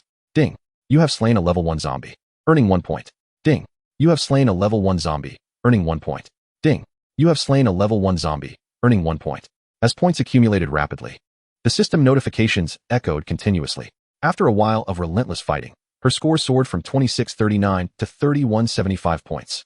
Exhausted, Zhao Kuo took a moment to rest, but Yuxia, determined to achieve her goal, pressed on. Meanwhile, Chenyu devised another effective strategy to eliminate the zombies. By luring a cluster of them together, he planned to unleash a grenade. Previously, he had collected 3 Molotov cocktails, 5 grenades, and 6 smoke bombs from loot boxes. He decided to utilize the grenades and Molotov cocktails while reserving the smoke bombs. As the zombies approached in droves, Chinyu smirked, pulling the pin from a grenade and tossing it into the heart of the horde. Boom! With a deafening explosion, the previously menacing zombies were sent flying in all directions. The ground below was littered with corpses, and the foul, dark blood flowed like a river. At that moment, on the other side, the appointed time for a transaction drew near. Xian Yutong was accompanied by Lu Yuji and several female students from Tan Medical University, all carrying the hard-earned gold they had painstakingly gathered, making their way towards the abandoned building. Yuji, we're almost there. Xian Yutong pointed ahead. Suddenly, a barrage of gunfire erupted, startling the group into an instinctive search for cover. Where's that gunfire coming from? Someone in the group questioned anxiously. Xian Yutong furrowed her brow. It seems to be emanating from the same location where we parted ways with the boss. As soon as she finished speaking, a thunderous explosion shook the ground beneath them. Look, there has been another explosion over there. Someone exclaimed in alarm. Xian Yutong's expression darkened with concern. This is bad. I hope nothing has gone awry. Chapter 058. This man is terrifyingly strong. Worried about Chinyu, Xian Yutong's emotions escalated into agitation. Yuji, that area is where we were supposed to meet the boss. I suspect he might be in danger. We must hurry and check it out. Her words ignited a wave of anxiety within the group. Given the magnitude of the disturbance, any unforeseen incident could prove perilous. Perhaps it would be best if we reconsidered our approach. The air was thick with gunfire and explosions, instilling fear in the heart of Yuan Shaoqin, who gazed ahead with trepidation. Beside her, Zhou Qianqian rolled her eyes, clearly disdainful of Yuan's cowardice and fear of death. Humph, the last time. The big shot saved us twice. If he were to face danger, how could we stand idly by, detached from the situation? Stung by the sarcasm, Yuan Shaoqin felt a surge of anger, yet she refrained from expressing it. I only worry for everyone's safety. After all, if even the big shot cannot resolve the trouble, what assistance can we provide? It would be wiser to wait here until the commotion subsides before proceeding. Zhou Qianqian, exasperated, retorted, if you're afraid, just admit it. Why make such grandiose statements? If you don't want to go, then stay here. With that, she swiftly caught up with Xian Yutong, heading toward the source of the explosions. Yuan Shaoqin's face flushed with indignation. At that moment, Lu Yuji interjected, enough of the bickering. We all came out together. If we leave as one. If we return together. No one should be left behind. With her words echoing, she led the rest of the group forward, leaving Yuan Shaoqin behind, caught in indecision. Being alone outside was perilous, especially without combat skills. Whether facing zombies or other survivors, it would spell certain doom for her. Reluctantly, she gritted her teeth and hurried to catch up with the group. Lu Yuji's reasoning was simple. After laboriously gathering so much gold, it would be a waste for their efforts to be in vain. Furthermore, they were out of food, and remaining without provisions would also lead to death. It was better to investigate the situation and see if a trade for food could be made, thereby extending their survival. Even if the circumstances were unfavorable, she could swiftly lead the group to retreat. It was not a reckless gamble. Soon, they approached the gunfire, the surrounding area resonating with countless roars. They beheld a mass of zombies rushing toward a single point. So many zombies. They gasped in fear. Wait, it seems the gunfire is deliberately luring them in. Realization dawned upon them, and then, boom. Another deafening explosion echoed. Curious, Lu Yuji led the group closer, inching forward until they spotted a man standing high above, firing his weapon relentlessly at the oncoming zombies. As he gunned them down, a horde was drawn in, and astonishingly, he began to pull out grenades from his pocket, hurling them directly into the throng of the undead. Boom, boom, boom. The air was filled with the sound of successive explosions, decimating the clustered zombies into a chaotic array of dismembered limbs flying in all directions. Witnessing this spectacle, Lu Yuji was left utterly stunned. The expressions of those behind her mirrored her shock, their mouths agape and eyes wide with disbelief. Could this truly be a method for vanquishing zombies? When confronted by the undead, the women are overwhelmed by fear. It takes a concerted effort just to slay a few. In the face of a horde, their only option is to flee for their lives. Yet, this man before them displays a ferocity that renders the zombies utterly powerless against him, mercilessly slaughtered in droves. Witnessing the throngs of undead collapse or being blasted away, their lips twitch uncontrollably in disbelief. Terrifying. Indeed, it is profoundly horrifying. This man exudes an alarming strength. Xian Yutong suddenly feels an exhilarating rush. Pointing towards the heights, she exclaims, Sister, you look? This is the formidable figure I've been telling you about. Lu Yuji's eyes reflect a peculiar glimmer. Although she is unsure of his motives for annihilating zombies, his prowess is undeniable. Compared to him, Zhang Xian seems insignificant. Perhaps no more than a mere finger of this powerful man. While she appears calm on the surface, her heart is shaken by the display of such formidable strength. If he could assist them in eliminating Zhang Xian, it would alleviate a significant burden. However, she hesitates to lower herself to make such a request, particularly after witnessing the suffering of many women at the hands of men in this apocalypse. Her instinctive aversion to men breeds a lack of trust. "See, Sister Yu, I told you he is exceptionally strong," Xian Yutong declares, stepping forward and waving her hand in the distance. Noticing Chun Yu glance their way, she turns to Lu Yuji and says, "Sister Yu, the formidable one is aware of our presence. Let us approach cautiously and find a secure spot. He should be here shortly." Indeed, Lu Yuji nods in agreement. Meanwhile, on another front, Chun Yu effortlessly dispatches 300 to 400 zombies with 5 grenades. Earning hundreds of points, her excitement palpable. This method of extermination is far easier than facing the zombies head-on with a blade. Alas, the number of grenades is limited, if only there were more. Observing Xian Yutong leading her group over, Chun Yu waves to Zhao Kuo and Yuxia, who are below, engaged in zombie slaughter. "All right, they have arrived. Let us join them." "Yes," as the words leave her lips. Chun Yu produces 3 Molotov cocktails and hurls them into the mass of zombies.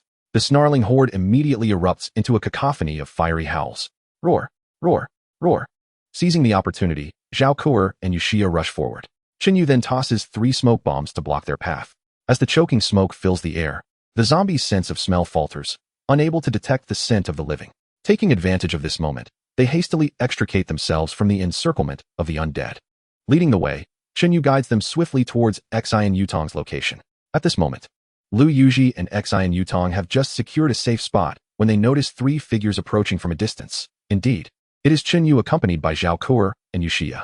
From a distance, Lu Yuji noticed that Chun Yu was accompanied by 2 exceptionally beautiful girls. Instantly, a flicker of displeasure crossed her expression. In the apocalyptic world, women who lack strength are merely playthings for men. Moreover, the fact that he was with 2 women suggested that he could not be of good character. Initially, she had hoped that his repeated acts of saving Xian Yutong and the others might indicate that he was different from other men. However, it now seemed evident, humph. Men are all the same. She recalled that their stronghold was comprised entirely of women, leading her to suspect that his intentions were perhaps not as innocent as they appeared. The notion of gold trading was likely a smokescreen. What value does gold hold in the apocalypse? It was probable that this man's true aim was the women in their base. With this realization, her wariness towards Chun Yu intensified. Instinctively, she shielded those around her, clutching a dagger tightly behind her back, ready to unleash her powers at the slightest hint of danger. She would fight to the death if necessary. However, as the trio drew closer, she finally discerned the features of Zhao Kuo and Yuxia. At that moment, her heart sank in astonishment. They were clean clothes. Their hair was impeccably styled, and their complexions were rosy, radiating vitality. Furthermore, they were adorned with exquisite makeup. This stood in stark contrast to her own disheveled appearance. Zhao Kuo and Yuxia bore no semblance of the apocalypse. In that instant, Lu Yuji was genuinely taken aback. Not only her, but the girls behind her. With the exception of Xian Yutong, Zhou Qianqian, and Yuan Shaoqin, who had seen Zhao Kuo before, were equally stunned. They could hardly believe that, in this desolate world, there were still girls who could maintain such grace and elegance. In contrast, they had gone without bathing for so long that they appeared disheveled and malnourished, looking like refugees. Jealousy welled up within them towards Zhao Kuo and Yuxia. It was evident that following a powerful leader allowed one to live a better life. In that moment, Lu Yuji suddenly realized her previous misconceptions. She had assumed that Zhao Kuo and Yuxia were coerced by Chun Yu. Yet, given their radiant demeanor, how could they possibly look so vibrant if they were indeed being forced? Clearly, they were thriving under Chun Yu's protection. She had witnessed many girls who had been captured by men and turned into mere playthings. Those poor souls were often subjected to cruel treatment. Could it be that she had misjudged him? Perhaps this man was not as bad as she had thought. Lu Yuji discreetly sheathed her dagger, her wariness towards Chun Yu diminishing considerably. After all, compared to those savage men who revel in violence and degradation, he seemed to possess a decent heart. Yet, his tendency to be unfaithful and play both sides left much to be desired. Lu Yuji held deep disdain for men lacking fidelity. At that moment, upon seeing Chun Yu approach, Xian Yutong immediately rose with excitement. "Boss, allow me to introduce our stronghold's leader, Lu Yuji." In fact, as soon as he arrived, Chun Yu had already taken note of Lu Yuji. Though her countenance appeared haggard, it could not obscure her beauty. If one were to assign a score, it would hover around 92. Both her looks and figure were commendable, marking her as a striking beauty. What captivated him even more was the aura of icy detachment that surrounded her. She perpetually wore a face as cold as frost, imparting an impression of aloofness that kept others at bay. In truth, it was this frosty demeanor that attracted him more than her appearance. He understood that the more frigid a woman appeared, the greater the allure of the contrast. He was particularly drawn to such contrasting personalities. As for Liu Yuji's indifferent attitude during Xian Yutong's introduction, he paid it no mind. The more elusive the woman, the stronger the desire to conquer her. That, he thought, added to the thrill. Suddenly, he recalled that Xian Yutong had mentioned Liu Yuji was a D-level ability user. However, he was unaware of the specifics of her powers. Should they prove intriguing, he would not hesitate to take her on as a companion. If they were mundane, then it would be of little consequence. There were countless beautiful women in this post-apocalyptic world. One Liu Yuji hardly piqued his interest. After all, in a world like this, a woman of substance was a dime a dozen. Shaking off his thoughts, Qinyu calmly inquired, "Is the gold ready?" Xian Yutong nodded eagerly, "Yes. We have collected a total of 65 pounds of gold." With that, she signaled a few women to bring the gold forward. Qinyu glanced at it, and with a wave of his hand, he effortlessly stored the entire cash into his spatial ring. The gold that had just been before them vanished in an instant. The female university students from Tan Medical University were left awestruck by Qinyu's miraculous ability. Even the typically expressionless Liu Yuji exhibited a change in demeanor. Following that, Qinyu waved his hand once more, in a manner akin to magic. A plethora of food and drink appeared on the ground. Subtracting the 10 pounds of rice I advanced you last time, here are 55 pounds of supplies. Please take inventory, Qinyu stated. Upon witnessing such an abundance of provisions, the Tan Medical University students found themselves breathless with urgency. Their eyes brimmed with desire, as they were famished and wished to devour the offerings immediately. Xian Yutong promptly expressed her gratitude. "Thank you, boss." She quickly instructed her companions to gather the supplies. They had no intention of counting them. A pile of useless gold had yielded such precious resources. To count would be an act of folly. Just then, Qinyu's brow furrowed suddenly. Through his perceptive abilities, he sensed an individual stealthily approaching. Zhao Ku'er also noticed and immediately informed Qinyu, "You go? Someone is spying on us." With a darkened expression, Qinyu retorted, "Seeking death." In the next instant, his figure vanished from sight. Upon hearing this, Xian Yutong quickly pieced together the situation, her expression turning grave. "It must be Zhang Xian's people. It's definitely Li Shang. This fellow possesses the extraordinary ability of clairvoyance and is perpetually tracking us." Liu Yuji furrowed her brow. Recalling the numerous times they had been ambushed by Zhang Xian's men due to this Li Shang, she mourned the loss of many sisters.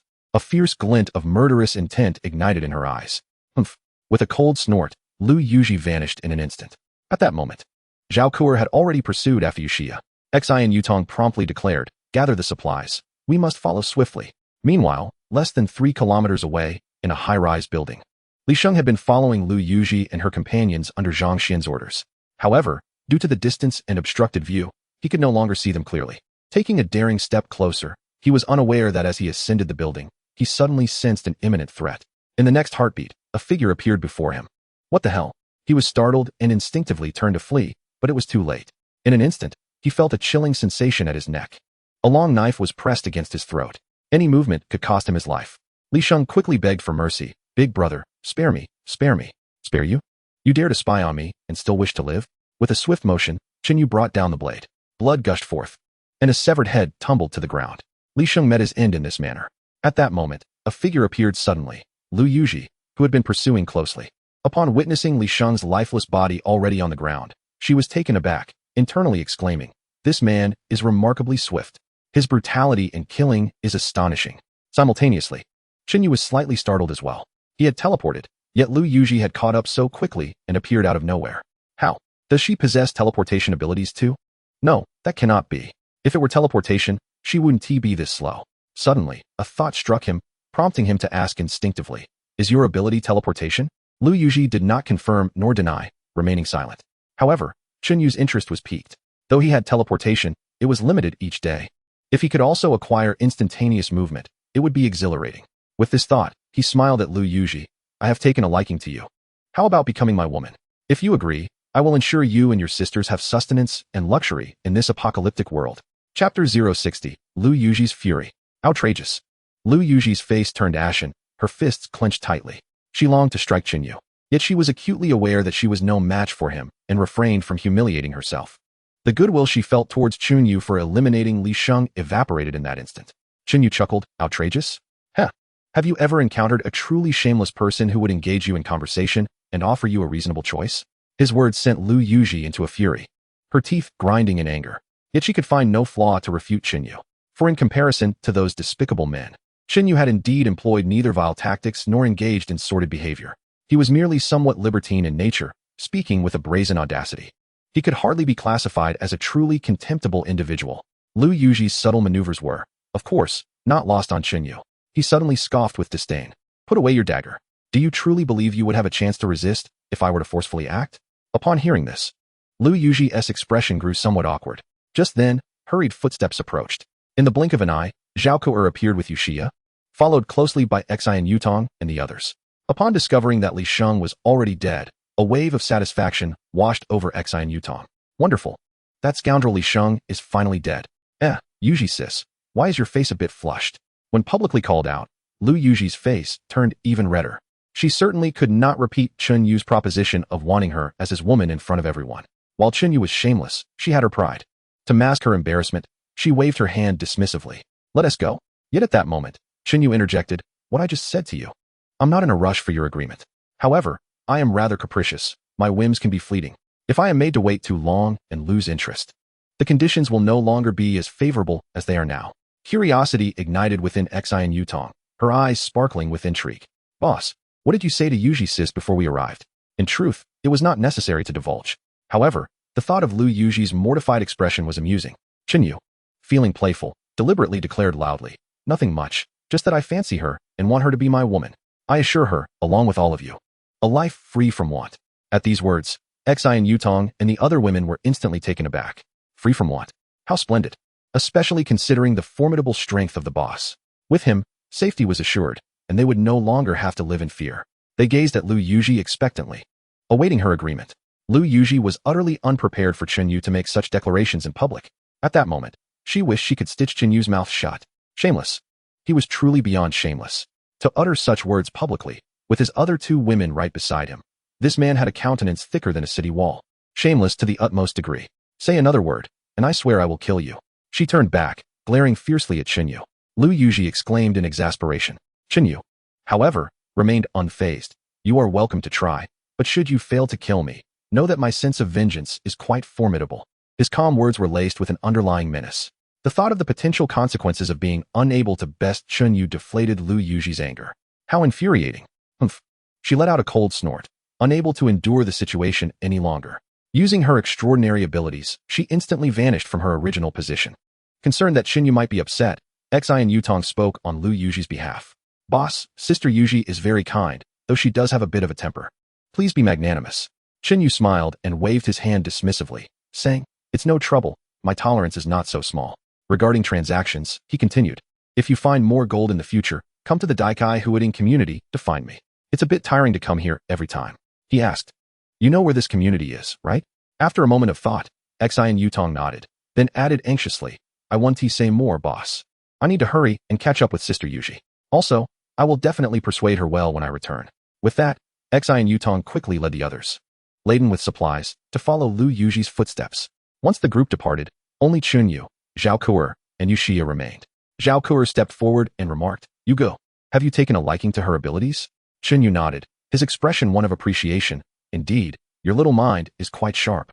Delighted by the praise, Zhao Ku'er beamed. Curiously, Chun Yu prompted, do elaborate. Why do you think so? Zhao Ku'er began her analysis without hesitation. From her earlier performance, it's evident that Lu Yuji possesses the power of teleportation. Currently, our team's abilities are rather singular. My scouting eye and Xia's teleportation are merely supportive in combat. From a purely offensive perspective, neither of our powers can inflict direct harm on our enemies. Therefore, in terms of combat capability, aside from your strength, Yugo, when facing formidable opponents, Xia and I may not contribute significantly. Lu Yuji's teleportation ability, however, boasts remarkable mobility. In battle, her agility allows for swift, decisive strikes against foes. Additionally, this ability can serve various purposes when necessary, such as disrupting or restraining enemies, confusing their strategies, or infiltrating enemy lines for intelligence gathering. In summary, regardless of how one examines it, the strategic value of this ability is exceedingly high. If Lu Yuji were to join our team, our combat effectiveness would undoubtedly increase significantly due to her teleportation power. Zhao Ku'er's articulate and thorough analysis prompted Yuxia, who had been listening intently, to nod in agreement repeatedly. Her gaze towards Zhao Ku'er grew filled with admiration. She suddenly realized how capable Sister Ku'er was in assisting Yugo, while she felt utterly inadequate. If this continued, she feared falling far behind. What if Yuga grew weary of her dragging him down? She resolved to double her efforts and learn from Sister Kur. Unbeknownst to her, Yushia had given herself a motivational boost, transforming her demeanor into one of exuberance. As soon as Zhao Kuer finished speaking, she eagerly anticipated Chen Yu's praise. It must be said that after this analysis, Chen Yu indeed seems to be increasingly fond of Zhao Kuer. A woman cannot rely solely on her beauty. Such a singular advantage is insufficient. If she possesses additional virtues, her allure would be greatly enhanced. Zhao Kuer embodies this, not only radiating beauty, but also exuding intelligence and wit. How could one possibly resist such charm? Ha ha ha, clever girl. I shall reward you well upon our return.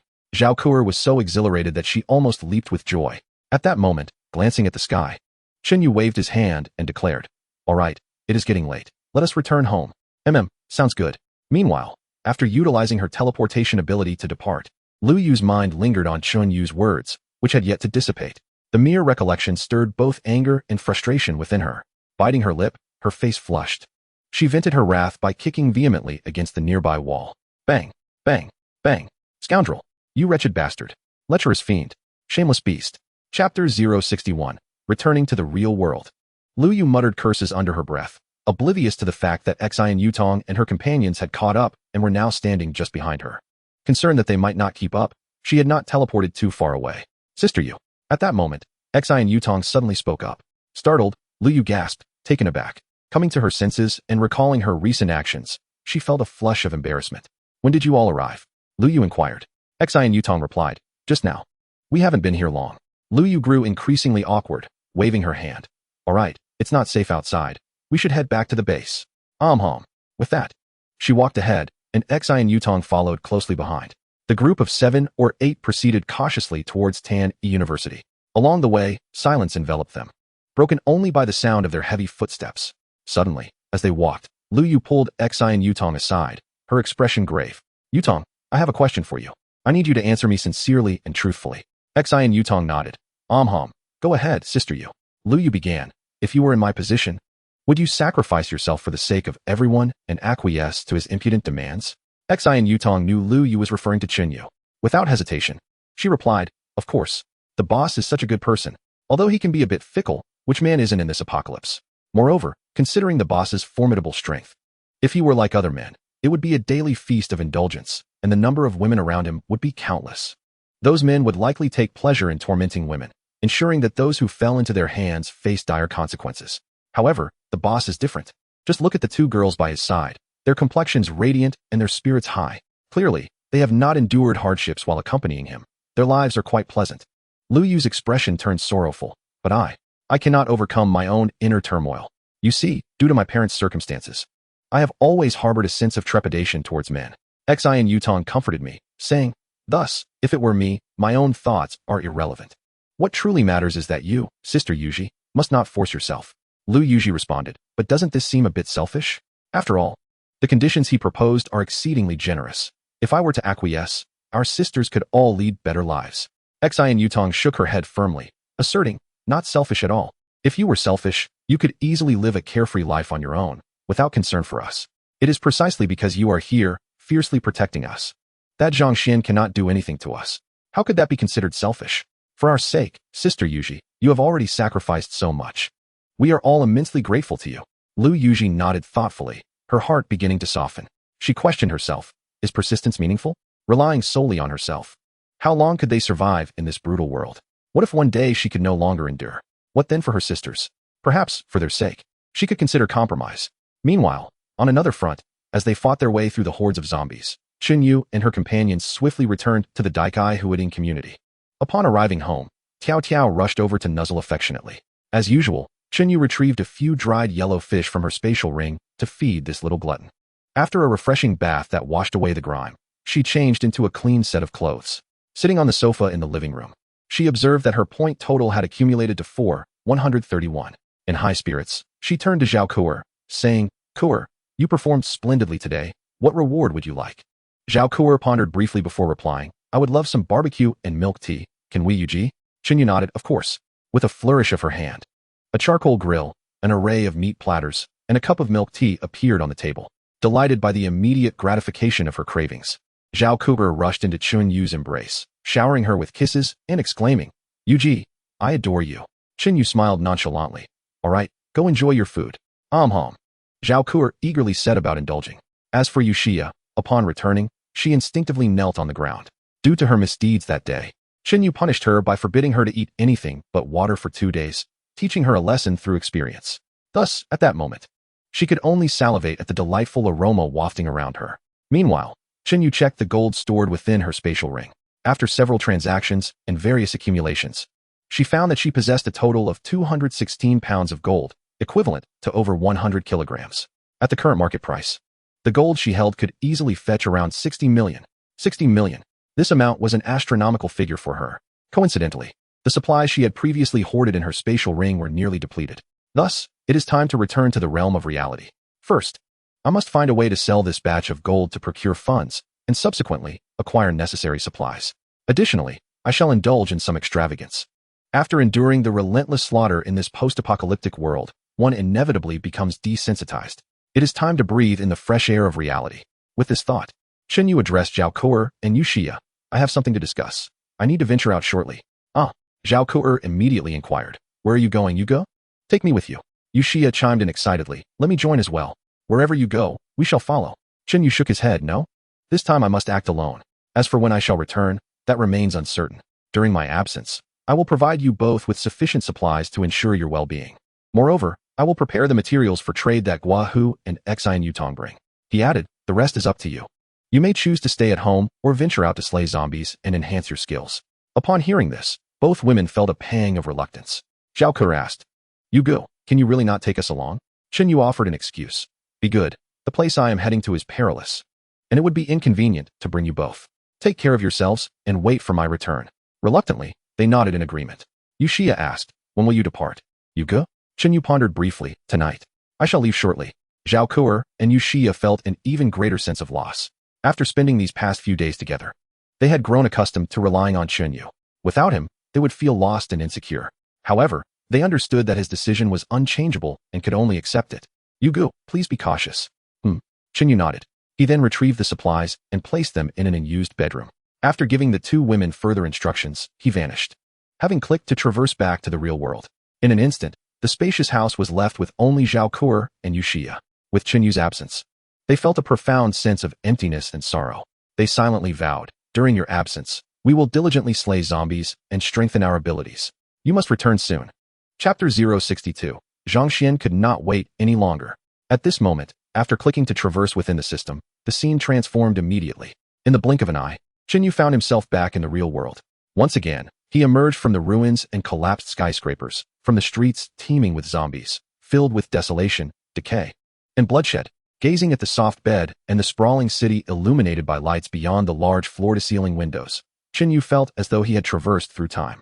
It had only been 2 or 3 days since he had been in the apocalypse. Yet the experiences he had undergone were far more exhilarating than the accumulation of the past 20 years. In comparison, the real world was undoubtedly more comfortable, devoid of the ever-present threat of sudden peril. There is no need for trepidation or to remain perpetually on edge. Yet, in this apocalyptic world, there lies an allure of gold and the opportunity for empowerment, providing him with ample motivation to pursue it. Glancing at the time, he noted it was already past 9 in the evening. It was time to return to reality and act swiftly. His primary objective was to liquidate all the gold he possessed. Once he made the move, he would instantly become a millionaire. As for the method of selling such a substantial amount of gold, he had already devised a plan prior to his return to reality. Upon picking up his phone, he discovered numerous missed calls and messages. Evidently, several people had sought his attention during his absence. However, this was of little consequence to him. He disregarded them and marked them all as read. With a focused intent, he swiftly navigated through his contacts and found a friend named Xiejin. Opening the chat, he composed a message. Miss Xie, are you asleep? Before 5 seconds had elapsed, his phone chimed with a response. Not yet. Just as Yu finished reading this, the phone rang.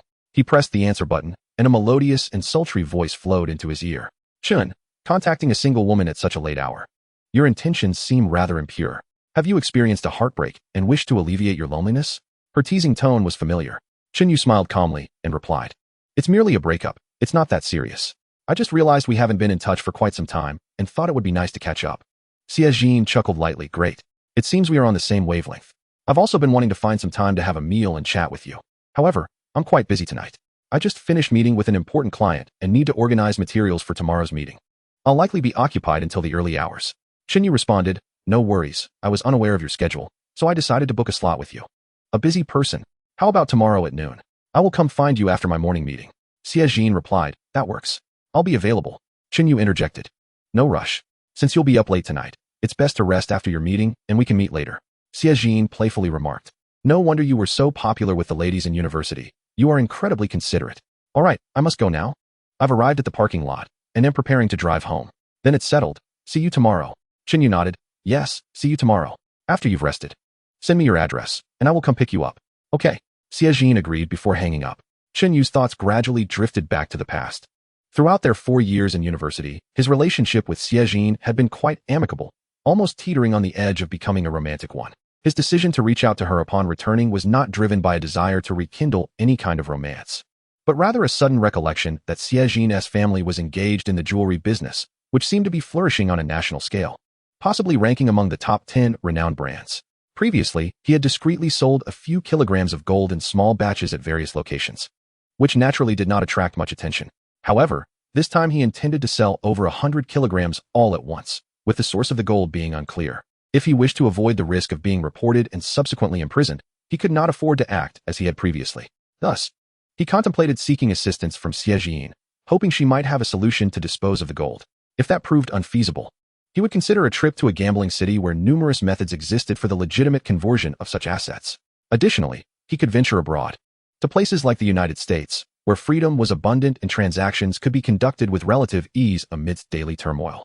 Moreover, he could procure some arms to prepare for the impending apocalypse. Yet, with only a limited amount of gold at hand, making an overseas trip seemed a waste of time and energy. He decided to wait and discuss everything with Xiejin the following day. As he pondered this, he glanced at the time. There were still many tasks to address. He closed his phone and laid back on the bed, resolving to retire early. Meanwhile, in another realm, within the walls of a physical education college, Zhang Xian was unable to find rest, consumed by anxiety. He had dispatched Li Sheng to track Lu Yuji and her companions. But since Li Sheng left during the day, he had not returned, and no news had surfaced. Zhang Xian was uncertain whether Li Sheng had betrayed him or met with misfortune. His agitation compelled him to send out several more search parties. After a couple of hours of restless waiting, his subordinates returned with the disheartening news of Li Sheng's severed head and dismembered body. Stunned, Zhang Xian was at a loss. How could this happen? Li Sheng was typically meticulous, and such a fatal mishap seemed inconceivable while trailing a few girls. At that moment, his subordinates reported spotting Lu Yuji and her companions returning from outside with an abundance of food, merrily making their way back to the TCM University base. Zhang Xian's eyes widened in disbelief. He immediately instructed his men to investigate further. As night fell, confidential reports revealed that Lu Yuji and her friends had approached the man who had previously provided them with 10 kilograms of rice, exchanging gold for several dozen kilograms of supplies.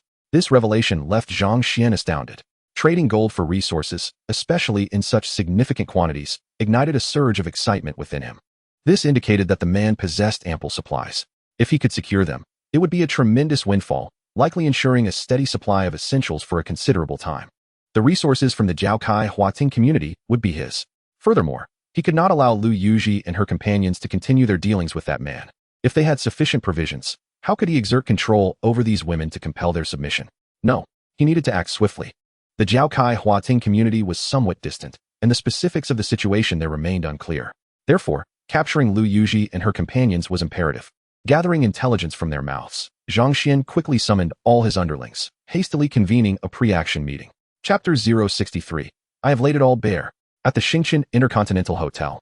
On the 26th floor, in the presidential suite, Chinyu awoke, his eyes gradually adjusting to the bright morning light. Glancing at the clock, he realized he had slept soundly from 10 the previous night until 11 the following morning. That slumber had been genuinely refreshing. Remembering his scheduled meeting with Xiejin in the afternoon to transact gold, Chinyu promptly rose from bed. After freshening up, he sent a message to Suya, requesting some food to be brought over. Once those tasks were completed, the time had already crept past noon. Just as he settled down, a sudden call from Xiejin interrupted him. Chin Handsome, I'm awake now. Chinyu, slightly surprised, replied, How long have you been asleep? Aren't you going to rest a bit longer? Xiejin chuckled. I was just thinking about seeing you, the charming gentleman, so I couldn't wait any longer. Chinyu smiled nonchalantly. All right, send me the address, and I shall come to you now. Okay, see you soon. With that, the call ended. The address from Xiejin arrived shortly thereafter. After making a few preparations, Chinyu departed, heading down to the parking area. He drove the newly acquired Porsche Panamera towards Xiejin's residence. Approximately half an hour later, he reached his destination, parking the car by the roadside. He took out his phone to message Xiejin. "I've arrived, are you out yet?" A few seconds later, a reply came. "I'm out, where are you?"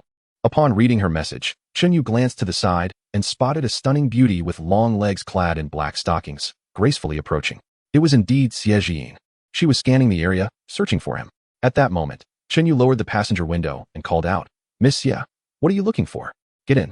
Xiejin, taken aback, was astonished to discover that the Panamera parked by the roadside belonged to Chenyu. She opened the car door and got inside, immediately exclaiming, "Chen handsome, you've done well for yourself. It hasn't been long since we last met, and you're already driving a Porsche." Chenyu chuckled, "Miss Xie, no need to tease me. I believe you have at least 3 or 4 of such cars in your garage." Xiejin replied, "I'm merely surprised. Back in university, you didn't seem particularly wealthy. How is it that just a year or 2 after graduation, you're already casually driving a luxury car worth millions? What is going on? Have you struck it rich lately? Or were you just trying to be low-key before, and now that you've broken up, you've decided that flaunting wealth is the way to win hearts?" Having been university classmates, their social circles were quite similar. Xiejin was well aware of how Chu Yaoyao had flaunted her wealth on social media after their breakup. Their camaraderie allowed for such playful banter. Chenyu smiled. "You've guessed correctly. To be honest, my family is quite affluent. My parents had kept it from me until recently when they finally laid it all out. Thus, I shall no longer feign ignorance and will speak candidly. I am indeed a scion of wealth. By stating this, I can later elucidate the origin of my abundant gold." Xiejin, with a swift motion, delivered a playful punch. "Well, Chenyu, I never imagined you were so adept at concealing your true self. Such news is only now divulged." Chenyu replied, "I have only recently come to this realization myself. Your penchant for striking at a moment's notice remains unchanged from the past. Fortunately, I possess a strong resolve, allowing me to remain unaffected. Do you believe that had it been another man in my stead, your proximity would have ignited uncontrollable desires? Do you dare?" Xiejin clenched her fist. "Have you forgotten that I hold a black belt in Taekwondo?" Chenyu chuckled. "How could I forget?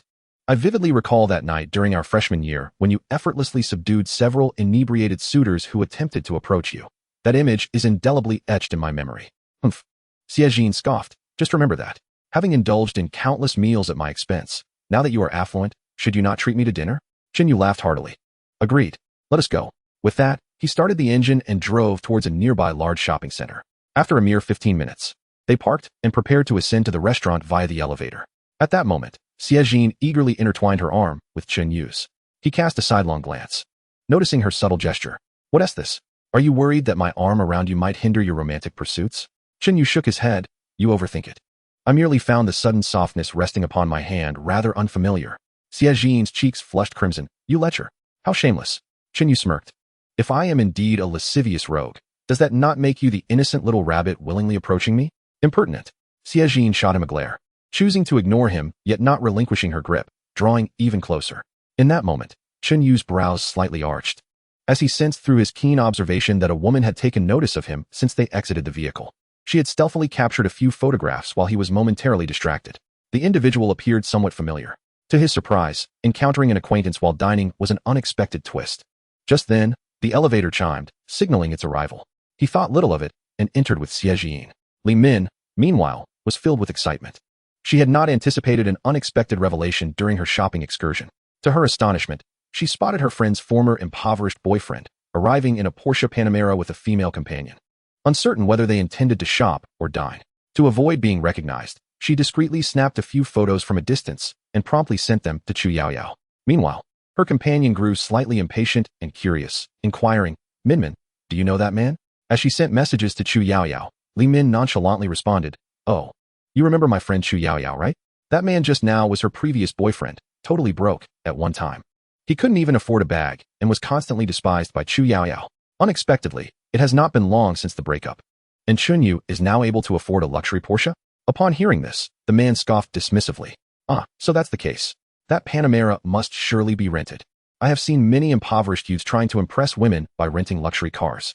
Li Min nodded in agreement, mockingly adding, "Of course, if he were truly affluent, would Chu Yaoyao have so readily discarded him?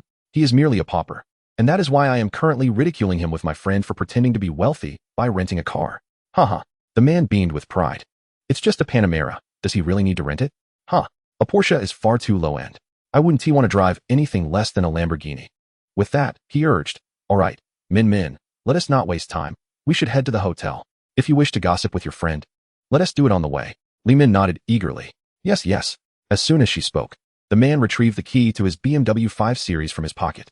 He opened the car door and drove away with Li Min. Chapter 064, A Dominant Retort. Meanwhile, Chu Yaoyao was seated in a Porsche Macan, driving along the road, her face brimming with satisfaction as she held her phone. She took a couple of selfies on the left, then switched to the right and struck several poses, snapping away. Just as she finished editing her photos to post on social media, she received a message from her friend Li Min. Upon opening it, she was taken aback. Is this a joke? Chenyu? How could he possibly afford a Porsche? After reading the entirety of Li Min's message, she laughed heartily, her fingers flying over the keyboard as she typed a scathing retort. Huh, this guy was living quite lavishly when he was with me. I can't believe that just a few days after our split, he has fallen so low as to rent a car to chase after women. It's utterly laughable. Li Min responded, who could deny it? If our friends and old classmates were to find out, he would be utterly humiliated. Chu Yaoyao suddenly had a brilliant idea. Min, you've inspired me. I'm going to mock him in our university group chat right now. Li Min sent a mischievous emoji. Go. Hurry up. Thus, Chu Yaoyao swiftly composed a message and sent it to the university group. The world is truly descending into chaos. Some individuals, despite their lack of means, still enjoy putting on a facade. Upon sending this, the long quiet group erupted into lively chatter, with a multitude of previously silent members suddenly surfacing. Yaya, what happened? Yes. The gossip flames are ignited. Do tell. Eager ears perked up to listen. Chu Yaoyao pretended to be nonchalant, saying, oh, it's nothing. Just can't stand seeing some people being deceitful. If you can't afford it, then so be it. But if you're poor and still pretend to be wealthy, renting a car to chase after women, that is just shameful. Immediately, someone in the group chimed in. These days, many people rent cars to impress women, but Yaoyao, are you implying this person might be in our group? Indeed, if she didn't know him, Yaoyao wouldn't have said such a thing. Chu Yaoyao immediately stated, I won't reveal who it is to avoid hurting feelings. I only mentioned it to remind the girls in the group to be discerning when choosing men. One must be cautious not to fall for a mere pretender, lest they end up with someone unworthy. Her veiled criticism was clear to everyone. She was undoubtedly referring to Chenyu. At that moment, some of the women expressed their envy towards Chu Yaoyao for having a genuine Porsche. Chu Yaoyao feigned modesty, claiming, oh, it's just a shabby Porsche, nothing remarkable. However, the flattery from the other women brought her immense joy, and she was secretly reveling in her own pride. Coincidentally, at that moment, Chenyu and Xiejin settled down at a restaurant after placing their orders, waiting for their meals. Xiejin opened her phone and immediately spotted the group messages, her expression darkening. Noticing her distress, Chenyu assumed she was feeling unwell and asked with concern, what's wrong? Xiejin then recounted the unfolding drama. Chenyu was not surprised. Upon encountering Li Min, it was inevitable that she would confide in her close friend Chu Yaoyao. It was typical for Chu Yaoyao to seize any opportunity to belittle others in order to elevate herself. However, he hadn't anticipated being accused of driving a rented car, though he brushed it off without concern. With a calm wave of his hand, he reassured Xiejin, it's nothing, don't pay her any mind. Xiejin, however, could not tolerate the insult. What do you mean it's nothing? This materialistic woman is being so condescending. I can't just stand by. With that, she directly tagged Chu Yaoyao in the group chat. From what you posted, it's merely a Mekong, a vehicle worth around 600,000 or 700,000. And it's not even yours. How dare you mock someone driving a Panamera? The tension was palpable, and the chatter in the group abruptly ceased. Upon seeing this message, Chu Yaoyao's face darkened. Well, it's still better than a rental. Xiejin swiftly retorted, which of your eyes saw it was a rental? Just because you can't stand to see others doing well, you resort to baseless rumors? If you continue with your slander, I'll tear you apart. Her fierce response overwhelmed Chu Yaoyao, leaving her speechless. Enraged, Chu Yaoyao hastily shared several photos that Li Min had sent her in the group chat. I have the evidence. Do I not know who Chenyu is? If this car isn't rented by Chenyu, I'll eat my words. As soon as the photos were shared, they indeed sparked an uproar. Everyone could see Chenyu in the driver's seat and Xiejin in the passenger seat. It was only then that Chu Yaoyao closely examined the photo and realized that the figure holding Chenyu's hand was none other than Xiejin. No wonder Xiejin had quickly come to Chenyu's defense after just a few comments. Previously, she had always disliked the closeness between Chenyu and Xiejin. It was one thing for Xiejin to be more beautiful than her, but why must she also come from such a privileged background? Life seemed exceedingly unfair. Now, her disdain for Xiejin had grown even stronger. As the male students in the university class witnessed Xiejin intimately linked with Chenyu, their teeth clenched in resentment. The goddess they could scarcely converse with had formed a close bond with Chenyu during their university years, and now they were seen together. Was Qinyu truly so fortunate? Their eyes turned red with envy and jealousy. At that moment, Chu Yaoyao, reveling in her triumph, displayed the photograph, leaving Xiejin unable to defend herself. Just as she had Xiejin cornered, a male student from the class boldly spoke up.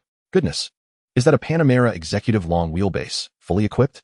As someone in the car rental industry, he felt compelled to interject. I must say, regardless of the brand or model, rental cars are always the base models. It's utterly implausible for one to be fully loaded. Renting such a vehicle would be akin to charity work. One would lose a fortune. Therefore, this car cannot possibly be a rental. Initially basking in her glory, Chu Yaoyao retorted. Zhu Xian, what nonsense are you spouting? Many boys in the class disdained Chu Yaoyao's materialistic tendencies, and Zhu Xian was one of them. He replied without hesitation. Shut your mouth, you vile creature. As someone who works in car rentals, I know better. Which rental company owner would be foolish enough to offer a fully loaded car for rent? Let us wager. If you can rent a fully equipped Panamera, I'll take your surname. But if you can't, you'll kneel and sing conquer for me. Do you dare? Chu Yaoyao's bravado was swiftly diminished. Doubts crept into her mind. Could it truly not be a rental? Just then, keen-eyed members of the group made a startling discovery. Oh my goodness, look at the license plate. Star ACY 666. They scrutinized the photograph, and upon closer inspection, were left speechless. Wow, it really is ACY 666. If Zhu Xian's earlier remarks had already cast significant doubt on the likelihood of the car being a rental, this revelation, the initials CY clearly signifying Qinyu, was irrefutable proof that the car could not possibly be a rental. It belonged to Qinyu. Chu Yaoyao's previous assertions had been nothing but baseless rumors. The girls who had earlier expressed envy towards her, flattering her with compliments, now found themselves filled with regret. Had they known the car truly belonged to Qinyu, they would have refrained from speaking. Now they feared that, upon discovering their remarks, Qinyu would not only harbor resentment, but would have certainly lost any affection for them. How could they pursue a man of such quality as Qinyu under these circumstances? Regret flooded their hearts. The young men in the group were primarily expressing their envy towards Qinyu. Goodness, with his luxurious car and beautiful companion, he truly embodies the epitome of success. Qinyu is living the dream. Meanwhile, Chu Yaoyao was left utterly stunned.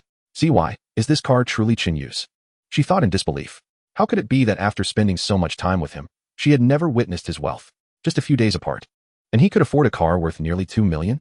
Had he been concealing his true self all along? Was this some kind of test? A whirlwind of thoughts clashed in her mind. At that moment, Zhu Xian seized the opportunity to publicly embarrass Chu Yaoyao. He immediately tagged her, saying, everyone saw your earlier claim. If this car isn't rented, you said you would eat SHT. Now, let us see your performance. The group, previously quiet, erupted with excitement. Yes, eat it. One must uphold their word. They chanted. Chu Yaoyao's face turned pale with rage, her body trembling. Eat SHT? How could she possibly do that? Zhu Xian added fuel to the fire, tagging Chu Yaoyao again. To be honest, I just checked your social media, and that old junker you're driving? I recognize it even in ashes. It's a second-hand car my friend sold just last week. Due to its age and multiple previous owners, it went for less than 300,000, ultimately selling for just 268,000. If you don't believe me, sit in the passenger seat and check for the burn hole on the left side. At this proclamation, shockwaves rippled through the group. Chu Yaoyao must have been left dumbfounded. Moments ago, she had mocked Yu Ge for renting a car, only to discover that his vehicle was indeed his own. In contrast, she had discarded Yu Ge, thinking she had latched onto a wealthy heir, yet here she was with a pretentious fraud driving a second-hand car. How absurd. While Yu Ge's car could easily buy 5 or 6 of hers. This was truly comical. What folly. She forsook a genuine millionaire for a fake rich heir. It was an international joke. In this moment, Chu Yaoyao had transformed into a ridiculous clown, humiliated beyond measure. As she read the messages, her hands trembled with rage. Unable to steady her phone, glancing to the left side of her seat, she indeed spotted the telltale burn hole, the final straw that broke the camel's back. Her complexion drained of color, she gasped for breath, desperately suppressing her fury as she turned to the man driving. Darling, where did you buy this car? At this question, the man appeared flustered. I got it from the 4S dealership. Chu Yaoyao, perceptive as she was, caught the hint of guilt on his face. A sense of numbness washed over her as she retorted angrily. You're lying to me. Clearly, this is a dilapidated second-hand car purchased for 268,000. Upon being exposed, the man's expression instantly spiraled into chaos. Yaoyao, let me explain. Chu Yaoyao roared. Pull over, stop the car. I want to get out. Left with no choice, the man pulled over to the roadside. Chu Yaoyao promptly exited the vehicle, slamming the door shut with a resounding thud. Without a backward glance, she stormed away in fury. Unable to endure the ridicule in the group chat, she decided to leave, seeking to escape the mockery. At that moment, Although she hadn't suffered the utmost embarrassment, her countenance was indeed more dismal than one who had. Meanwhile, her classmates, noticing that Chu Yao Yao had exited the group, were convinced that Zhu Xian's words held truth. Otherwise, given Chu Yao Yao's temperament, she would not have reacted with such distress, offering no explanation before leaving the group. Consequently, she became the target of collective derision. The attempt to flaunt her status had backfired spectacularly, rendering her the subject of the greatest laughter. Wait, she really left the group? Everyone disperse. The show is over. Just as the others prepared to retreat into silence, Qin Yu, the party in question who had remained silent, unexpectedly sent a substantial red envelope. Zhu Xian opened it to reveal, wow, 6,666. Yu Gu is generous. The classmates were left in shock. Zhu Xian had publicly humiliated Chu Yao Yao, while Qin Yu, without uttering a word, had directly gifted a red envelope of 6,666. Jealousy surged among them. Yet at that moment, a flurry of red envelopes began to appear one after another. Qin Yu inundated the chat with envelopes. Each person who had either defended him or criticized Chu Yao Yao received one. My goodness, each envelope is 1,000. 1, 2, 3, 513. In one go, he sent 13, casually bestowing a total of 13,000. President Chun is truly generous, indeed. What luxury! Without uttering a word, he simply showered the group with grand red envelopes. The classmates were left in utter astonishment. The recipients of the envelopes could not stop praising Qin Yu. To this, he merely replied nonchalantly, just a small token. I hope everyone enjoys. He then turned off his phone, indifferent to whatever discussions might ensue in the group chat. It was merely a trivial episode, not worth his concern. Xie Jiyin, however, was beaming with delight. President Chun, today, you truly made a grand impression in front of the classmates. Qin Yu chuckled. Let us eat. At that moment, the dishes were served. The two set aside the earlier incident and began their meal, sharing delightful anecdotes from their university days and enjoying each other's company. After finishing their meal, Qin Yu stood to settle the bill, only to be informed by the waiter that it had already been taken care of. Qin Yu looked at Xie Jiyin in astonishment. Didn't I say I would treat? How come you paid the bill? Xie Jiyin smiled sweetly. It's fine. This time I'll take care of it. Next time, it's your turn. Next time? Understood. This was merely an excuse to create another opportunity for dining together. Qin Yu laughed. All right. Next time, you must let me join. After finishing their meal, the two strolled casually through the mall. Suddenly, Xie Jiyin spoke up. Chun, it has been a while since we started walking. Aren't you going to tell me why you sought me out? Qin smiled and replied, you are indeed astute. Nothing escapes your notice. Xie Jiyin remarked, is it really necessary to guess? After such a long period without contact, you suddenly decide to find me. Don't tell me it's because you miss me. You scoundrel. In the past, you would go weeks without a word. And now you seek me out simply to borrow money for a meal. I know you too well. Qin chuckled, reflecting on how he had foolishly squandered his money on Chu Yao Yao. During those times of financial hardship, he often turned to Xie Jiyin for assistance, borrowing money for meals. Looking back, he recognized how misguided he had been. I actually do need your help with something, he confessed. Without hesitation, Xie Jiyin replied, what is it? Qin continued, I have a quantity of gold that I wish to sell. Can you handle it? As soon as he finished speaking, Xie Jiyin nodded affirmatively. No problem. Chapter 066. Just college classmates, nothing more? Even before Chun could specify the amount of gold, Xie Jiyin had confidently assured him that it was manageable. Chun, slightly taken aback, hesitantly asked, Miss Xie, are you certain you can handle it? She affirmed, of course. Tell me, how much gold do you have to sell? Aside from engaging in the gold trade, an individual might only possess a few kilograms at most for personal collection, even as an investment. Unless one is part of a large consortium, holding over 10 kilograms would be considered substantial.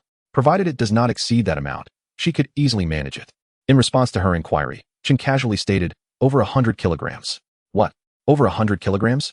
Upon hearing this figure, Xie Jiyin, previously composed and confident, was suddenly taken aback, her face displaying astonishment as she gazed at Chun. Where did you acquire such a vast amount of gold? Chun had already prepared his explanation. Well, let me clarify. This gold was given to my grandmother by her mother, and then passed down to my mother. Xie Jiyin interjected. So in the end, it was your mother who gave it to you. Chun nodded. Exactly, you're sharp. My mother has no other children or daughters, if not for me. Who else would she give it to? However, this gold is quite old, and there are no receipts or proof of purchase. I want to sell it, but I have no way to prove its origin, so no one will accept it. That is why I thought of you, Miss Xie, to see if you could assist me. Xie Jiyin shook her head. I didn't anticipate it would be so much. Over 100 kilograms is a bit challenging for me. Qin waved his hand dismissively. All right, if you can't help, that's fine. I will seek other options. He didn't believe that Xie Jiyin would definitely accept it. He merely approached her to test the waters. If it didn't work out, he had other strategies at his disposal. Just as he was contemplating this, Xie paused and suddenly spoke up. However, although I am powerless in this matter, my uncle will certainly have no issues. Your uncle? Yu raised an eyebrow. Xie nodded. Yes, my uncle. Currently, I am only responsible for a small area of business, and my influence and authority are rather limited. Yet, in addition to Xing province, the surrounding provinces, encompassing the entire Xiazhong region, are all under my uncle's supervision. Contacting him will undoubtedly yield results. Yu felt a surge of joy. That would be splendid. It saves me the trouble of devising alternative plans. Xie replied, in that case, I will call my uncle to inquire. Yu nodded in agreement. Xie then took out her phone and made a call in front of Yu. After hanging up, she turned to Yu with a beaming expression. My uncle said it's not a problem. Let us go. I'll take you to meet him. Indeed, knowing the right connections expedited the process. Yu, equally elated, responded, all right, let us go. With that, the two made their way to the parking lot. Suddenly, Xie asked, do you keep your gold at home or elsewhere? Let's retrieve the gold first, and then head straight there. Yu opened the trunk of his car, gesturing towards a suitcase inside. No need to run, I have it right here. He then opened the suitcase, revealing it filled with gleaming gold. Xie gasped in astonishment. So much gold, and you just left it in the car?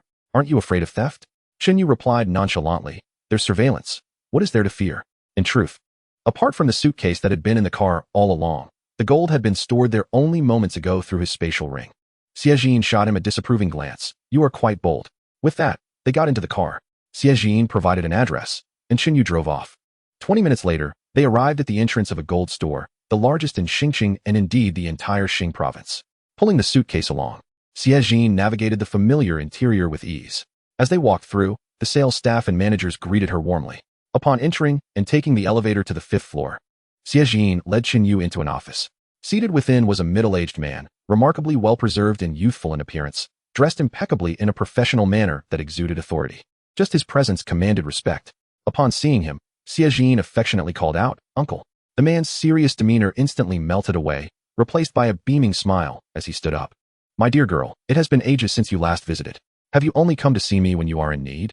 Xie playfully replied, Not at all. I've just been quite busy lately.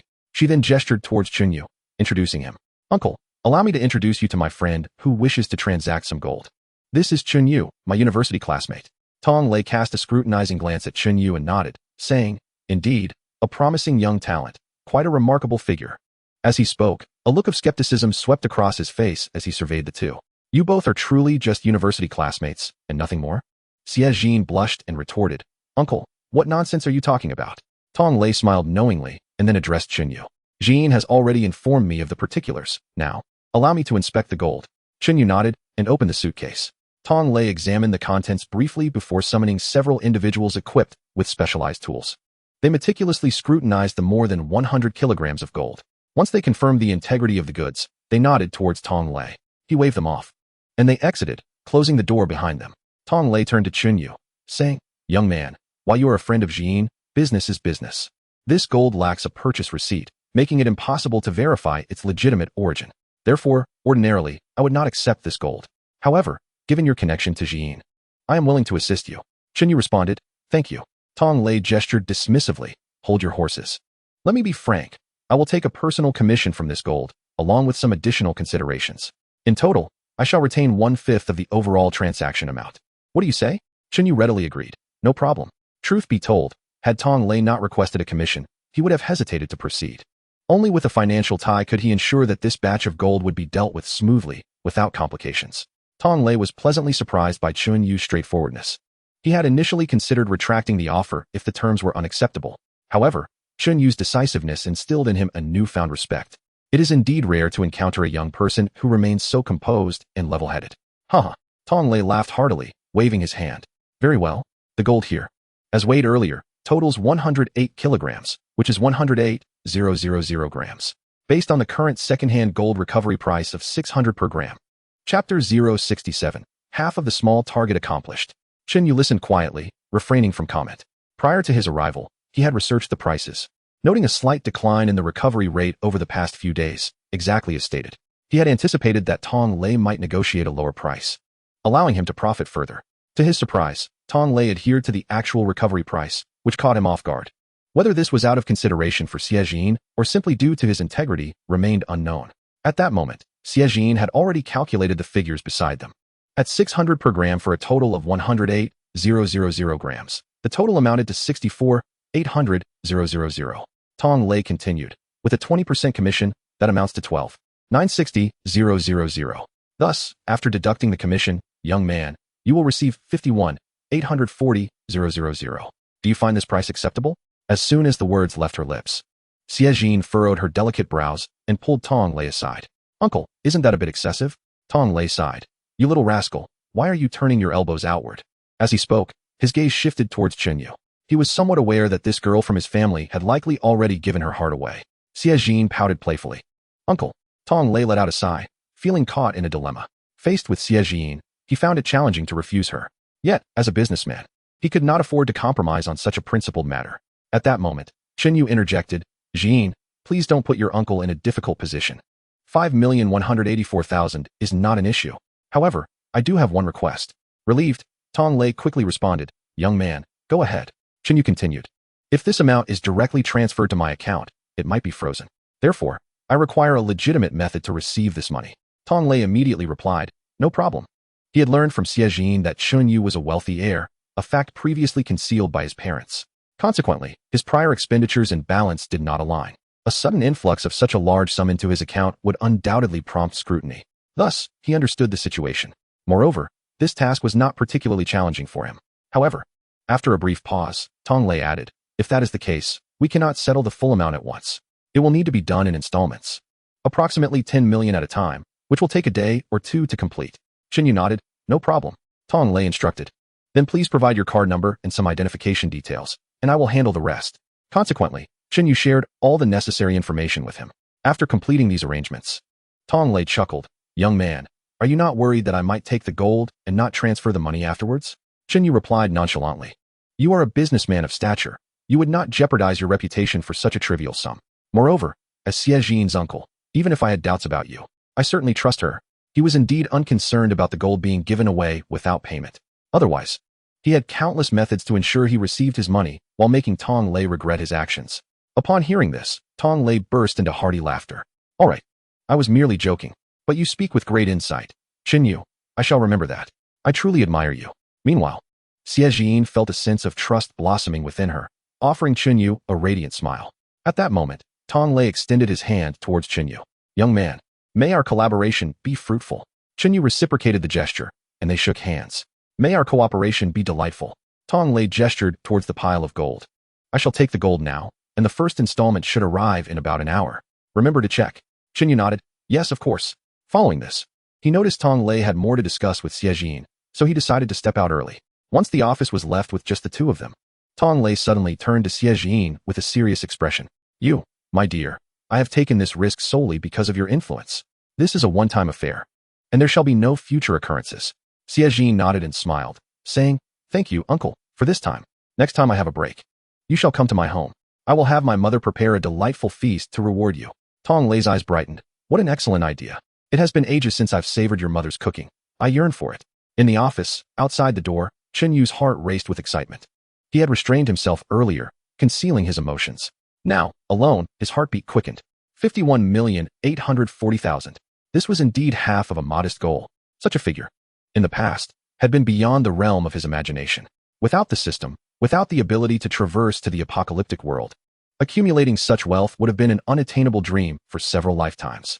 Yet now, in the blink of an eye, he had transformed into a millionaire, with a fortune at his fingertips. And this was merely the beginning.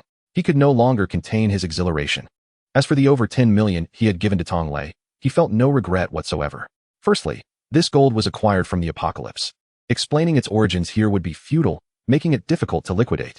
Being able to cash out was, in itself, a blessing. Secondly, through other channels, the cuts would have been far more severe and exorbitant. It was not uncommon for some to demand half of the profits. Tong Lei's request for only 1/5 was quite generous, and it also alleviated his concerns regarding the source of funds, allowing him to spend freely without fear of freezing or seizing. Moreover, he had expended only a minimal cost for this gold. The goods traded amounted to barely a few thousand yuan. To exchange such a trifling amount for immense wealth was at a loss. It was, in fact, an unfathomable bargain. He had struck gold. Thus, this minor cut was inconsequential to him. It held no weight in his mind, and he couldn't possibly feel any pangs of remorse. At this moment, he felt a profound sense of exhilaration, reveling in the joy of liberation. After enduring such tension in the apocalypse for so long, now that he had money, he contemplated how to indulge and enjoy life to the fullest. However, before that, he needed to resolve the issue of supplies. There was also another matter that required his attention. Just then, with a creak, the office door swung open, and Xie stepped out.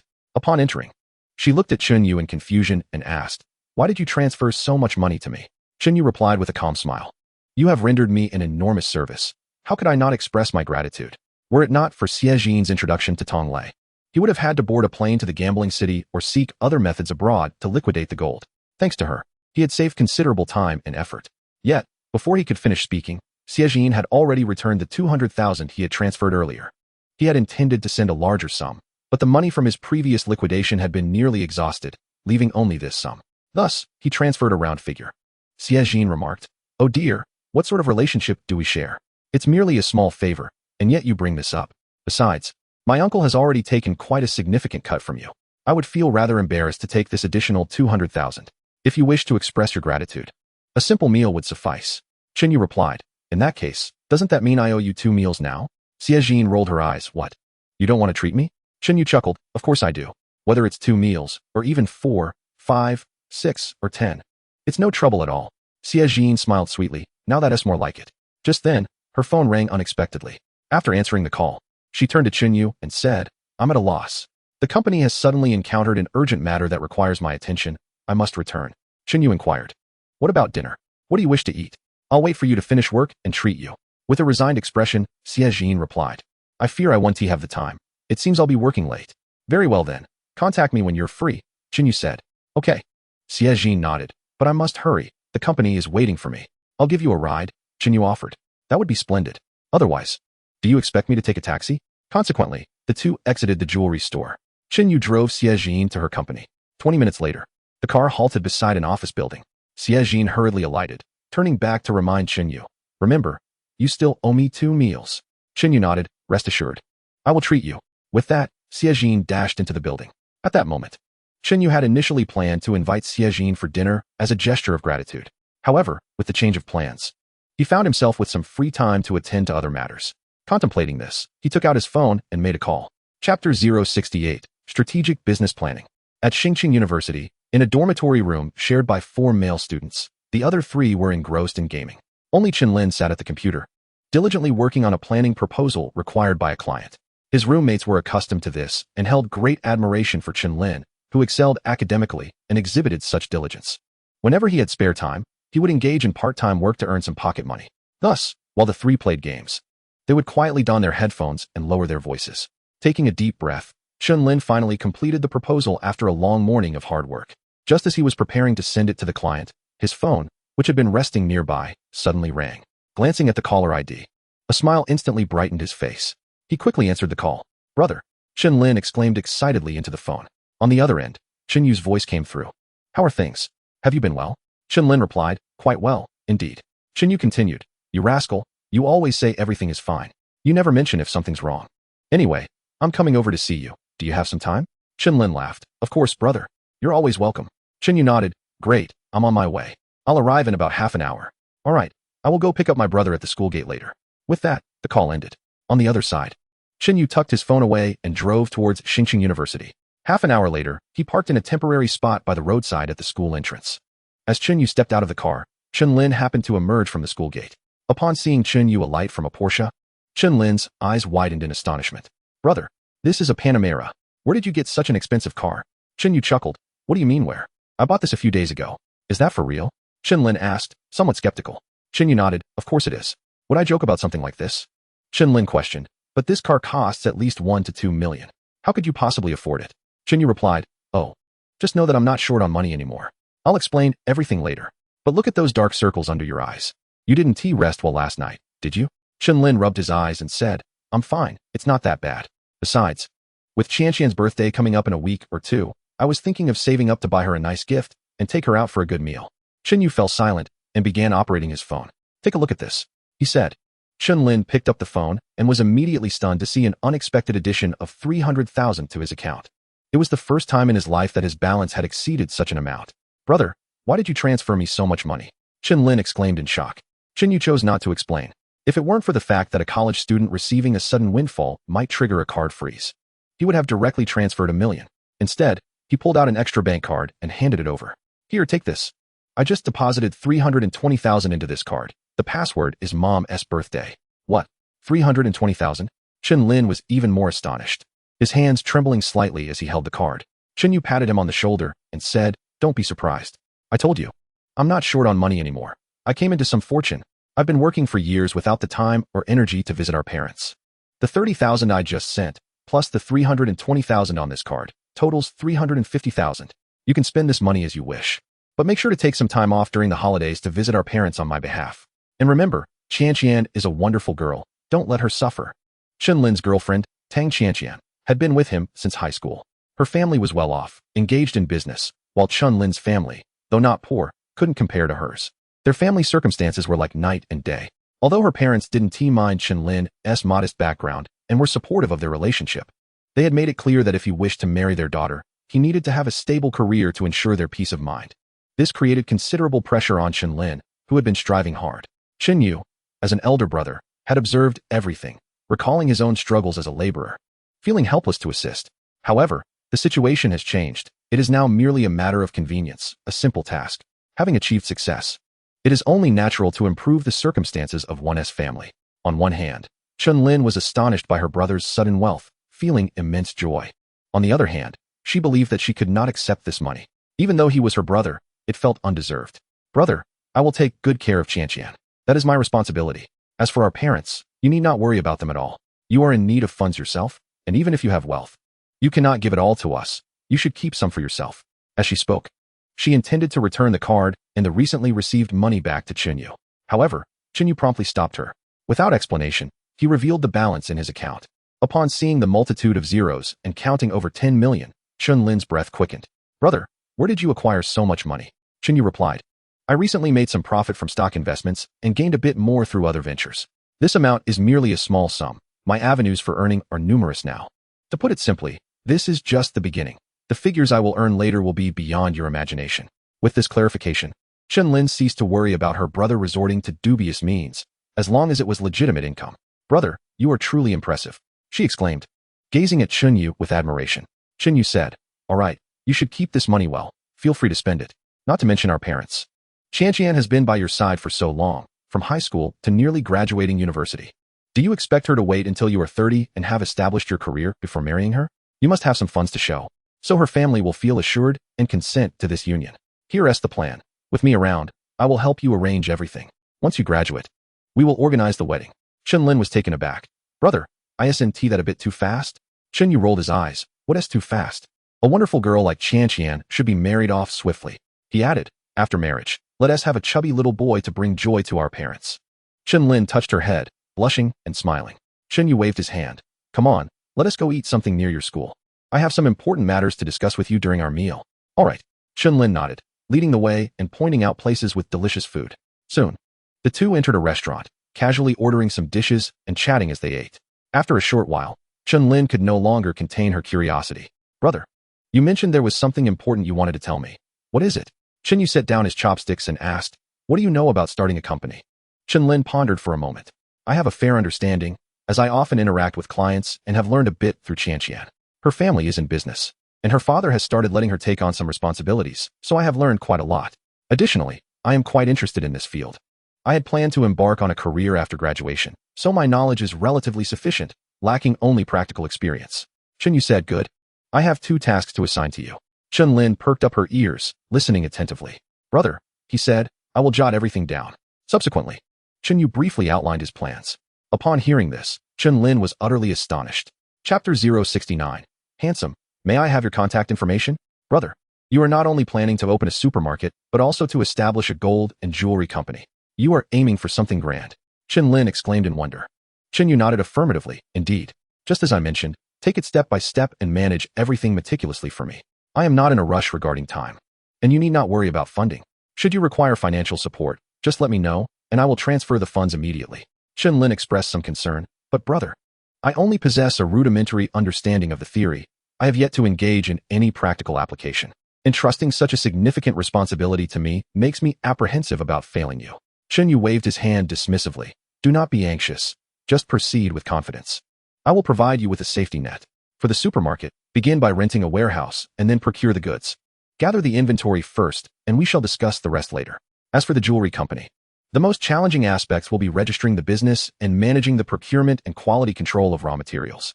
You need not fret about the latter. I will personally handle the procurement of gold and jewelry. As for the former, I will reach out to your sister Jean shortly. Her family operates a jewelry business, and she is currently active in the industry. With her assistance, you will navigate the registration and licensing process without issue. Upon hearing this, Chen Lin breathed a sigh of relief. That sounds splendid. Brother, you have anticipated all my concerns and devised countermeasures. Rest assured, since you have such faith in me, with this crucial task entrusted to my care, I will certainly execute it well. Chen Lin declared confidently, patting his chest. Chen Yu nodded. Indeed, just get it done. If it doesn't turn out well, it doesn't matter. Success depends on our efforts, and I believe you can manage it. In truth, Chen Yu's motivation for pursuing these ventures was never centered around profit. While profit would be welcome, it was not the primary aim. His intent in opening a supermarket was to facilitate the procurement of supplies without the need for constant travel. Once the supermarket was operational, and eventually when he established a department store, he would merely need to make a phone call for all necessary materials to be delivered directly to his doorstep. This would save him immeasurable time and effort. As for the jewelry company, it would provide a legitimate channel for the gold he had brought from the apocalypse. After all, it would be cumbersome to seek out individuals to liquidate it each time. Not to mention, accumulating wealth this way could lead to substantial deductions. Furthermore, engaging in numerous transactions inevitably carries risks. Thus, establishing a jewelry company was the most secure and convenient method. Moreover, whether through the supermarket or the jewelry company, once everything was on the right track, the flow of capital would follow suit. With these two ventures serving as a foundation, he would no longer need to worry about substantial funds being subjected to scrutiny or freezing.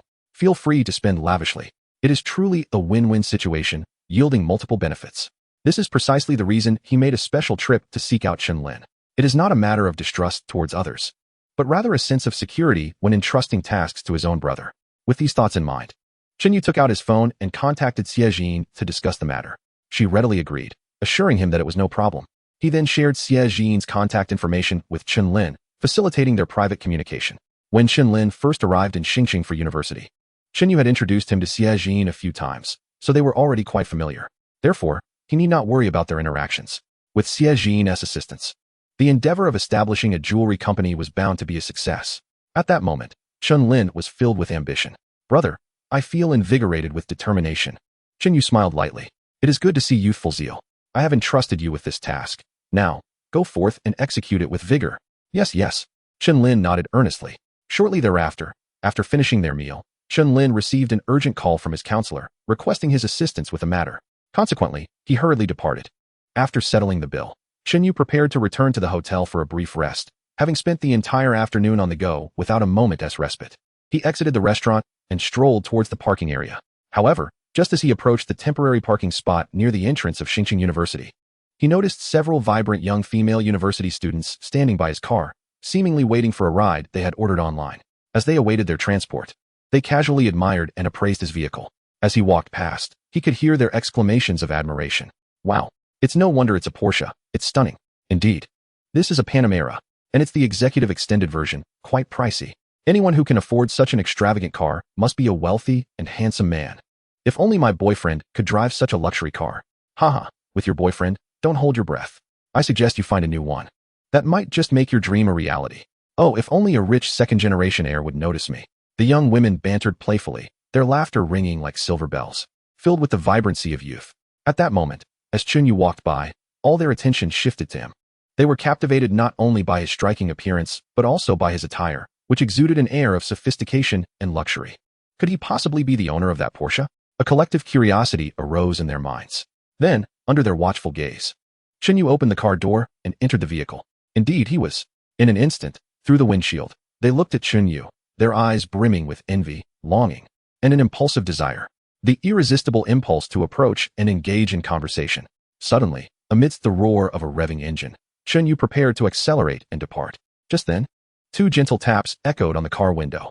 Turning slightly, he glanced outside to find a girl with shoulder-length hair standing by the door, offering him a sweet smile.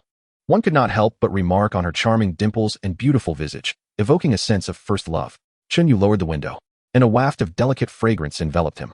Outside, Upon seeing the window descend, the girl leaned in slightly, her phone in hand, and said with a radiant smile, "Hey there, your car is so cool. Would you mind sharing your contact information?" Chapter 070. What boyfriend? Merely a sycophant. The boldness of Zhang Danlin astonished the few female college students behind her. Opportunities are often bestowed upon those who are prepared. While they merely entertained the thought, she had already taken action. Having fallen a step behind, they could only watch in regret, pondering why they hadn't approached first. Perhaps that opportunity could have been theirs. "Hey there, let us get acquainted. I'm Zhang Danlin, the Dan from Peony, and the Lin from Exquisite." As she spoke, Zhang Danlin revealed her friend's QR code. Chinyu smiled lightly, though he recognized his own modest charm. He was acutely aware that he had not yet reached a level of attractiveness that compelled a girl to initiate conversation. Moreover, this girl was strikingly beautiful. Undoubtedly, the most captivating among the group of college students. By his standards, she would easily score around 91. Such a campus goddess clearly had no shortage of admirers. The only reason for her boldness, aside from financial allure, eluded him. Had the girls trailing Zhang Danlin, who possessed a modest score of around 86, approached him, he might have simply driven away. Yet, the air of innocent first love that surrounded Zhang Danlin piqued his interest, especially given her status as a college student, which added a couple of points to her attractiveness. Thus, he replied casually, "Chinyu," and proceeded to scan her QR code to exchange contact details. After they had both saved each other's information, Zhang Danlin smiled gently and inquired, "Hey there, are you a student at our school?" Chinyu shook his head. "No. My brother studies here, and I came to visit him." "Oh, I see." Zhang Danlin blinked her sparkling, cherry-like eyes. "Are you heading back to the city now? If so, would it be possible for you to give us a ride? Our school is quite remote, with buses only once an hour, and it takes ages to get a taxi." Her gaze brimmed with pleading. "Hop in." Without much thought, Chinyu nodded. After all, the back seat was empty, and ferrying a group of college girls could alleviate the monotony of the journey. Delighted by his agreement, Zhang Danlin beamed with joy. "Thank you, handsome. Your kindness is truly remarkable." With these words, Zhang Danlin turned around and waved at the female college students behind her. "Ladies, this handsome gentleman has graciously offered us a ride. Let us not delay." They were all taken aback. Indeed, beauty is a powerful advantage. It serves one well in any situation. They were all basking in her glow. Once the several young women entered the car, the atmosphere became lively. "Wow, it's indeed a Porsche. Not only is the exterior striking, but the interior is also luxuriously appointed. The experience of sitting here is simply unparalleled. It is far more comfortable than an ordinary vehicle." As soon as they settled in, the girls couldn't help but express their astonishment. Chinyu smiled faintly and started the car, heading towards the city. Along the way, Zhang Danlin and the other female students were quite animated, engaging Chinyu in conversation at every opportunity. As they chatted, Chinyu learned that the four girls were dormitory mates, and today was Zhang Danlin's birthday. They had come out together to shop and dine in celebration of her special day. Before they knew it, over 20 minutes had passed. As they approached the hotel, Chinyu inquired, "Where would you like to be dropped off?" Zhang Danlin replied with a light laugh, "Just anywhere along the roadside will do." "Very well," Chinyu nodded, and after navigating a few turns, he pulled over. There was a large shopping mall just a few hundred meters away, filled with dining and entertainment options. Zhang Danlin and her three roommates exited the vehicle, her face alight with gratitude. "Thank you so much, handsome," Chinyu replied, "No need to mention it." Just as he was about to drive away, Zhang Danlin suddenly turned back, retrieving a small rabbit plush toy from her backpack. "This little rabbit contains a talisman for safety, which I obtained last week at Keifu Temple. As a token of my appreciation, I would like to gift it to you, hoping it will safeguard you. May your journey be smooth, your encounters delightful, and may all be well." Chinyu was taken aback. He hadn't anticipated receiving a gift from Zhang Danlin, let alone a talisman. It was his first time receiving such a unique present. Coupled with her sincere words, her captivating smile, and her innocent, youthful visage reminiscent of first love, it was undeniably a potent charm, especially for the average man. However, having experienced many exquisite encounters, Chinyu felt only a slight emotional stir. Too many feelings were absent. "Thank you," he said with a smile as he accepted the gift. "You're welcome." Zhang Danlin beamed, revealing two charming dimples. With that, Chinyu drove away. It was not until the Porsche disappeared around the corner that a hint of melancholy crept onto Zhang Danlin's face. She couldn't fathom why she could easily captivate other boys, yet felt an inexplicable weakness in Chinyu's presence. Experiencing this unfamiliar sense of defeat, she became even more determined. She refused to believe that her beauty wouldn't be enough to win over a man. At that moment, she regained her composure and turned to her three roommates. "I have taken a liking to him, so please refrain from competing with me." All right. We won't vie with you, Danlin. Even if we wished to compete, we could never surpass you. Indeed, you are so stunning. Without you, it might be a different story. But with your presence, The affluent and handsome suitors will surely be captivated by you, leaving us unnoticed. Oh, how you flatter us. None among our sisterhood is lacking in beauty, each of us like a captivating flower or a dazzling moon. Come, let us go shopping. Today is my birthday, and I shall treat you all. Thank you, Danlin. As they spoke, the four young women joyfully made their way toward the mall. Suddenly, a phone rang. It was Danlin's mobile. Danlin, who is it? A roommate inquired curiously. Danlin glanced at the screen before promptly hanging up. One of her roommates remarked, "Who else could it be? Today is Danlin's birthday. It must be Jie Yuanliang. I heard he has prepared a grand surprise and a gift for her tonight." Another curious roommate chimed in. "Is he her boyfriend? Why not answer?" Immediately, another roommate interjected, "Boyfriend? He is merely an ex. Just a hopeless admirer." Indeed. What is Jie Yuanliang really? Apart from his looks and his ability to play a bit of guitar and sing sweetly, he is utterly unworthy of Danlin. Only someone like Chen Xiao, the epitome of wealth and charm, is truly a match for her. Listening to her roommate's flattery, Danlin smiled. When Jie Yuanliang's call came through again, an expression of utter annoyance crossed her face. How bothersome. Saying this, she swiftly deleted and blocked him. Chapter 071. The Prey Bites? Meanwhile, after parking the car, Chen Yu had already taken the elevator to the penthouse suite. He flopped onto the bed and picked up his phone. After spending several minutes, he meticulously crafted a detailed list of supplies. Then, he scrolled through his contacts until he opened the conversation with Yin Yuru. It dawned on him that over the past few days, Yin Yuru had been intermittently messaging him, often accompanied by enticing photos of her in revealing attire, asking if he found her appealing. However, having been preoccupied in a post-apocalyptic world, he had not paid much attention upon his return. After glancing through the messages, he felt his pulse quicken. Yet, Chen Yu remained focused on his priorities. He promptly dialed Yin Yuru. "Darling."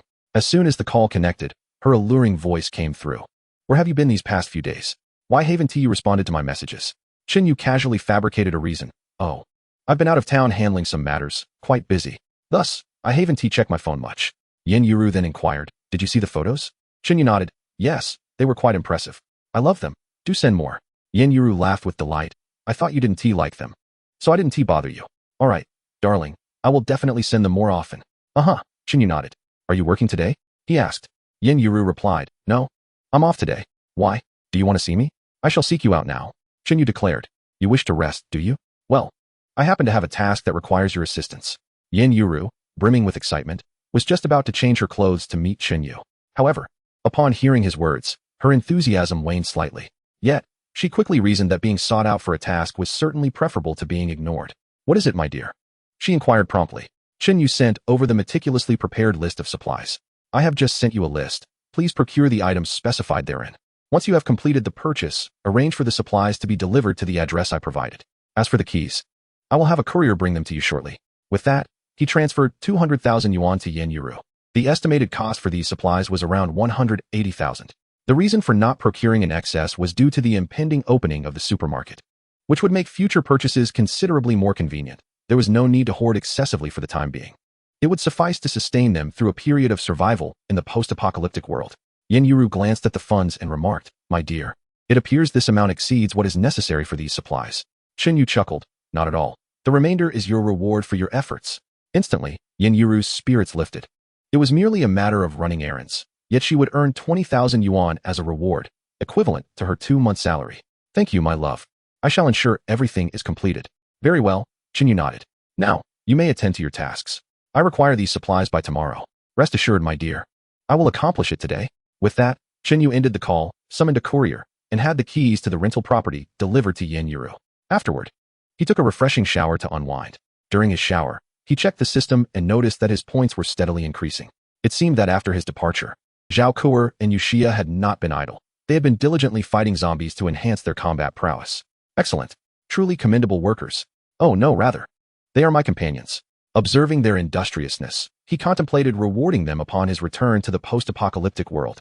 One must not only demand labor from the oxen, but also provide fodder. Appropriate rewards are essential to maintain motivation. In that moment, Chen Yu felt somewhat like the despised capitalist. After finishing his shower, he reclined on his bed and reflected on the primary tasks he needed to address upon returning to the real world. The gold had already been liquidated, and he had enlisted Yin Yuru's help to procure the necessary supplies. The matters concerning the supermarket and the jewelry company had been entrusted to his brother, Chun Lin. Thus, he planned to collect the required supplies from the rental property tomorrow and subsequently return to the post-apocalyptic realm. For now, with no pressing matters at hand, he resolved to take a restful nap. After rejuvenating his spirit, he would have the energy to indulge in a bit of revelry that evening. After all, having toiled for so long, now that he had acquired wealth, it would be remiss not to indulge in some luxurious enjoyment. At the very least, before returning to the post-apocalyptic world, he needed to unwind and refresh his mind. Thus, one finds greater motivation to amass wealth in a post-apocalyptic world. Well then, off to sleep. Lying on his bed, Chunyu swiftly drifted into slumber. 2 hours slipped by in this manner. Upon awakening once more, he noticed that the sky had darkened outside. Checking his phone, he saw that it was already 7 in the evening. Feeling a slight hunger pang, he decided to message Suya, requesting her to bring him some food to his room. Coincidentally, at that moment, he noticed a message from the beautiful university student from Star City University, who had knocked on his car window earlier that afternoon. She had sent him a message half an hour prior. "What are you up to, handsome?" accompanied by a rather bored emoji. After a moment's contemplation, Chinyu replied, "I just woke up from a nap." It was as if he had been staring at his phone all along. No sooner had he sent the message than Zhang Damlin promptly responded, "Oh, I see. Handsome, would you be interested in joining us for dinner?" Seemingly concerned that Chinyu might decline, she messaged again, "A few of us girls have been playing all afternoon, and it's been rather dull. We are really looking forward to having a charming guy like you join us for some fun." Understanding Zhang Damlin's overt friendliness and clear intentions, Chinyu could not help but grasp her thoughts. Having been tempered by experiences with women like Chu Yaoyao, he would not claim to fully comprehend the female psyche. But at the very least, he could easily perceive and discern the subtle tactics and whimsical notions that women often employed. He chuckled to himself. It was merely a casual meeting after all, and he was not particularly smitten. It was evident that she was intrigued by his wealth and the allure of his financial capabilities. All right, it's rather dull to be alone, and I still have no specific plans for the evening. Having a lively group of university girls around would certainly brighten the atmosphere, he mused, replying, "I can join, but I've already eaten. You all go ahead and dine. I'll join you afterward."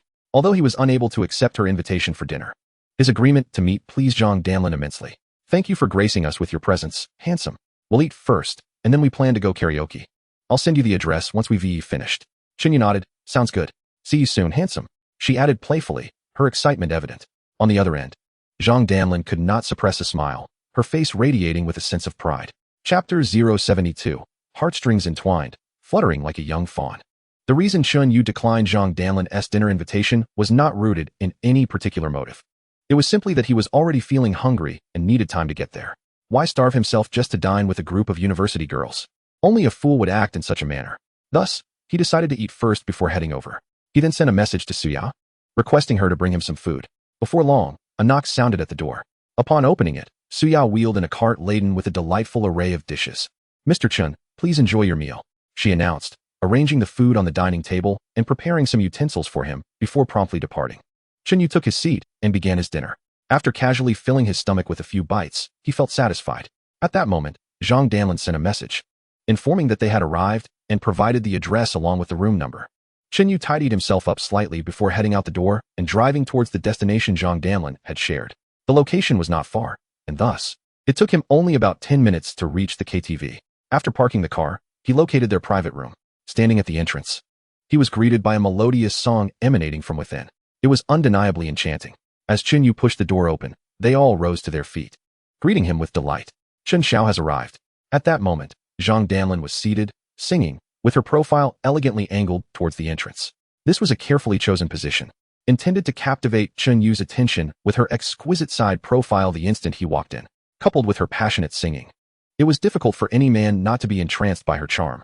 This tactic of hers had undoubtedly mesmerized countless young men before.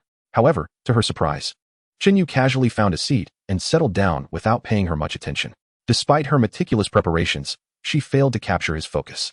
A fleeting glance revealed him munching on a fruit platter while engrossed in his phone, completely oblivious to her presence.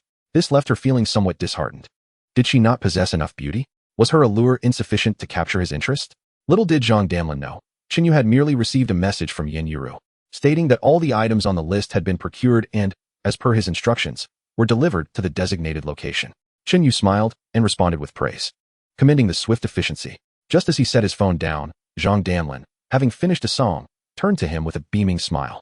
"Handsome, what would you like to hear? I'll sing it for you." After a moment's contemplation, Chinyu replied, "A song that appeals to both refined and common tastes. Do you know any?" Zhang Damlin responded with a gentle smile, "Of course." With that, she promptly selected a song that fit the request and began to sing. Her voice was melodious and exceptionally pleasing. Noticing that Chunyu was now attentively listening, Zhang Damlin felt a surge of joy. It seemed that he was simply uninterested in the previous song. Now that she was singing one he liked, he was fully engaged. Following her performance, Chinyu applauded, and Zhang Damlin couldn't help but beam with happiness. She encouraged him to choose a few more of his favorite songs for her to sing. Tonight was a celebration of Zhang Damlin's birthday, and it was evident that she was keen on capturing Chinyu's interest. Consequently, her roommates, understanding the situation, refrained from selecting songs or monopolizing the microphone, quietly enjoying the performance while occasionally lightening the atmosphere. At this juncture, Zhang Damlin chose the song without makeup and extended an invitation to Chinyu. "Handsome, would you like to duet with me?" Chinyu, feeling fairly enthusiastic, nodded in agreement. "Sure, but I'm not very good at singing, so please don't laugh if I sound terrible." With that, he rose and took the microphone offered by one of the girls. "Chen Xiaochong is so handsome. He must sing beautifully, so let us not be modest." "Indeed. Chen Xiao is far too humble. Come on, sing. We all wish to hear you duet with Damlin." "Yes, yes." As they spoke, the familiar prelude began to play. Chinyu started to sing along with the rhythm. The moment her voice resonated, all the girls' gazes immediately fixed upon her. How lovely. This was their first thought. Initially, they had merely spoken those flattering words, but to their surprise, Chinyu's singing was indeed captivating. Zhang Damlin's expression towards Chinyu underwent a significant transformation, filled with admiration. She hadn't anticipated Chinyu to possess such remarkable vocal talent, even overshadowing her own. At that moment, she was evidently astonished by Chinyu's artistry. Their duet flowed harmoniously, the melody echoing within the room. As the song concluded, the girls were left in awe, their faces illuminated with admiration. The room erupted into a wave of applause. Suddenly, a series of knocks sounded at the door. Moments later, it swung open, revealing several waitstaff holding a bouquet of fresh flowers, accompanied by a tall young man in a black uniform carrying a large cake. After placing the flowers down, the staff departed. The young man in black, before the group, unveiled the cake. After confirming its perfection, he expressed a few words of blessing before taking his leave. The girls exchanged puzzled glances, wide-eyed in disbelief. "We didn't order a cake or flowers." In an instant, realization dawned upon them, their eyes converging on Chinyu. "I know. These must have been arranged by Chen Xiao. Wow, he is so thoughtful, preparing such an extravagant bouquet for our Damlin. There must be at least 100 flowers here. It's the first time I've seen such a grand arrangement. And this cake is a black swan cake. The black swan cake is the Rolls Royce of the pastry world. A cake of this size must cost at least 2,000 to 3,000, right? Cut it out. It can't be that cheap. I just checked. This cake is over 10,000. The girls fell silent, astonished. Just for a cake, such a steep price. They gazed enviously at Zhang Damlin.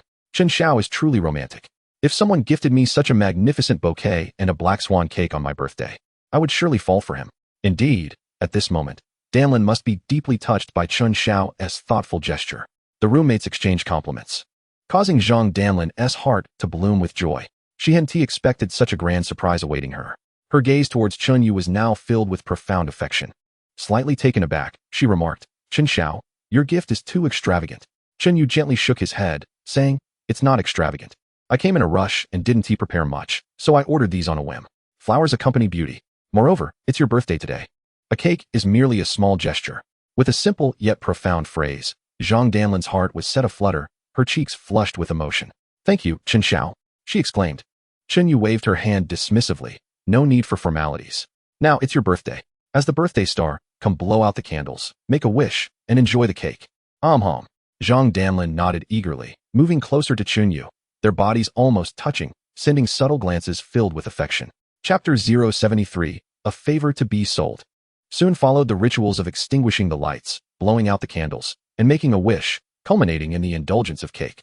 Zhang Damlin was the first to cut a slice and offered it to Chinyu, who politely declined, expressing her aversion to sweet confections. Reluctantly, Zhang Damlin distributed the remaining cake among her roommates.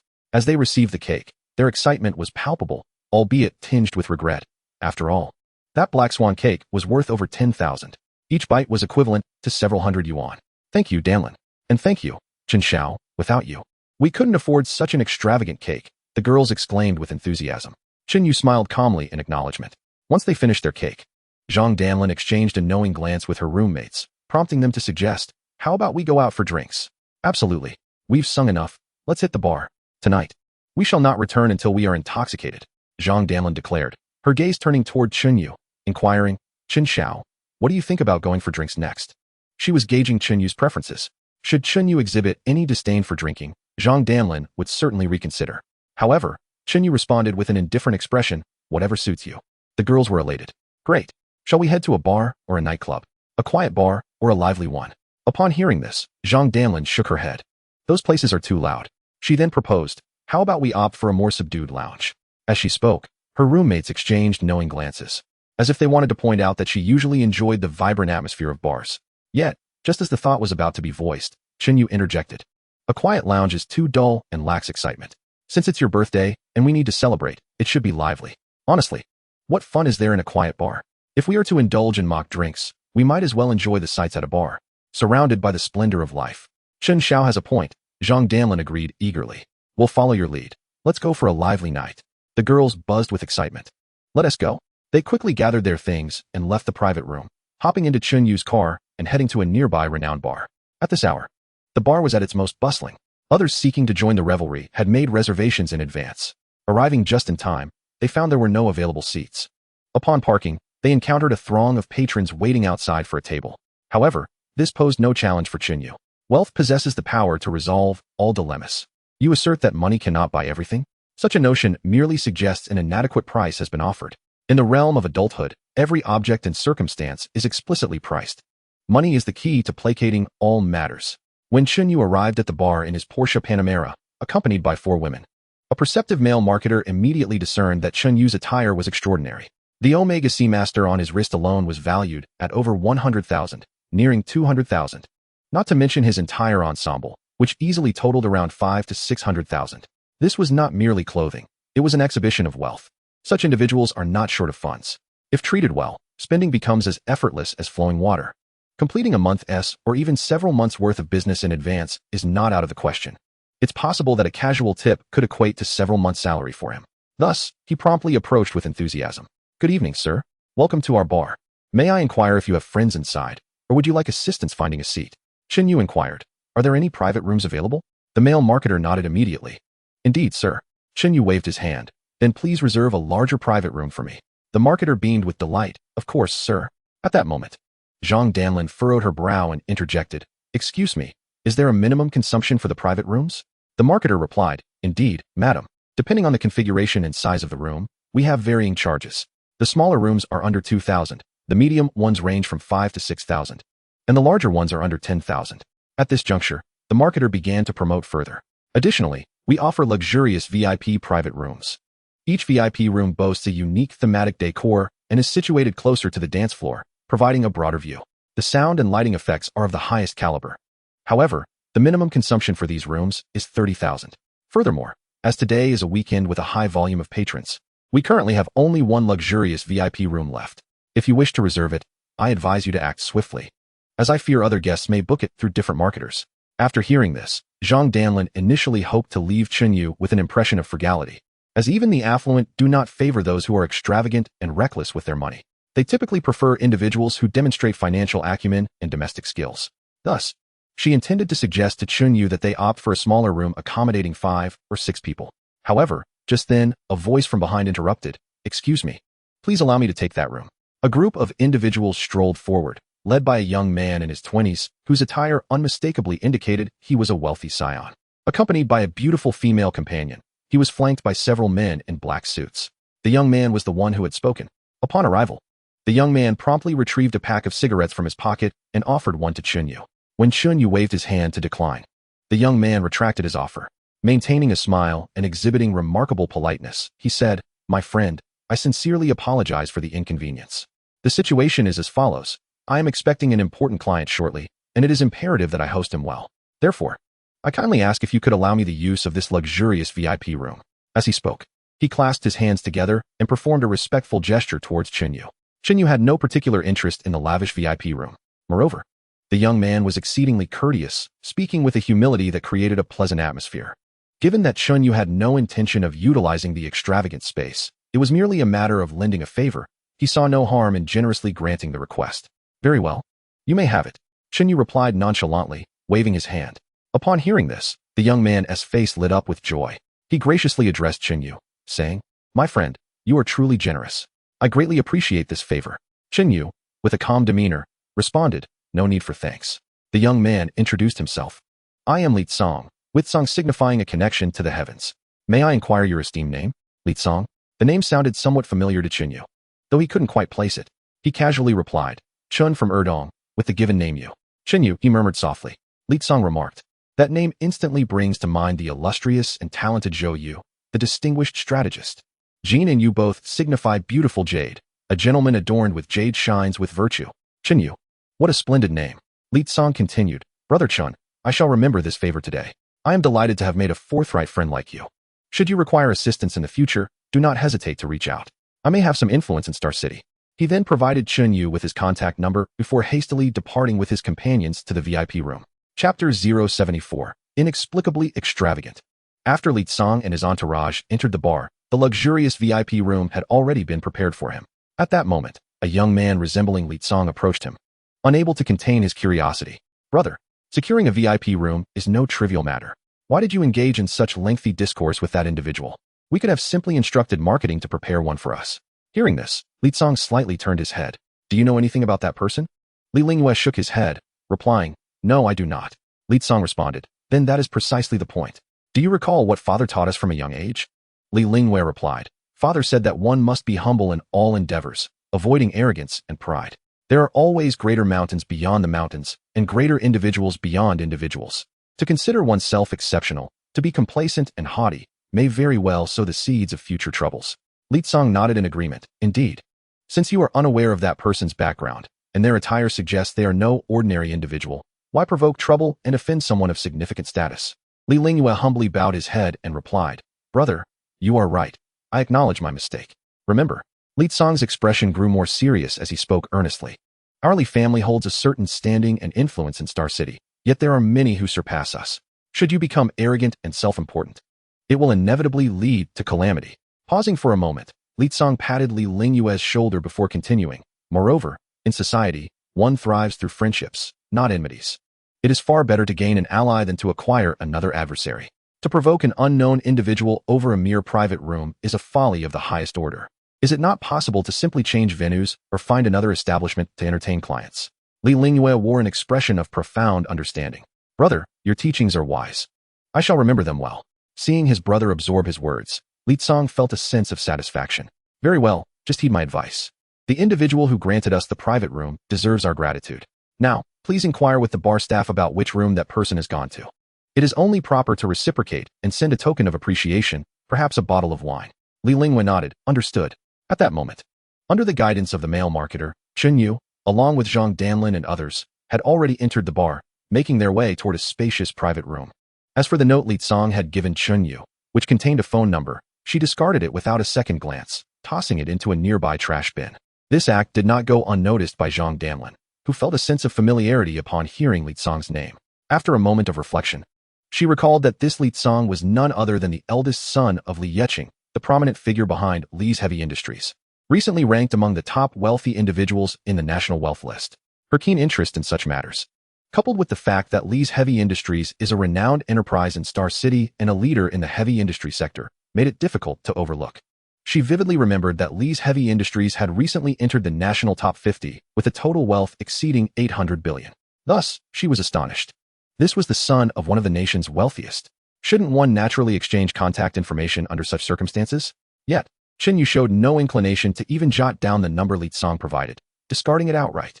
This left her utterly astonished, igniting a fervent curiosity and intrigue regarding Chunyu's identity. She began to perceive Chinyu as somewhat enigmatic. She pondered, either Chinyu was oblivious to the individual's significance, or she was aware yet chose to disregard it entirely. If it were the latter, then Chunyu's identity could indeed be quite formidable. Contemplating these thoughts, the group had already entered the private room. The male attendant approached with the beverage menu, bowing respectfully. Sir, madam, may I inquire what you would like to drink? Chinyu waved his hand dismissively, saying, let them choose. The male attendant promptly moved to Zhang Danlin's side. Feel free to order anything. Tonight, I'm treating. Chinyu casually remarked to the group. Zhang Danlin, slightly embarrassed, replied, but today is my birthday. It should be my treat. I feel uncomfortable letting you, Mr. Chun, pay. Chinyu reassured her, it's merely the cost of drinks. It's nothing significant. With this statement, Zhang Danlin reluctantly nodded. To insist otherwise might appear overly coy and less charming. As for Chunyu's intentions, they were straightforward. He came to the bar to indulge in entertainment and enjoyment. Allowing Zhang Danlin, a student, To pay would be unreasonable considering her limited finances. Would the drinks be enjoyable if she were to foot the bill? Furthermore, his act of treating was not out of naivety. He intended to spend on himself and merely added Zhang Damlin and her friends for companionship. After all, youthful and vibrant female university students were far more delightful than the typical patrons at the bar. Before long, Zhang Damlin and her companions finalized their drink orders. Observing that he was the one paying, Chinyu noted they hadn't tea ordered recklessly. They chose only the more expensive drinks, cleverly staying within the minimum spending requirement for the private room, totaling just around 10,000. This consideration endeared him further to Zhang Damlin and her friends. All right, let us enjoy these for now. Chinyu gestured, and the male attendant promptly departed. Shortly after, a gentle knock at the door signaled the arrival of 2 or 3 servers who brought in the drinks. Just as the servers were about to leave, Zhang Damlin suddenly called out to them, pointing at the 3 extra bottles on the table. Did you make a mistake? Those 3 bottles aren't tea hours. The server turned back, responding, Madam, there's no error. Those 3 bottles of Remy Martin, Louis XIII were ordered by Mr. Li Tsang from the adjacent luxurious VIP room, in appreciation for your earlier concession of the room. He hopes you enjoy them. Is that so? Zhang Damlin replied softly, a bit surprised. Chinyu glanced at the drink menu. The Remy Martin Louis XIII 700 milliliters was priced at 28,888 yuan per bottle, totaling 86,664 yuan for the 3. Li Tsang was indeed generous. Chinyu had merely relinquished a room he and T planned to reserve. Yet Li had sent over 3 bottles worth nearly 100,000 yuan. Given such courtesy, it would be remiss not to reciprocate. Chinyu pointed to the drink menu, indicating the Hennessy Richard 700 milliliters, also priced at 28,888 yuan per bottle, and the slightly more expensive Macallan 30-year-old 700 milliliters, valued at 34,999 yuan per bottle. He waved to the servers, instructing, 3 bottles of Hennessy Richard 700 milliliters and 3 bottles of Macallan 30-year-old 700 milliliters. Please send them to Mr. Li's room. Expressing gratitude for his thoughtful gesture, I present these bottles of wine as my return gift, wishing him enjoyment in his drinking and revelry. Oh, Li Tsang has sent 3 bottles of wine valued at over 80,000. This is indeed a considerable generosity. However, Chinyu not only reciprocates with 3 bottles of wine of equal worth, but also adds an additional 3 bottles of even greater value, bringing the total to an astonishing 190,000 yuan, more than double what Li Tsang gifted. Such extravagant generosity is indeed remarkable. Zhang Damlin and her companions are taken aback. Is this truly the manner in which affluent individuals engage with one another? Very well, sir. I shall promptly act upon your instructions. For such a benefactor, one must provide exceptional service. The waiter immediately prepares to take action. Yet at that moment, Chinyu suddenly calls out to him, Wait, sir, may I inquire if you have any further instructions? The waiter turns back, courteously asking. The reason Chinyu stopped the waiter is that he has just received a transaction of over 12 million from Tonglei, adding to the amount transferred earlier in the afternoon, bringing his total to over 30 million. The sudden influx of wealth brings him joy, significantly uplifting his spirits, and he yearns to indulge himself thoroughly. Without responding to the waiter, he turns to Zhang Damlin and inquires, How old are you today? Zhang Damlin shyly replies. Returning to Qin Xiao, I am 18. 18? Chinyu exclaims in astonishment. Is that true? Zhang Damlin presents her ID card for his perusal. According to the age indicated on the ID, it indeed confirms her 18th birthday. No wonder she appears so youthful. An 18-year-old college student, so fresh and vibrant. At this age, she is just beginning her university journey as a freshman. Chinyu, taken aback, hands back the ID to Zhang Damlin and then turns to the waiter. Pointing to a bottle of Ace of Spades black gold champagne, he commands, Bring me 18 bottles of this. The waiter is somewhat astonished. The Ace of Spades black gold champagne is priced at 8,800 yuan per bottle. Chinyu's order for 18 bottles amounts to a staggering 158,400 yuan. Truly extravagant. This is a lavish expenditure to elicit a smile from a beautiful maiden. Upon seeing Chinyu order 18 bottles of champagne, Zhang Damlin's heart swells with joy. But upon realizing the price, she is instantly taken aback. Qin Xiao, that's far too expensive. We won't be able to finish it. Perhaps we should reconsider. Laughing heartily, Chinyu responds, What are you saying? It's your birthday today, a rare occasion for such joy. What is wrong with celebrating with 18 bottles of wine? It's nothing. This declaration only heightens Zhang Damlin's happiness. Her cheeks flush, and her heart races. Little does she know Chinyu's true intentions. The modest amount of wine previously mentioned would hardly suffice to intoxicate them. Without intoxication, how could they let loose and enjoy themselves fully? Beyond his desire for merriment, his true interest lies in the enchanting moments shared amidst the ambience. Thank you, Qin Xiao. Your kindness overwhelms me. I am at a loss for how to express my gratitude. Zhang Damlin's face flushed with embarrassment. Chinyu chuckled softly, It's simple. Just finish your drink later. Upon hearing this, Zhang Danlin grasped the implication behind Chen Yu's words. At that moment, Chen Yu turned to the waiter and inquired, "Do you offer any birthday celebration services?" The waiter replied, "Sir, if it's a birthday celebration, you might want to consider our Little Dragon set." Little Dragon set? Chen Yu furrowed his brow, unfamiliar with the vernacular of such establishments, as he seldom frequented bars.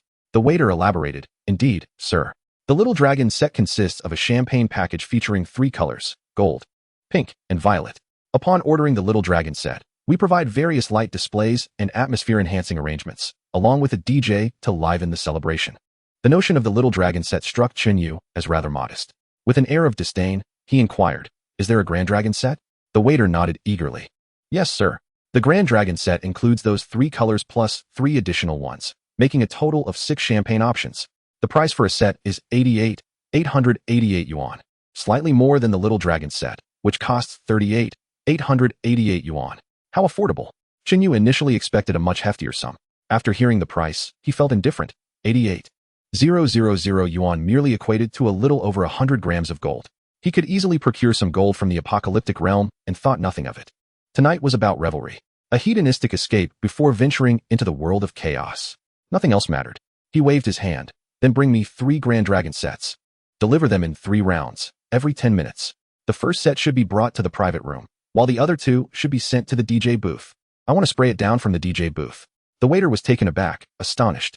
Truly, the wealthy know how to revel. His heart raced with excitement. Such an abundance of liquor would leave him with a generous bonus. "Certainly, sir. I shall prepare it right away." With that, he hurried off to fulfill the order. Inside the private room, Zhang Danlin and her 3 roommates were left speechless, astonished by Chen Yu's lavishness. "What are you all waiting for? Drink up," Chen Yu urged.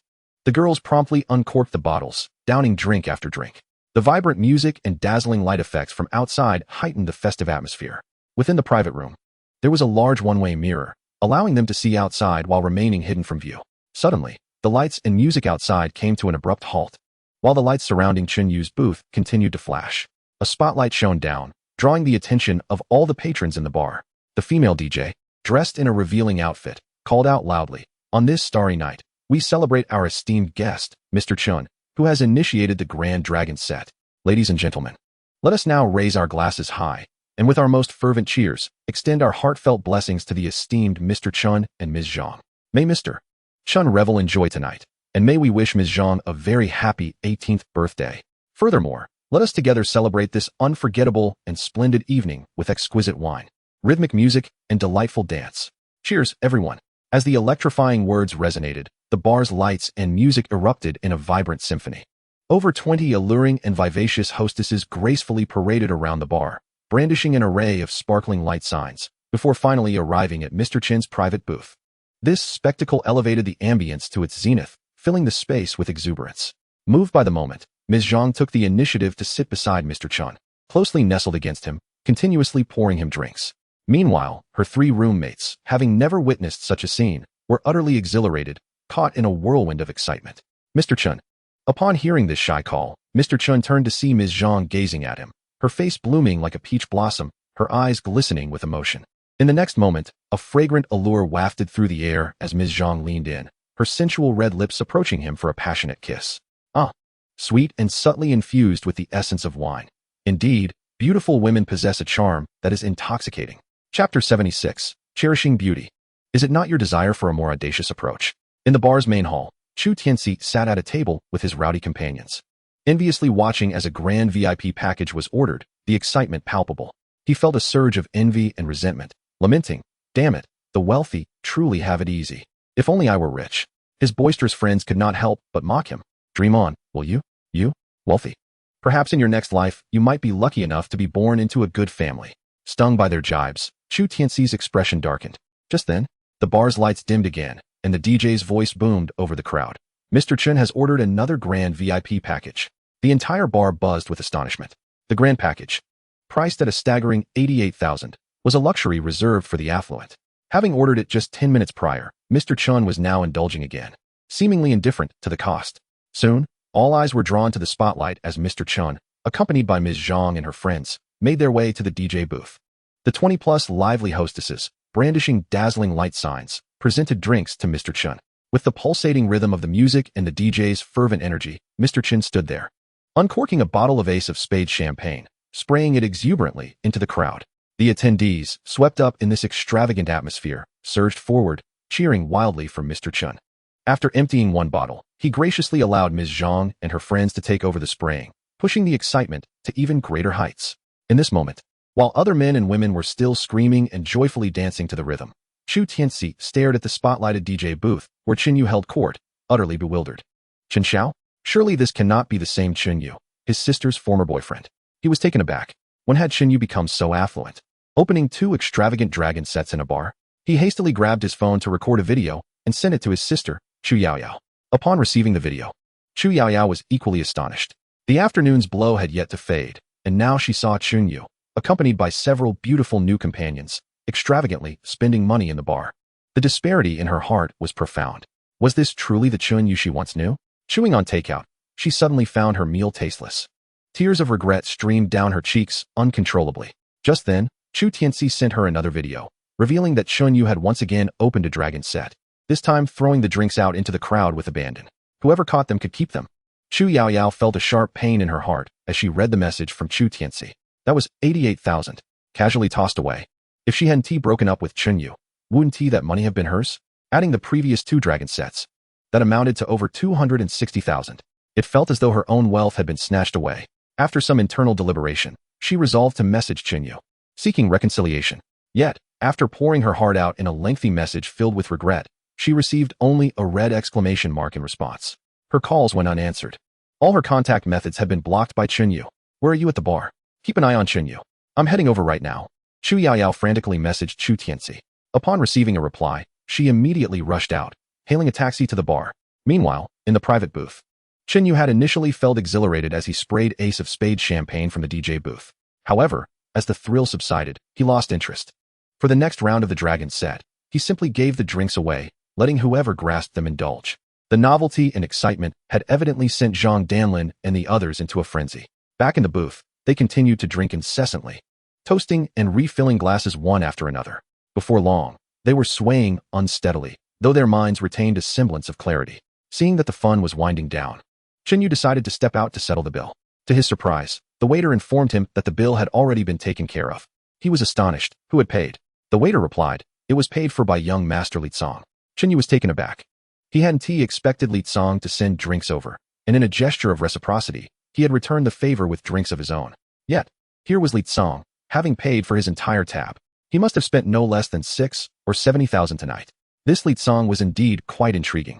The cost of that extravagant meal was astonishing, yet he purchased it without uttering a single word. After a night of revelry, he had spent not a penny. How delightful it was to contemplate. With a sigh of contentment, he returned to the private room. Zhang Danlin and her companions had already tidied up, shouldering their bags as they awaited him. Shortly after, the group exited the bar and stepped outside, while Chu Tianxi stealthily trailed behind, incessantly messaging his sister, Chu Yaoyao, to hurry up. At that moment, a few of Zhang Danlin's roommates approached Qin Yu, informing him that they had booked a hotel and were preparing to take a taxi there. They glanced at Zhang Danlin, who appeared slightly inebriated and somewhat disoriented, and with mischievous smiles remarked, Qin Xiao, you must take good care of our Danlin tonight. As the car arrived, the 3 girls exchanged sly glances with Zhang Danlin before swiftly getting in and driving away, leaving Qin Yu and Zhang Danlin standing at the hotel entrance. Qin Yu was aware that Zhang Danlin was merely a little tipsy, certainly not in need of his support. It was evident she was feigning intoxication. With a calm smile, he inquired, aren't you going with them? Aren't you afraid I might take advantage of you? Zhang Danlin wrapped her arms around his neck, and in their close proximity, he could feel her warmth, heartbeat, and breath, exhaling like orchids yet tinged with nervous excitement. I haven't had enough to drink. Let South continue at your place, Zhang Danlin said with a dreamy gaze. This blatant suggestion was not lost on Qin Yu. Very well. You have come to me willingly, he replied eagerly, nodding in agreement. He called for a designated driver to escort them back to the Starlight Intercontinental Hotel. Upon entering the room, Zhang Danlin pressed herself against him. Qin Xiao, this has been the most meaningful birthday I've ever had. Thank you for making me so happy. I love you, she declared, embracing him. They shared an intense kiss. And thus began a night of unrestrained passion, destined to be extraordinary. When dawn broke, Zhang Danlin lay gently nestled in Qin Yu's arms. Qin Xiao, you are so rough. You have no regard for tenderness, she lamented with a hint of melancholy. Qin Yu was speechless. Was it not her own request? After indulging in pleasure, She turned to blame him instead? Women truly are contradictory. He picked up his phone and messaged Suya, requesting her to bring some breakfast. Turning to Zhang Damlin, he said, breakfast will be delivered shortly. I have some matters to attend to. Make sure you eat. Zhang Damlin nodded. Although she longed to ask Chinyu to take her along, after last night's escapades, she felt a bit sore. After pondering, she decided against voicing her thoughts. I'll wait for your return, she said with a pitiful gaze. All right. Chinyu nodded, dressed, took the car keys, and stepped out. Whether Zhang Damlin would wait for him or return to school was of no concern to him, for he held no feelings for her. At most, it is merely a matter of you being attracted to my wealth, while I am drawn to your exquisite physique. Such is the simplicity of our connection. Subsequently, I took the elevator down to the parking lot and settled into my car, preparing to drive towards the rented apartment. It was time to attend to the pressing matters of the real world. I intended to collect all the supplies that Yin Yuru had procured yesterday into the spatial ring. Little did I know that just as I drove out of the underground garage and onto the surface road, a rather striking figure suddenly emerged from the side. Chinyu, let us get back together. Chapter 077. All right, you've left me no choice. By the time Chu Yaoyao arrived at the bar last night, Chinyu had already departed. Fortunately, she had arranged for Chu Tianxi to follow him. Thus, the two hastily pursued him to the hotel. However, unexpectedly, she was stopped at the entrance. The security personnel denied her entry. No amount of commotion would suffice. They were swiftly expelled. Consequently, she waited outside the hotel all night for Chinyu to emerge. She remembered Chinyu's car, the Porsche Panamera, with the license plate star ACY 666. As dawn broke, she instructed Chu Tianxi to keep watch at the hotel entrance while she stationed herself at the exit of the underground parking garage. The moment she spotted Chinyu's car, she rushed forward, intent on halting Chinyu's vehicle to plead for reconciliation. However, to her astonishment, as soon as the words left her lips, she hadn't yet reached the street when a group of security personnel surged forth, seizing her and forcibly dragging her away. Let go of me. Release me. Chu Yaoyao struggled desperately, helplessly witnessing Chun Yu's South Panamera drive past her. The opportunity slipped through her fingers. Chu Tianxi rushed over. Let my sister go. After Chun Yu's car had distanced itself, the security guards finally released their grip. Chu Tianxi, concerned, asked, Sister, are you all right? Chu Yaoyao shook her head. I'm fine. It's just that I let Chun Yu get away. His window was closed. He definitely didn't hear what I said. Chu Tianxi reassured her, it's all right.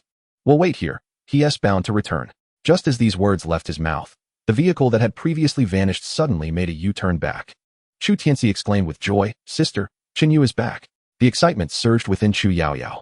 He must have seen me and thought of our relationship, thus returning to seek reconciliation. After being together for so long, she was certain that Chun Yu could not live without her. The car came to a stop before them.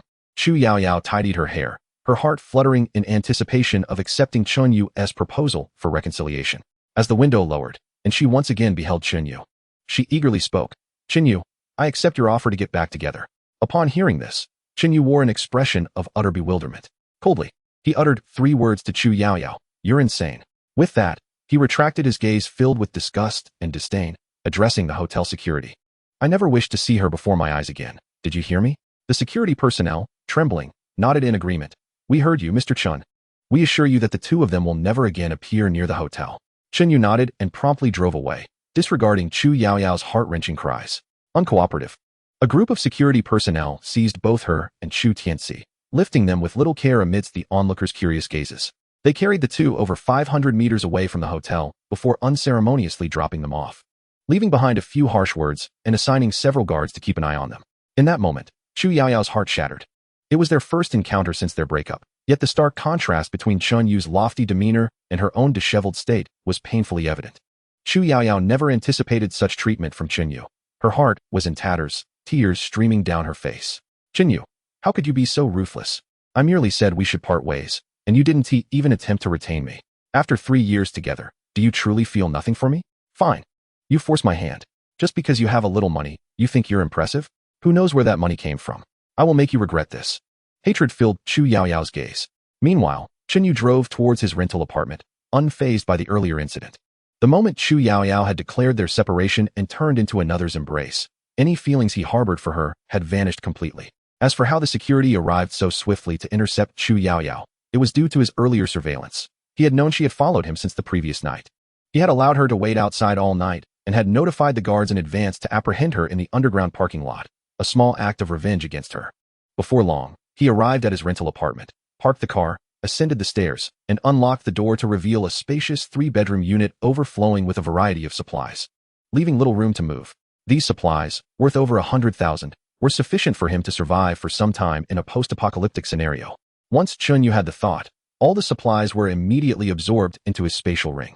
After resting briefly, the landlord soon arrived. Besides collecting the supplies, Chunyu intended to terminate the lease while he was there to avoid another trip later.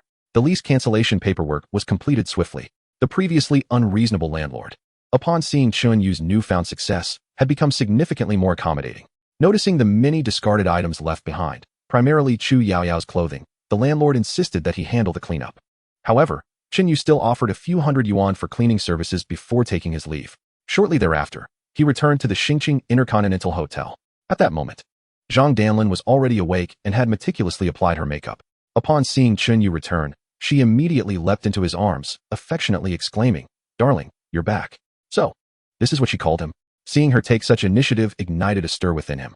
Chunyu lifted Zhang Danlin and tossed her onto the bed. In the blink of an eye, 2 hours had slipped by. After a simple meal, as evening classes loomed, Chunyu drove Zhang Danlin back to school. When a Porsche Panamera glided to a halt at the school gate, it caught the attention of numerous students. "Darling, I'm heading back to the dorm now. Remember to think of me often," Zhang Danlin chirped. Chunyu nodded in acknowledgement, to which she turned and entered the school. Just as Chunyu was about to drive away, a figure darted in front of Zhang Danlin. Startled, she focused her gaze and recognized it was Jie Yuanliang. His disheveled and despondent appearance indicated he had been waiting there for quite some time. Unbeknownst to her, Jie Yuanliang had been sitting at the school gate since the previous night, eagerly anticipating her return. "Who is he?" Jie Yuanliang asked coldly. Zhang Danlin, clearly disinterested, retorted, "None of your business." She brushed past him and walked into the school. Jie Yuanliang felt utterly defeated. Zhang Danlin had not returned home the night before, and even her roommates had come back that morning without a trace of her. Now, seeing her emerge from a luxury vehicle, she still treated him with such indifference. As a young man, he could not help but speculate about what had transpired between Zhang Danlin and the man in the expensive car. Understanding the implications, Jie Yuanliang left in a dejected state, his spirit crushed. Passers-by, witnessing his forlorn demeanor, could not suppress their laughter. "Huh, just a lovesick fool. Thinking he's the boyfriend of a goddess because she smiled at him? Indeed, it's truly laughable. I just saw the guy who drove the luxury car to pick up the goddess Danlin. He was incredibly handsome, not only strikingly good-looking, but also wealthy. Jie Yuanliang is simply unworthy of being a sycophant to the goddess Danlin. Truly, she has exquisite taste. How I wish to be noticed by such a dashing and affluent heir." Meanwhile, after a drive, Chunyu returned to the presidential suite of the hotel. Having taken care of the pressing matters in the real world, it was time to return to the apocalyptic realm. Before doing so, he sent a message to Suya, requesting that she refrain from disturbing him for the time being. Subsequently, he accessed the system and initiated the transition. Yes, Chunyu confirmed. In an instant, he vanished from the presidential suite, and the scene shifted.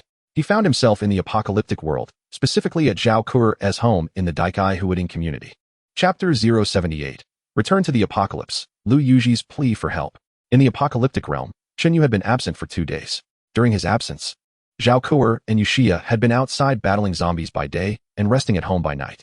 At that moment, while snacking on the treats Chunyu had left for them, they felt a sense of listlessness, both pondering when their beloved Yu Ge would return. Just then, a figure suddenly appeared before them. It was Chunyu. The two women, initially lacking enthusiasm, suddenly brightened with excitement. "Brother Yu," they exclaimed joyfully, rushing towards Chunyu. Upon feeling the softness in his embrace, Chunyu affectionately patted their heads and inquired, "How have you both fared during my absence? Have you been slacking off?" Zhao Kuer immediately shook her head. "No, brother Yu, we have been diligent, without a hint of negligence. Over these 2 days, we have vanquished numerous zombies." Yuxia also raised her head, adding, "Indeed, brother Yu, under Kuer's guidance, I now find it increasingly effortless to slay zombies. Even when faced with hordes alone, I no longer feel fear." Chunyu nodded approvingly. "Well done. Before my departure, my points stood at 431. Now, they have risen to 523.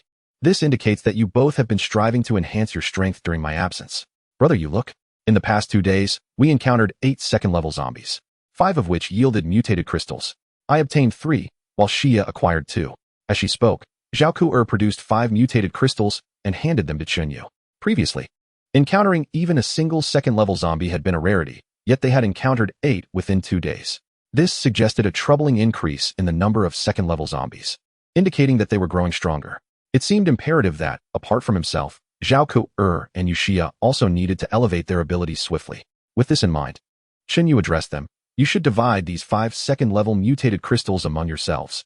With the rise in second-level zombies, we must brace ourselves for an increase in third-level zombies as well. You both need to bolster your strength to ensure your own safety. Upon hearing this, a sense of urgency welled up within the two women. Nodding in agreement, Zhao Ku took 3 crystals, while Yuxia took 2. They each consumed the second-level mutated crystals. Afterward, Zhao Ku and Yuxia collaborated to bring a large box of gold from a nearby room.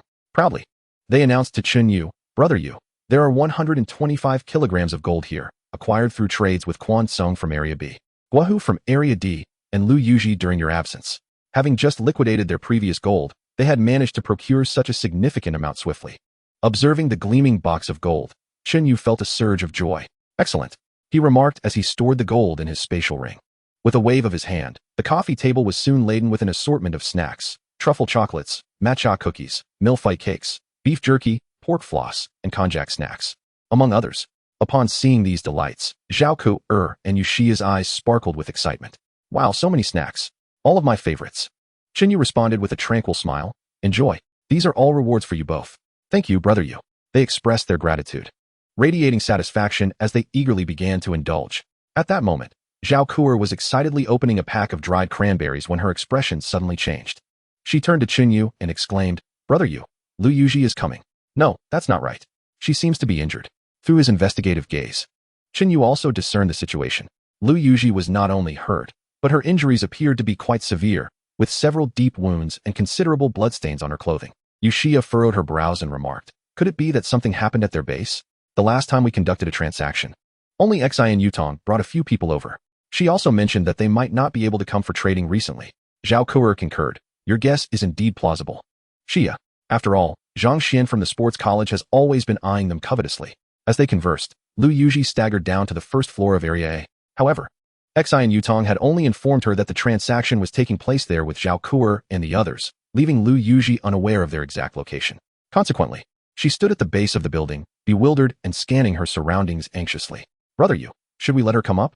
Zhao Ku inquired. Yu nodded. Though unaware of the specifics of the situation, he had long coveted Lu Yuji's teleportation ability.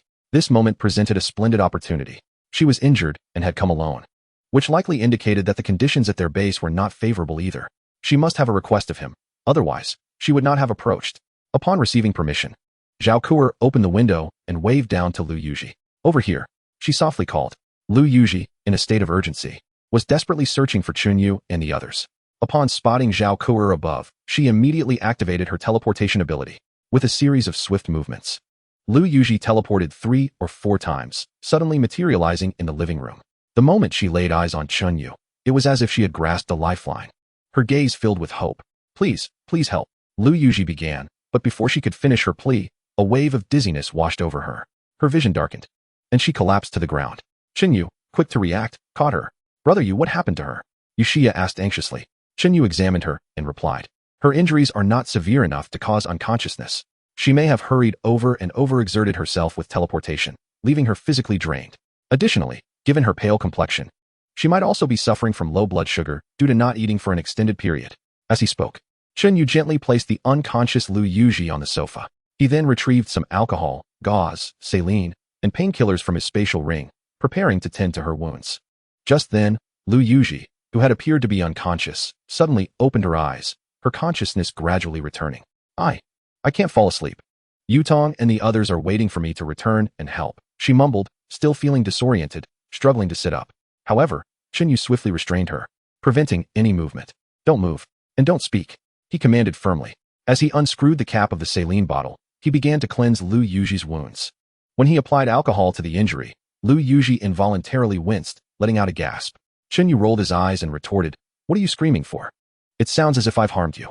With that, he grasped Lu Yuji's slender waist and flipped her over onto the couch.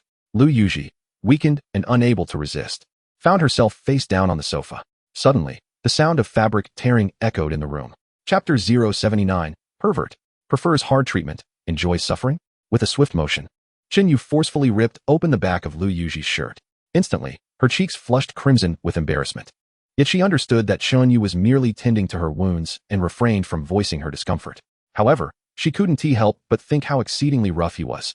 Knowing she was injured, his actions were still so brusque. Could he not be a tad gentler? Moreover, having been taught since childhood that physical intimacy between men and women was inappropriate, she found it hard to accept that a boy would tear away her clothing, exposing such a large expanse of her skin. Can I do it myself? Lu Yuji's voice was barely above a whisper, almost inaudible. Chinyu scoffed. Do you have eyes on the back of your head to see your own back? Stung by his retort, Lu Yuji's expression darkened. Suddenly, after cleansing the wound with saline, Chinyu abruptly poured a generous amount of alcohol over it. The pain was so intense that Lu Yuji couldn't help but cry out. Yet, fearing further ridicule from Chinyu, she quickly covered her mouth to stifle her cries. To her surprise, Lu Yuji had quite a fair complexion. Her back was a smooth, pristine canvas, and the curves of her slender waist were subtly accentuated. However, Chinyu had no time to admire such details. After thoroughly cleaning and disinfecting her wounds, he applied some ointment and proceeded to wrap her injuries with medical gauze. With a sudden slap on her pert backside, he declared, all done. Get up. Shocked, Lu Yuji couldn't believe he had just smacked her. It was her first experience of such brazen treatment. In an instant, her face was flushed with mortification, her brows furrowing in indignation. As she struggled to sit up, a surge of anger welled within her, and she cast a furious glare at Chinyu. Yet, Chinyu was perplexed. Ever since he began treating Lu Yuji's wounds, a numerical value of 60 had appeared above her head. In a world where medical supplies were scarce and healthcare had drastically declined, any injury could potentially be fatal. The rising affection he felt towards her was understandable, as he was, after all, saving her. However, her discomfort at him tearing her clothing did not seem to diminish the affection. Rather, it continued to rise. The slap he had just given her had seemingly caused the affection to spike from 65 to 68. She appeared furious, yet her fondness only seemed to escalate. This maneuver genuinely astonished him. It seemed this woman responded better to force than to gentleness, exhibiting a hint of masochism akin to those who are enamored with blondes. The more one treats her with kindness, elevating her to great heights, the more she looks down upon them. Conversely, if one were to strike or scold her, she would become increasingly dependent, even developing an intense affection that was impossible to shake off. Who would have thought that beneath her seemingly icy demeanor lay such a twisted psyche? Peering into Lu Yuji's inner world, Chinyu felt a twinge of surprise. However, with this newfound insight, matters could be handled with greater ease. Grasping this woman's preferences would make winning her affection a simple task. Open your mouth, Chinyu commanded. Uncertain of his intentions, Lu Yuji's rebellious nature flared, causing her to tightly purse her lips. Not compliant, are we? Chinyu approached, firmly grasping her chin. With a slight exertion, he pried her mouth open. He then single-handedly uncapped a pill bottle, pouring out a capsule and tossing it into her mouth. Instantly, her fondness surged, reaching a score of 69. Indeed, it was as he suspected. Chinyu felt a surge of delight, unaware of what she had been fed. Lu Yuji's expression twisted in discomfort, instinctively wanting to expel the substance. Yet Chinyu would not allow her to succeed. He delivered a sharp slap to her back, forcing her to swallow the pill. Then, feigning a sense of menace, he teased, do not be alarmed. What you just ingested was merely an aphrodisiac. What? An aphrodisiac? Lu Yuji's face fell into a flurry of panic, recalling the scenes from films where women reacted after consuming such drugs. She disregarded her dignity and hurriedly prepared to induce vomiting. However, just as Lu Yuji rushed toward the bathroom in a state of distress, Chinyu waved the pill bottle in front of her. It was the very same medication he had just administered. Pain relief. Upon seeing the words on the bottle, Lu Yuji gasped in realization, suddenly understanding she had been deceived. You. Her expression shifted to one of embarrassment mixed with irritation.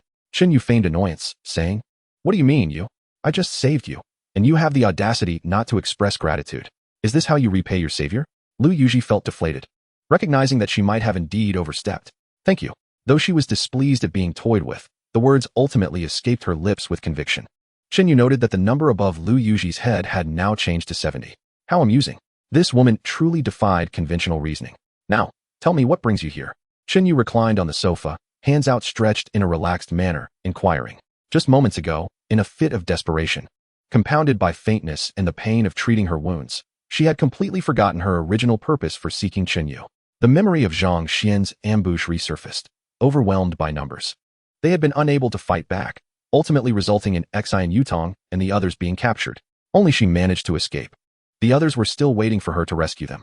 Lu Yuji exclaimed anxiously, please, help us. Help you? Chinyu coldly scoffed. Why should I assist you? Being no relation to you whatsoever? Seeing Chinyu's utter indifference, Lu Yuji grew even more desperate. Yutong said you are a good person, you surely would not abandon us. I implore you, If you are unwilling to help, I alone cannot rescue Yutong and the others from Zhangxian.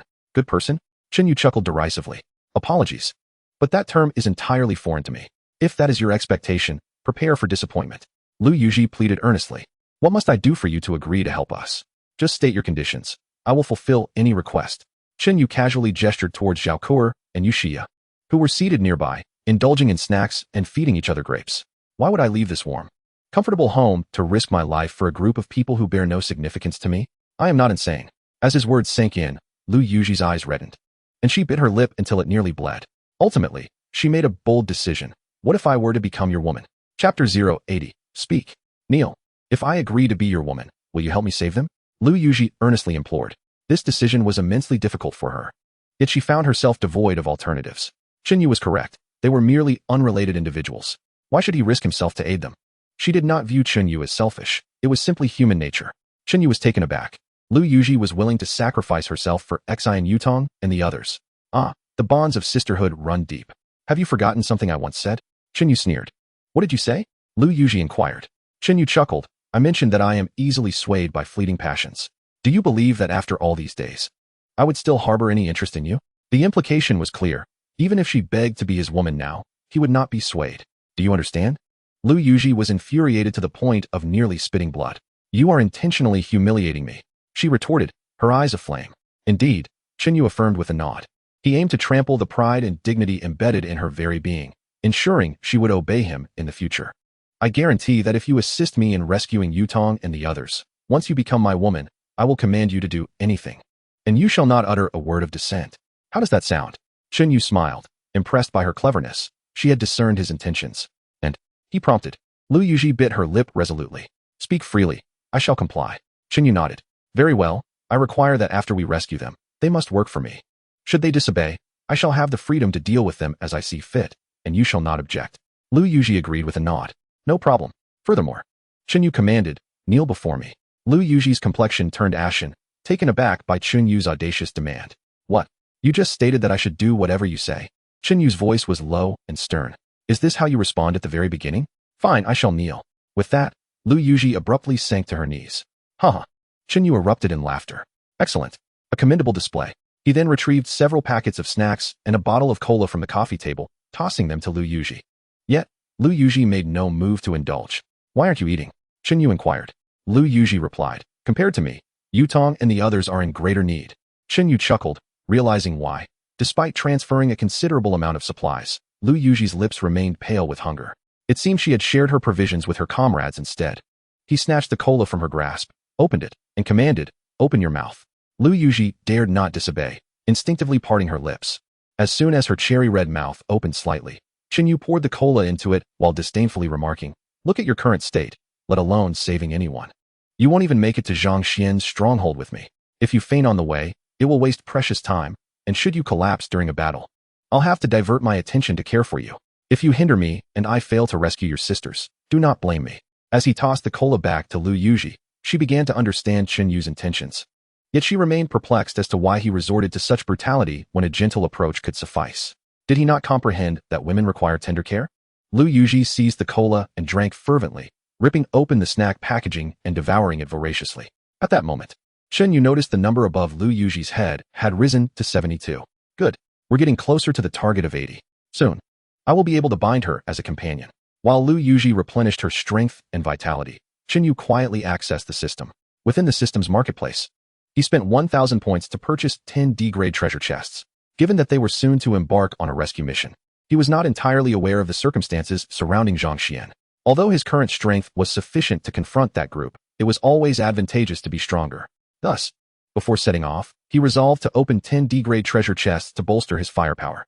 Suddenly, 10 D-grade spirit fruits appeared in his possession, along with 8 grenades, a handgun equipped with 1,000 rounds of ammunition, and a shotgun with 300 rounds. Additionally, he acquired a high-performance, highly mobile military Hummer, modified by the system. This particular item thrilled Chen Yu the most. Upon seeing it, he was filled with excitement. With this vehicle, traversing the apocalyptic world would be significantly more convenient. The key was that its base model was already remarkably sturdy and durable. The military Humvee, having undergone systematic modifications, boasts enhanced technical specifications across various dimensions. The structural integrity, horsepower, maneuverability, fuel efficiency, payload capacity, entire performance have all been augmented by over threefold compared to its original configuration. This revelation delighted Xinyu, for it was unexpected to discover such an extraordinary vehicle emerging from a D-level treasure chest. With this vehicle at his disposal, he could simply trample over any zombies encountered on the road. Contemplating this, Xinyu popped D-level spirit fruits into his mouth, savoring each one. However, upon consuming the fifth fruit, he sensed he had reached a plateau, an inkling that he was on the brink of attaining a higher echelon of power. Eagerly, he consumed the sixth fruit, only to find it yielded no effect. Could it be that his abilities had already reached the pinnacle of D-level? Was it now necessary to consume C-level spirit fruits to achieve further advancement? If that were the case, he had consumed a total of 21 D-level spirit fruits, excluding the last one that proved ineffective. Thus, it appeared that 20 D-level spirit fruits were requisite to attain the level of a peak D-level superhuman. Given that 5 second-tier mutated crystals equated to the effects of just 1 D-level spirit fruit, other superhumans would need to consume a staggering 100 second-tier mutated crystals to reach his current prowess. How monumental a number that was. It was unfortunate that the last D-level spirit fruit had gone to waste. Had he known, he would have given it to Zhao Kuo or Yuxia. With 4 D-level spirit fruits remaining, he distributed 2 to each of them. The 2 women received them with expressions of sheer excitement. "Thank you, brother Yu," they exclaimed, promptly consuming the fruits. Observing this small green fruit, Lu Yuji was filled with curiosity and inquired, "What is this?" Zhao Kuo responded, "You have just begun following brother Yu. If you perform well, he will reward you with one, and then you will understand." This only intensified Lu Yuji's curiosity. Why were Zhao Kuo and Yuxia so exhilarated by these diminutive green fruits? After consuming them, it was evident that their strength had seemingly increased. Were these small green fruits truly so wondrous? Where had Xinyu procured such remarkable items? Instantly, Lu Yuji was engulfed in a myriad of questions, perceiving an intriguing aura of mystery surrounding Xinyu. This man seemed truly extraordinary. "All right, let us set forth to rescue," Xinyu suddenly declared, rising to his feet. Upon hearing this, Lu Yuji became animated. "May I rise?" she asked. Xinyu had nearly forgotten her presence. It was clear that, after his guidance, she had become significantly more obedient. "Yes, rise," he instructed. With her knees aching, Lu Yuji finally dared to stand. The group then embarked on their journey to the Zhangxian stronghold to rescue Xian Yutong and her companions. According to Zhao Kuo, Tan Medical University ranks among the foremost medical institutions in the country. Thus, the young women studying there have dedicated several years to the study of medicine and possess considerable medical knowledge. In gaming parlance, they could be likened to healers, an essential component of the medical logistics team in an apocalyptic scenario. This was one of the reasons Xinyu agreed to rescue them. With their presence, not only would there be an increase in manpower, but more importantly, as his team expanded, injuries would inevitably occur. Their expertise would alleviate concerns regarding injuries, providing significant assurance in medical matters. It was akin to adding wings to a tiger, an exhilarating prospect. Chapter 081. The leader eats meat, we drink soup. During their journey, they were bound to encounter numerous zombies, providing an excellent opportunity for the 2 women to hone their skills. Consequently, before setting off, Xinyu allocated the handgun and shotgun he had recently acquired from a D-level treasure chest to Yuxia and Zhao Kuo, respectively. Yuxia, brimming with excitement while holding the handgun, had no prior experience with such weapons and thus required Zhao Kuo to instruct her in their use. Zhao Kuo, having practiced extensively before, was adept enough to hit distant targets with a Barrett sniper rifle. A shotgun would be a mere trifle for her. The quartet swiftly descended the stairs. Upon exiting the community, Xinyu promptly summoned a military Hummer from the system. In an instant, a colossal military vehicle emerged, towering higher than the combined height of 2 adult men, exuding an overwhelming aura of authority. "Get in," Xinyu beckoned, opening the driver's side door and taking his seat. Zhao Kuo and Yuxia, having witnessed Xinyu's capabilities before, were astonished yet did not hesitate to enter the vehicle. Meanwhile, Lu Yuji, who had only seen Xinyu conjure objects from thin air, was momentarily dumbfounded. This was no mere car, it was a mobile fortress. With its robust special steel structure and oversized wheels, it could effortlessly crush any zombies in its path. Where could Xinyu have possibly acquired such a behemoth? Amidst her astonishment, a wave of questions flooded her mind. "Stop dawdling, hurry and get in." Xinyu's call snapped Lu Yuji back to reality. Once inside, the sheer spaciousness of the interior became apparent. It could easily accommodate several beds. "Buckle up," he instructed, and with that, he pressed the accelerator to the floor. The military Hummer roared to life, surging forward like a wild beast, kicking up dust and causing the ground to tremble beneath it. The commotion naturally attracted a horde of zombies. Roar, roar, roar. The zombies surged forth in droves. Xinyu, undeterred, slammed the accelerator and barreled straight into the throng of zombies. Ding. Level 1 zombie killed, earning 1 point. Ding. Level 1 zombie killed, earning 1 point. Ding. Level 1 zombie killed, earning 1 point. In an instant, countless zombies were sent flying or crushed into a pulp. What exhilaration! Chinyu exclaimed with delight. If only she had possessed this vehicle earlier, eliminating zombies would have been a far easier task. Meanwhile, Lu Yuji, seated in the passenger seat, cast a resentful glance at Chinyu. It turned out that Chinyu had accelerated too abruptly, leaving Lu Yuji no time to fasten her seatbelt. The sudden jolt caused her head to collide against the dashboard, resulting in a buzzing sensation in her mind and a slight swelling on her forehead. Chinyu rolled her eyes and quipped, "Stop glaring at me, or your eyeballs might pop out. Quickly, give directions. If we take a wrong turn, don't blame me." Lu Yuji begrudgingly reined in her irritation and began to guide them properly. At the same time, Chinyu rolled down a small window, allowing Zhao Kuo and Yushia to shoot zombies with their firearms. This not only enabled them to earn points, but also provided an opportunity for the two to practice their marksmanship. The two girls swiftly aimed at the zombies outside, firing shot after shot. Yushia's shooting skills improved significantly, evolving from wildly inaccurate shots to gradually hitting her targets with increased proficiency. Good shooting skills are honed through practice, and Chinyu had no shortage of ammunition.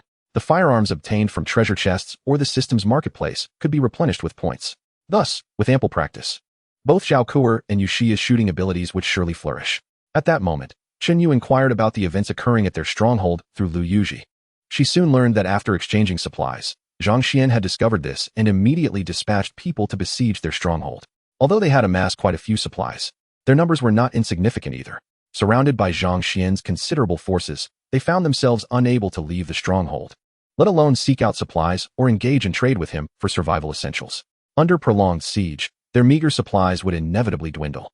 Amid the panic of being besieged, human emotions began to fray. Unexpectedly, during the dead of night, Yuan Shaoqin and several girls on patrol were seduced by Zhang Xian's deceit. They betrayed their comrades, stealthily opening the gates and allowing Zhang Xian and his followers to enter. This incited a fierce battle. They were no match for Zhang Xian, resulting in the loss of many sisters. In an effort to protect their stronghold, she too was injured. Ultimately, it was only through the sacrifice of Xian Yutong and a group of girls, who gave their lives, that she was afforded an opportunity to escape. She utilized her teleportation ability to flee and sought his aid. Additionally, through their conversations, Chinyu learned why Lu Yuji and Xian Yutong shared such a close bond. They would often forego their own rations to ensure she had enough. It became clear that in the early days of the apocalypse, it was Xian Yutong and her companions who had risked their lives to protect the vulnerable Chinyu, enabling her survival. Eventually, she awakened her supernatural abilities and inadvertently killed a second-tier zombie, consuming a second-tier mutated crystal and ascending to the rank of D-level supernatural being, thereby acquiring the strength to protect everyone. Gradually, the girls at the stronghold began to recognize her as their leader. Understanding the truth, Chinyu grew to appreciate Lu Yuji and Xian Yutong even more. As they sped along their journey, the bond between them deepened. The military Hummer approached the vocational college beside Tan Medical University, drawing closer with each passing moment. Lu Yuji felt her heart tighten, and she fervently repeated silent prayers within her mind. "Yutong, you must be safe. I have brought Chinyu to rescue you. Hold on just a little longer. Help is on the way." Meanwhile, within the vocational college, a vibrant atmosphere of excitement permeated the air. The students had been lying in wait for an extended period, coveting the beauty of the young female students from Tan Medical University. At last, they had successfully taken down the stronghold and captured the girls. Could they possibly contain their joy? However, Lu Yuji managed to escape, which incensed Zhang Xian. He issued a command: "Not a single one of these female students is to be harmed. We need them to coerce Lu Yuji into submission. If anything happens to them, she will undoubtedly rage."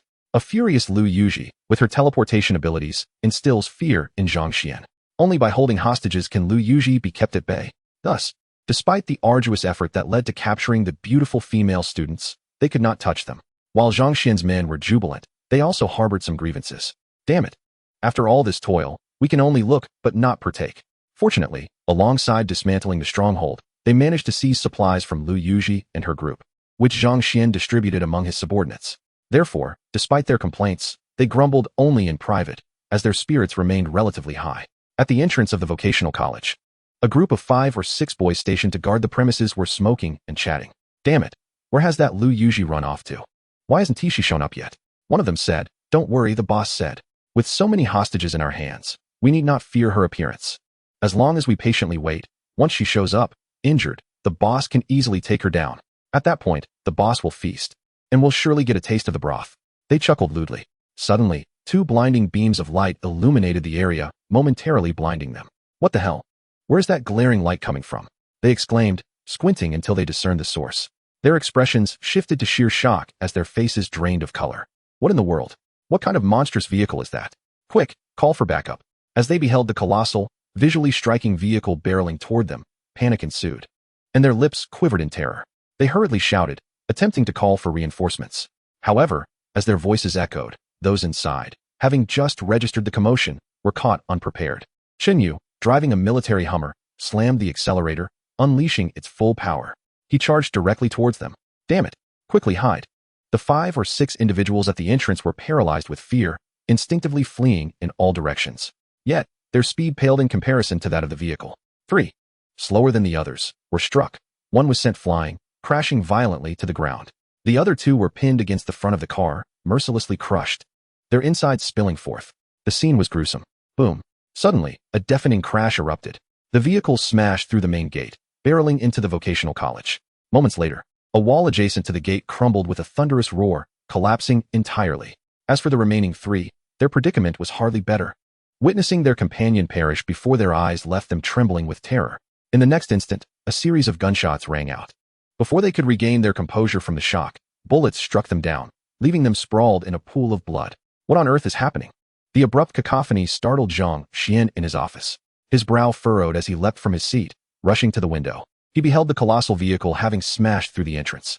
His pupils widened in disbelief. What in the world is this? It was his first encounter with such a massive vehicle.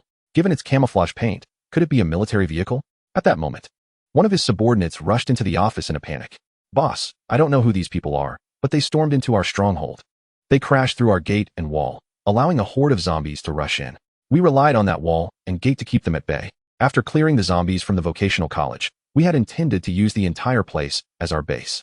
Now that the gate and wall have collapsed, the zombies from outside are flooding in.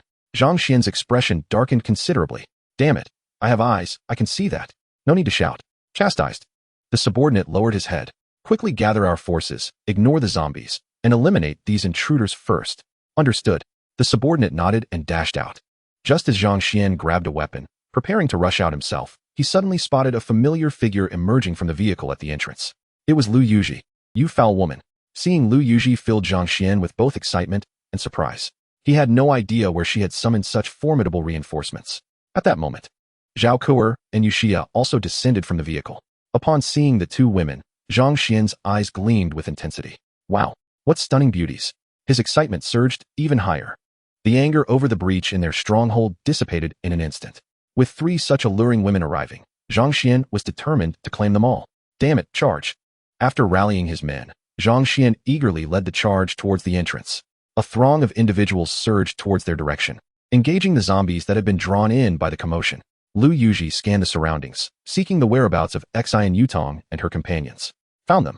Zhao Kuer exclaimed excitedly. Through her scout's eye, she discerned that Xian Yutong and the others were confined in a storeroom deep within the vocational college, which had previously served as a pantry for the cafeteria. Now, it had been repurposed into a prison by Zhang Xian and his cohorts. In addition to Xian Yutong, numerous others were also imprisoned in the adjacent chamber. This sight darkened Zhao Kuer's expression significantly. Truly a pack of brutes. She promptly relayed the precise location of Xian Yutong's confinement to Lu Yuji. While Lu Yuji was taken aback by Zhao Kuer's knowledge, she surmised it must be a manifestation of Zhao Kuer's extraordinary ability and refrained from probing further. I shall rescue them. With that declaration, Lu Yuji hastily activated her powers and teleported away. Yu turned to Zhao Kuer and Yuxia, instructing them, you 2 go assist her. I shall remain here and await your return. Understood, brother Yu. No sooner had the words left his lips than Zhao Kuer and Yuxia charged forth with determination. At that moment, Zhang Xian had arrived with a contingent of subordinates. Upon witnessing Zhao Kuer and her companions rushing towards the cafeteria, a mocking grin spread across his face. Did they truly believe that a mere handful of individuals could rescue someone from his grasp? Such folly. He swiftly directed his subordinates. Block them. Do not let them through. Yes.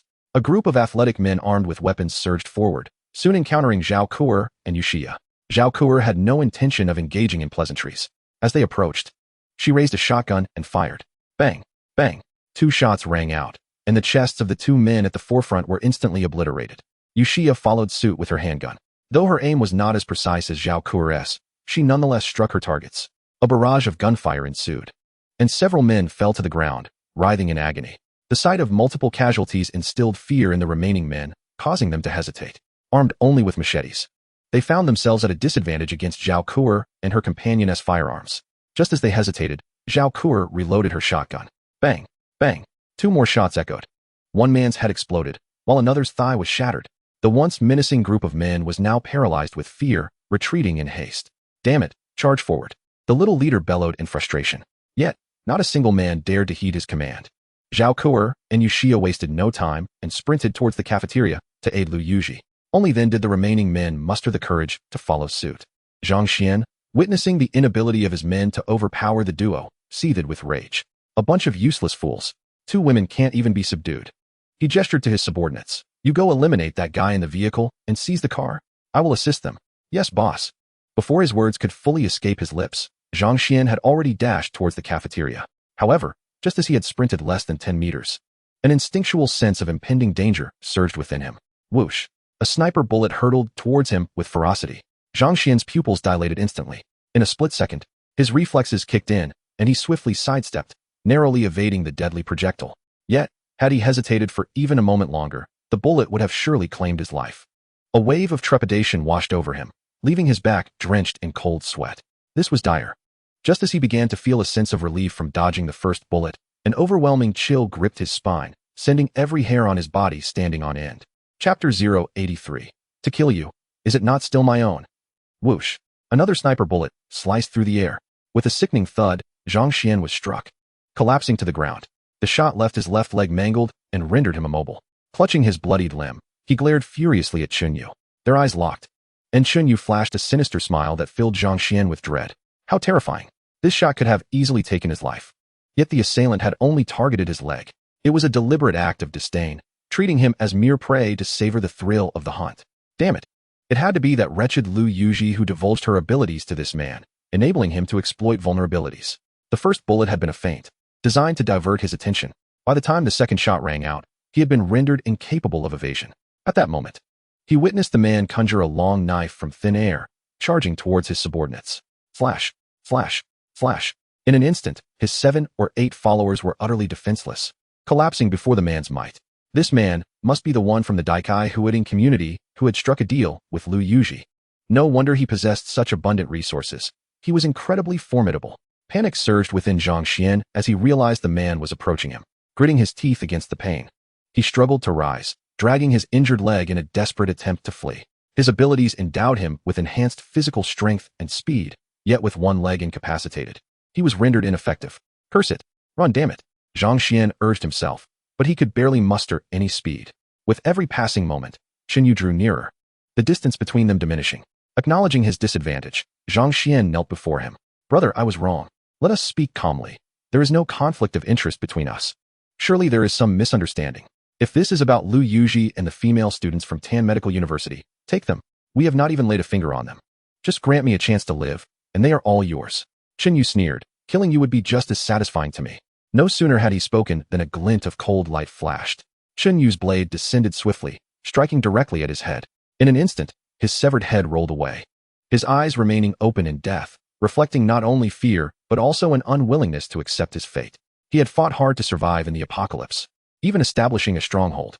Today, he had intended to eliminate the group of female college students at Tan Medical University and revel in his victory. Yet, he met his end with resentment lingering in his gaze. The boss is dead? The boss is dead. His subordinates, upon seeing Zhang Xian lying in a pool of blood, were struck with disbelief. The usually formidable leader had fallen so easily. They stared in shock, panic-stricken and screaming. With their leader gone, they were suddenly a headless flock, scattering in chaos. However, the gunfire had attracted a horde of zombies, leaving no opportunity for escape. One by one, they were pounced upon and bitten, their screams echoing in despair. Standing atop a military vehicle, Chunyu retrieved the Overlord bow from the system. He knocked an arrow, drew the bowstring, and with a swift release, continued to reap their lives. Meanwhile, Lu Yuji and her companions had teleported into the cafeteria. Upon discovering that Xian Yutong and the others were confined in a storage room, she rushed over.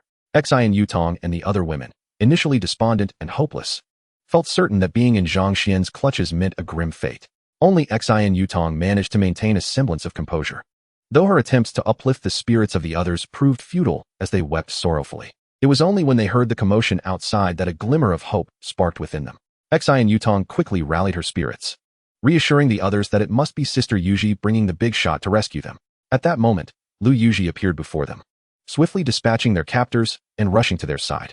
Overcome with emotion, tears streamed down their faces. "Sister Yuji, we are trapped in here," they cried out. Lu Yuji dashed forward, desperately attacking the door lock. However, it was a heavy iron door secured with a robust padlock. Her dagger shattered against it, yielding no response. "Stand back." Zhao Kuo rushed over, calling out. With a swift swing of her sword, she cleaved the lock in two with a resounding clang. Lu Yuji, astonished, hurriedly opened the door.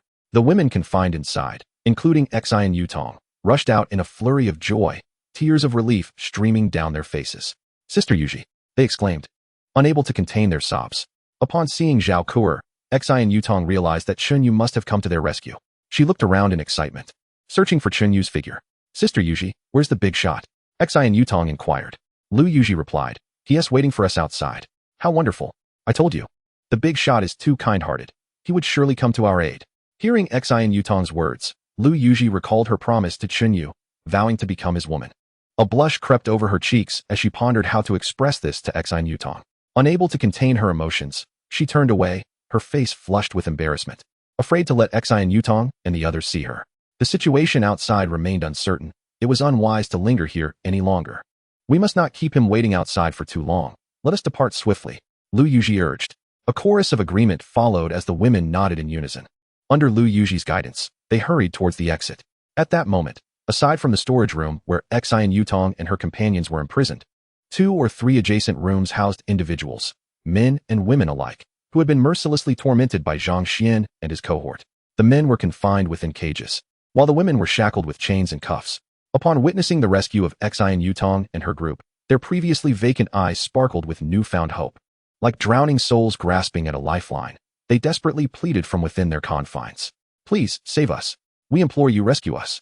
Zhao Kuo, moved by compassion, approached and severed the door lock with her sword. She then shattered the iron cages and broke the chains, liberating them. Emerging from their entrapment into the light of day, the men and women wept tears of joy. "Thank you. Thank you for saving us. We will forever be grateful," they exclaimed, overwhelmed with emotion, and fervently bowed in gratitude to Zhao Kuo. With a cool demeanor, Zhao Kuo replied, "If you are able, arm yourselves. Follow us and fight your way out." Enthusiastically, they nodded and hastily scavenged for makeshift weapons. This throng surged forth, a formidable force, rushing towards the exit. Yushia was already at the canteen door, clearing a path for them. "This way," she called out. Upon bursting from the canteen, they battled the zombies while racing towards the main gate. Chapter 084. This man is truly heartless. As the group burst forth from the canteen, they were met with the chaotic scene outside. The entire vocational college had descended into utter disarray. Zhang Xian's subordinates were fleeing in all directions, while Zhang Xian himself lay lifeless, his body sprawled on the ground, devoured by the ravenous undead. The sight left everyone in shock. How could such a formidable figure as Zhang Xian be dead? Their gaze shifted to Chunyu, who stood alone atop a vehicle, wielding a powerful bow and arrow. Whoosh, whoosh, whoosh. She relentlessly shot down the fleeing subordinates of Zhang Xian. Without Zhang Xian's terrifying abilities, fear dissipated from the hearts of the oppressed. These men and women, who had endured relentless humiliation and brutal torment during their captivity, had long harbored a seething anger and resentment. Now liberated, they could no longer restrain their desire for vengeance. Upon seeing their former captors, they clenched their fists, their eyes ablaze with fury. "Damn it, let us obliterate these beasts," they roared, their voices hoarse with rage as they seized sticks and iron rods. Those without weapons simply bared their teeth and charged at Zhang Xian's minions with fierce determination. When a group of long-oppressed individuals finally found the strength to retaliate, they unleashed an unimaginable ferocity in battle. As the vengeful crowd surged towards them, filled with rage and indignation, the impending clash promised to be fierce. The surviving subordinates of Zhang Xian immediately revealed expressions of panic and fear in their eyes. "Get lost. Don't bite my ears. No, no, clear the way, you fools," they screamed, and soon the entire vocational college was filled with their anguished wails. At that moment, Zhao Kuo and Yushia quickly shielded Lu Yuji as they rushed towards the entrance with Xin Yutong and the others. "Boss." Upon seeing Chunyu skillfully wielding a bow and arrow, dispatching foes with precision, Xi and Yutong exclaimed with excitement, her eyes sparkling. Chunyu glanced over and commanded, "Get in the car." The girls were astonished at the sight of such a large vehicle, but without hesitation, they opened the doors and surged inside. However, the vehicle was evidently not large enough to accommodate everyone. After rescuing approximately 40 individuals, the car was packed, leaving over 20 more standing outside, unable to board. As the horde of zombies drew ever closer, Lu Yuji decisively declared, "Those who are injured or have difficulty moving, get in the car first. You all drive away. I will follow with the remaining people." No sooner had she spoken than Chunyu started the engine, and with a swift motion, the vehicle sped away. Disappearing around the corner in the blink of an eye, Lu Yuji felt a twinge of resentment. This man was truly heartless. Although she thought so, he had not hesitated to leave without her. After all, she was ostensibly his woman now. Did he not care to wait for her to get in? Yet, as she mulled over her grievances, she realized that if she were to board the vehicle, she would undoubtedly be troubled about the safety of her sisters. "We must pursue," Lu Yuji declared. Yes, the remaining 20-plus girls followed Lu Yuji's lead, quickly setting off in the direction where Chunyu had vanished. After more than 20 minutes of relentless pursuit, they had not caught even a glimpse of the vehicle. "Humph, that scoundrel. He has vanished without a trace. Not even waiting for us," Lu Yuji inwardly complained. Just then, as that thought crossed her mind, she noticed a cloud of dust rising in the distance. A vehicle was speeding towards them. It was Chunyu returning in a military vehicle. Moments later, with a screech, the car halted before them. "Get in," Chunyu commanded in a low voice. Lu Yuji observed the vehicle was empty, realizing that he had first delivered the previous group before returning to retrieve them. She suddenly felt a pang of guilt for misjudging Chunyu. Perhaps this man was not entirely devoid of emotion after all. Quickly, she ushered her exhausted sisters, who had been running for quite some time, into the car. Once seated, they were enveloped in a profound sense of safety. "Buckle up." Before she could finish her sentence, the vehicle surged forward. Aware of Chunyu's driving skills, Lu Yuji had prepared in advance, fastening her seatbelt and gripping the handrail tightly. Thus, this time, she wasn't knocked about. Minutes later, they arrived at the entrance of the Daikai Huading community. Guahu stood guard at the entrance, and upon seeing Chunyu approaching in his vehicle, he promptly commanded the gate to be opened. Once the military vehicle had entered, the gate was swiftly closed again. After the vehicle came to a halt at the base of Area A, Chunyu was the first to alight. Following closely behind, Lu Yuji and the other women disembarked in succession. Earlier on the road, they had been filled with trepidation and fear. It was only upon arriving at this relatively safe haven that their anxious hearts could finally find solace. After Guahu exchanged pleasantries with Chunyu, he discreetly withdrew. At that moment, Xi and Yutong and the others, who had been sent ahead, rushed towards Lu Yuji, tears still glistening on their faces. "Sister Yuji, I thought I would never see you again," they cried, and the women embraced one another, weeping after the harrowing ordeal they had endured. Lu Yuji felt a pang of sorrow as well, yet as their leader, she knew she must summon her strength. "All right, everyone, there is no need to worry any longer. Zhang Xian is dead, and we have reached a safe place. Everything that transpired is now behind us. It is all over." The women wiped their tears and lifted their heads, their expressions tinged with sadness. "Sister Yuji, our base is gone. What shall we do now?" they lamented. "Indeed, we have no base, no home." As the tears flowed once more, Lu Yuji spoke with conviction. "Who says we have no home? From now on, we will follow Chunyu. Wherever he goes, we shall go." The women, upon hearing this, shifted from sorrow to joy. "Really? We will follow the boss from now on?" Lu Yuji nodded affirmatively. "Yes, indeed. I made a deal with Chunyu. He saved us, and in return, we will heed his commands. Whatever he asks of us, we shall do." At this revelation, the women erupted in exhilaration. "Wonderful. Following the boss, no one will dare to bully us." Seeing the relief wash over them, Lu Yuji felt her own heart lighten. She had shared this arrangement with her sisters, but the matter of being Chunyu's woman remained unspoken. Perhaps it was best to wait for a more opportune moment to address it. With this thought, Lu Yuji quickly organized her sisters to tidy up the rooms on the lower floors of Area A before they retired for the night. As for her, she approached Chunyu with a look of heartfelt gratitude. "Thank you, Chunyu. I am deeply grateful for your vengeance upon Zhang Xian. Furthermore, had it not been for your assistance, I would never have been able to rescue everyone on my own. Once again, thank you." Chunyu replied coolly. "No need for thanks. This is our transaction. I saved them, but do not forget the promise you made to me." With that, he waved his hand and turned to leave. Watching Chunyu's retreating figure, Lu Yuji had intended to express her gratitude, but felt instead as though her warm gesture had met with indifference. Though a tinge of disappointment lingered, her heart was not overwhelmingly heavy. After several encounters, she discovered that Chunyu, despite his somewhat cold exterior and unappealing conversational manner, was not devoid of emotion. However, could he not refrain from maintaining such a stern demeanor? Was it truly so difficult to offer her a smile? Even if she had previously declined his advances, causing him some embarrassment, it hardly warranted such behavior. Ding. Lu Yuji's affection for the host has reached 80, establishing a bond between Lu Yuji and the host. Chapter 085. Is this skirt too short? Teleportation, no rank. The distance of a single teleportation and the number of uses depend on the user's physical condition. Note: based on the current physical condition of the bondholder, Lu Yuji, the distance of a single teleportation is 100 meters, with approximately 30 uses available.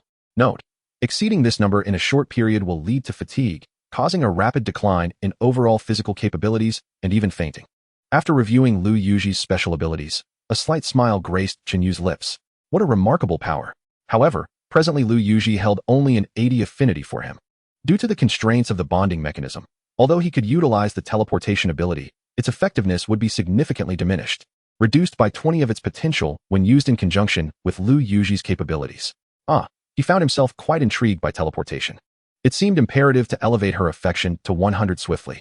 At that point, he could truly leverage her abilities, providing her with D-grade spiritual fruits to enhance her strength, thereby amplifying both the distance and frequency of her teleportation. In combat, this would dramatically boost his fighting prowess, allowing him to swiftly take down his adversaries. The thought brought a triumphant smile to his face. As for how to further enhance Lu Yuji's fondness for him, having discerned her character, this task appeared quite manageable. He gestured to Zhao Kuer, instructing her, "Go, summon Lu Yuji." Understood. Zhao Kuer promptly complied. Before long, Lu Yuji entered. After closing the door, she approached Qinyu, curiosity evident in her demeanor. Before she could inquire about the purpose of her summons, Qinyu nonchalantly waved his hand and said, "You too. Take her to bathe." Upon hearing this, Lu Yuji's face flushed crimson. Given Qinyu's capabilities and the pristine appearances of Zhao Kuer and Yushia at his side, it was hardly surprising that he would suggest a bath. However, the fact that he had specifically called her over only to direct her to bathe immediately led her to ponder his intentions. Though she had already contemplated such matters since agreeing to be Qinyu's woman, they had only just met. Her heart was not yet prepared for this progression, leaving her feeling somewhat anxious. Nevertheless, she was not one to go back on her word. Since she had promised Qinyu, she would not refuse him. Though surmounting this psychological hurdle proved challenging. "Come on, Yuji." Just as Lu Yuji's mind raced with uncertainty, Zhao Kuer gently called out in her ear and had already taken her by the hand, leading her into the bathroom. Gazing at the bathtub brimming with warm water, her heart leaped with joy. As a young woman, particularly one who cherishes beauty, how could she possibly resist the allure of a bath? "Have you two been with him?" Lu Yuji shyly inquired. Zhao Kuer teasingly responded, "What do you mean by been with? Speak up, Yuji." Such matters were too delicate to articulate directly, causing Lu Yuji's cheeks to flush deeper. "Hee. All right, I won't tease you anymore." Observing Lu Yuji's bashful demeanor, Zhao Kuer ceased her playful antics. As she assisted Lu Yuji in loosening her garments, she remarked, "Let me put it this way. Yugo is both gentle and quite assertive." Lu Yuji gasped, grasping Zhao Kuer's hand. "I'll manage on my own." Witnessing Lu Yuji's bashful reaction, Yushia couldn't help but recall her own past experiences. Unable to stifle her laughter, she exclaimed to Lu Yuji, "Kuer was the first to be with Yugo, I was the second, and you are the third. Henceforth, the youngest among us will be you. By our hierarchy, I shall also address you as Yuji, my little sister." Lu Yuji was taken aback. This man, while others were preoccupied with survival, had already established a harem. At that moment, Yushia softly added, "As for the concerns you have, Yuji, I too felt the same when I first arrived. But to be candid, after you experience it once, you will undoubtedly fall in love with the feeling. It's simply too delightful." Lu Yuji's face reddened further. She had previously heard that the first time could be painful, and that such encounters were solely pleasurable for men. How could women find enjoyment? Thus, she regarded Yushia's words with a degree of skepticism, suspecting they had been enchanted by Qinyu and were not entirely trustworthy. "All right, you may bathe now. Your clothes are far too dirty, just discard them. Afterward, remember to change into the new attire Yugo has prepared for you." Zhao Kuer pointed to the adjacent clothing rack. Lu Yuji glanced over, feeling a tinge of embarrassment. "Isn't this dress a tad too short?" Yushia shook her head. "Not at all. There are even shorter ones." Zhao Kuer nodded in agreement. Then, she playfully warned Lu Yuji, "If you don't wear it, be careful.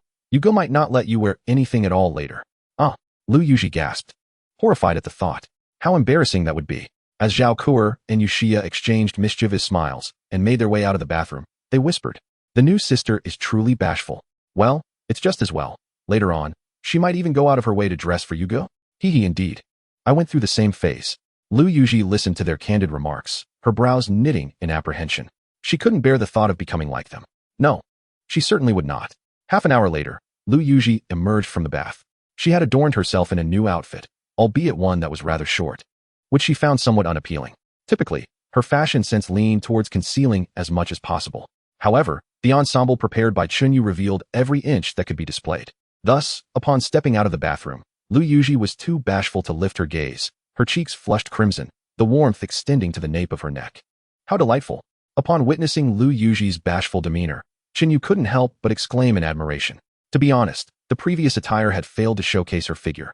He was oblivious to the fact that Lu Yuji possessed such allure. Under Chunyu's unabashed gaze, Lu Yuji felt an electric jolt of anxiety, desperately wishing to wrap herself in fabric for modesty. Come here, Chunyu beckoned, patting the sofa. With no other option, Lu Yuji averted her eyes and took hesitant, delicate steps towards him. Kneel, Chunyu instructed. Obediently, she knelt before him, her graceful posture eliciting a soft chuckle from Chunyu. Indeed, proper guidance was essential. With ample training, even kneeling could appear so natural and unembarrassed. Just as Lu Yuji's heart raced, anticipating Chunyu's next move, she was taken aback when he retrieved a charged tablet and some snacks from his spatial ring. He casually activated the tablet to watch a video while munching on the treats. What are you waiting for? Massage my legs, Chunyu urged. Ah, massage your legs? Did he merely desire a leg massage and not something else? Lu Yuji quickly reacted, extending her delicate hands to knead his legs. What else would you like to do? Chunyu replied with a roll of his eyes. At that moment, Lu Yuji, perhaps unknowingly, revealed a hint of disappointment in her gaze. Chapter 086. I have an announcement. Lu Yuji had just been massaging Chunyu's legs for half a minute when suddenly, the bedroom door creaked open. Zhao Kuer and Yushia emerged, having changed into new outfits. Upon seeing what they wore, Lu Yuji's eyes widened in astonishment. Could one truly dress like that? As she marveled, the two women approached, settling into Chunyu's embrace and offering him shoulder massages. Yugu, is this pressure suitable? Should I apply more? Yushia whispered close to his ear. Chunyu waved his hand dismissively. No need, this is quite comfortable. Observing, Zhao Kuer exchanged glances with Lu Yuji. See that, Yuji? Now that you are Yuji's woman, you ought to learn to be more considerate. Don't wait for him to instruct you on everything before acting. Oh, understood, Lu Yuji nodded thoughtfully. Thus, after more than half an hour of massage, Chunyu gradually began to feel drowsy. He waved his hand, signaling the three women to disperse. At this moment, Lu Yuji finally breathed a sigh of relief. She had anticipated that Chunyu might impose some daunting request upon her, but it turned out to be merely a simple ask. Thankfully, had it escalated to that point, she would have been at a complete loss. Once Chunyu fell asleep, Zhao Kuer and Yushia occupied themselves with a tablet, indulging in a variety show while munching on snacks. Lu Yuji suddenly perceived that Chunyu was not as unpleasant as she had initially thought. At the very least, being in his company ensured her well-being and spared her from any mistreatment. Watching Zhao Kuer and Yushia enjoying themselves brought her a sense of comfort. In this apocalyptic world, the lifestyle they led would undoubtedly be envied by countless girls. Strangely, her perception of Chunyu began to shift slightly. As time passed, she remained oblivious to the encroaching darkness of night. When Chunyu awoke, he casually waved his hand, and the dining table was instantly adorned with an array of delectable dishes. Chunyu, accompanied by the three women, sat at the table to dine. However, Lu Yuji's thoughts were preoccupied with Xi and Yutong and the others. While she had ample food here, Xi and Yutong and her companions were downstairs with nothing. Yet, she felt too embarrassed to ask Chunyu for anything. After all, her presence at the table was solely due to her status as Chunyu's woman. While Xi and Yutong had no such connection, it would be excessive to indulge herself and then request more. Thus, the meal was far from enjoyable for her. Had Chunyu not inquired why she was not eating, whether it was unappetizing or otherwise, she likely would have consumed little. After finishing the meal, Lu Yuji resolved to act more considerate, intending to assist Zhao Kuer and Yushia in clearing the table. However, Chunyu suddenly called her back. Go downstairs and inform them that I have something to announce shortly. Lu Yuji's curiosity was piqued. What is it? She blurted out. Chunyu teased. You'll find out soon enough. Reluctantly, Lu Yuji nodded. All right then. With that, she prepared to use her ability to teleport downstairs. Wait, Chunyu abruptly stopped her. Lu Yuji inquired, perplexed. What is it? Chunyu cast a downward glance, reminding her, are you really going to meet them dressed like that? At his words, Lu Yuji suddenly realized the inadequacy of her attire. A skirt so short it barely covered anything, and a lace camisole with two straps barely concealing her. If her sisters were to see her like this, she would surely be mortified. Her cheeks flushed crimson. Do you have any other clothes? I need to change. Chunyu grinned mischievously. Are you asking me for something? I only have some rather revealing outfits. Would you like those? How inappropriate. Lu Yuji shot him a disapproving glance. She then approached Zhao Kuer and Yushia to borrow a more decent outfit. After changing, she promptly teleported downstairs. By this time, after several hours of organizing, Xi and Yutong, along with over 40 rescued girls, had selected 10 rooms on the lower floor. They had cleaned and arranged these rooms, accommodating 4 to 5 individuals in each, establishing a well-ordered and secure environment for everyone. Upon encountering Lu Yuji, they immediately exclaimed, "Sister Yuji." Lu Yuji relayed Chun Yu's message, sparking great curiosity among the group. "What does the boss wish to discuss with us?" Lu Yuji shook her head. "I am unaware of the specifics. He did not disclose them to me. Let us await his arrival for further clarification." The group nodded in agreement. Their interest piqued as they eagerly anticipated Chun Yu's descent.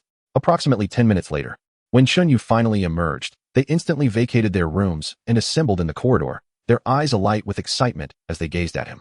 "Boss, what news do you have for us?" Xi and Yutong was the first to step forward, brimming with enthusiasm. "Yes, please enlighten us. We are all eagerly awaiting your words." Chun Yu did not respond verbally, but instead gestured with a flick of his hand. Suddenly, the floor was adorned with gleaming mountain-cutting knives. A total of 4 or 5 dozen retrieved from his spatial ring. "Step forward to claim one," Zhao Kur announced. As soon as the words left her lips, the women rushed forward. Within mere moments, the 40-plus knives were distributed, each individual brandishing one with an air of confidence. Once they had received their weapons, they regarded Chun Yu with expressions of seriousness and focus, their gratitude for their savior evident. Their gazes were filled with admiration and reverence. Then, amidst the sea of expectant eyes, Chun Yu spoke in a deep tone. "Now, the matter I wish to address is quite straightforward. As you all know from Sister Yuji, from this moment forth, you will accompany me and serve my interests. Let me be clear. I have but one requirement for your service: obedience. You shall execute my commands without question. Should any of you find this unacceptable, now is the time to step forward and depart." As his words hung in the air, Chun Yu scanned the room. The women's gazes remained resolute. None chose to step away. "Very well," Chun Yu nodded. "Since you all believe you can uphold this condition, I have no further objections. However, should you fail to fulfill my requests in the future, do not blame me for being unyielding." "No problem. Whatever you say, boss. We will absolutely comply," they chorused, echoing Xi and Yutong's sentiments. Chun Yu continued. "Then, I shall announce 3 matters this evening. The first is to retire the title of boss. After some thought, let us unify under the title of Big Brother." As he concluded, the room resonated with their enthusiastic agreement. Yes, Big Brother. The sight of a vibrant group of youthful university women calling him Big Brother brought immense satisfaction to Chun Yu's heart. "The second matter, since you are working for me, I shall not neglect your needs. Upon the completion of your daily tasks, I will provide you with sustenance based on your performance." Upon hearing this, the women erupted in joy. "That is fantastic. Our Big Brother is amazing. I told you, following the leader is undoubtedly the right choice." Chun Yu waved his hand, and the group of women immediately fell silent. "As for the third matter, you will all certainly enjoy it." At this, he paused deliberately, heightening their curiosity to an apex. "What is it, leader? Please tell us," they implored. "Yes, you suddenly stopped, and I'm nearly in despair. Leader, I beg you, hurry and reveal it." Chun Yu smiled, teasingly keeping them in suspense before finally announcing, Chapter 087, An Unexpected Guest. With bated breath, as Chun Yu unveiled the third surprise, the atmosphere erupted with excitement. "What? Hot pot? I must be hearing things." The women's faces lit up with exhilaration. Chun Yu nodded affirmatively. "Indeed. Today marks your first day here. A celebration of our team's growth, and a toast to your survival. So, let us indulge in hot pot together." As his words settled, a chorus of joy erupted. "Hooray! Our leader is amazing. Long live the leader." The women danced with exuberance, their spirits soaring. Having endured days of hunger and deprivation, the prospect of hot pot was sheer bliss. It felt as if they were experiencing a long-lost concept, both foreign and thrilling. However, with so many gathered for hot pot, the cramped corridor proved inadequate. Thus, Chun Yu opted for the spacious underground parking lot. He promptly instructed the women to bring down some tables and chairs. Once everything was arranged, he waved his hand, and instantly, several tables were adorned with the Inyong hot pot and alcohol burners, surrounded by a feast of ingredients. The women were left speechless in amazement. Wow, so much food. Their mouths watered in anticipation. "All right, let us eat." Chun Yu gestured. The women, unable to contain their excitement, eagerly took their seats, igniting the burners and preparing the hot pot. As the broth began to bubble and the tender slices of beef and lamb cooked, they eagerly grabbed the morsels, devouring them without a second thought. "This is absolutely delicious. Leader, you are my savior." They marveled at the fact that, in this resource-scarce world, they could still enjoy hot pot. Overcome with joy, tears of happiness streamed down their faces. Sitting beside Chun Yu, Lu Yuji was equally touched. She realized that he was not as cold-hearted as he seemed. He provided not just sustenance, but had also arranged this delightful hot pot feast. Such treatment was rare elsewhere. Regret washed over her. She lamented not joining Chinyu sooner, as it might have spared many of her sisters from Zhang Xian's cruelty. From a once thriving group of over 100, only about 40 remained. Guilt gnawed at her heart. As she noticed the number above her head rise, her affection for Chinyu blossomed to 84. As Chinyu basked in happiness, he perceptively noticed the fluctuations in Lu Yu's emotions. He deftly picked up a piece of meat and tossed it into her bowl, chiding, with food available. Why dwell on unnecessary thoughts? Lu Yu expressed her gratitude with a beaming thank you. Chinyu scrutinized her frail form and remarked, if you truly wish to thank me, you ought to eat more and regain your strength. You appear so weak that I fear I might accidentally knock you out if I were to touch you. The underlying meaning in his words was not lost on Lu Yu, whose cheeks flushed deeply, coloring even the nape of her neck. She hastily picked up her bowl and buried her head in her meal, pretending not to grasp Chinyu's implication. Chinyu chuckled mischievously and abruptly stood up, surveying the room. Tonight, everyone is free to indulge. Eat to your heart's content. If food and drinks run short, worry not. There will be plenty more. In short, enjoy yourselves. His declaration was met with raucous applause. However, Chinyu's benevolence was not as altruistic as it seemed. He merely recognized that a well-fed group of workers would be more effective. Additionally, it would serve to bolster their goodwill towards him, a mutually beneficial arrangement. Meanwhile, as Chinyu and the women reveled in their feast in the underground garage of Area a group of uninvited guests infiltrated the community. Under the cover of night, a dozen individuals stealthily scaled the inconspicuous wall from one side of the complex and swiftly made their way towards Area D. Along the way, they encountered a few patrolling guards, whom they viciously dispatched with knives before the guards could react, showcasing a disturbing level of coordination, indicative of their prior experience in such endeavors. Before the men from Guahu could discover their presence, the intruders slipped into Area D. Moreover, lurking outside the community's walls were dozens more, each wielding a large machete, prepared to charge in at a moment's notice. Sensing the impending threat, Zhao Kuer furrowed her brows and quickly approached Chinyu, discreetly informing him of the situation. Chinyu nodded in acknowledgement, having already surmised the identity of the intruders. A group of 70 to 80 individuals had arrived, led by a supernatural being who immediately headed for Area D, infiltrating Yu Jianmin's residence. Based on prior intelligence from Guahu, it was evident that the leader could only be Feng Dashin's brother, Feng Dashu. As Chinyu instructed the others to continue their meal, he and Zhao Kuer moved aside. She inquired, Brother Yu, should we take action? Chinyu shook his head. No need. Have Xia inform Guahu that as long as they do not disturb us, we will remain uninvolved. Understood, Zhao Kuer replied, promptly relaying the message to Yu Xia, who quietly departed. Lu Yu, perceptive as ever, sensed the shift in atmosphere. Upon Chinyu's return to his seat, she anxiously asked, what is going on? Is something wrong? Chinyu replied with nonchalance, nothing at all. Just continue eating. Oh, Lu Yu nodded, yet instinctively felt that something was amiss. However, the situation remained within manageable limits. Consequently, Chinyu chose not to disrupt the pleasant dining atmosphere and refrained from speaking. Meanwhile, in District D, on the 12th floor, room 2104, Yu Jianmin and Wang Xiuqin were initially lost in slumber, hoping that sleep would stave off their hunger. Little did they know that after lying awake for an extended period, hunger would render them unable to rest. Suddenly, a loud knock echoed through the door. Before they could react or rise from their beds, a group of over 10 burly men burst in, brandishing knives and pressing them against their throats, dragging them from their bedroom to the living room. Yu Qingji, who had been dozing on the sofa, was abruptly awakened by a kick. Instinctively, he prepared to unleash a torrent of curses, but upon seeing the formidable cleaver in the intruder's hand, he quickly silenced himself. The three of them trembled in fear. Kneeling on the floor, paralyzed by the intense gaze of their leader, they dared not utter a single word. Where's my brother? Where is he? Feng Dashu's voice exuded a palpable pressure that left Yu Jianmin and the others gasping for breath. Upon hearing this, they immediately recognized the leader as Feng Dashu, who bore a striking resemblance to his brother, Feng Dashin. A chill of terror coursed through them. Chapter 088. Dining at the King of Hell's table, seeking death. Feng Dashu had been patiently waiting at his car repair shop for news from Feng Dashin. The moment he received any word, he would swiftly lead his men to exact vengeance. However, after several days of silence, he found himself unable to contact his brother, which filled him with anxiety. Unable to wait any longer, he seized the cover of night to bring his men and confront the situation. Upon realizing Feng Dashu's identity, Yu Jianmin felt a surge of panic. With no room for concealment, he quickly divulged the details of Feng Dashin's murder. Upon hearing the news, Feng Dashu was consumed by rage. He had never expected to learn of his brother's tragic demise, especially under such brutal circumstances, being stabbed to death in public. The bond between the two brothers had always been strong. When he initially sought to establish his own career but lacked funds, it was his brother who had selflessly provided his hard-earned savings to help him open the repair shop. Because of this, his brother had remained single, unable to afford a wife.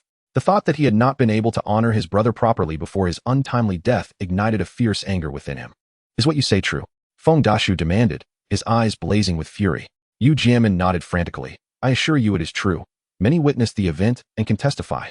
With a powerful swing, Feng Dashu unleashed a punch that struck the wall, creating a gaping hole. Yu Jianmin and the others stood frozen in shock at this extraordinary display of strength. Please, spare us, they cried out in fear, hastily bowing their heads and pleading for mercy. Enraged, Feng Dashu's murderous intent surged. He seized a hefty cleaver from one of his subordinates, and with swift precision, he struck down twice. As Yu Jianmin and Wang Xiuqin begged for mercy, their heads suddenly fell to the ground, and the scorching blood splattered across their faces. In that instant, Yu Qingji was so terrified that he lost control of his bladder. Feng Dashu, consumed by rage, commanded, lead the way, take me to that brat. Yu Qingji, in a state of panic, immediately stood up, trembling all over, and bowed deeply, ready to guide them. Yet, at that moment, the night was abruptly pierced by the sound of gunfire. A burly man rushed in to report, Brother Dashu, we've been discovered. Guahu is coming with armed men. Feng Dashu's eyes turned bloodshot. Tell the brothers to charge in. Tonight, I shall cleanse this community with blood. Yes. His subordinate quickly went to signal the others. With a command, the cry of kill rang out, and the sounds of battle erupted outside. 60 or 70 men scaled the walls, brandishing large blades, and surged into the community with great momentum. Feng Dashu, his face contorted in fury, led his men towards Area A. This night, he intended not only to avenge his brother, but also to seize all the supplies that Chunyu had hoarded instead of trading for worthless gold. Not a single one would be spared. They all had to die. Suddenly, gunfire erupted again. Guahu and his men had blocked their path and opened fire. Upon seeing Guahu and his men charging, Yu Qingji, quick on his feet, sought cover before the shots rang out. One or two of Feng Dashu's subordinates, slower to react than Yu Qingji, fell to the ground, struck by bullets. The remaining subordinates scrambled for safety, yet Feng Dashu stood immobile, unfazed. Bullets struck him, but he remained unscathed, as if his body were impervious to harm. This was Feng Dashu's extraordinary ability. His entire body could harden.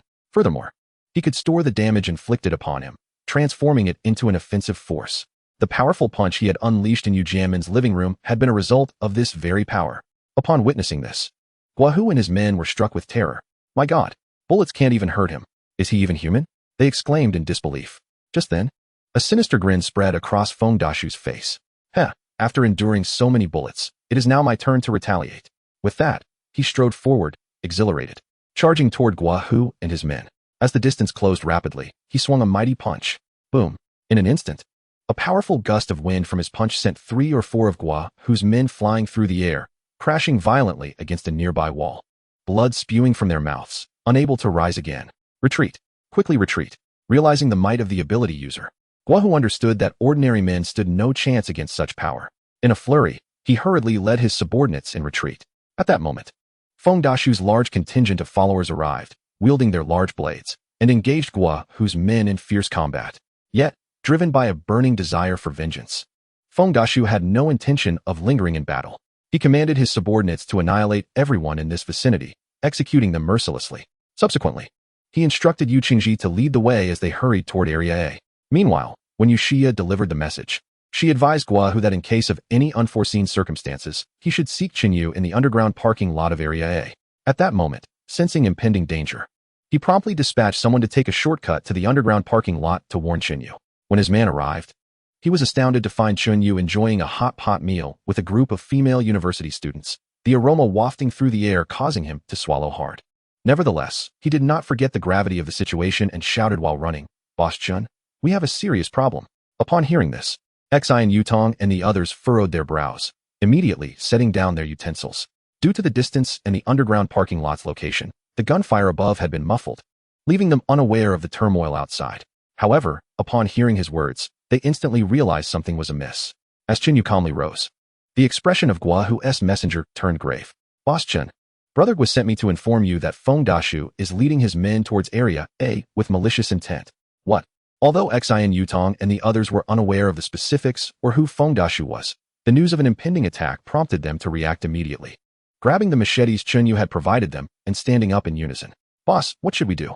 They inquired, their eyes fixed on Chunyu, fully prepared for combat. Annoyed at being disturbed during their meal, Chunyu's expression darkened. Since there are those who wish to court disaster, let us send them straight to hell. Yes, the women affirmed, and then Chunyu led them upstairs. Upon reaching the ground floor of Area A, they encountered Feng Dashu and his men advancing aggressively. Upon seeing the numerous female university students standing behind Chunyu, including several stunning beauties, Feng Dashu and his lackeys were visibly excited. Boss, it's him, and that detestable woman. They are the ones who conspired to kill your brother. As soon as he spotted Chunyu and Yushia, Yu Qingji immediately adopted a smug demeanor, pointing at them with a sense of triumph, thinking to himself that the detestable woman's days of ease were finally over. However, before he could finish his thought, a sudden pain crossed his face as he clutched his neck in disbelief. He barely managed to utter, "Boss, you," before collapsing in despair. Feng Dashu spat contemptuously on Yu Qingji's lifeless body. Bah! He then raised his foot and stomped down violently, crushing Yu Qingji's skull and splattering brain matter everywhere. How dare you show such excitement after my brother's death? You truly do not know the meaning of danger, do you? You seek death. Feng Dashu's expression was one of sheer brutality, while his subordinates watched in horror as Yu Qingji met his grim fate. They all wear expressions of indifference, as if they are mere spectators to the unfolding drama.